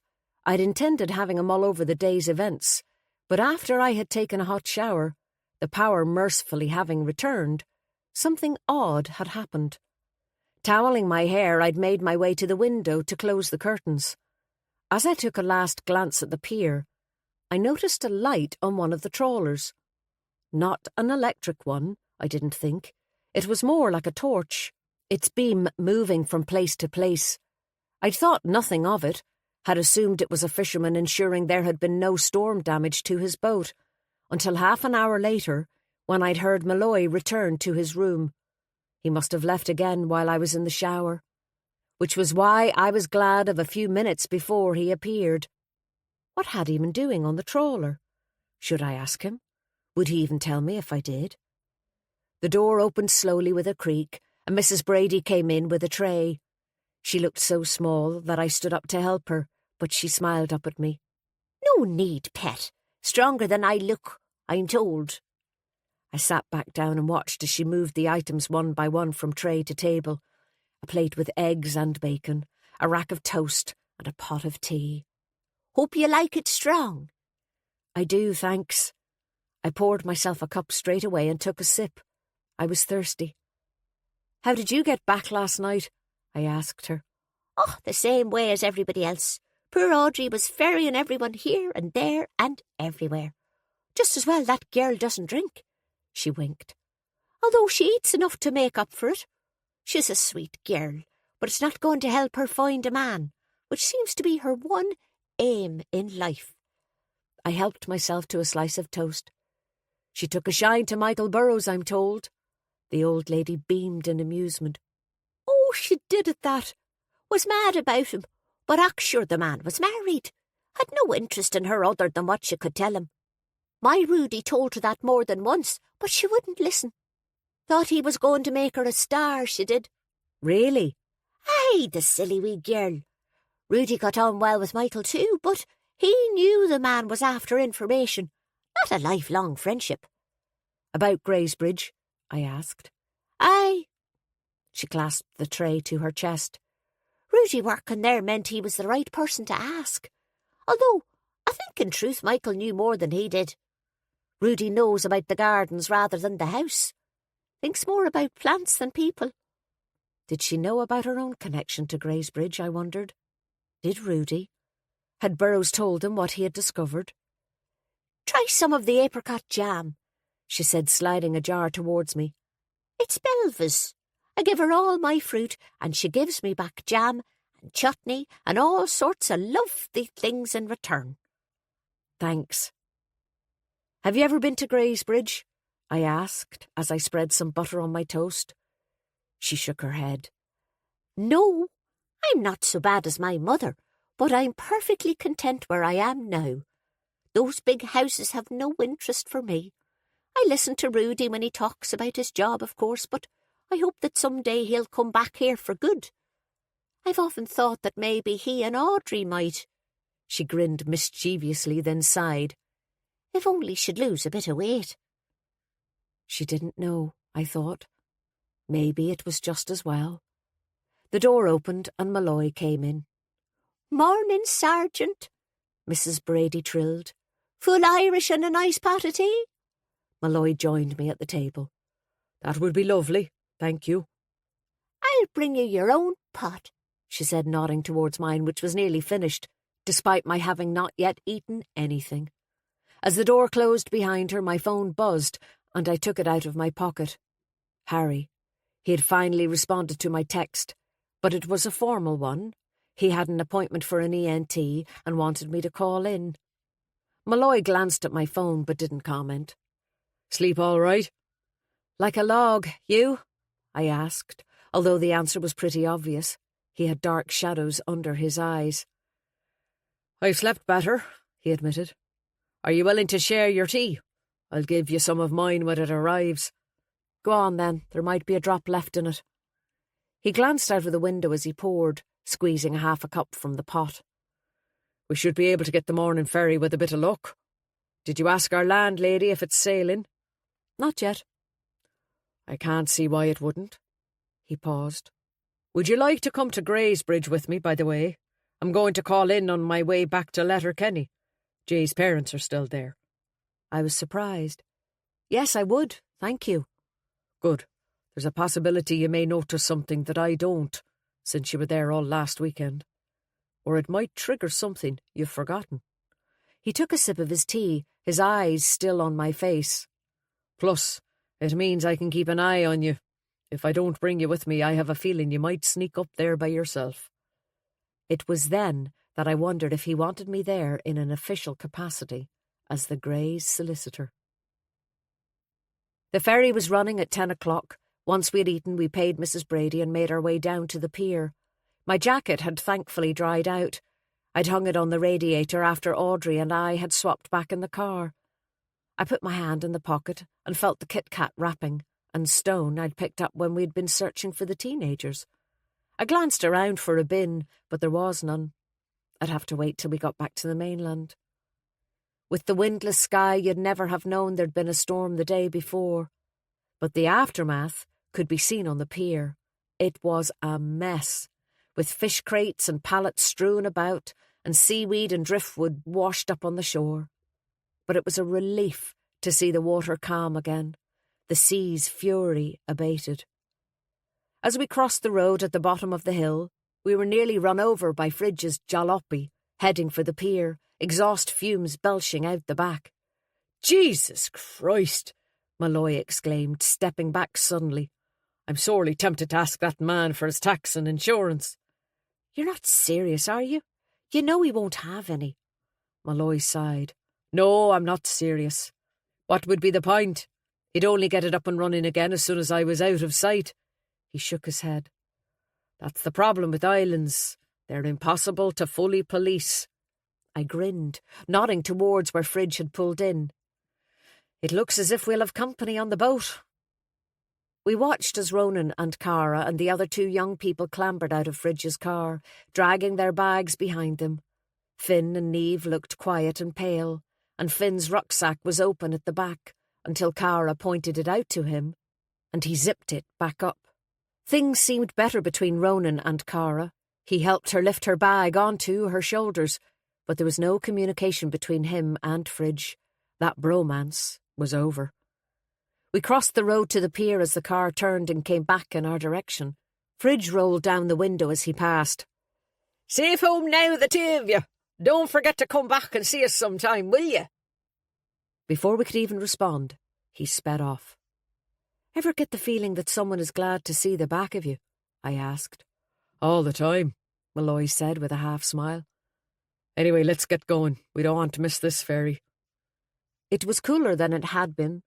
The storm had finally broken the unnaturally warm weather.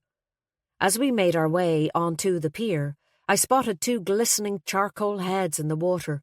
I nudged Malloy, and he smiled. Seals? You can see why they want to keep it for themselves, can't you? I said. This morning, anyway. Malloy nodded. He put his hand up to shield his eyes from the sun, gazing at the horizon. Land was visible far in the distance. What do you think that is? I looked, tried to work out the geography in my head. I suppose it must be Port Rush, in Antrim. And over there, Scotland. Malloy frowned. So they'd have a pretty clear run to the north and south from here. Access to both borders by sea. He was speaking almost under his breath. I looked at him curiously. I suppose so. Why? An engine started to rumble and we looked towards the ferry. It was ready to depart. We'd better get a move on, Malloy said. When we made our way up the gangplank, the other four were already on board and had taken seats inside. The captain greeted me with a grin. "So how'd you get on with Mrs. Brady?" "Great," I said. "Good job the sun wasn't there with that storm." He winked. "He's a wild, strange one, that boy. He'd have been howling at the moon, most like." The ferry set off, the seagulls swooping and diving and screeching above us. I took one last look at the island as we departed, wondering if I would ever be back, suspecting I wouldn't. I'd got the definite impression these islanders didn't welcome visitors. I left Malloy on deck to make phone calls and made my way inside to Leah's sister and her companions. They'd made a little fort with their bags and were slumped in their seats. Ronan looked hungover, arms crossed, almost folded in on himself. He avoided catching my eye. I knew Malloy wanted to speak to him further but was happy to leave it till the mainland, so I left him alone too. Instead, I sat beside Cara, a few seats away. She looked up with a smile. "All ready to get back to some kind of normality?" I asked. She nodded. "We're going to see Harry when we get back. Finn's mother is meeting us in Glendara, although they're both much better." I looked over at them. Niamh and Finn were sitting together but not speaking. Although Finn was no longer coughing, they both looked exhausted and grubby. Niamh had a purple stain on her jeans. "How are you getting there?" I asked. "We weren't sure what time the ferry would leave, so I have to ring Dad when we arrive. Not looking forward to that, to be honest." Her jaw tightened. "Do you want a lift?" I asked on impulse. It seemed the least I could do for Leah was give her two sisters a lift back. I hadn't been much help otherwise. The tension in Cara's face eased. "Oh, that would be great. It'll save Dad from coming up. We've had to make up a story about these two, so it would help if we could go to Harry first and meet Dad in Glendara. I don't want to worry him." I wanted to speak to Harry too before I mentioned him to Malloy. We might not have a great future ahead of us, Harry and me, but at least I owed him that. When I went back out on deck, Malloy was still on the phone. His brow was furrowed and he was writing something in his notebook, struggling a little in the wind. I waited for him to finish, and when he did, I told him that I was going to Glendara first but would return to Greysbridge. He gave me an odd look, but agreed to meet me later. He had something to do himself, he said, before he went to Greysbridge. Something he needed to check out. Chapter 30. At Malin Head, Malloy and I both offered Ronan a lift, but he insisted he wasn't going back to Greysbridge. When Malloy asked where he was going, he said he hadn't yet decided. After Fridge's remarks, I was surprised his mother wasn't on the pier to collect him. I looked at his pale, tired face, his bag at his feet, and my heart went out to him. I'd have thought there was nothing either of us could do to force the issue, that we'd have no choice but to leave him alone on the pier. But Malloy said something to him quietly that seemed to change his mind, and I was surprised to see Ronan accompany him up the road and climb obediently into his car. I wondered where Malloy was taking him. The Minnie was a bit of a squash with Cara, Niamh, Finn and all their bags, but I was glad to see it had survived despite being left to the mercy of the elements. The storm had hit the mainland too. There were branches strewn across the road as I drove back down to Glendara. The day was bright and cool, a far more typical Donegal summer's day. Cara chatted the whole way, but the teenagers were quiet. At one stage I thought they had both fallen asleep, but when I checked in the mirror, they were staring morosely out of separate windows. I dropped all three at the surgery on my way through town and parked in the county council car park, deciding to kill some time with a coffee in the Oak before speaking to Harry once they were finished.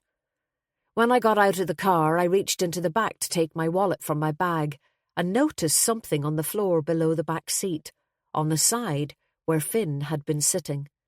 It looked like a small piece of red cardboard, and I leaned in to pick it up. It was a book of matches. It hadn't been there before the teenagers had been in the car, I was sure of it. It must have fallen out of Finn's rucksack, or maybe it was in his pocket. Whichever it was further evidence of his magpie habit of picking things up that didn't belong to him. The matches were from a pub in Buncrana called the Drunken Piglet. Finn couldn't have bought them himself. It wasn't the first time I'd come across that pub in the last couple of weeks. It was mentioned on a charge sheet I had in the office as the location of that assault listed for court tomorrow. So where had Finn got the matches? Ronan Gray? No, he had had a lighter. I remembered him buying one at the shop on the island. Although maybe he had had to buy a lighter because Finn had taken his matches. Rudy? He was a smoker. Fridge? He had had an unlit cigarette in his hand when we'd first met him, in the doorway at Greysbridge. But then he rarely left the island. I slipped the matches into my wallet and walked out of the car park. There was a definite cooling in the air, a return to more normal temperatures and a breeze. As I made my way to the square and headed straight for the Oak. On the way I met my old buddy from the doctor's surgery dressed in his winter coat. "Afternoon, Jim, how are you doing?" "Foundered I am," he shivered. "That's a lazy wind, that is. It won't go round you, it'll go through you." He grinned, pleased with his own joke. Despite Jim's complaints about the cold, I sat outside the pub. There wouldn't be many more opportunities, I suspected. I finished my coffee far too quickly and was trying to work out whether to go into the office for a while when Phyllis appeared, blustering up the street, looking agitated. Her eyes widened when she saw me. "Och, I'm so glad you're here. There's something I want to talk to you about." She beckoned. "Come down to the shop with me." I stood up. "Okay." Phyllis took me by the arm, linking mine to hers as we walked down the street to her shop. She unlocked the door and the bell tinkled when she pushed it open. She must be seriously troubled about something to close up, I thought. She was too much of a businesswoman. As usual, books were piled on the floor and in boxes, awaiting unpacking. Phyllis's dog Fred came down the staircase from the flat above, yawning widely. He padded over to Phyllis and nuzzled her. She rubbed his head distractedly while I shut the door behind me. "Go on, I'm listening," I said. Phyllis took a deep breath. "Well, I don't know if this means anything, but I've just found out that young lad Jay was coming here to Glendara. I was going to ring you." My stomach flipped. Harry. He must have been coming to see Harry. This was exactly what I'd been afraid of. "How do you know?" "He was booked to stay with Mary. You know, the wee woman that runs the guest house. She'd told me on Sunday evening that one of her guests hadn't turned up. No phone call or anything. She was annoyed because she could have rented that room out 5 times over at this time of year. But when she saw the paper on Monday, she realised what had happened. She's in shock. Her guest didn't turn up because he was dead." Harry's surgery was visible through the bookshop window. I sank down onto a stool by a display of crime novels. Harry had Jay's number. It had to be him that Jay was coming to see. That was why Jay had decided to stay longer at Greysbridge. Somehow he had discovered that Harry would be coming to the wedding. Suddenly, I changed my mind about tackling Harry on my own. "I'll ring Malloy and tell him." Good idea, Phyllis said quietly as she played with Fred's silky ears. I stood to dial his number. Luckily, I got him. It sounded as if he was beside the sea. I could hear waves crashing in the distance. I told him what Phyllis had said, and he said he would ring the Stevensons at Greysbridge and call me straight back. As we waited, Phyllis looked at me, and I looked at her, and eventually she took off up the stairs to make a pot of tea, a blend of Earl Grey and berries, her solution to all ills. While she was gone, Malloy rang back. "OK," he said. "I told them that we had received some information about where their son was intending to travel once he had left Greysbridge." "And?" "They'd never heard of Glendara before they saw a signpost for it on their way from the airport. Jay certainly didn't mention it." "Oh," I sank onto the stool behind me. "Did you ask them if they knew of anyone their son wanted to see in Donegal? About the possibility of it being connected with what happened when he was a boy?" I knew I was making considerable leaps, but I couldn't help it. Malloy's voice was calm. "His mother confirmed again that Jay's friend had died when he was a child, about 10 years ago, and that was why he had never learned to swim. She said it was an accident, but that there was a doctor there who had tried to save his friend. She said something about the child dying hours later. I'm not really sure what she meant. It sounded as if there was something a little odd about it." He had me at the word doctor. There it was, the connection with Harry. My stomach had fallen through the floor. "Doctor?" I repeated. "Yes, a trainee doctor. I asked if they could remember his name, but they couldn't. He left the area soon after. He was Canadian." "Shit." "What are you thinking?" Malloy asked. "Jay came up to speak to Harry at the wedding. It looked as if they knew each other, but Harry denied it," I said quietly. There was a pause.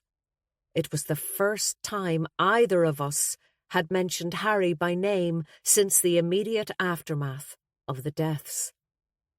"You think he could be the person Jay was after?" "Maybe. I'm wondering if he was the doctor who failed to save Jay's friend. If Jay was able to track him down from some international doctor's register or something." I paused.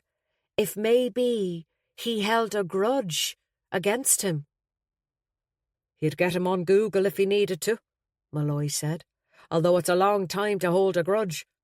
On the other hand, it's quite the coincidence. Another drowning. If this Harry was the doctor involved in the original one." What if Jay was going to reveal something? I couldn't bring myself to say it. What if Harry had failed to save him on purpose?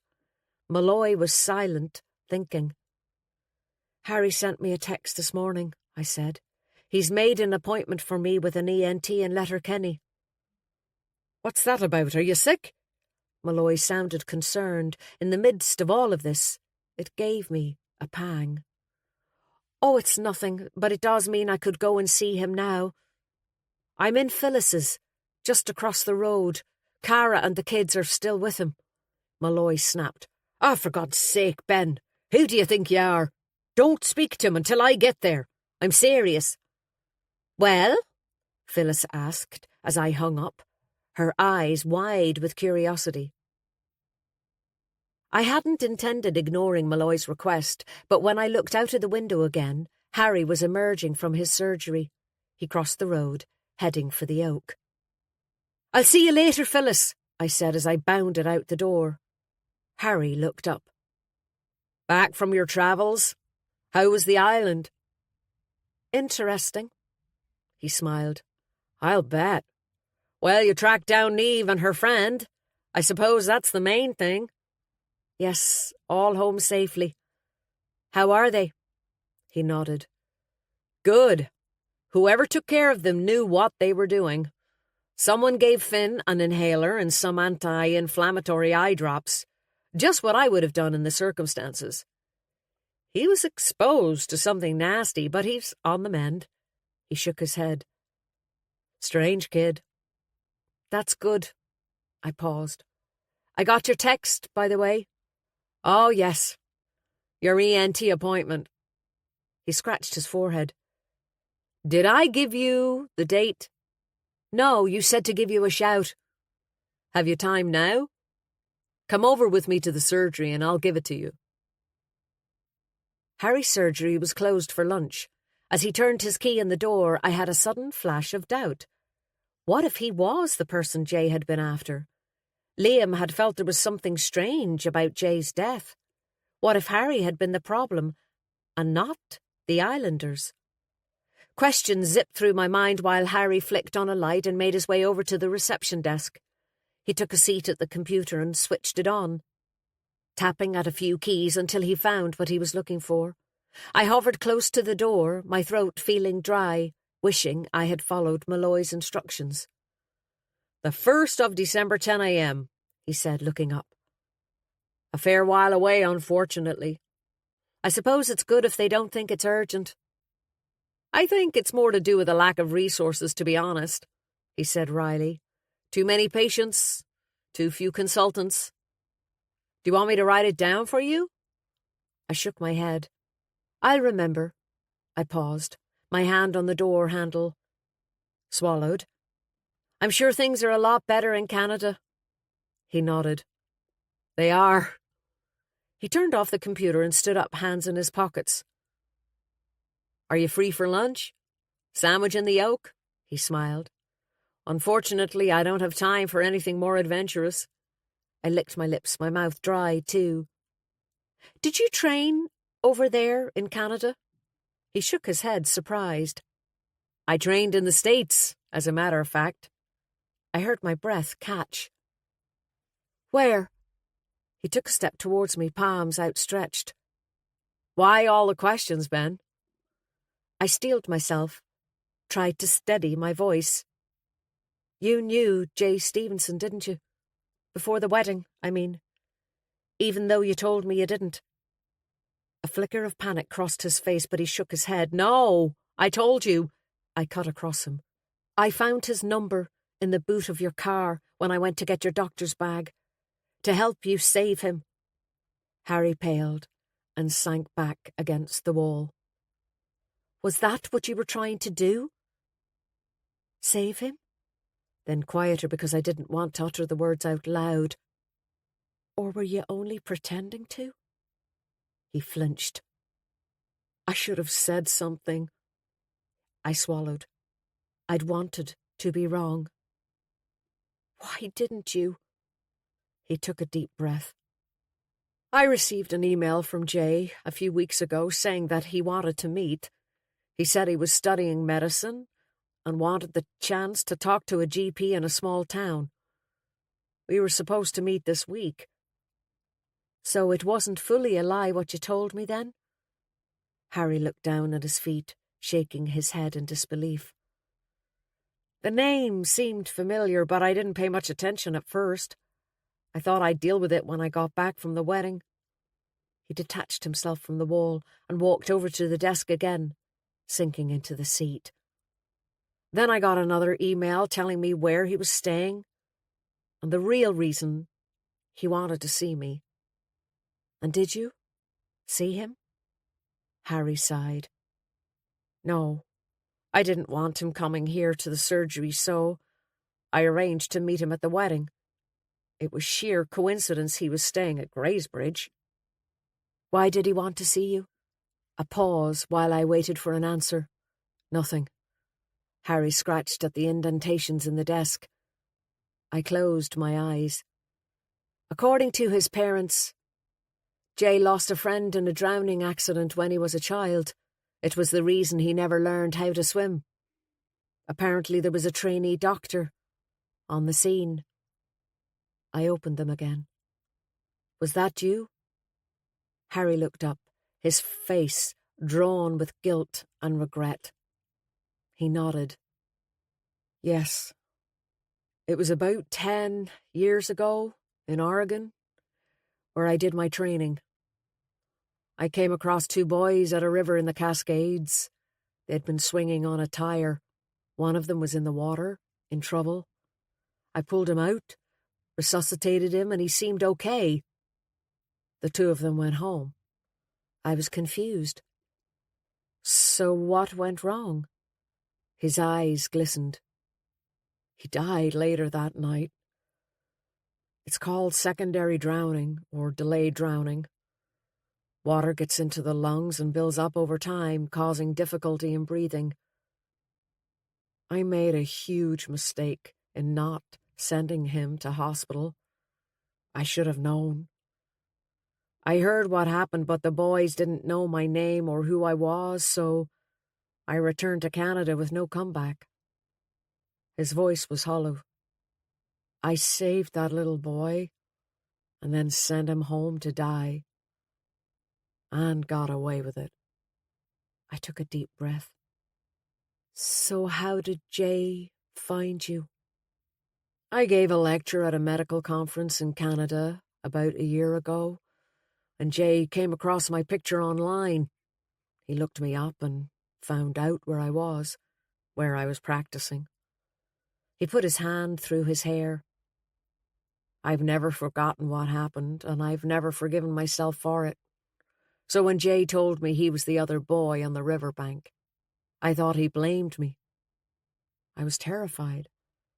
I didn't know what he intended to do. Was that why he came looking for you? Some kind of revenge? Harry shook his head. That's what I thought at first. I thought that now that he had some medical training, he knew the error I'd made. He smiled sadly. But I was wrong. We had a chance to speak when he came over to me at the wedding. It was he who felt guilty.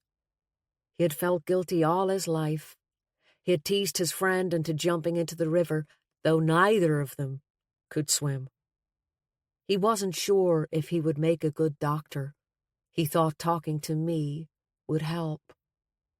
He put his head in his hands, his voice wretched. And then I couldn't save him either. It was horrible. I pictured his desperation in trying to resuscitate Jay, his frantic and hopeless 40 minutes of CPR. And I believed him. But I had one more question. Why didn't you tell the guards that you knew him? His voice finally broke. Because I was ashamed. I'd failed to save either of those 2 boys. What kind of a doctor does that make me? Chapter 31. There were 5 missed calls from Malloy when I left Harry's surgery, plus 1 text message saying that something had come up, that he wouldn't be in Glendara for an hour, and warning me not to speak to the doctor in the meantime under any circumstances. I rang him back and left a message. He returned the call within seconds, and I filled him in. He wasn't happy. He asked me if I believed Harry's story, and after a slight hesitation, I said I did. I wasn't sure how much weight he would give my opinion, especially of a man he knew I'd been seeing, but in truth, he seemed distracted by something else. He still sounded as if he was at the coast. I wondered if Ronan Gray was with him. He should have been straight with us from the beginning, he said finally. I'll send someone to take a statement from him. Do you still want me to come to Greysbridge? I asked, hesitantly. Malloy was clipped. The Greys are your clients, aren't they? I think you'd better. I drove up the coast wondering what he meant. Malloy knew more than I did, that was becoming clear, as of course he should. I suspected I was only seeing part of the picture, and had been for some time. The calls he had been taking, his search of the trawler on Inishaher late at night. I couldn't but think there was some connection between the case he had been working on, the reason he had been sent abroad, and what had been happening here. There was an iceberg feel about this whole thing, and I could only see the tip. When I reached Greysbridge, Malloy was turning into the avenue ahead of me. He saw me in his rearview mirror and waved. There was a figure beside him in the passenger seat, Ronan Gray. As soon as I rounded the house, I could tell there was something wrong. It was impossible to miss. It looked as if one wall had collapsed.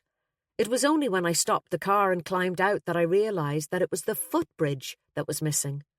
It had been tumbled completely, along with the strange octagonal room with which it connected. There was nothing left but a pile of rubble and broken glass, and a huge hole in the wall of the main house, and some pretty wrecked-looking rhododendron bushes. A bulldozer was parked in front. There was dust in the air, and I coughed. Whatever had happened, it was recent. A voice penetrated my consciousness, and I looked around to see Ian Gray on the steps of the house, roaring at someone, his body rigid with rage. I had never seen him lose his temper before.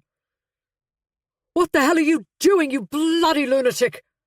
It was only then that I saw Rudy the gardener standing half-hidden by the door of the bulldozer, hand resting on the handle, as if he had just climbed out of the cab. He took a box of cigarettes from his shirt pocket, lit one, and casually flicked the match onto the ground. "You said you wanted rid of it. I'm doing you a favour." "I wanted it done by a professional. Someone with a qualification, not a fucking fruitcake gardener with a grudge." Ian was apoplectic, his eyes flashing, spit appearing on his lower lip. Rudy smiled, an odd, distant kind of smile. Malloy was ahead of me, having climbed out of his car at the same time as I had, and he stepped in. From the corner of my eye, I saw Ronan get out of the passenger seat and walk off in the other direction, head bowed, disassociating himself from the whole thing. "What's going on?" Malloy demanded. Ian waved at the gardener. "This nutcase is knocking down my house." "I'm not knocking down his house," Rudy said calmly. "I'm removing a part of the house that is an eyesore, that was added some time after the original structure, and is completely at odds with the character of the rest of the building." "Who told you that?" Gray demanded. "Our late guest, Michael Burrows," Rudy said. He took a drag off his cigarette and exhaled luxuriously. "And you know what else he told me? That you and I are cousins. What do you think of that?" "You're drunk. Either that or you've been smoking some of your own weed again." Ian spat before storming back into the house. Malloy managed to drag Rudy away from the bulldozer and talked to him quietly while I followed Ian Gray inside. As I walked through the reception hall, a couple emerged from the bar looking dazed, clearly wondering what the commotion was. The man looked startlingly like an older J. Stevenson. On seeing them, Ian seemed to pull himself together. "I'm so sorry about the noise," he said. "We're having a bit of difficulty with one of our employees, but the guards are here now, so there's nothing to worry about." I raised my eyebrows but said nothing.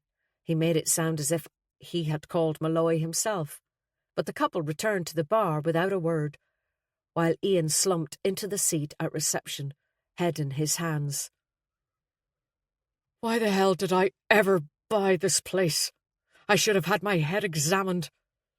Those islanders were right, it's bloody well jinxed." I perched on the desk beside him. "Is that what they said?" He nodded. "I mean, they're all bloody nuts, but in this instance they're right. I'm going to sell it as soon as I can, assuming anyone will buy it." He looked up. "You'll act for me again, won't you?" "Of course," I replied. I realised I hadn't told him about the letter from the bank, and I did so now. He wasn't surprised, and he didn't seem to care particularly. He had received something similar, he said. It was as if this last encounter with Rudy had sapped all his remaining energy. I felt sorry for him. "But you've put so much work into it. Are you sure you want to give up?" Gray narrowed his eyes in disbelief. You can't be serious. 2 murders, a hatchet job of an article in the local newspaper, Ronan gone missing, and now half the house is knocked down by some maniac who's supposed to work for me? I nodded. Fair enough. Maybe selling it is the right thing to do, although Ronan is outside. He glared at me. What? He was on the island. He came back with Sergeant Malloy just now. Why did you think he had gone missing? Ian waved his hand dismissively. Just something Abby said. Never mind. She panics. He stood up, running his hand through his hair. I should go out and talk to him. I put my hand on his arm. Before you go, I want to tell you a couple of things. Firstly, Rudy was right about one thing. He is related to you. He blinked. What? It looks as if Louisa Gray had a baby. That baby ended up on Inishatter and was brought up there. She was Rudy's grandmother. He looked at me in surprise. Rudy's from Inishatter? Didn't you know? The fact that he was more startled by Rudy's islander status than Louisa Gray's baby took me by surprise, considering his earlier denials that he knew anything. He shook his head, his hands splayed on the desk. I never asked. I just assumed he was from around here. He looked at me defensively. I never interviewed him, remember? He came with the house. Gray spoke about Rudy as if he was a piece of furniture. I realised he had done that before, but I hadn't picked up on it. So you did know that Louisa Gray had a baby? He nodded. Burroughs told me. He turned out to be a right little ferret. I suspect he told that gumbean gardener as well. He certainly wouldn't have had the brains to work it out for himself. So Gray knew more than he had admitted to, I thought. What else had he lied about? He slumped back down on the seat. Burroughs convinced me he'd be making a film about the whole story. Said his son would have the clout to do it. That there's all sorts of finance available for films made in this part of the world, rural development grants and that kind of thing. So I thought, great, a bit of publicity for the place. Finally, we might actually be able to get off our knees. I paused. So did Michael Burroughs think Linus Gray was responsible for his daughter's death? Was that part of the story? Gray shrugged. If that was the story he wanted to peddle, it was no skin off my nose. True or not, it would have made a great film. It could have been the making of us, especially with the ghost story. We sure as hell needed it. He clutched his stomach. Are you all right? Bloody ulcer getting worse. He winced as he stood up again. Look, I'd better find Ronan. He needs to speak to the Stevensons. He's not getting out of all his duties. Life's not that easy. I stood aside to let him pass, and he set off towards the main door.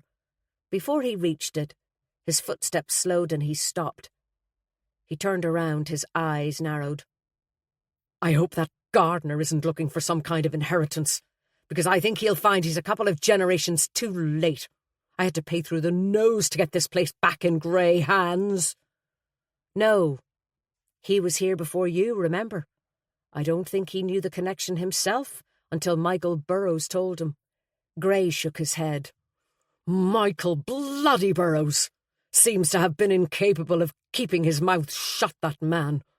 Abby said he was all talk, that there would never be a film, but he went on and on about his son, what his son had done, how this was just the type of story he'd be interested in, how it would put Greysbridge on the map, and I was so bloody stupid. I believed him. Made a right fool of myself. What do you mean? Suddenly, I remembered the flecks of blue paint on his shirt that Abby had flicked off the night of the barbecue, and the peeling blue paint on the interior of the footbridge. Had it been Ian Gray on the bridge, in my room? But he just shrugged. I wanted to shake him. For some reason, I wanted him to take Louisa Gray's story seriously. Do you believe that Linus Gray had something to do with his daughter's death? He laughed derisively. Women died in childbirth all the time back then. The rumour was that the gardener was the father of her baby. Did you know that? He was from the island. So if that's where she ended up, then she was brought up by her own father. Everything worked out for the best. I said nothing.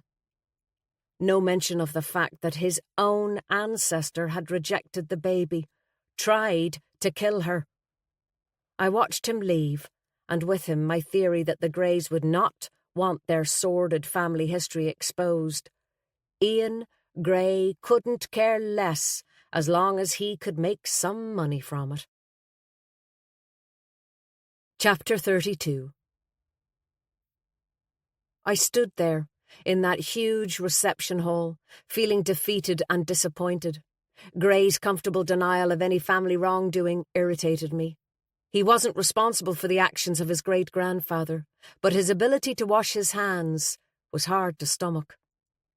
When I'd acted for Ian and Abby in buying Greysbridge, they'd had a clear idea of what they wanted. They'd acknowledged that they needed to make a living out of the place, but for them it wasn't about money. It was about bringing the old house back to life. But clearly things had changed. I looked around me at the dusty chandelier, the grand staircase and the strange sculptures, and I wondered if this house had just eaten away at them and made them desperate. I decided to track Malloy down and tell him what I knew. When I made my way down the steps, I saw that a Garda car had arrived and Rudy was sitting in the back, staring straight ahead, a stormy expression on his face. Malloy was talking to a guard standing by the driver's door. I raised my eyebrows as I approached. "Criminal damage," he said before I had a chance to say anything. I had no choice. He said that if I didn't arrest him, he would just finish the job. "How's his employer? Any calmer?" The other guard nodded to Malloy, climbed into the driver's seat and started the engine. "A bit, I think." We watched the squad car disappear around the gable of the house. "Have you figured out how much Rudy knew?" Malloy crossed his arms. "He found out about his family history from Michael Burrows.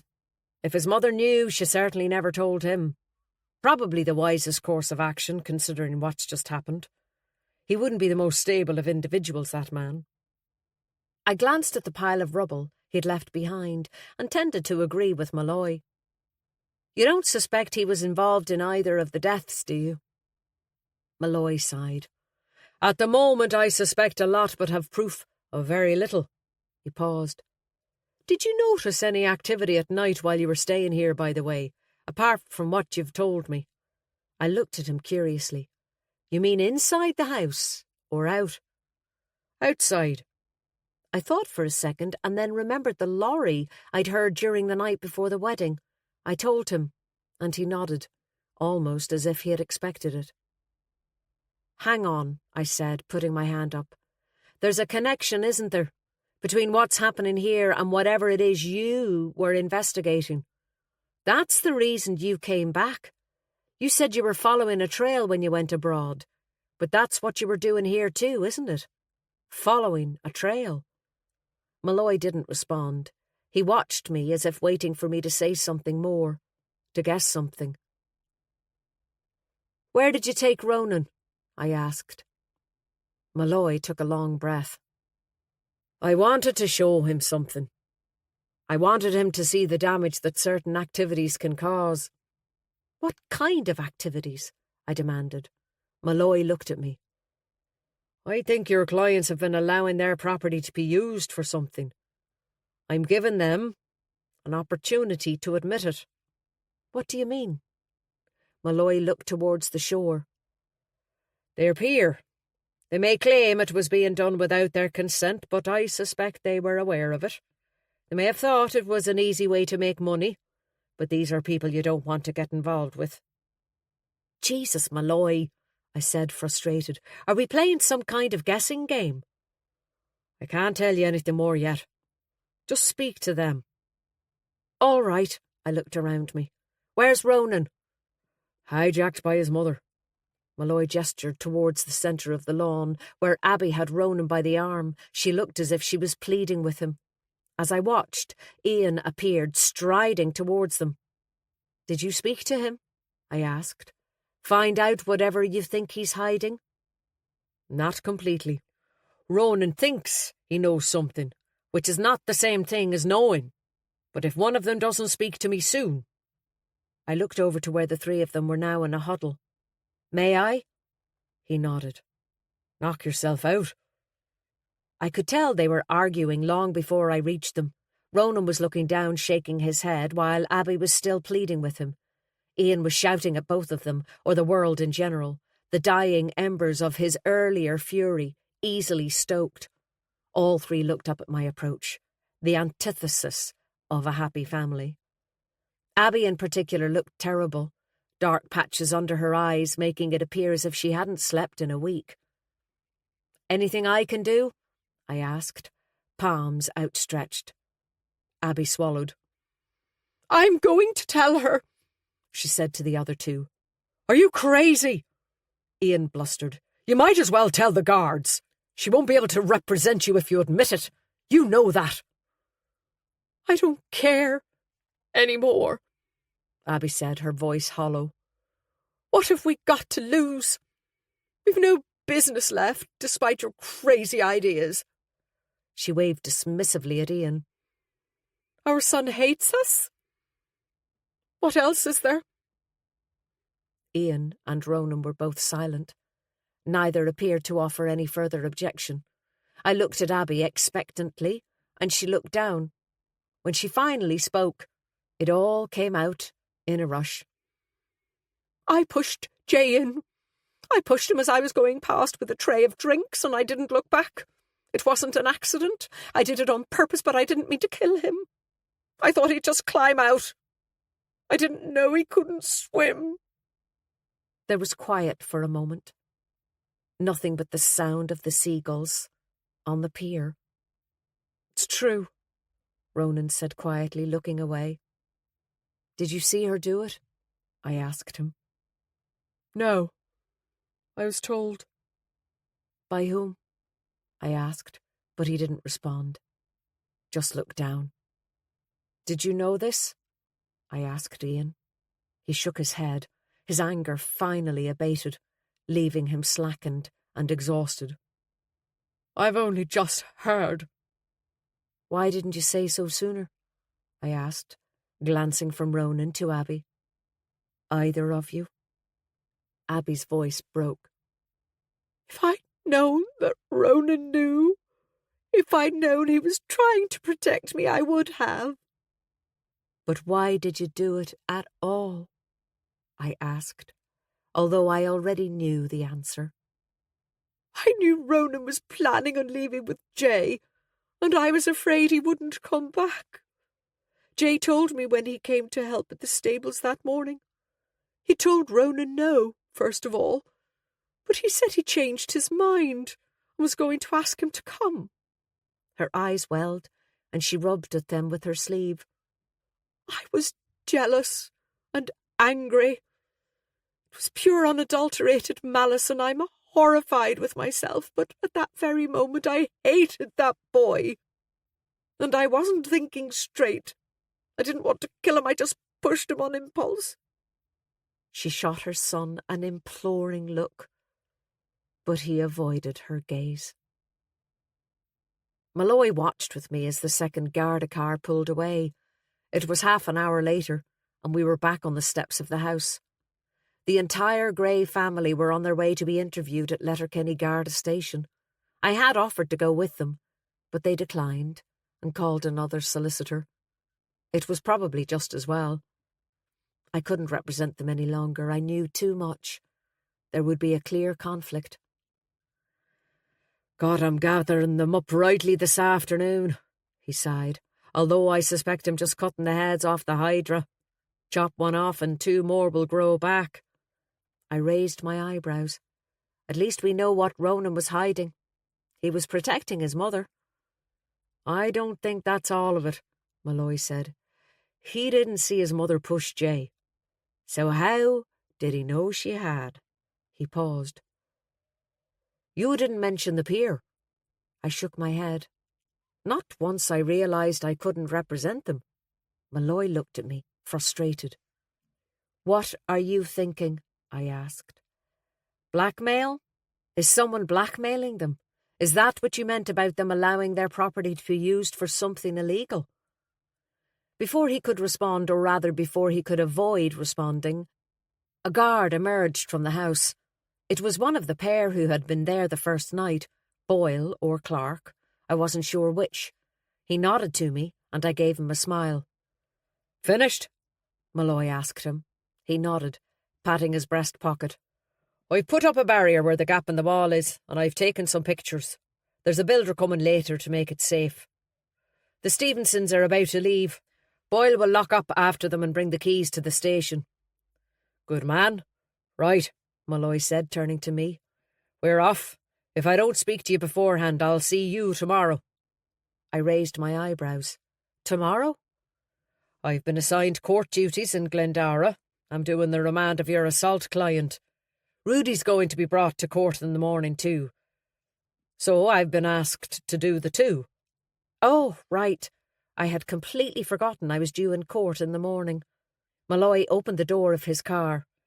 "In the meantime, let's see what the Grey family has to tell us."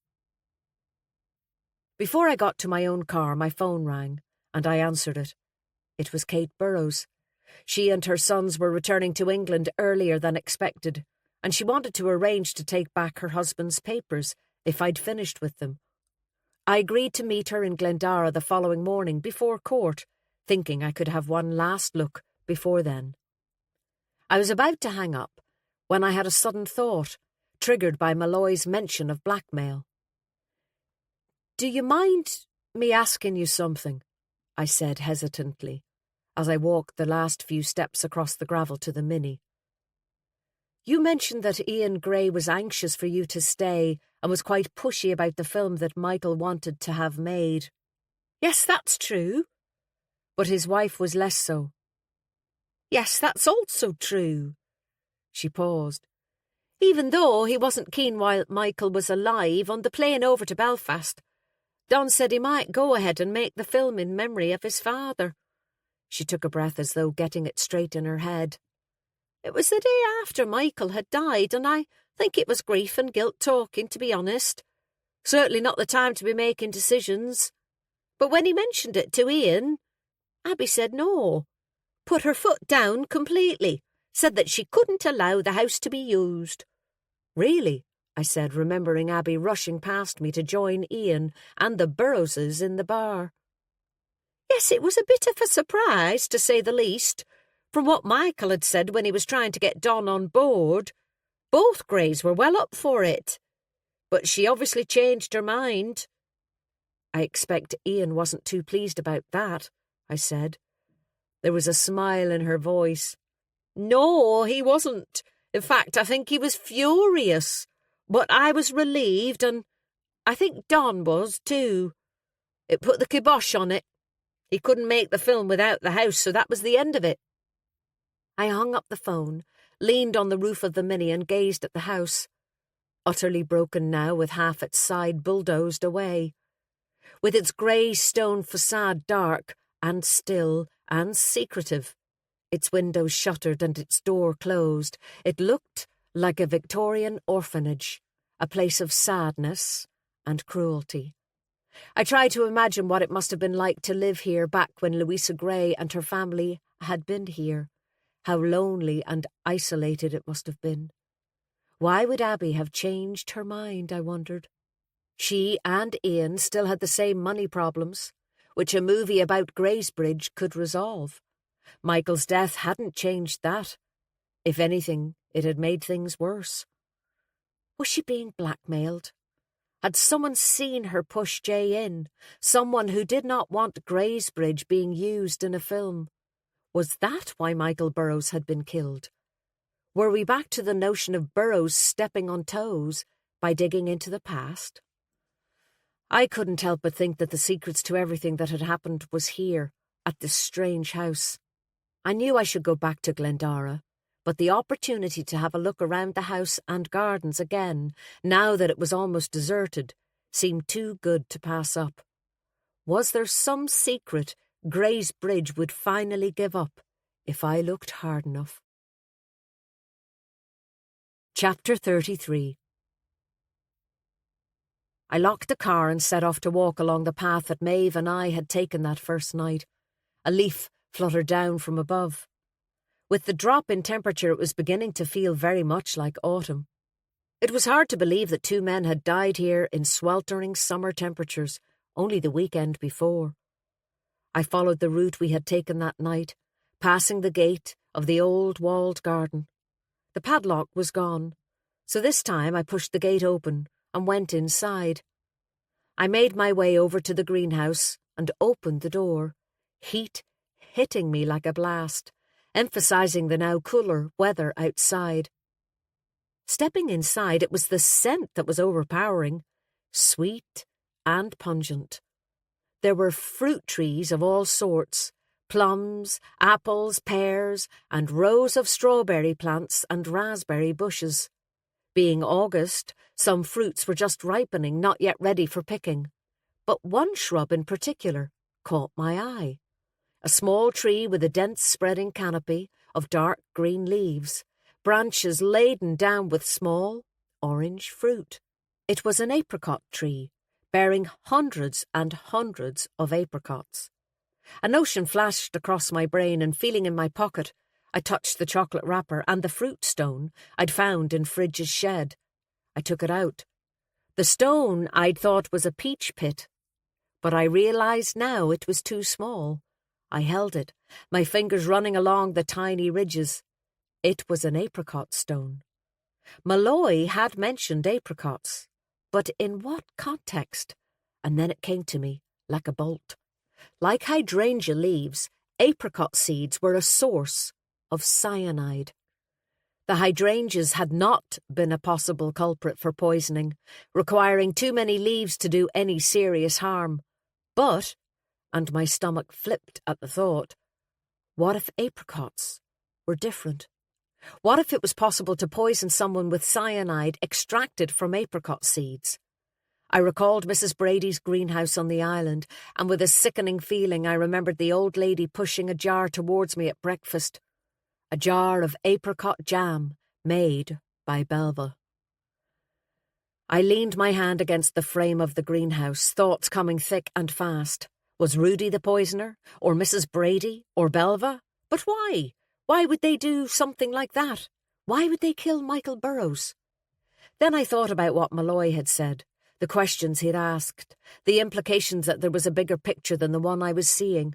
I stood in the greenhouse with the heat and the white light and the sweat trickling down my back, and suddenly I felt very claustrophobic. I heard a click. The door had closed. Panicked, I raced to it, expecting to find it locked. But it wasn't. It moved easily when I pushed it open. It must have been the wind. I kept forgetting we were back to normal Inishowen weather. I heaved a sigh of relief, stepped through the door and closed it behind me, making a beeline for the gate. Then I heard a rustling behind me, and my heart skipped again. Someone was following me. I turned around slowly, taking my courage in both hands, and heaved a huge sigh of relief. It was Sam, Rudy's dog. He gazed up at me with sad eyes. I said his name, and he came to me and licked my hand. It must have been Sam who had nudged the door of the greenhouse. I rubbed his head. Well, boy, we better find someone to feed you while your master is otherwise occupied, hadn't we? I made my way back to the house, walking quickly, with the dog trotting along behind me. I wondered if the remaining guard was still here, if he'd keep an eye on Sam for a while. After a slight hesitation, part of me just wanted to get into the Mini and speed away in a cloud of dust. I climbed the steps and tried the front door. It was unlocked, which was good. It meant that someone must still be here. But the house was silent. I could have shouted, but part of me wanted to have a sneaky look around inside. I wouldn't be long, I decided, and if I was caught, I had my excuse ready. I'd left my car keys behind when I'd been in earlier speaking to Ian. Something had been bothering me since the island.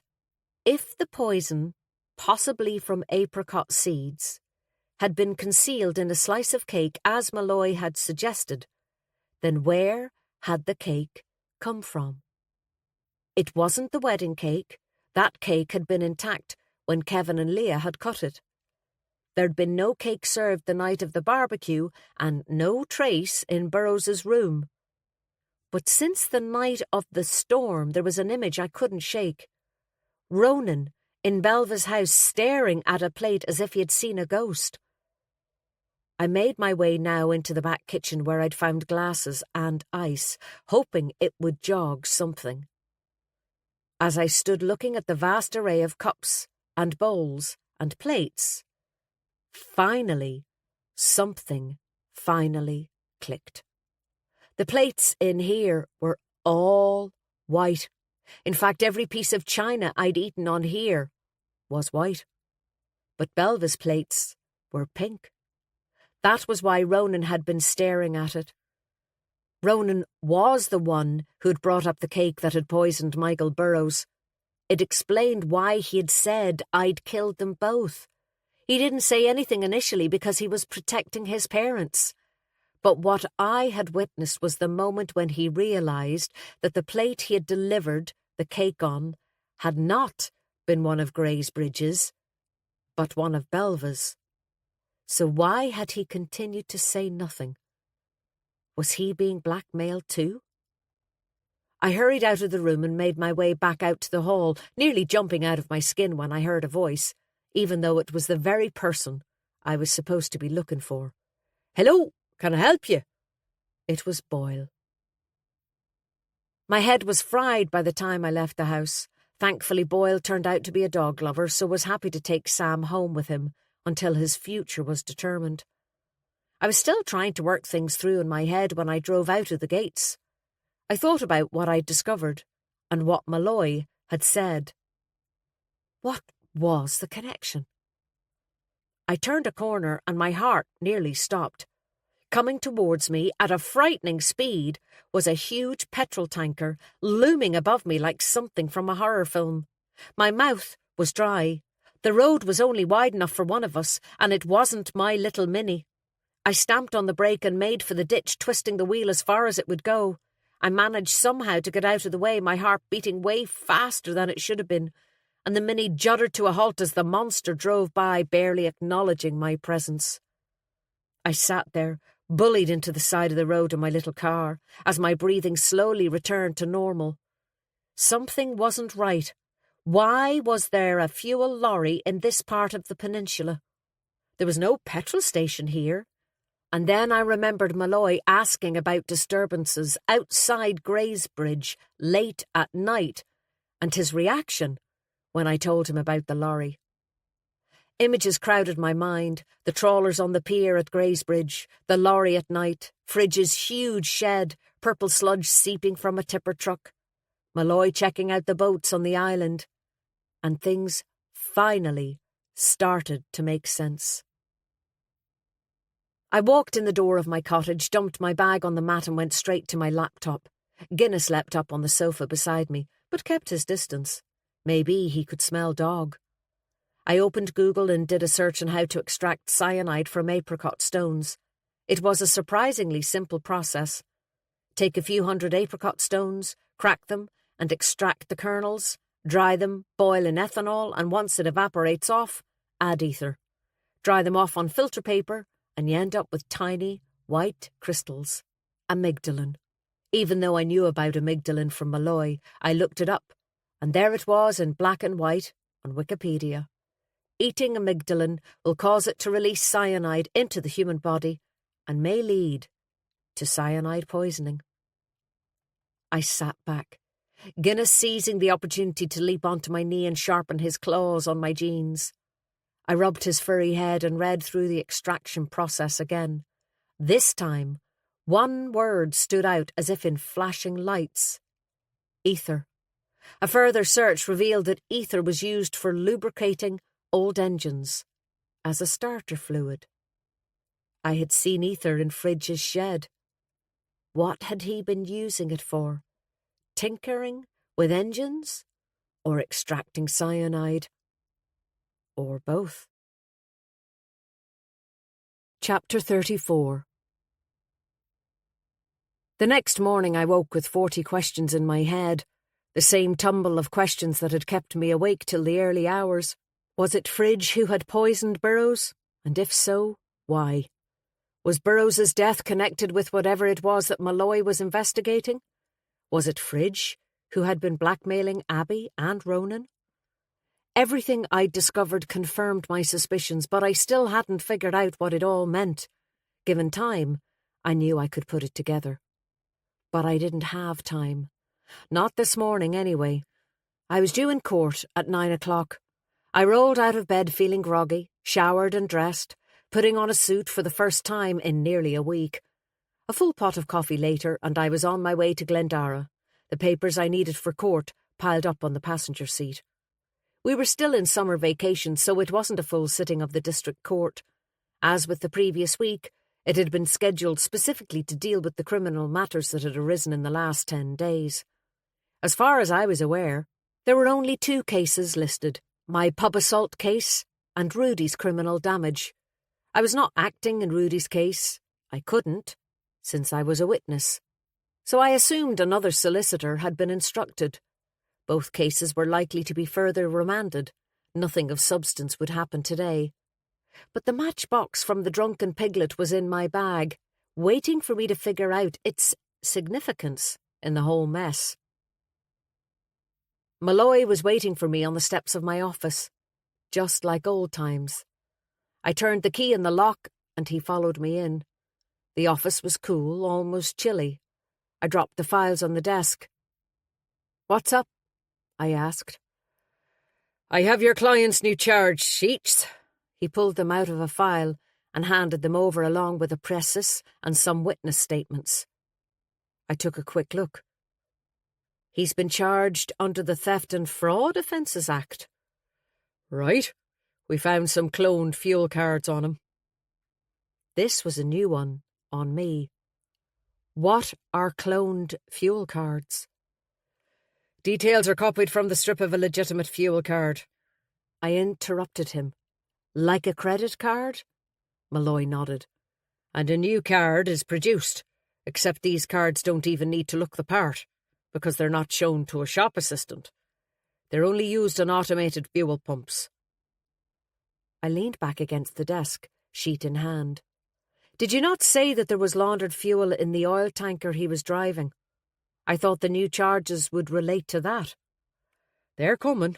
Your man's been using cloned fuel cards to steal agricultural diesel from legitimate garages, delivering it to wherever it's being bleached, and then reselling it to garages as fully taxed, white diesel. A nice little earner." "I see. So that's the allegation." Malloy picked up his files to go. "You could tell him that any information he chooses to share with us will, of course, help his position." I looked up from the statements. "He's not doing this on his own, Ben," Malloy said. "As I said to you a few days ago, he's a small cog in a much larger wheel. Which means, of course, he might be afraid to share any information. But there are ways in which we can help him." "Even with the assault charge?" He bowed his head. "Yet to be determined." "But why would a big criminal operation be involved in diesel laundering?" I asked, crossing my arms. "Surely that's small local stuff. I know there's money to be made, but—" "It's just one of the many things they're involved in. Believe me. I suspect smaller operations like diesel laundering help them keep in touch with what's happening on the ground, enable them to recruit." There was something about the way he said the word recruit that made me think he was going to reveal something more, but he obviously thought better of it. "Anyway, I'd better get to court." He straightened himself. "I'll see you there." I was on my way out the door myself when Kate Burrows appeared crossing the road with a wave. I'd forgotten she was coming. She followed me back into reception, and I handed over the papers. "Did you find anything?" she asked, clasping the files to her chest. "Possibly," I said slowly. "I just have to figure out what it means. But I'll let you know when I do." Her eyes widened. Really? Well, I look forward to hearing from you. Thanks for looking at them. I picked up my own file for court and walked her to the door. When are you leaving? Tomorrow. They're releasing Michael's body and we're bringing him back with us. She cleared her throat, her eyes watering. And then we can put Greysbridge and Michael's book and his bloody film out of our minds forever. I followed her through the door, locking it behind me, and set off towards the courthouse on foot. Walking through the square, I passed Liam and Harry having a chat in the street, while Liam affixed sale brochures in his estate agent's window. I waved, and they both reciprocated, Harry's greeting considerably more muted and lacking Liam's smile. Was there anything left for us? I wondered. Did I even want there to be? Liam's brochures reminded me that Greysbridge would soon be for sale again, having lost its last chance to succeed with the demise of Michael Burrows' film. As I opened the gate to the courthouse, I wondered again why anyone would want to scupper a film about Greysbridge. Then, with a jolt, I realised how stupid I'd been. I'd been looking at things the wrong way around. Any film about the story of Louisa Gray and her baby would have to include Inishaher. It was Inishaher that someone didn't want included in the film, not Greysbridge. And I knew why. I remembered the purple marks on Neve's jeans, Finn's wheezing cough and itchy eyes, and Belva knowing just what to do, on an island that was unwelcoming to visitors. Without the usual crowd of punters smoking in the doorway, the courthouse felt odd, the courtroom itself almost empty. It even smelled different. I wondered if it had been cleaned, although it didn't look as though it had been. I was surprised to see Mrs. Brady sitting with Fridge on one of the benches at the side, and then I remembered she was here to support her son. Fridge must have brought her over from the island. She gave me a little wave, and I waved back, thinking of nothing but apricot jam. Malloy wasn't here yet, but the clerk was at her place in front of the bench, sifting through the papers. She beckoned me over, lowering her voice. "Are you still acting for Eamon McShelley?" I nodded. "Why?" She gave me a strange look and then picked up a sheet. "No reason. Did the sergeant speak to you about the new charges?" "He did." I sat back down. There was a creak as the door opened and Malloy appeared at the back of the court. He made his way up the aisle and slid along the bench beside me. "Everything okay?" I took a breath, then leaned over to him, my voice a hissed whisper, conscious of our little audience at the side of the court. "It's diesel laundering, isn't it? There's a diesel laundering factory on the island, on Inishaher. It's part of what you've been investigating." Malloy tapped his fingers on the table, his voice as low as mine. "Yes, I think so. A couple of guards have gone over this morning with a search warrant for that shed, so we'll know soon enough. You might find something more than fuel laundering equipment." I told him about the apricot stone and the plate. His eyes widened. "Do you still have it?" "What?" "The stone," he said urgently. "Oh, yes. I rooted it from my bag where I'd left it in a tissue, as a kerfuffle at the back of the court told me that the men in custody had arrived. Shit, I'd better go and speak to this guy before the judge gets here," I said, standing up and shoving the balled-up tissue at Malloy. I pushed open the door to the custody area to find Eamon McShelley in the company of a tall, grey-haired man in a slick-looking, pinstriped suit, another solicitor. I recognised him from the rare occasions I'd been in court in Derry, but couldn't remember his name. "Why are you talking to my client?" I demanded. The man turned and held out his hand. There was something slimy about him. 2 rings, 1 wedding, 1 pinky signet ring with a purple stone. "William Shaw, solicitor, Derry. You must be Miss O'Keefe. Mr. McShelley has expressed a desire to change solicitor." "Let me guess. To you?" I looked at McShelley. Is that true? McShelley nodded wordlessly. Fine, I said. I'll make an application to come off record. I looked at Shaw. You do know that it's procedure to wait until that's done before you take instructions? Mr. Slimy's mask slipped for a second, and he looked me up and down with contempt before bowing ostentatiously. I do, Miss O'Keefe, and I'm most sorry. When I returned to court, Malloy was reading a file at his end of the bench. I slid back up to him. Well, it appears I'm not representing anyone this morning. I've been sacked. McShelley. I nodded. I'm not surprised, to be honest. Shaw. I nodded again, as there was a cry of, "All rise!" and the judge appeared.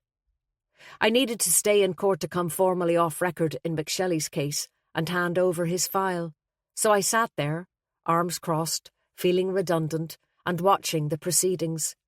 Rudy's case was called first. He walked into the courtroom and stood quietly with his head bowed. He wasn't represented, but evidence of arrest, charge and caution was given, and there was consent to bail on the part of the state, which meant he was free to go until the next court date. He was advised to have a solicitor on that occasion. While Rudy went to the back of the court to sign his bail bond, McShelley's case was called. He emerged from the custody area, head bowed also, the custody guard instructing him where to stand. But when the judge spoke his name, he looked up and glanced around the court. His eyes found Fridge and Mrs. Brady, the only members of the public in the room. They rested on Fridge, and a look was exchanged that was unmistakable. They knew each other, and not in a good way. The look on Fridge's face was fear. I hadn't seen it before. I put my hand in my bag and fingered the matchbook. The drunken piglet. Had Finn stolen the matches from Fridge? Had Fridge been in that pub the night of the assault? I remembered a burn I'd seen on his arm the night of the wedding. Had he been involved? 15 minutes later, the court was adjourned and the judge headed off to his funeral. Malloy gathered up his files and we walked out together. The prison van carrying McShelley passed us as we made our way out the gate and onto the footpath. Mrs. Brady, Fridge and Rudy were walking up the road ahead of us. I watched Fridge gently take Mrs. Brady's arm. She seemed to have aged exponentially since Rudy's arrest, although her own son didn't seem to have noticed. He slouched on ahead, cigarette in hand, his shoulders hunched. I suspected that if I could see his face, it would be dressed in its usually surly mask. "Are you going to arrest him?" I asked, referring to Fridge. Malloy nodded. "I'm waiting for a call from the guards on the island. Hopefully I can arrest him under the Waste Management Act, while we check everything else out. And then question him about the murder." He checked his phone. "We have a number of sites being raided this morning as part of a broader investigation, but we need key players." A rumble in the distance caused us both to turn. Seconds later, a white van with Northern Ireland plates roared by at twice the legal speed limit. Malloy turned with me, and together we looked on in horror as the van mounted the footpath behind Mrs. Brady and Fridge. Fridge spun around and shoved the old lady roughly out of the way. She stumbled towards the window of Liam's office, falling painfully to her knees. There was a devastating thump as the van hit Fridge full on, and a sickening crunch as he fell to the ground and rolled into the road. Malloy and I ran towards him as the van tore off. Chapter 35. 10 days later. "That is good news," Leah exclaimed, scratching at a patch of sunburn on her nose. "We could sure do with some." I descended the last 2 steps as she hung up the phone and dropped a stack of files on the reception desk. She looked up. "Are they for the licensing court?" I nodded. There were 3 weeks until the annual court in September that was set aside for pub licensing, and it was always hectic, especially for Leah, since there was a huge amount of paperwork involved. "Who was that?" I asked, nodding towards the phone. She smiled. "Phyllis, thanking us for the present we brought her back from Greece. A thank you for marrying us present." The local newspaper with ads that needed to be placed before the court was spread out in front of her, and she ran her finger down one of the columns, checking the contents. "And the good news?" I asked. She looked up again and narrowed her eyes to think. "Oh, yes! Glendara Garda Station is reopening." As if on cue, the door opened and Malloy appeared, head bent, brow furrowed, the weight of the world on his shoulders, not a glimmer of a smile. "We've just heard the good news," I said. "Oh yes, the Garda Station. I presume people will be pleased." "Will you be running it?" Leah asked, her chin resting on her hands. "I'm not sure." Malloy looked at me. "Can we have a chat?" He followed me up the stairs to my office, closing the door behind him. I perched on the desk and he stood at the window, pushing aside one of the blinds. He seemed distracted. "Well?" I prompted. "Any developments?" With an obvious effort he focused. What was wrong with him? "Yes, Fridge has regained consciousness and he's talking. I'm not sure if he'll ever walk again, but at least there's no brain damage." "That's good. And?" "We've arrested him for the murder of Michael Burrows. He's admitted it." I exhaled. I was afraid of that. I walked back around my desk and sank down into the chair. "I'm assuming he did it because he didn't want attention on the island due to the diesel laundering?" Malloy nodded. "Partly. The last thing he needed was a film being made and the island overrun with people. That was their reason for doing it in the first place. The islanders thought they'd found a way to support themselves while keeping the island private, but they didn't realise the damage they were doing, the toxic waste that laundering produces. So they all knew? The whole island knew, and took some benefit from it. It was a neat operation. Adapted trawlers delivering fuel to and from the mainland, tanks concealed underneath fishing nets, using different piers to avert suspicion. Piers like Greysbridge. Exactly. Rudy was facilitating that. Grey didn't know." He paused. "They had an arrangement with a few different garages on the mainland. It worked perfectly. The last thing they needed was for Hollywood to come calling." I was still struggling with this. But surely they'd have made money from the film too, even if it meant more tourists. Was keeping the island to themselves really worth killing for? I pictured Fridge gently taking Mrs. Brady's arm and then saving her life, and found it hard to see him as a killer. Malloy crossed his arms. "Unfortunately, what Fridge didn't tell the other islanders was that he had recently got into bed with some bigger players." I leaned back, realisation dawning finally. "The big players you're investigating?" He nodded. "Fridge had been doing business with them for a while, but then someone took the trouble to look at a map and see where his island was located and realised what kind of strategic advantage it had, way into the North Atlantic, with access both north and south. Sure, there are 100 reasons apart from diesel laundering to use Inishather, even more so with Brexit looming. So Fridge was under pressure from them to keep the island below the radar." Malloy nodded again. "Especially when he made the mistake of mentioning Burrows' film, thinking they'd laugh. Fridge isn't the sharpest tool in the box." I smiled. "He did lock himself in a fridge." "Yes, well, they didn't laugh. Ordered him to put an end to it." I remembered the matches from the Drunken Piglet and mentioned them now to Malloy. He nodded. That was his warning. He was brought there and forced to watch what happened to that poor guy chained to the radiator. See what happens to people who don't do what they're told. I winced, picturing the scene.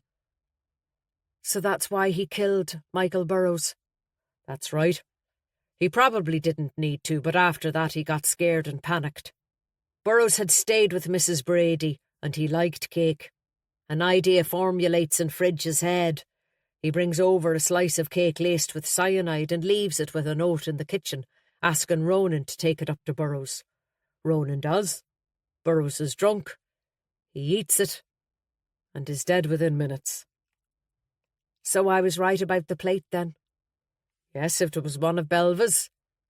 Fridge had to retrieve it, or it would have been recognised. That's where he was when Jay went into the water. He'd gone into the house to get the plate from Burrows's room. I presume because you'd interrupted him the night before. So the Islanders didn't let Jay drown on purpose then? Malloy shook his head.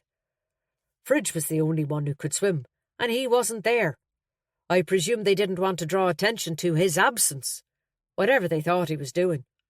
But Abby was seen pushing Jay, and Fridge blackmailed her to scupper the film in case Burrows' son decided to still make it. He also warned Ronan to keep quiet about the plate when he recognised it at Belva's. Told him what Abby had done. Something occurred to me.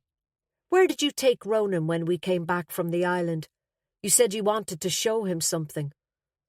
I wanted to show him the harm the byproduct from diesel laundering can do to the environment. There's a dump of it up the coast, and it's appalling. Damage to seabirds, to fish. I knew he was interested in science, so I thought it might make him talk. And it did. Or at least it made him talk to Abby, which made her admit what she'd done. I smiled. One scientist to another. Something like that. I sighed. Poor Michael Burrows. Malloy nodded. His only mistake was getting drunk on the island and telling everyone that Hollywood was coming. He completely misjudged things. He thought they'd be pleased. But he had no idea the toes he was stepping on. I stared out the window. Killed for big talk. He sighed deeply. Looks like it, although it was money that was at the heart of this one. Ruthless pursuit of money. We had thought what was going on here might lead us to some bigger players, but as usual, it's the small fry that get caught. He shook his head. The big bastards have moved on. They were quick to dispose of Fridge when they thought he was getting too much attention. Just slice that limb off and don't look back. But he survived, I said. Doesn't mean he's talking, Malloy said ruefully. About anything other than his own involvement anyway. He's terrified they'll hurt his family. And for Fridge, that includes all the Islanders. He was quiet for a moment, then looked out the window again. There was something about his stance. His shoulders were rigid. Are you okay? I asked. I'm fine, he snapped, then immediately. Sorry. His face was tense when he turned. I waited for him to speak. Look, this is stupid. What is?